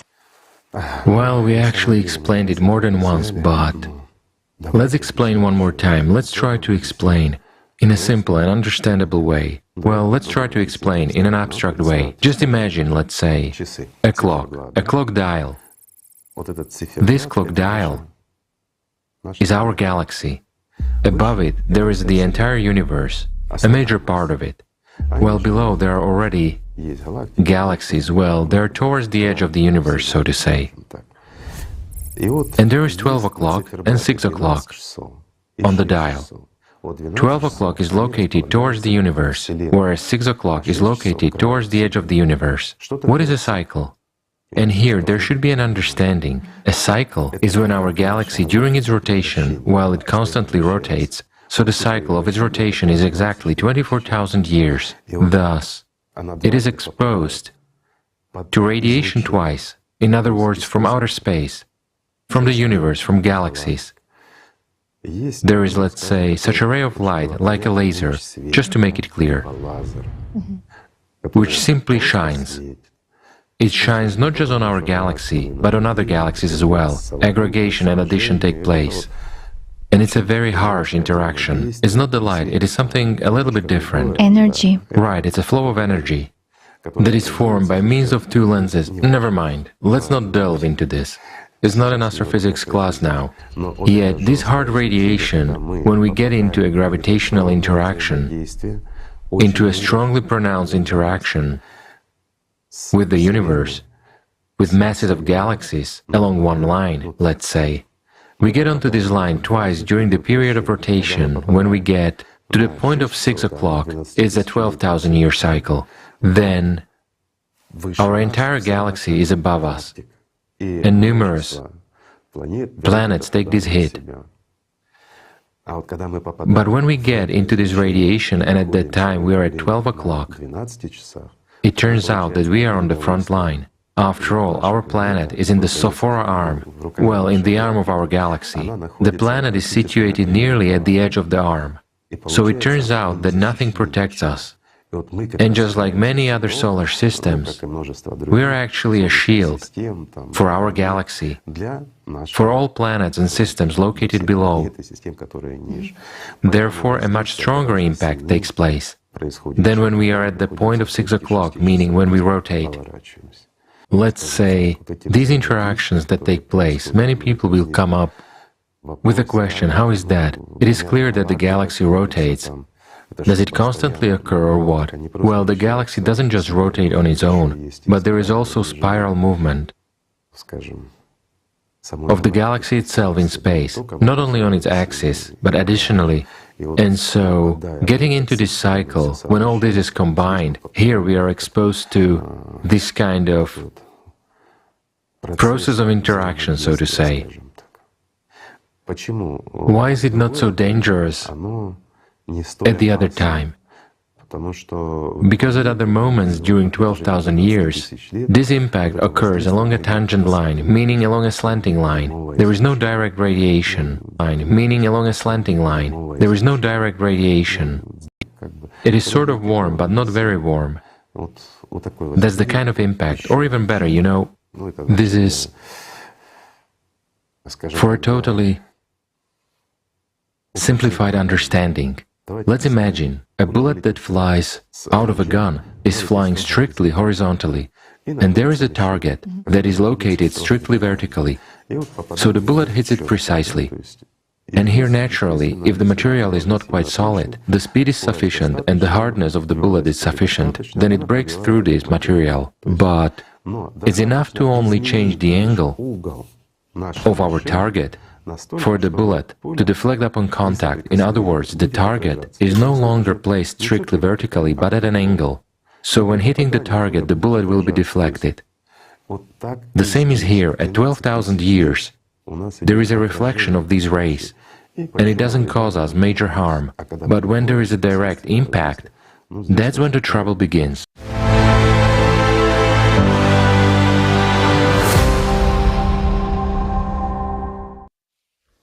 The influence of galaxy ray flux in past cycles has left imprints on our planet that have not been erased by time, even after hundreds of thousands of years. A team of Creative Society researchers has pieced them together and provided evidence of climate change triggered by the cyclical process. Next, let's watch the continuation of film on cyclicity.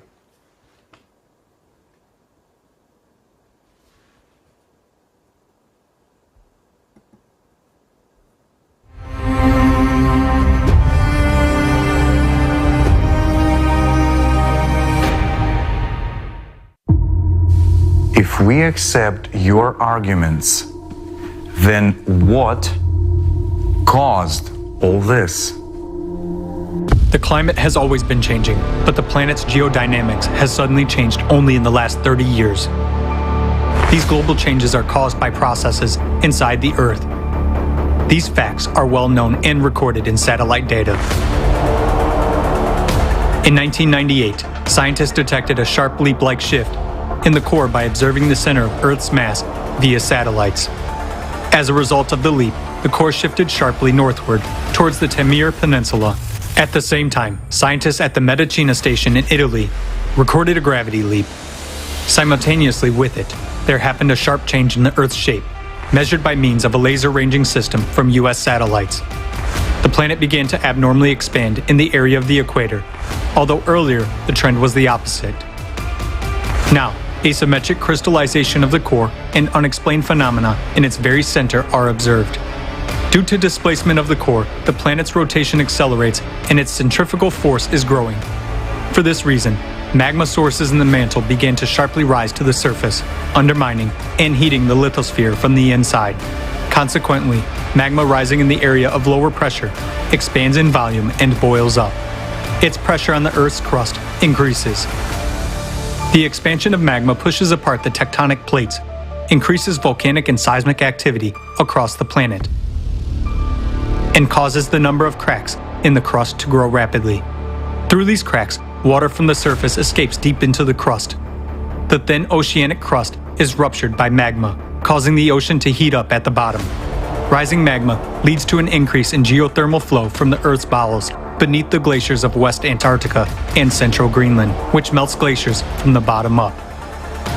Numerous facts of increasing geothermal anomalies, cases of water boiling in wells, permafrost melting at great depths, and methane explosions have been recorded. Further prediction of the trends of rapid geodynamic and climatic changes indicates that in the coming decades, due to the rise of magma, a massive melting of glaciers will begin along with a rise in sea level, increasing the number and the power of disastrous earthquakes, typhoons, and hurricane winds. Stratovolcanoes will erupt, which will lead to a long volcanic winter and disappearance of most life forms, including humans. Based on objective forecasts, we have only 5 or 10 years, at most. There you go again, scaremongering us. Why do you say it will be catastrophe? And why in such a short time? Changes similar to what we now see occurred before the peak of the crushing disaster just about 12,000 years ago. Those events are called the Alared Oscillation and the Younger Dryas glaciation that followed. 12,800 years ago, global temperatures rose as much as 15 degrees Celsius within just a few years. Most of the ice sheet suddenly melted, and the Earth emerged from a full ice age. At that time, there were extreme floods and other natural disasters, along with an intense sea level rise. The Gulf Stream stopped at that time, just as it is happening nowadays. Scientists from the University of Kansas have proven that about 12,800 years ago, there was a giant fire on Earth that covered a tenth of the entire planet's surface. Other researchers have also found that large fires raged in Siberia 12,000 years ago. Similarly, nowadays there are more and more large-scale fires that cannot be extinguished. Based on an analysis of satellite images, scientists have discovered that 10 to 13,000 years ago, the largest known dunes formed in the Sahara Desert and other regions, indicating the enormous strength of winds during the Younger Dryas. A short-term intensification of winds during that period has also been documented from Greenland ice cores data and research in Alaska. Nowadays, the same phenomena are happening on Earth as during the Younger Dryas. We see winds, hurricanes, typhoons, and tornadoes intensifying and destroying entire cities, razing them to the ground. Right at the cycle change 12,000 years ago, there was a very intensive seismic activity. This is indicated by radiocarbon data, as well as paleographic reconstructions of the Younger Dryas. During the same time period, more than 12,000 years ago, as well as now, there was a drastic weakening of the magnetic field and a pole shift, which was called the Gothenburg excursion. The reason for all these abrupt changes was an abnormal magmatic activity caused by changes in the core. This was expressed in large-scale volcanic eruptions that scientists recorded in the Younger Dryas by dust and traces of acid rains in glacial cores. Analysis of sediments found in Hall's Cave points to volcanic eruptions that caused a volcanic winter about 13,000 years ago and glaciation across the globe. After the sudden warming in the Younger Dryas, an equally abrupt cooling occurred. This event caused a mass extinction of megafauna. Thousands of frozen mammoths and other mammals were found in the ice on the northern slopes of Siberia. There happened a drastic decline in the human population, including extinction of the Cro-Magnon. All of those catastrophic events occurred within just a few decades. But why do you say that what happened 12,000 years ago should happen again now? Maybe it was an accidental event, and it was caused by other reasons. The same catastrophic events occurred on the planet not only 12,000 years ago, but also earlier. Taking into account errors in dating, this cycle is very well traced in the geological data. Catastrophists among scientists wrote about it independently of each other in their books and works. Vladimir Bubnenkov, Vitaly Bushyev, Alexander Baturin, Igor Kopolov, Nikolai Petrov, Maynard White, Douglas Vogt, and many other scientists have come to understand the cyclicity of global cataclysms on Earth with a period of approximately 12,000 years. In geology, paleontology, and archaeology, there is numerous evidence of past disasters of this cycle. Each of these catastrophic events was characterized not only by abrupt changes in the climate situation, but also by complete geodynamic restructuring, weakening and excursion of the magnetic field, widespread disastrous volcanic eruptions, tectonic restructuring, atmospheric temperature variations by 10 to 15 degrees, and changes in the world's ocean levels by 20 to 50 meters, followed by large-scale glaciations. Since every cycle is accompanied by a change in the magnetic field and powerful volcanic eruptions, it clearly indicates that the cycle is associated with changes in the planet's core, just as it is happening now. We are entering the active phase of the cataclysmic cycle. But what causes this cycle? What makes the core shift? Researchers believe that this cyclicity is galactic in nature. That is, it is related to the rotation cycle of the galaxy.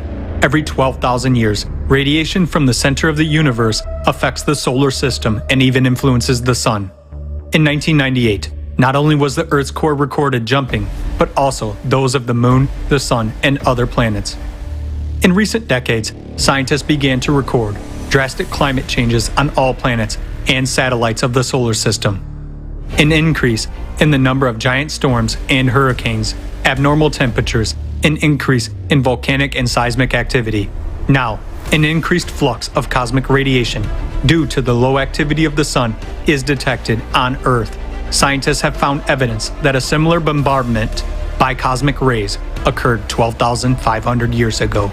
In addition, every 12,000 years, an unknown flow of violent cosmic energy from the center of the universe comes to our planet. This high-energy impact occurs at the micro level and has enormous potential to trigger a shift of the planet's core.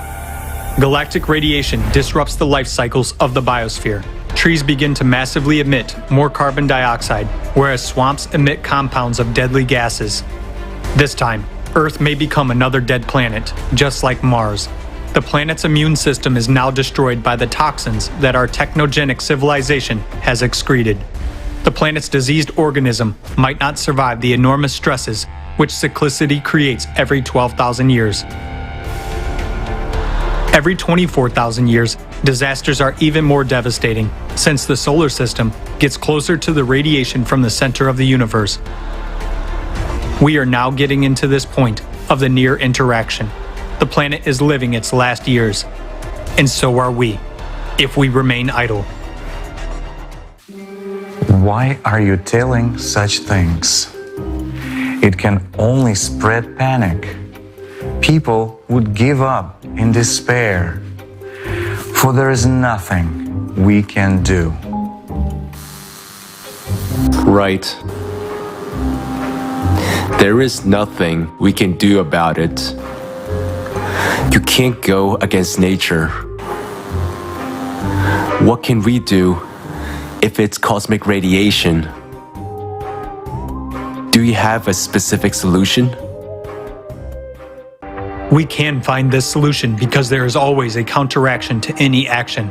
A high-energy flow is approaching our planet, and we can put up a defense if we understand what kind of force and in what capacity we should counteract it with.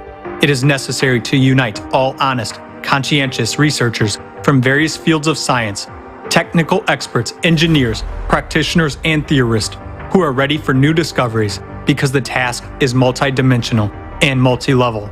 It is necessary to set one common goal at the level of all countries, to provide scientists with funding, access to advanced technologies, and truthful statistics of climatic and geophysical services. Even with our current technology, it is quite possible to counteract cosmic radiation. If the goal is one and society prioritizes preservation of civilization in every human life, then humanity will be able to find a solution on how to manage this high-energy flow. But we have very little time to find the solution. It is possible to unite the scientific potential of conscientious researchers only with the absolute support of the entire society in all countries. There can be no place for competition, private interest, and lust for profit. Openness of information for research may be available only in the creative society format, where there is no reason for wars and conflicts. In order to establish such a format of society, unification of all 8 billion people is indispensable. Creative society? What is creative society? Sounds like some utopian idea. Is this communism?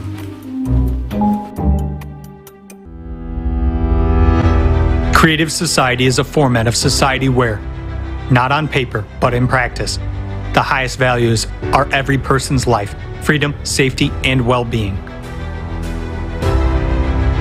It's a society where there is no power of one person over another, where people themselves make decisions on key issues without shifting responsibility to a few individuals. All conditions are created for the development of one's personal potential for the benefit of all people, and the whole society takes care of every person. It's a world without wars, poverty, violence, or power. Such a society is beneficial to everyone. Unlike communism, the creative format cannot be built by force or via a revolution. Creative Society is an opportunity to peacefully bring our civilization to a new stage of evolution within the shortest time possible. All legal, economic, and social mechanisms are available for that. But this requires true unification of people. This doesn't mean uniting our wallets or refrigerators, but uniting based on the values of humaneness, kindness, mutual help, and respect. We are 99% of the planet's population. We want to live as human beings. People all over the world are already uniting and acting to build the creative society. What can we do right now? What can I do? Where do I start? You can join the Creative Society platform that already exists. Invite your friends, scientists, and all thinking people. You can tell the truth about climate change and the way out honestly and without smoothing over the rough spots. Through mass media, you can spread information about what is really going on, not to sow panic or fear, but to share the solution. People do not want to hear the truth because they are simply scared until they know there is a way out. Now, everything depends on each person, on you, my friend.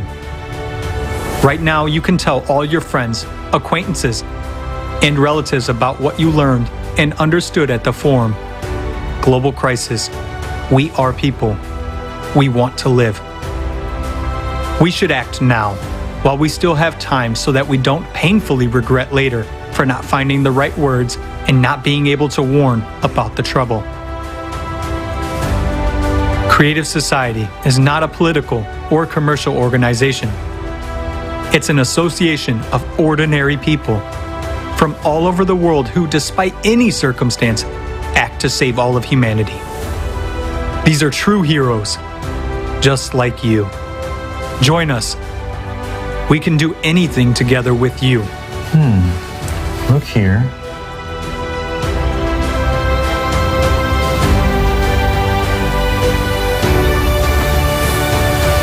Now, look here.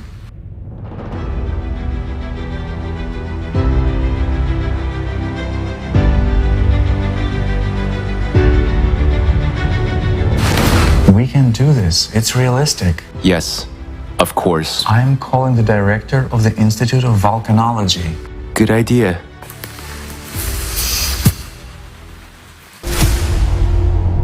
If even these people have understood, why don't you understand, my friend?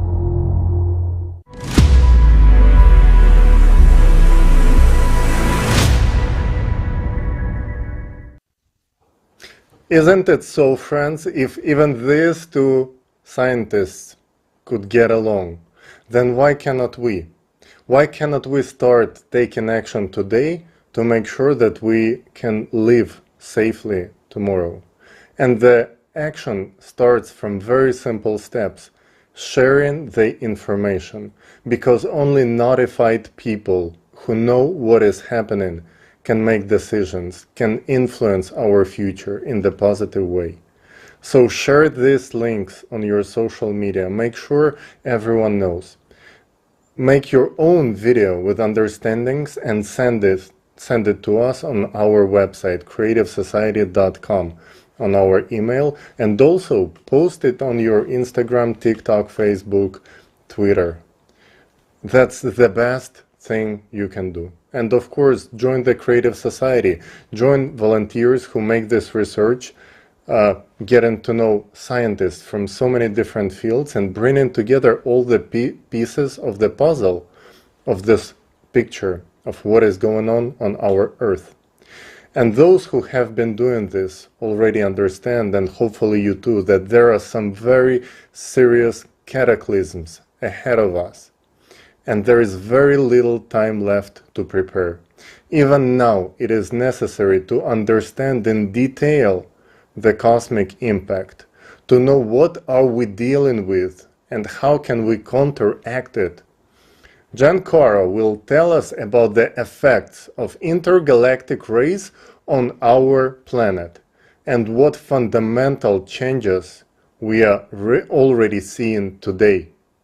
Jen will tell us about the danger of cosmic rays and the effect that they have on our planet. Please go ahead, Jen.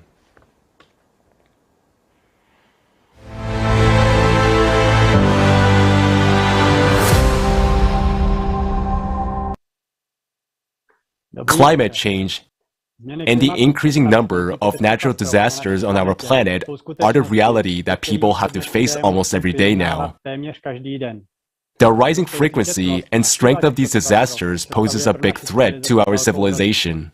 And now, I want to provide the facts pointing to an influence that comes from outside of our solar system and triggers cyclical cataclysms every 12,000 years. The first fact is that in 1998, the satellite observation showed that there was a sudden change of movement of the Earth's center of mass towards the Taimyr Peninsula, resulting in observed significant changes in the Earth's rotational axis movement. This appears to be the consequence of the movement of the Earth's core. On the screen, you can see the speed of movement of the center of mass and its sudden change in 1998.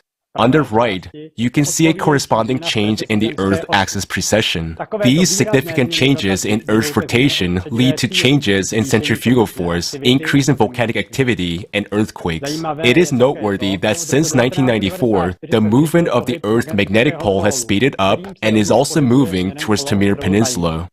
On the screen, you can see the movement of the Earth's magnetic North Pole. Since the Earth's magnetic field is expected to be generated by electric currents in the Earth's core, these two facts are related. That is, some invisible force caused the displacement of the planet's core and magnetic field. Something triggered this process. So far, we were speaking only about Earth. However, at the same time, there are observations of a sudden change in the position of the Moon. On the screen, you can see the lunar distance after removing known influences as measured by laser ranging. You can see that in 1997, there was a sudden jump. Climate changes have also been observed on other objects in the solar system. All this suggests that the influence is coming from outside the solar system. This influence must have enormous energy to cause such dramatic changes. This effect is taking place at the micro level through elementary particles. The changes happen here as well. The proton charge radius is a well-known physical constant. In 2010, another measurement of this constant was made.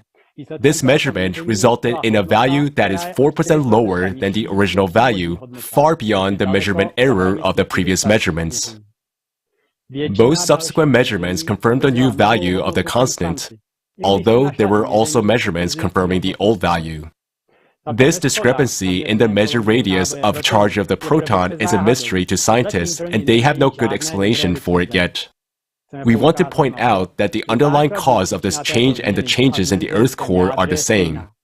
As insignificant as a 4% change in the radius of a charge of a proton may seem, imagine if the sun shrunk by 4%. The consequences for life on Earth would be catastrophic. The same goes for the proton charge radius. This constant affects the fundamental properties of atoms, such as the energy levels of electron orbitals, and as a result, the chemical properties of atoms. Thus, even a small change in this constant would affect the properties of hydrogen, which is one of the building blocks of life, and thus disrupt fine-tuned chemical processes within organisms. In the last 2 decades, various observatories have detected a variety of high-energy particles whose origin is not entirely clear. We believe that this is also a sign that the solar system has entered a cosmic ray jet of some kind. This radiation affects elementary particles and thus triggers destructive processes at the macro level, such as changes in the Earth's core. The response of plants to these changed conditions may be that CO2 production in the Brazilian rainforest is steadily increasing, while CO2 absorption is decreasing. That's why since 2013, these forests have become net producers of CO2. On the screen, in pictures C and D, you can see consumption and production of CO2 of rainforests. Picture B shows a resulting net CO2 consumption. We have presented the facts that point to an outside influence that is triggering the processes that threaten our survival on this planet. But we still need to fill in a lot of gaps to fully understand the nature of this influence. We need to bring together the potential scientists from many fields to research these processes so that we can counter them. We ask all scientists, especially quantum physicists, geophysicists, and astrophysicists, to join efforts in helping understand these external influences. Many lives are at stake, our entire civilization.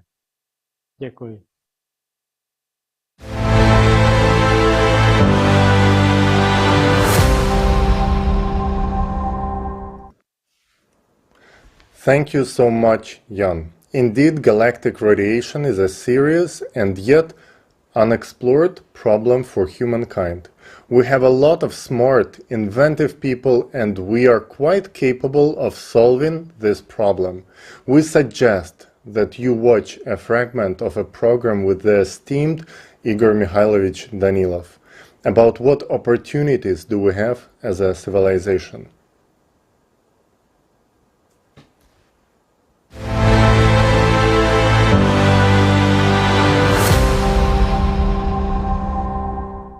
And if we gather all smart people, properly approach it, and start using the resources of our consciousness in the right way, it is not consciousness that will control us, but we will control it.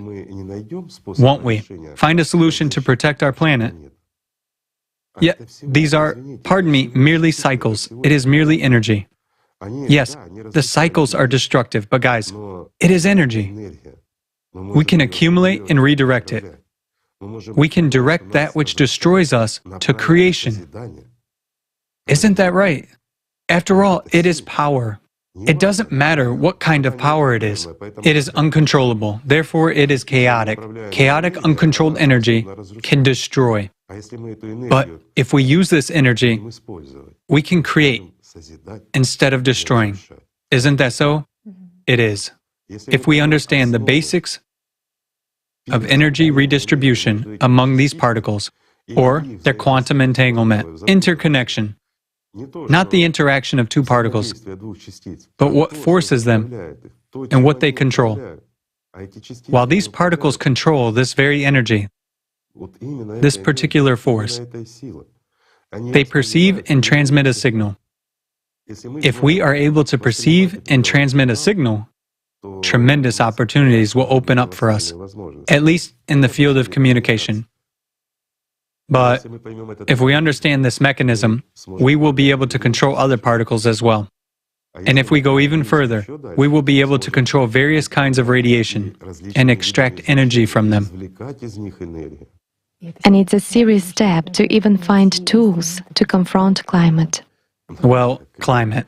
It is necessary to confront climate.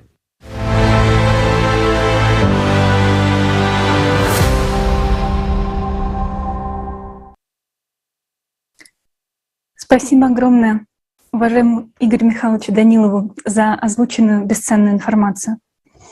Huge thanks to esteemed Igor Mikhailovich Danilov for this precious information.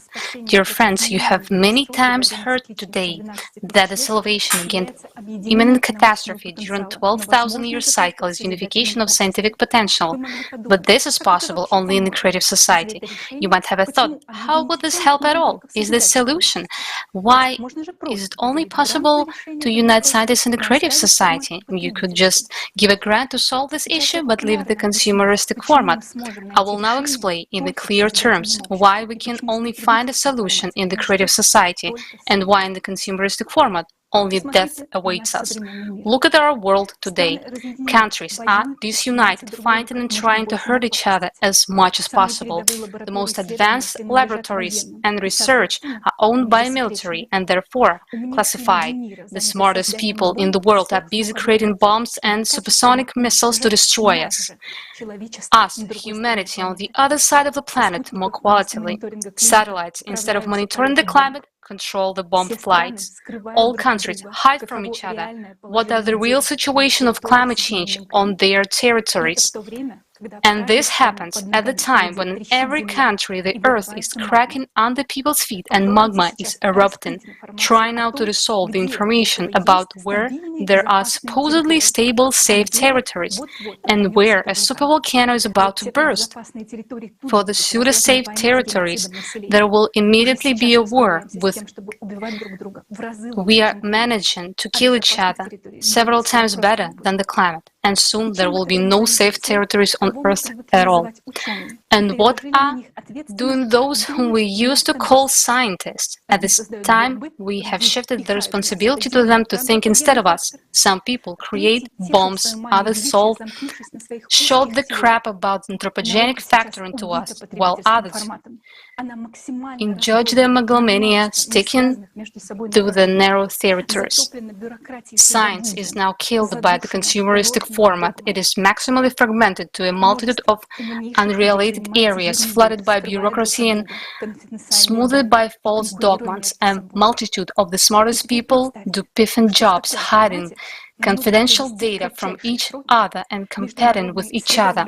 And now imagine that in this format we need to conduct in the shortest possible time research on a global scale with unlimited funding and access to any necessary equipment, because the task which stands before mankind is global. Do you know what will happen in the consumerist format? The same thing that is happening now in the fight against climate change. All countries will promise to allocate funds and take measures, but in fact they will do nothing, because those who control the capital will only care about their own wallets, while cyclicity devours the planet. In the consumerist format of society, no one needs our lives, not even ourselves. So why is the creative society format is the only solution? Creative society is a united humanity. It is not complicated at all. It is like union of several states, only there are not 28 of them, but 197, and it is not just a unit, but all of society that makes a decision.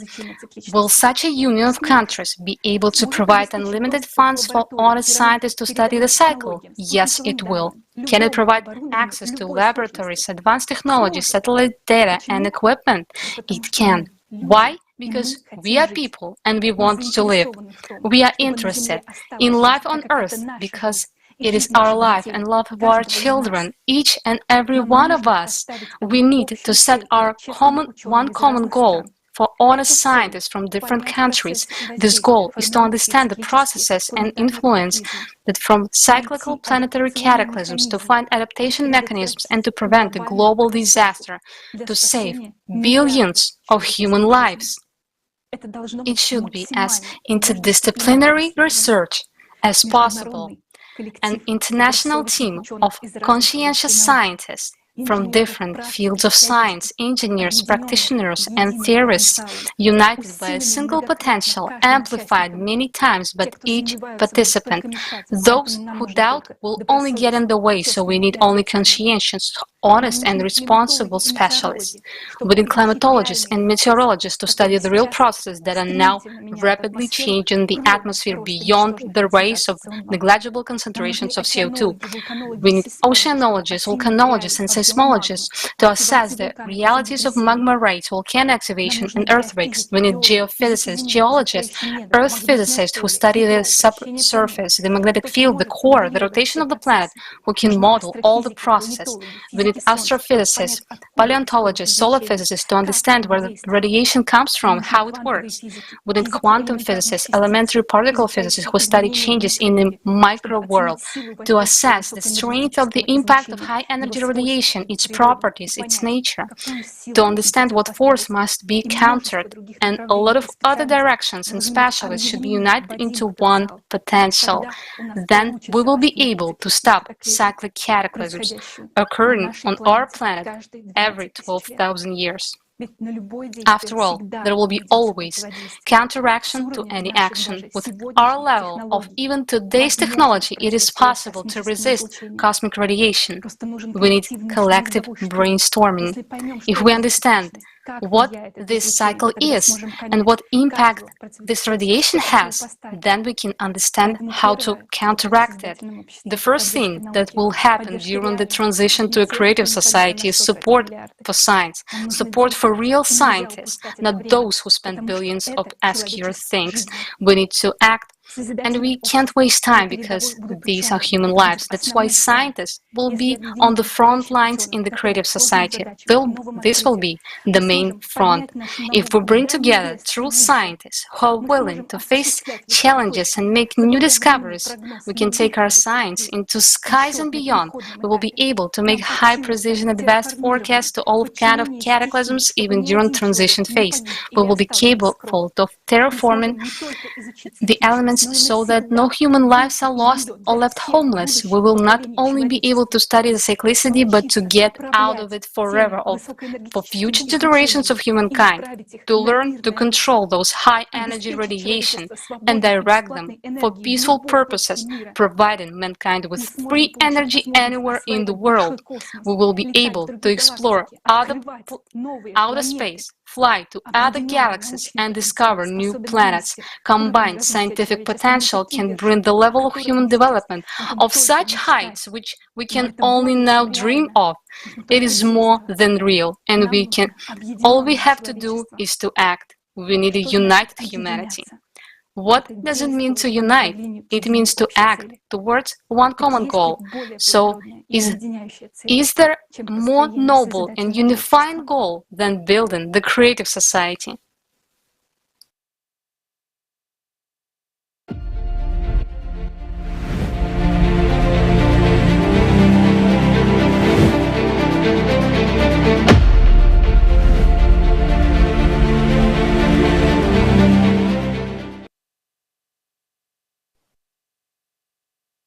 What you see now on your screens is the creative society in action. It would take a long time to list all the things that have been done by the participants and the ones which will be done by the participants of the project for its implementation. Let me just remind you once again that what matters in creative society is each person and their participation in the common cause. Today, we will see what people are capable of when they are united by one goal, the goal to live.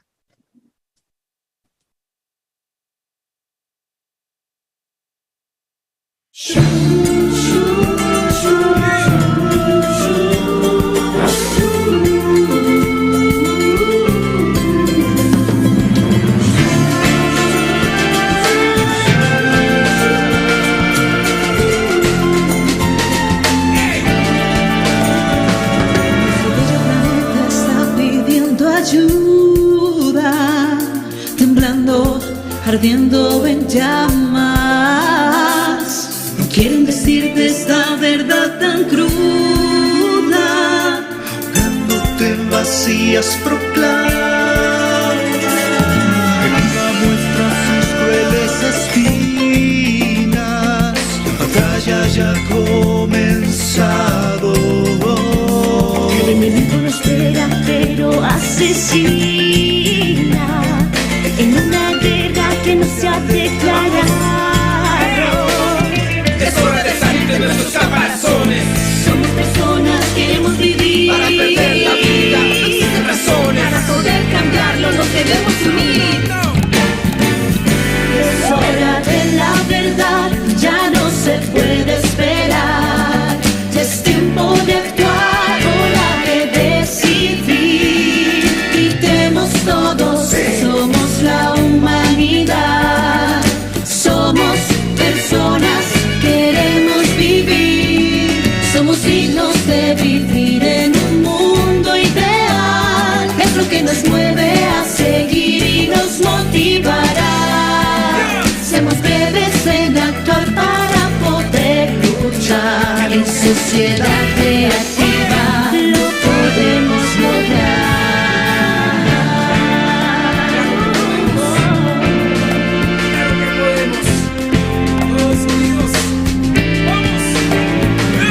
Ya esto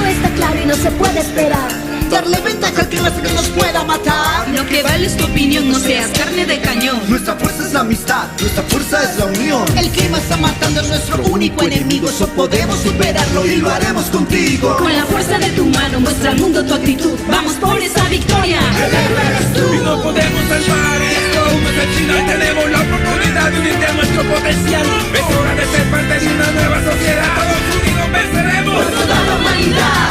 Si yo te detengas, nunca me lo harán cumplir. Es nuestro enemigo y nos quiere destruir. Y yo unido por lo mismo tuyo, sabe lo que te digo. Que formamos el destino tuyo del mismo camino. Es hora de la verdad, ya no se puede esperar. Ya es tiempo de actuar, hora de decidir. Gritemos todos, somos la humanidad. Somos personas, queremos vivir. Somos dignos de vivir en un mundo ideal. Es lo que nos mueve a seguir y nos motivará. Somos breves en actuar para poder luchar en sociedad creativa. De la verdad, ya no se puede esperar. Es tiempo de actuar, hora de decidir. Gritemos todos, somos la humanidad. Somos personas, queremos vivir. Somos dignos de vivir en un mundo ideal. Es lo que nos mueve a seguir y nos motivará. Somos breves en actuar para poder luchar. Sociedad creativa. Sociedad creativa. Queremos vivir en sociedad creativa. No podemos sonar.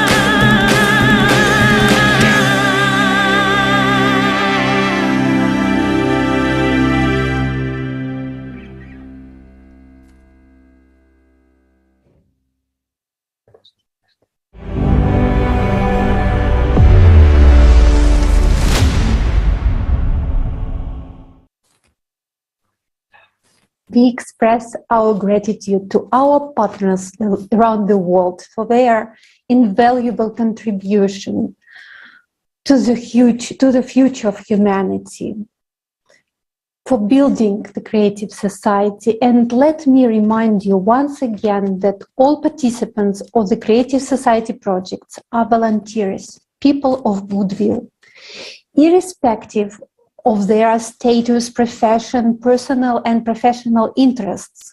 They are first of all people who are ready to act for the sake of saving our civilization. The Creative Society project is open for sponsorship and informational support. Anyone who shares the views of the project can help and become its active participant.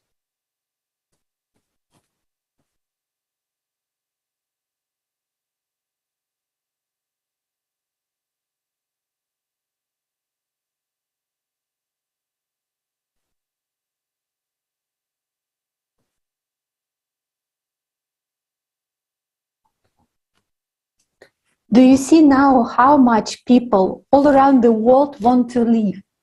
They know that 99% of people want to live in the Creative Society.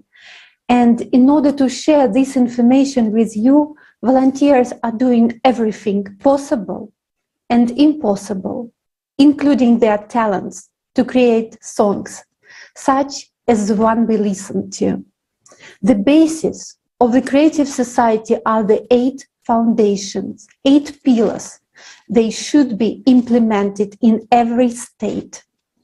Our next speaker, Almira Nailova, an attorney from Kazakhstan, will go deeper into this topic.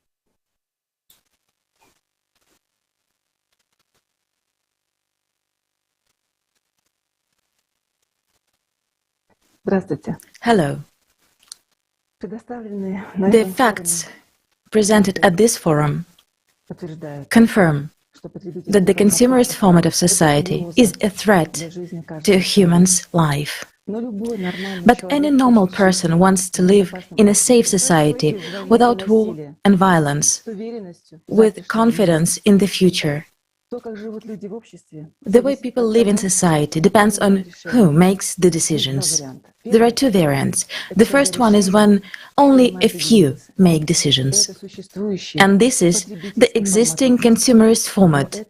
But this is the format of inhumanity. This is the way to everybody's death. We have already seen this. The second option is when the decision about how people should live is made by all people. This is creative society. The creative society is a society which protects everyone's life, where power really belongs to the people. According to legal science, an integral part of any state is people. Without people, respectively, there is no state. So, the state is we, people. Society is we, people. If we look at the laws of any country, we see that in one form or another, power belongs to the people. We just need to start exercising our right to decide for ourselves what kind of society do we want to live in, a consumer society or a creative one. We, as people, now exercise our power through public opinion. What does public opinion mean? It is when all or most of us declare what we want or don't want. For example, when in 1999 in Bolivia, a few people in power decided that people should pay not only for water, but even for rain, the majority of people disagreed, and the decision was overturned. Another example, in 2009, a referendum was held in Iceland under the pressure of public opinion, where the people of Iceland refused to pay the debts of bankrupt banks. As we can see, the will of the people is a huge force in determining what kind of life you and I will have, and we all want a creative society. If we want something, we need to start actively expressing our opinion, thereby shaping public opinion. We need to form an electoral demand for building the creative society. That is why it is very important that you tell each and everyone, your families, friends, colleagues, and even strangers. In Kazakhstan, we actively wrote to politicians, civil servants, and deputies about the Creative Society project. And we received answers that our initiative to introduce the principles of the Creative Society in all aspects of society is supported. Already today, changes are taking place in the political, economic and social life of the country aimed at increasing the role of people in the governance of the state, including through electoral processes. As the President of Kazakhstan said, electoral processes are necessary because people have simply stopped believing that their vote matters and is capable of changing life in the country for the better. Pay attention how important people's opinion on what kind of society they would like to live in is. Today in Kazakhstan, a platform for manifestation of the power of people has been restored, the referendum, so that people could really realize that their voice matters. Already today we have declared a decisive position to the culture of consumption and corruption, and we have chosen a creative vector of Kazakhstan development. The principle, not a man for the state, but the state for the man, became a key factor in the development of the country. So when you have the question in your head, who is going to let us? It is us who make it impossible by our doubts, fears, inaction and indifference to the way we live our lives. Once again, I repeat that the current law of any country allows us to build the creative society today. It is legally realistic, because under the law of any country, power belongs to people. Therefore, people can introduce the 8 foundations of the creative society into the constitution by means of a referendum. When the creative society is supported by more than 50% of the population, our representatives, presidents, deputies, and even monarchs cannot ignore the will of the people, because without support of people, there is no politics. Thus, anything is possible if we just take action. The reason why we have not yet built the creative society is because of us. This means that we are not working enough, not communicating the information, or doing it very slowly. It is necessary to take the initiative of people who already support the creative society and to keep informing in every country. As we can see, the creative society is more than real, but only if we all get involved in informing right now. And when we participate in this forum now, we are expressing our will, expressing our demand for the realization of the creative society and our disagreement with the fact that there are slavery, wars, violence. So this forum is also an active form of public expression. Thank you for your attention. Thank you, Almira.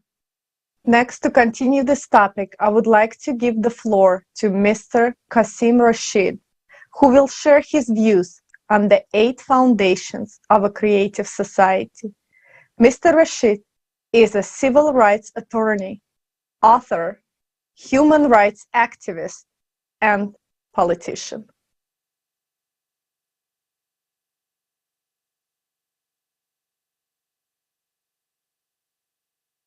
I'm a human rights lawyer. I'm practicing here in the United States, and my work focuses on civil rights. We talk about human life, human freedom, human safety. Those are the core of any government's responsibility. Transparency and openness of information. The creative ideology, innovation is the the lifeline of human progress, of building new technologies and new medicines. And then obviously development of personality, justice and equality, and self-governing society. It speaks to these elements of ensuring that we have governments powered by people as opposed to by autocrats or dictators or fascists or anything of that nature. So no, I think those principles, these 8 foundations, really well integrate to legal precedent and to what the law should require. Now it's just a question of making sure that governments and those in power are held accountable to the people, as opposed to ruling over the people with an iron fist. If we want a government that truly reflects the will of the people, then the people need to create that by being involved and engaged. And because at the end of the day, if we have a government by, of, and for the people, that's not, that empty statement remains an empty statement unless we act upon it. It becomes an active statement when we implement it in our daily lives.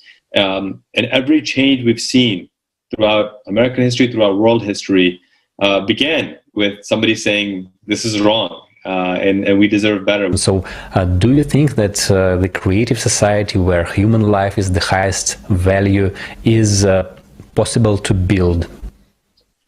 I don't think it's only possible. I think it's necessary. I mean, it's not just a matter of possibility. It's a matter of this is a necessity. If we don't prioritize human life, we're facing existential crises. There's a potential for world war breaking out any day now. There's a potential for another pandemic if we don't get this one under control.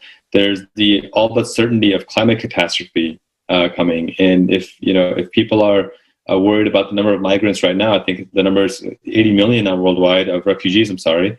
Once the climate crises become even more severe, that's going to get into the billions. So it's not a question of is it possible or not. It's necessary, and there's a shift in how we need to think about these things. That it's not a question of want; it's a question of need. And if we don't take action immediately, personally and actively, then this is going to get even worse. So I think it's going to require more than simply politicians doing political things. It's going to require a mass movement of individuals to say we are going to build a society built truly on justice, where people have freedom of worship, people have freedom of expression, but we do so in a way that truly respects one another as well. And so when we can talk about moving forward, we need to talk about how do we guarantee these things? Because once people are fed and they're clothed and they're educated and they have healthcare, then you see true innovation happen. Then you see true economies prosper. Then people can invent the next great widget, or they can invent the next great idea and be successful in it and reap the rewards of their success because they've been given this foundational basis that guarantees their humanity. That's, in my view, the real path forward, where we can guarantee the humanity of people and allow them to flourish and be who they truly are. Thank you very much, Mr. Rashid. Thank you, and creative society is absolutely necessary. I would like to next introduce Mr. Saran Akminyan, President of Armenian Creation Council, NGO member of the Prosperous Armenia Party, who will share more about the creative society. Սրտանց ողջունում եմ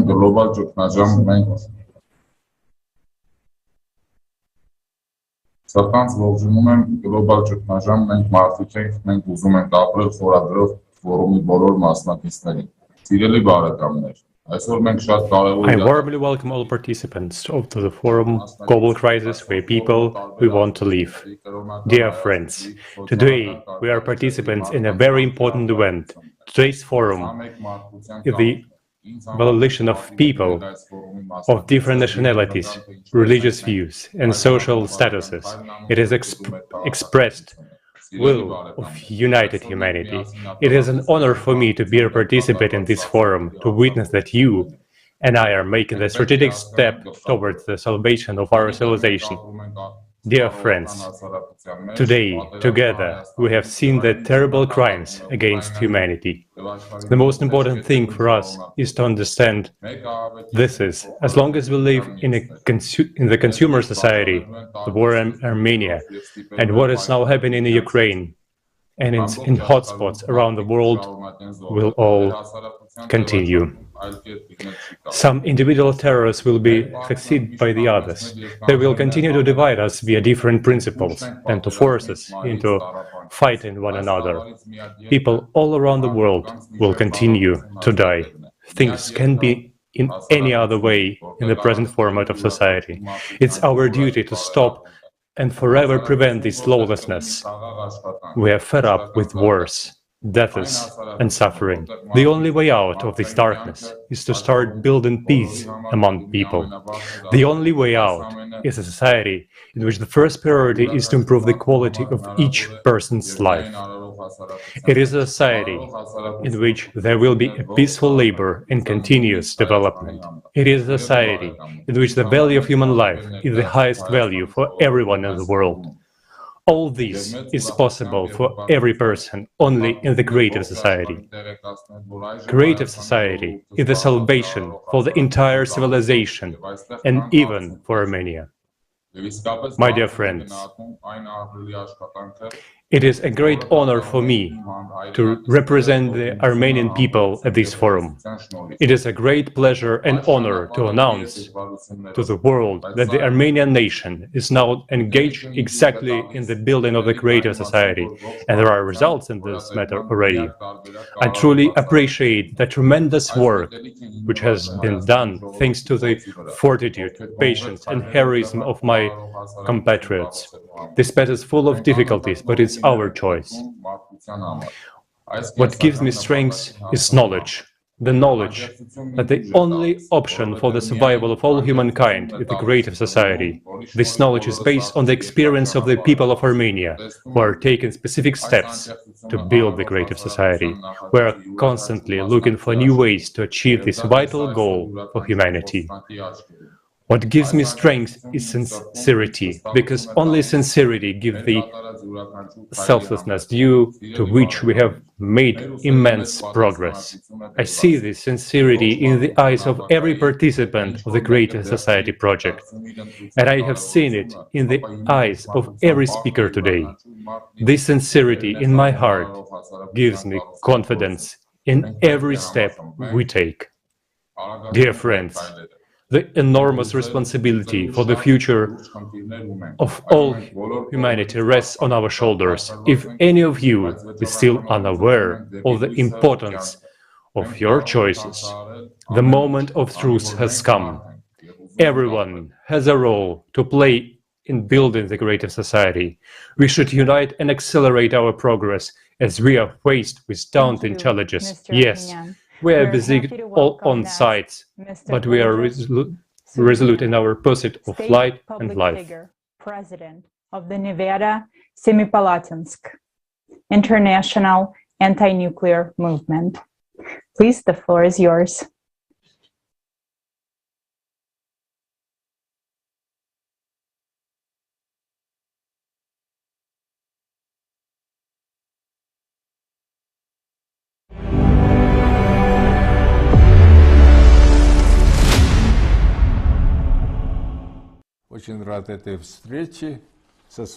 I am very glad to have this meeting with my colleagues and like-minded people at the International Forum Global Crisis.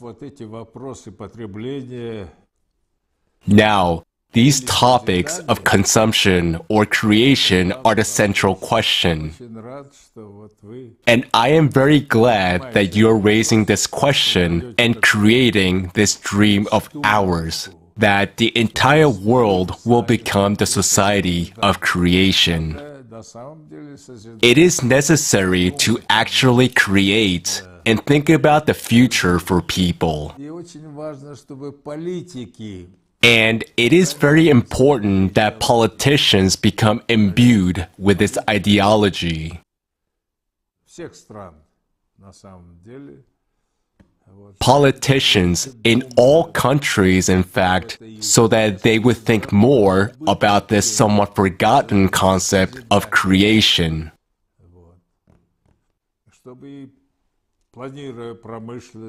While planning industry, culture, and so on, when planning ecology, struggle for ecology, they should, in practice, pursue the very goals that you are talking about.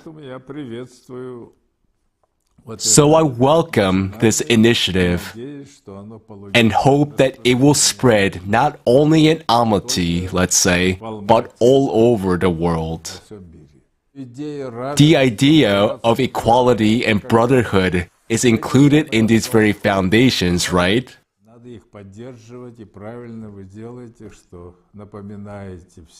We should support them. You are right to remind everyone. Let us create. Creation is part of these very foundations that you introduced too.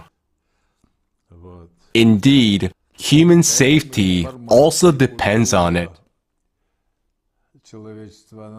That is why information and the culture of humankind should be more open, so that it is not a whisper, but so that it is voiced openly. If we think not merely about survival, but about life in such a broad and multifaceted sense. Because the life of one person is one thing, but when we're talking about everyone's life, because unfortunately, we often see, especially in our politics, when the life of one person has become more important than the lives of the majority. That's what we are fighting against. I support the real development of this movement, especially in our country, so I salute you. Way to go, let's work together.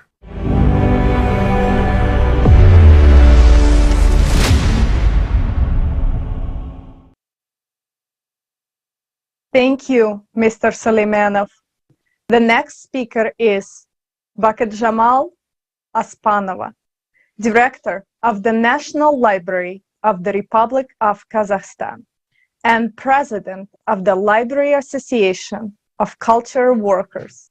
In 2021, she was awarded a special medal, the Best Woman of Kazakhstan.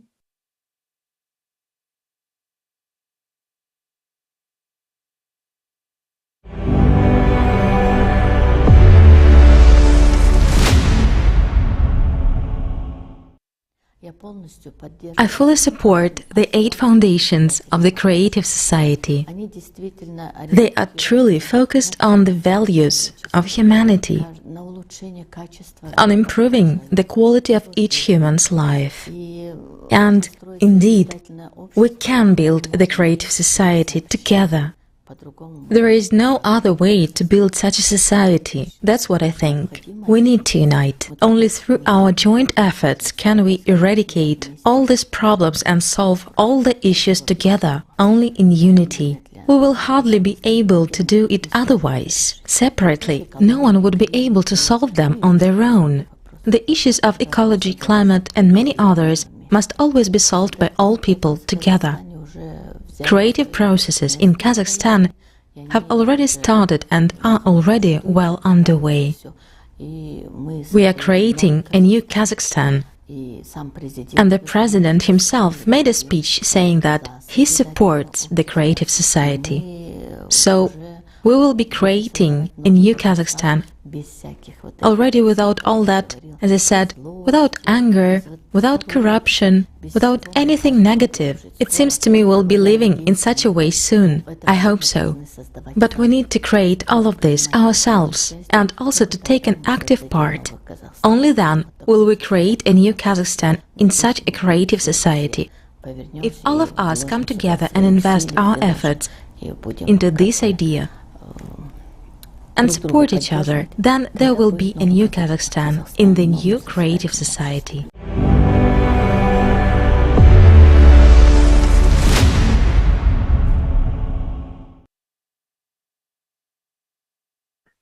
Я благодарю всех. I would like to thank everyone who supports the project Creative Society, everyone who understood that Creative Society is our only chance. Ask yourself the question, if there is no more of the project Creative Society, if there are no more people of goodwill who do not stop building the Creative Society, even being in extremely difficult conditions, what does the future have in store for humanity? Let's take an honest look into this future. We can do it, because our present determines our future. And we saw that today, that without the Creative Society project, we will quietly and uncomplainingly wait until we are destroyed by tyrants, maniacs, famine, disease, and whipped off the face of the earth by climate. Until then, we will all slave away in the slavery of an inhumane consumerist format. We will understand how it will end, but we will continue to lie to ourselves and brace ourselves. We will remain constrained by fear. We will betray our children over and over and loved ones again and again with our silence until the X hour comes. But is that why we give birth to children, care of them, educate them, build homes and cities, so that they can die with us like stray dogs? Is this Our future? This is our future without the creative society. And for many people, this is their present. And I want to tell you that without the participants of the Creative Society project all over the world, we wouldn't have a single chance to change it. Because only people can make a difference. And every little action of the participants of the Creative Society project is a heroic contribution to our common victory. They are the real heroes who overcame the fears in their heads and became an example themselves that one person can do a lot if he is a human being. Who are the real heroes of our wartime? In times like these, when everything is silenced and the truth is hidden, the heroes are those who step over the prescribed rules of the game and tell the truth. By denouncing consumer society, they care about the future of humanity. They are the first to support the Creative Society. Today's hero is every one of you, friends. Every one of you who now supports this broadcast, who broadcasts it in their social networks in 100 languages, who has sent it out to his friends and family. Building a creative society means fighting for every life. It is not easy, because often our calls to unite are not even understood even by our own dear and beloved ones. After all, they are also people living in a consumer society, and they are too afraid to look in the truth in their eyes. That is why your example is so important. Knowing what awaits us all for the sake of people you love and for the sake of all people, you are not silent. Every day you devote your free time to bring in the truth to people. You simply act no matter what. In the most adverse circumstances, you don't give up.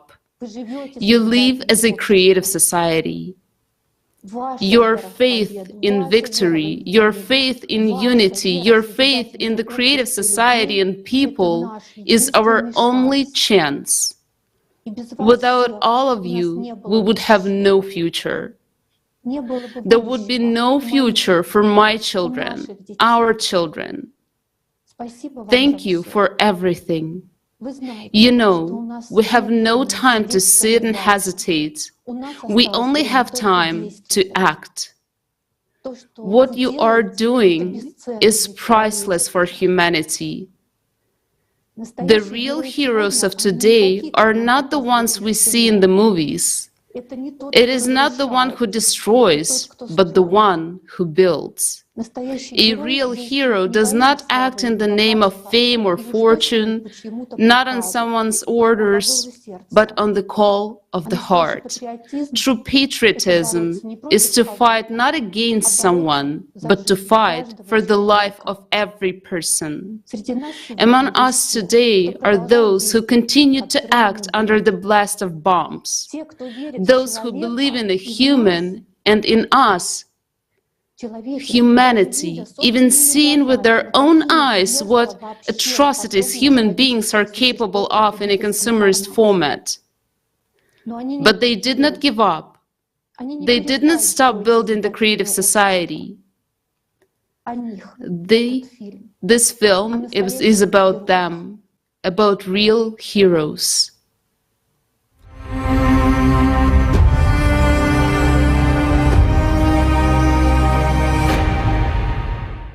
Hello, I'm Anya from Irpin. We are now taking a walk in Irpin with my beloved husband.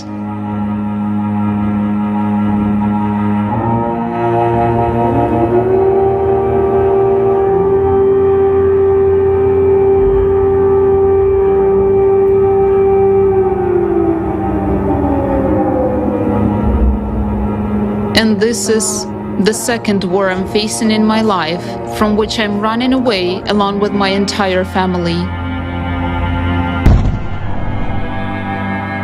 Tell me, who needs all this? What is it all for? In this world, everything is arranged in such a way that nobody cares about human life at all, and it is far from being a priority. As long as we live in consumer society, we don't have a single safe place on the planet.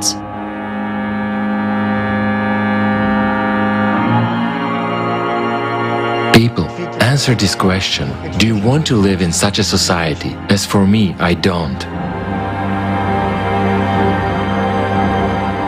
The only thing that kept my spirit up all this time was not to give up under any circumstances.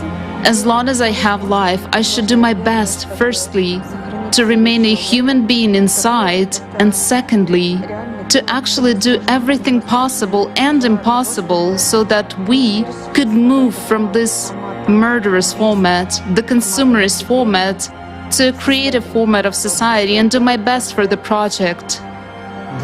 Explosions were getting closer and closer. We evacuated the girls because only women and children could be evacuated. They were shooting and bombing from all sides, while we, women and children, were standing like cannon fodder in the middle of the train station.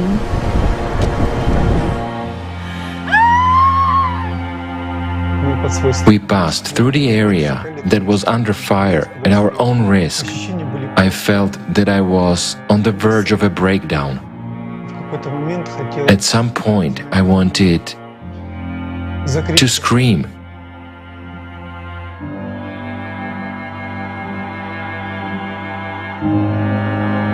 The fact that right at this moment, my parents are under bombs, air bombs, gunfire, whatever, all the modern weaponry. The only thing left is to use nuclear weapons. My brother was killed by a shell that landed on the house where he lived. He was on air until the last minute, as long as they had electricity and the internet. He participated in live broadcasts. He spoke about the creative society. He participated as much as he could. We will build the creative society, and we will have peace, order, wealth, and prosperity. As long as we have even the slightest, even 0.001%, even a tiny, even a small chance to change everything, we should take this chance. We simply must. Corpses can no longer do anything. Only people that are alive can change something. And we are people. We just want to live. I'm not a cannon fodder. I'm a human being. And if I'm a human being, I must do everything I can to change the current situation. People, I want to live in the creative society. I want to appeal to you, people from all over the world. I believe in us. As long as we have each other, as long as we are people, we can change everything.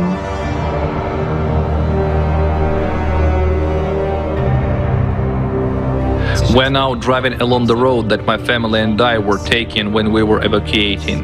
There are so many cars on both sides of the road that were shot, burned, or ran over by tanks. Those pieces of human bodies or what's left, all this is terrifying. It mustn't be like that. Please hear me, it mustn't be like this. We're a human society. We must build a society where your life, my life, the life of our friends, relatives, and any other individual should be valued as one's own. Otherwise, we are not a society, truly. Believe me. Human life is the most important. All this can be rebuilt and repaired. Human life cannot be restored. When it was announced that there was an opportunity to evacuate, the first thing we said was yes. When we were driving, everywhere around there were shelled cars. A woman and a man whose children were sitting in another car fell on their knees, folded their hands and said, "Please take us." We had 2 vacant seats left in our car. We quickly opened the doors and they jumped into the car. We were not only saving our lives, but at that moment, we clearly understood that another person's life is just as important as yours. I think if there had been the Creative Society, nothing like this would ever have happened. I mean, there wouldn't be anything like that in any corner of the world. I lived in the city of Kharkiv until recently. It was impossible to imagine anything like that, even in our worst nightmares.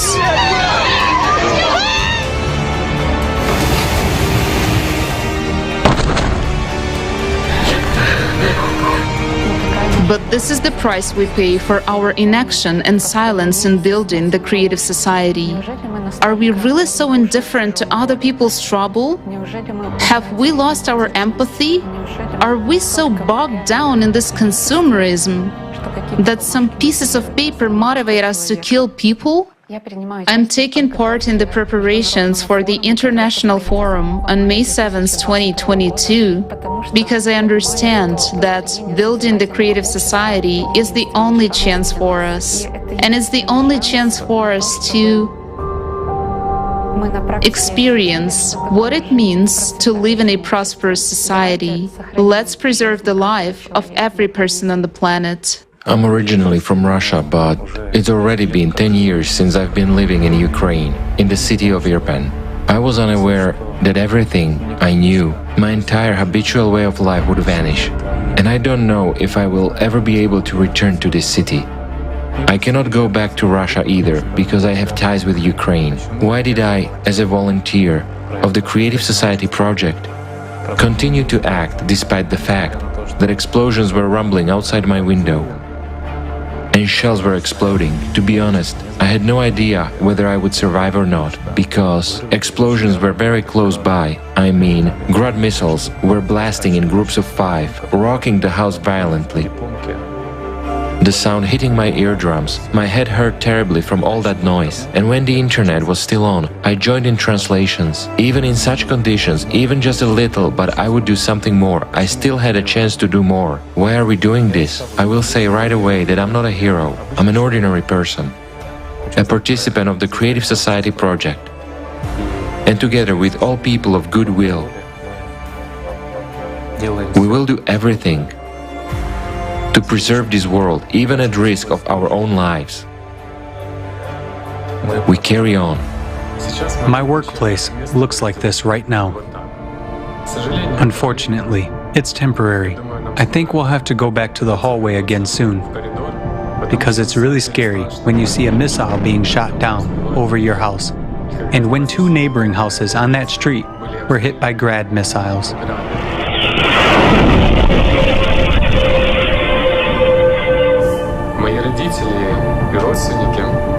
My parents and relatives were at the epicenter of tragedy in Mariupol. It was really scary when we lost contact with them, when we had to search for some news, watch videos to see a familiar face among the living, and to find out that they were alive. It was difficult to live and eat here, realizing that my parents were sitting in the basement of their destroyed house and could lose their lives at any moment. My uncle was shot at by a sniper just because he went to pick up humanitarian aid. He could not get up because the sniper was mocking him. For every move he made, he was shot. It wasn't easy to find the strength under such pressure to continue preparations for the forum. But at some point, when the entire situation had already reached its apogee, the forum and the preparation for it became for me such an inspiring event. Like a guidance, a vector that gives at least some hope for the best. I found time to communicate with friends to continue the development of the Creative Society website. I do not know yet whether I will have the internet or whether I will have an opportunity to participate in the forum. So we are building our collaboration in such a way that people from other countries would be able to pick up the task, and our common cause will not be affected.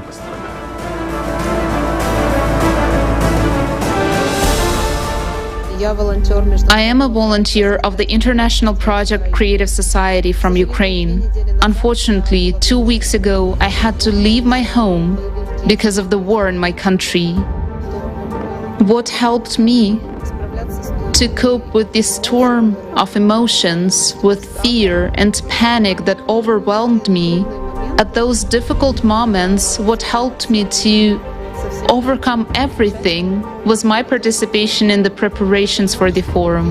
I realized that the actions of each of us, of every person who now participates in the Creative Society project, save not only us personally, but they help all of humanity. I woke up to the sound of a missile flying over me. My girlfriend and I stayed in the bathroom for the next 10 days. When you're sitting in the bathroom, you don't know if you're going to have enough food and water tomorrow. The Creative Society is needed so that all this does not happen, so that there is safety, so that people live with love for each other. That's why I'm actively participating together with other guys, preparing for the forum, recording interviews with eyewitnesses and scientists, and everyone is saying that we need the Creative Society. Why do I keep preparing for the forum? Because I'm not alone. I'm not the only one who wants to live. I'm not the only one who wants to bring good, creative, positive things into the world. I'm not the only one who wants to bring the value of life into the world. I wanted to spread this information and truth to the whole world. I looked out the window and saw a huge missile free-falling 500 meters from us. To be honest, I really said goodbye to my life. I realized that I'm the luckiest person in the world because I remained alive. The horrible, ugly face of the consumerist format that we now see in the world is what motivates us to build a creative society. It motivates me even if there is a war outside to sit down and edit a video for the conference, to help with whatever I can right now. To help with whatever I can. War didn't become... It was a huge shock for me. But it didn't become something that would stop me. Because war is the concentration of all the violence that exists every day on this planet. So for me, the best thing was to devote every second I still have, because I didn't know if there would be a next one, to preparing for the forum, because the forum is the only way to stop this madness.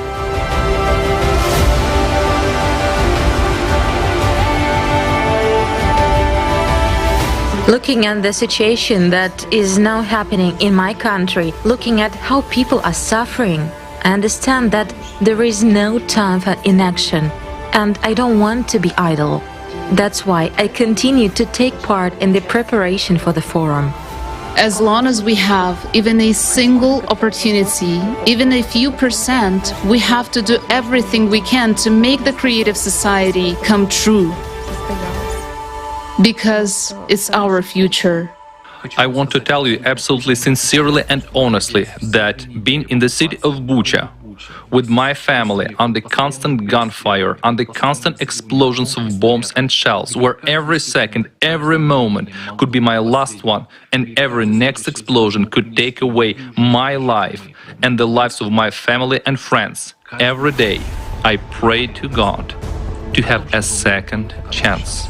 And I'm truly grateful that He gave me that second chance, that He enabled me today to be involved in the preparation and organization of this forum, that He gave me a second chance to be involved in building the Creative Society. Dear friends, please hear me, listen to all those people who will tell their stories during the forum, that the Creative Society is our only and last chance. Let's not wasted.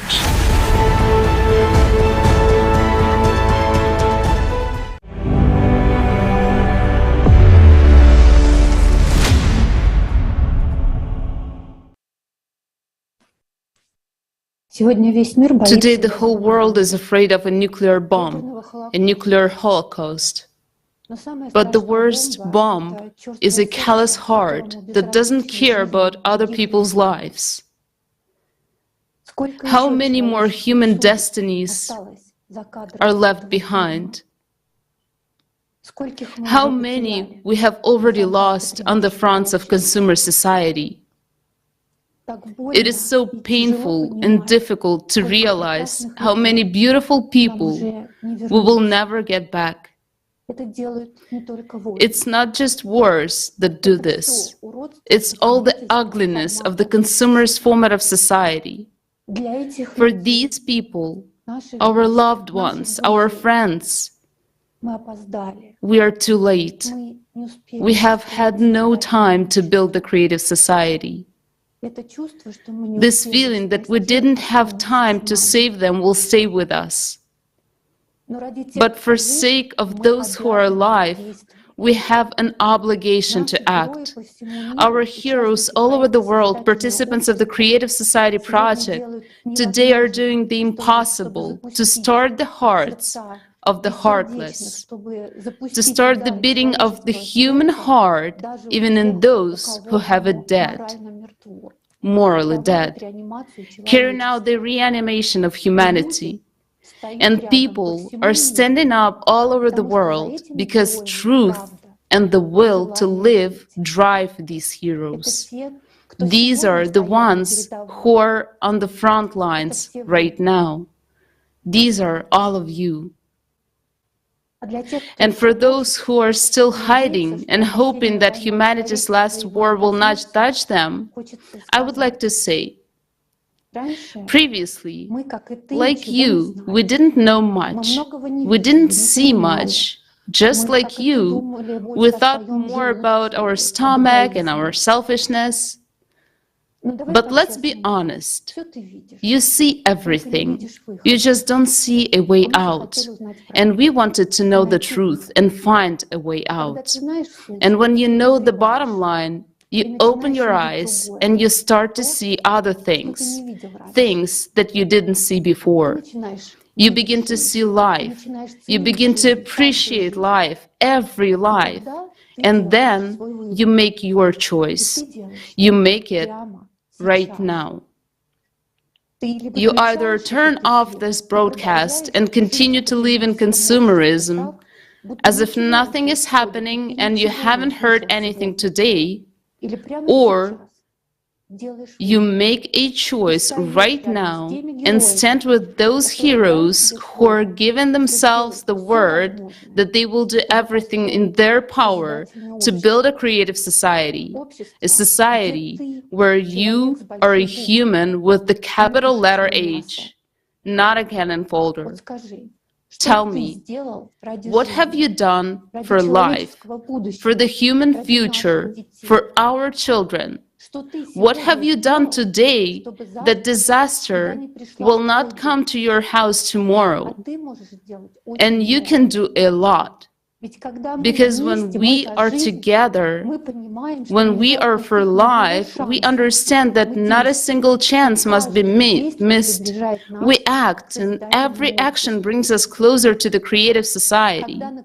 When life is at stake, the most pressing question is, what have I done for us to survive?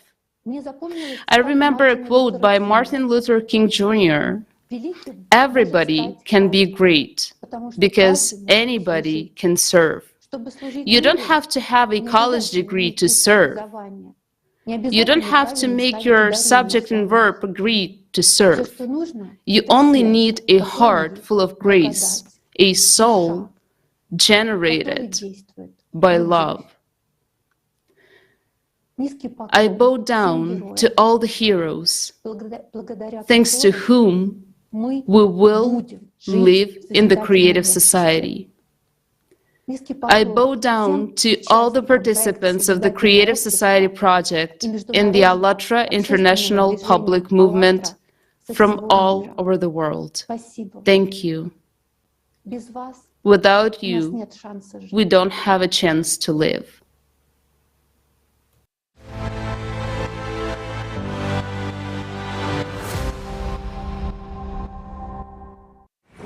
Today, we have seen with our own eyes the facts and evidence of brutal crimes against humanity and numerous human sufferings in the consumerist format of our society. There is no justification for violence in society. There is no justification for murders. It's a shame that all of us, the majority, allow that. Until now, with our own hands and our own choices. We support the animal conditions of existence imposed on us by the consumerist format. We do not express our inner vital need as a clear position and ultimatum. We are people, and we want to live. We are for the creative society. I want to address each of you. I want to address you, my friend. I want us all to remember that every day of our inaction is a loss of someone's life. Every day when we are inactive in building the creative society, people die. If we all together do not take action right now, tomorrow the consumerist format will take the lives of you and me and our loved ones. Some are dying of hunger and thirst right now. At this very moment, some are suffering from brutality and violence, while others are caught in the middle of a war and have lost everything overnight: their jobs, homes, and families. Yet, even yesterday, these people had no idea that today they would find themselves in such inhumane conditions of existence that today they would be killed. Are you sure this won't happen to you and your family tomorrow? Look, this is Ukraine. This is the city of Bucha, where masses of people died back on February 23rd this year. They were making life plans and building prospects. But on February 24th, early in the morning, a war came to them. Are you sure that tomorrow a war will not come to you, to your home, and take the lives of your family and friends? Are you sure a war won't take your life too? Are you sure of that in our consumer society where human life is not worth anything? The idiocy and absurdity is that the cause of these horrors and the ruined destinies of millions of people is the result of the ambitions of a few psychopaths who have gained power over us in the consumerist format. Let's take 1 million people. They are all wonderful people, except for just a handful of individuals But these few individuals, because of their extreme greed and tyranny, use the rest of people for their own selfish, despicable interest. With our own hands, they force us to maintain the conditions of the consumerist format, which turns people into non-humans. And later, they claim that this is the way it should be, that it is our nature, it is natural. But this is not normal. Let's tell the truth. Yes, there are psychopaths in our society, and there will always be. But will they be able to seize power over people in the creative society? No, because power in the creative society belongs solely to the people. In the creative society, psychopaths will not be able to wage wars and destroy millions of us. They will not be able to brainwash us through their corrupt media. They will not be able to be the rightful owners of all human and resource potential. But most importantly, they will not be able to satisfy their own ambitions with our blood at the cost of our lives. Today, in the consumerist format, psychopaths are not locked in asylums. They are at the top of power over us. That is why the genocide of mankind continues every day. And our world is overflowing with the human grief and suffering. We have no right to leave such a world to our children. We need to change the conditions and build the creative society with our own hands. We are constantly divided because it is easier for them to control us. That way, the pit us against each other like dogs, forced to quarrel and hate one another. Are you familiar with a situation when people ask you, whom do you support? These people or the others? Do you support the left or the right? Who do you belong to? That party or the other? That religion or the other? Are we cattle or things that belong to someone? Even when such questions are asked, we are left with no chance of being united, of being one peace-loving humanity.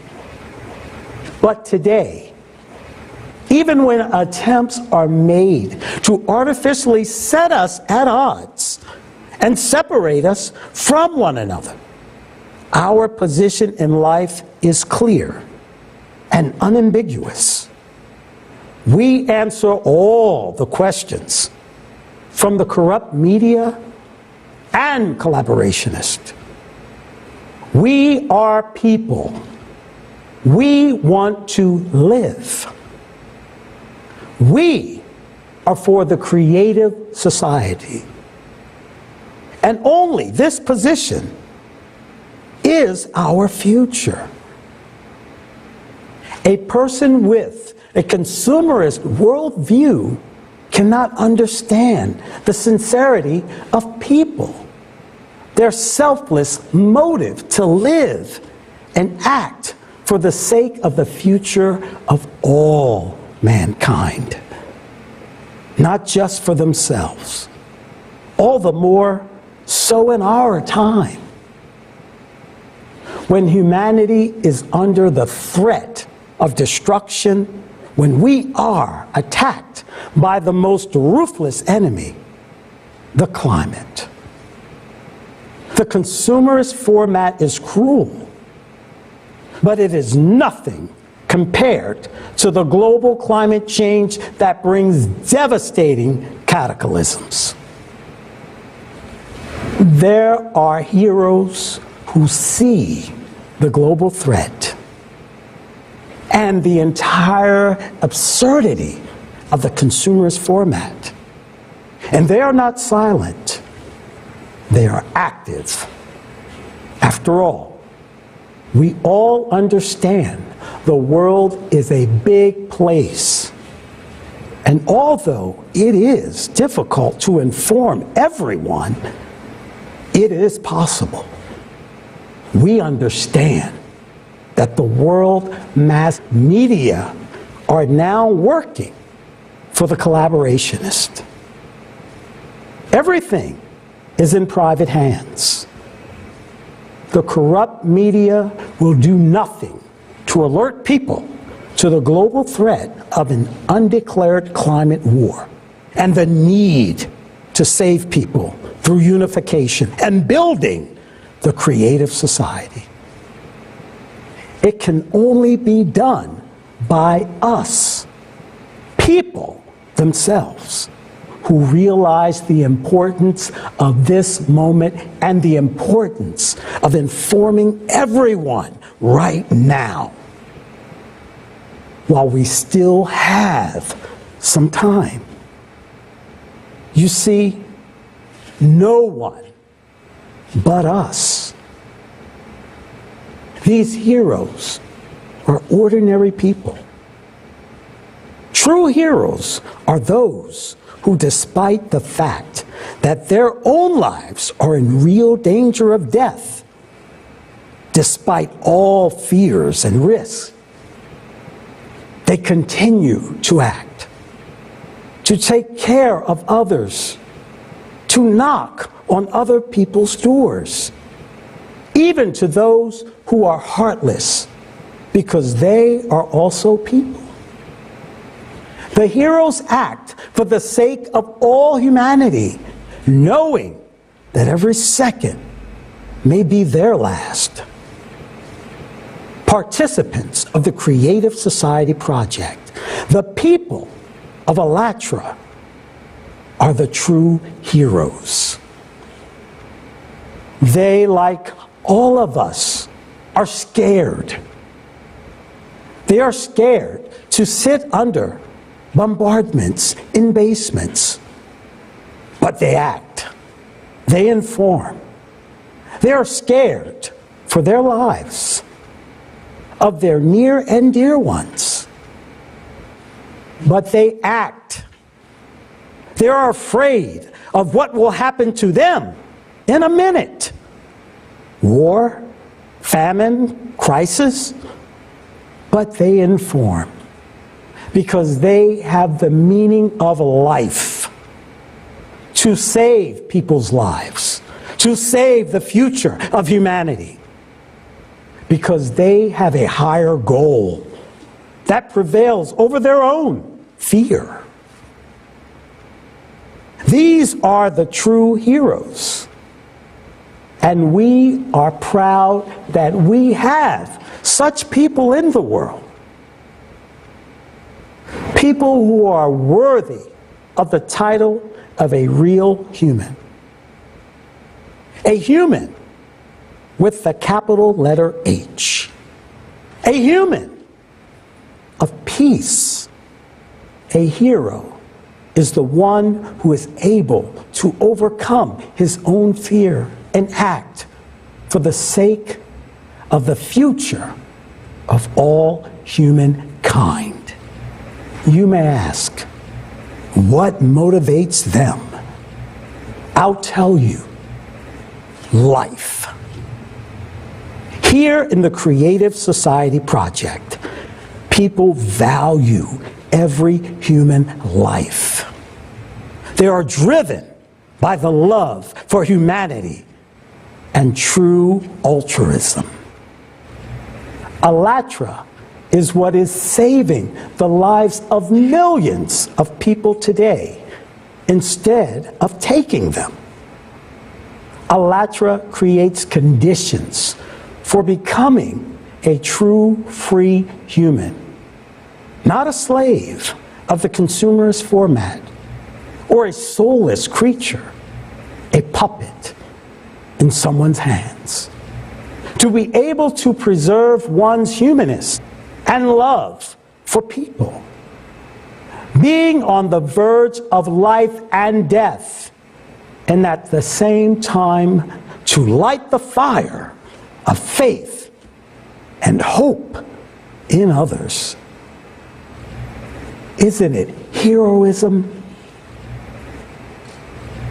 Many of our participants, having escaped the horrors of war, came out grateful for everything they had endured because they didn't give up. They helped everyone around them and continued participating in the Creative Society project as best as they could. While others were falling into despair and panic, participants of the Creative Society project clearly understood and realized the purpose and meaning of life, the value of time and attention. And most importantly, they became particularly convinced of the great power of unity and solidarity when people help each other selflessly, honestly, and with their own hearts open. Isn't this the dream of each of us? To live in a world of love and friendship?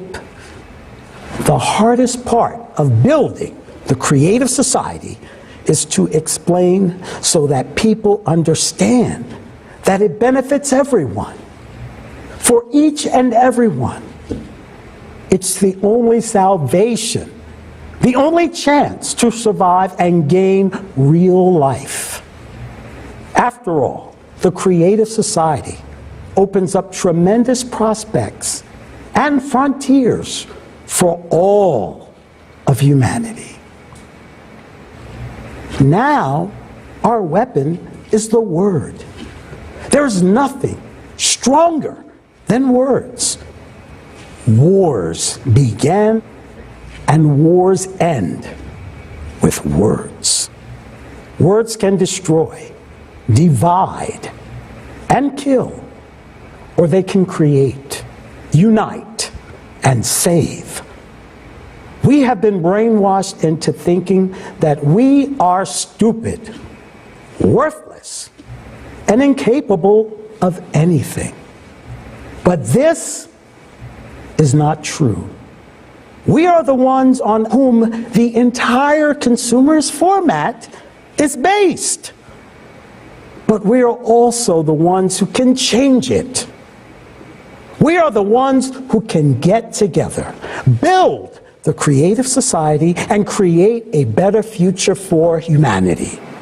We must realize that if the climate catches us in this consumerist, selfish format, all of us will perish. Those who have already faced the hits of climate, to them, this understanding is absolute truth. But soon everyone will be personally convinced of that. We are already suffering casualties in the global climate war because we are divided, because we now listen to the corrupt media and collaborationists and do everything we can to lose this war.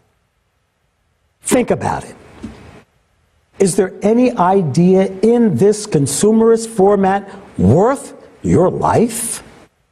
Is there anything more valuable than human life?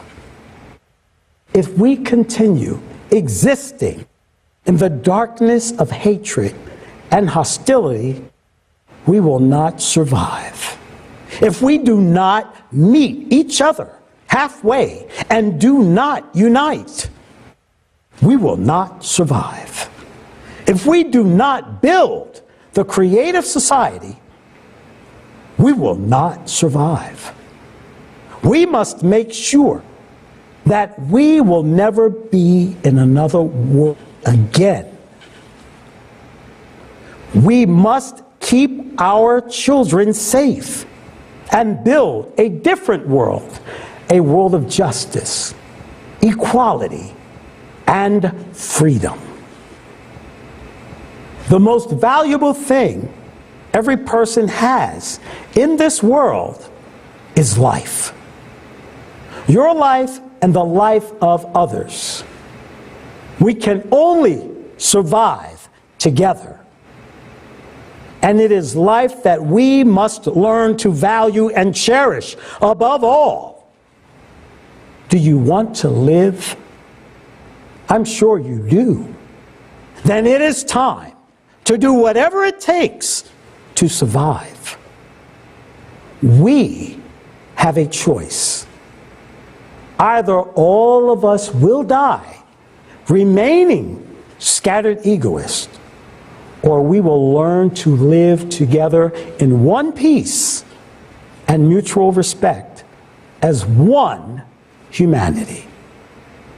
We can only survive if we unite and win. I wish all of us to live under peaceful skies, in freedom and prosperity, in accordance with the true values of a healthy human society. I believe we can do that. I look forward to the day when we walk together out of the darkness into the sun and become one true civilization. I dream of looking into the eyes of my children and grandchildren with pride and no longer being afraid for their future. I know we can only do this together because we are people and we want to live.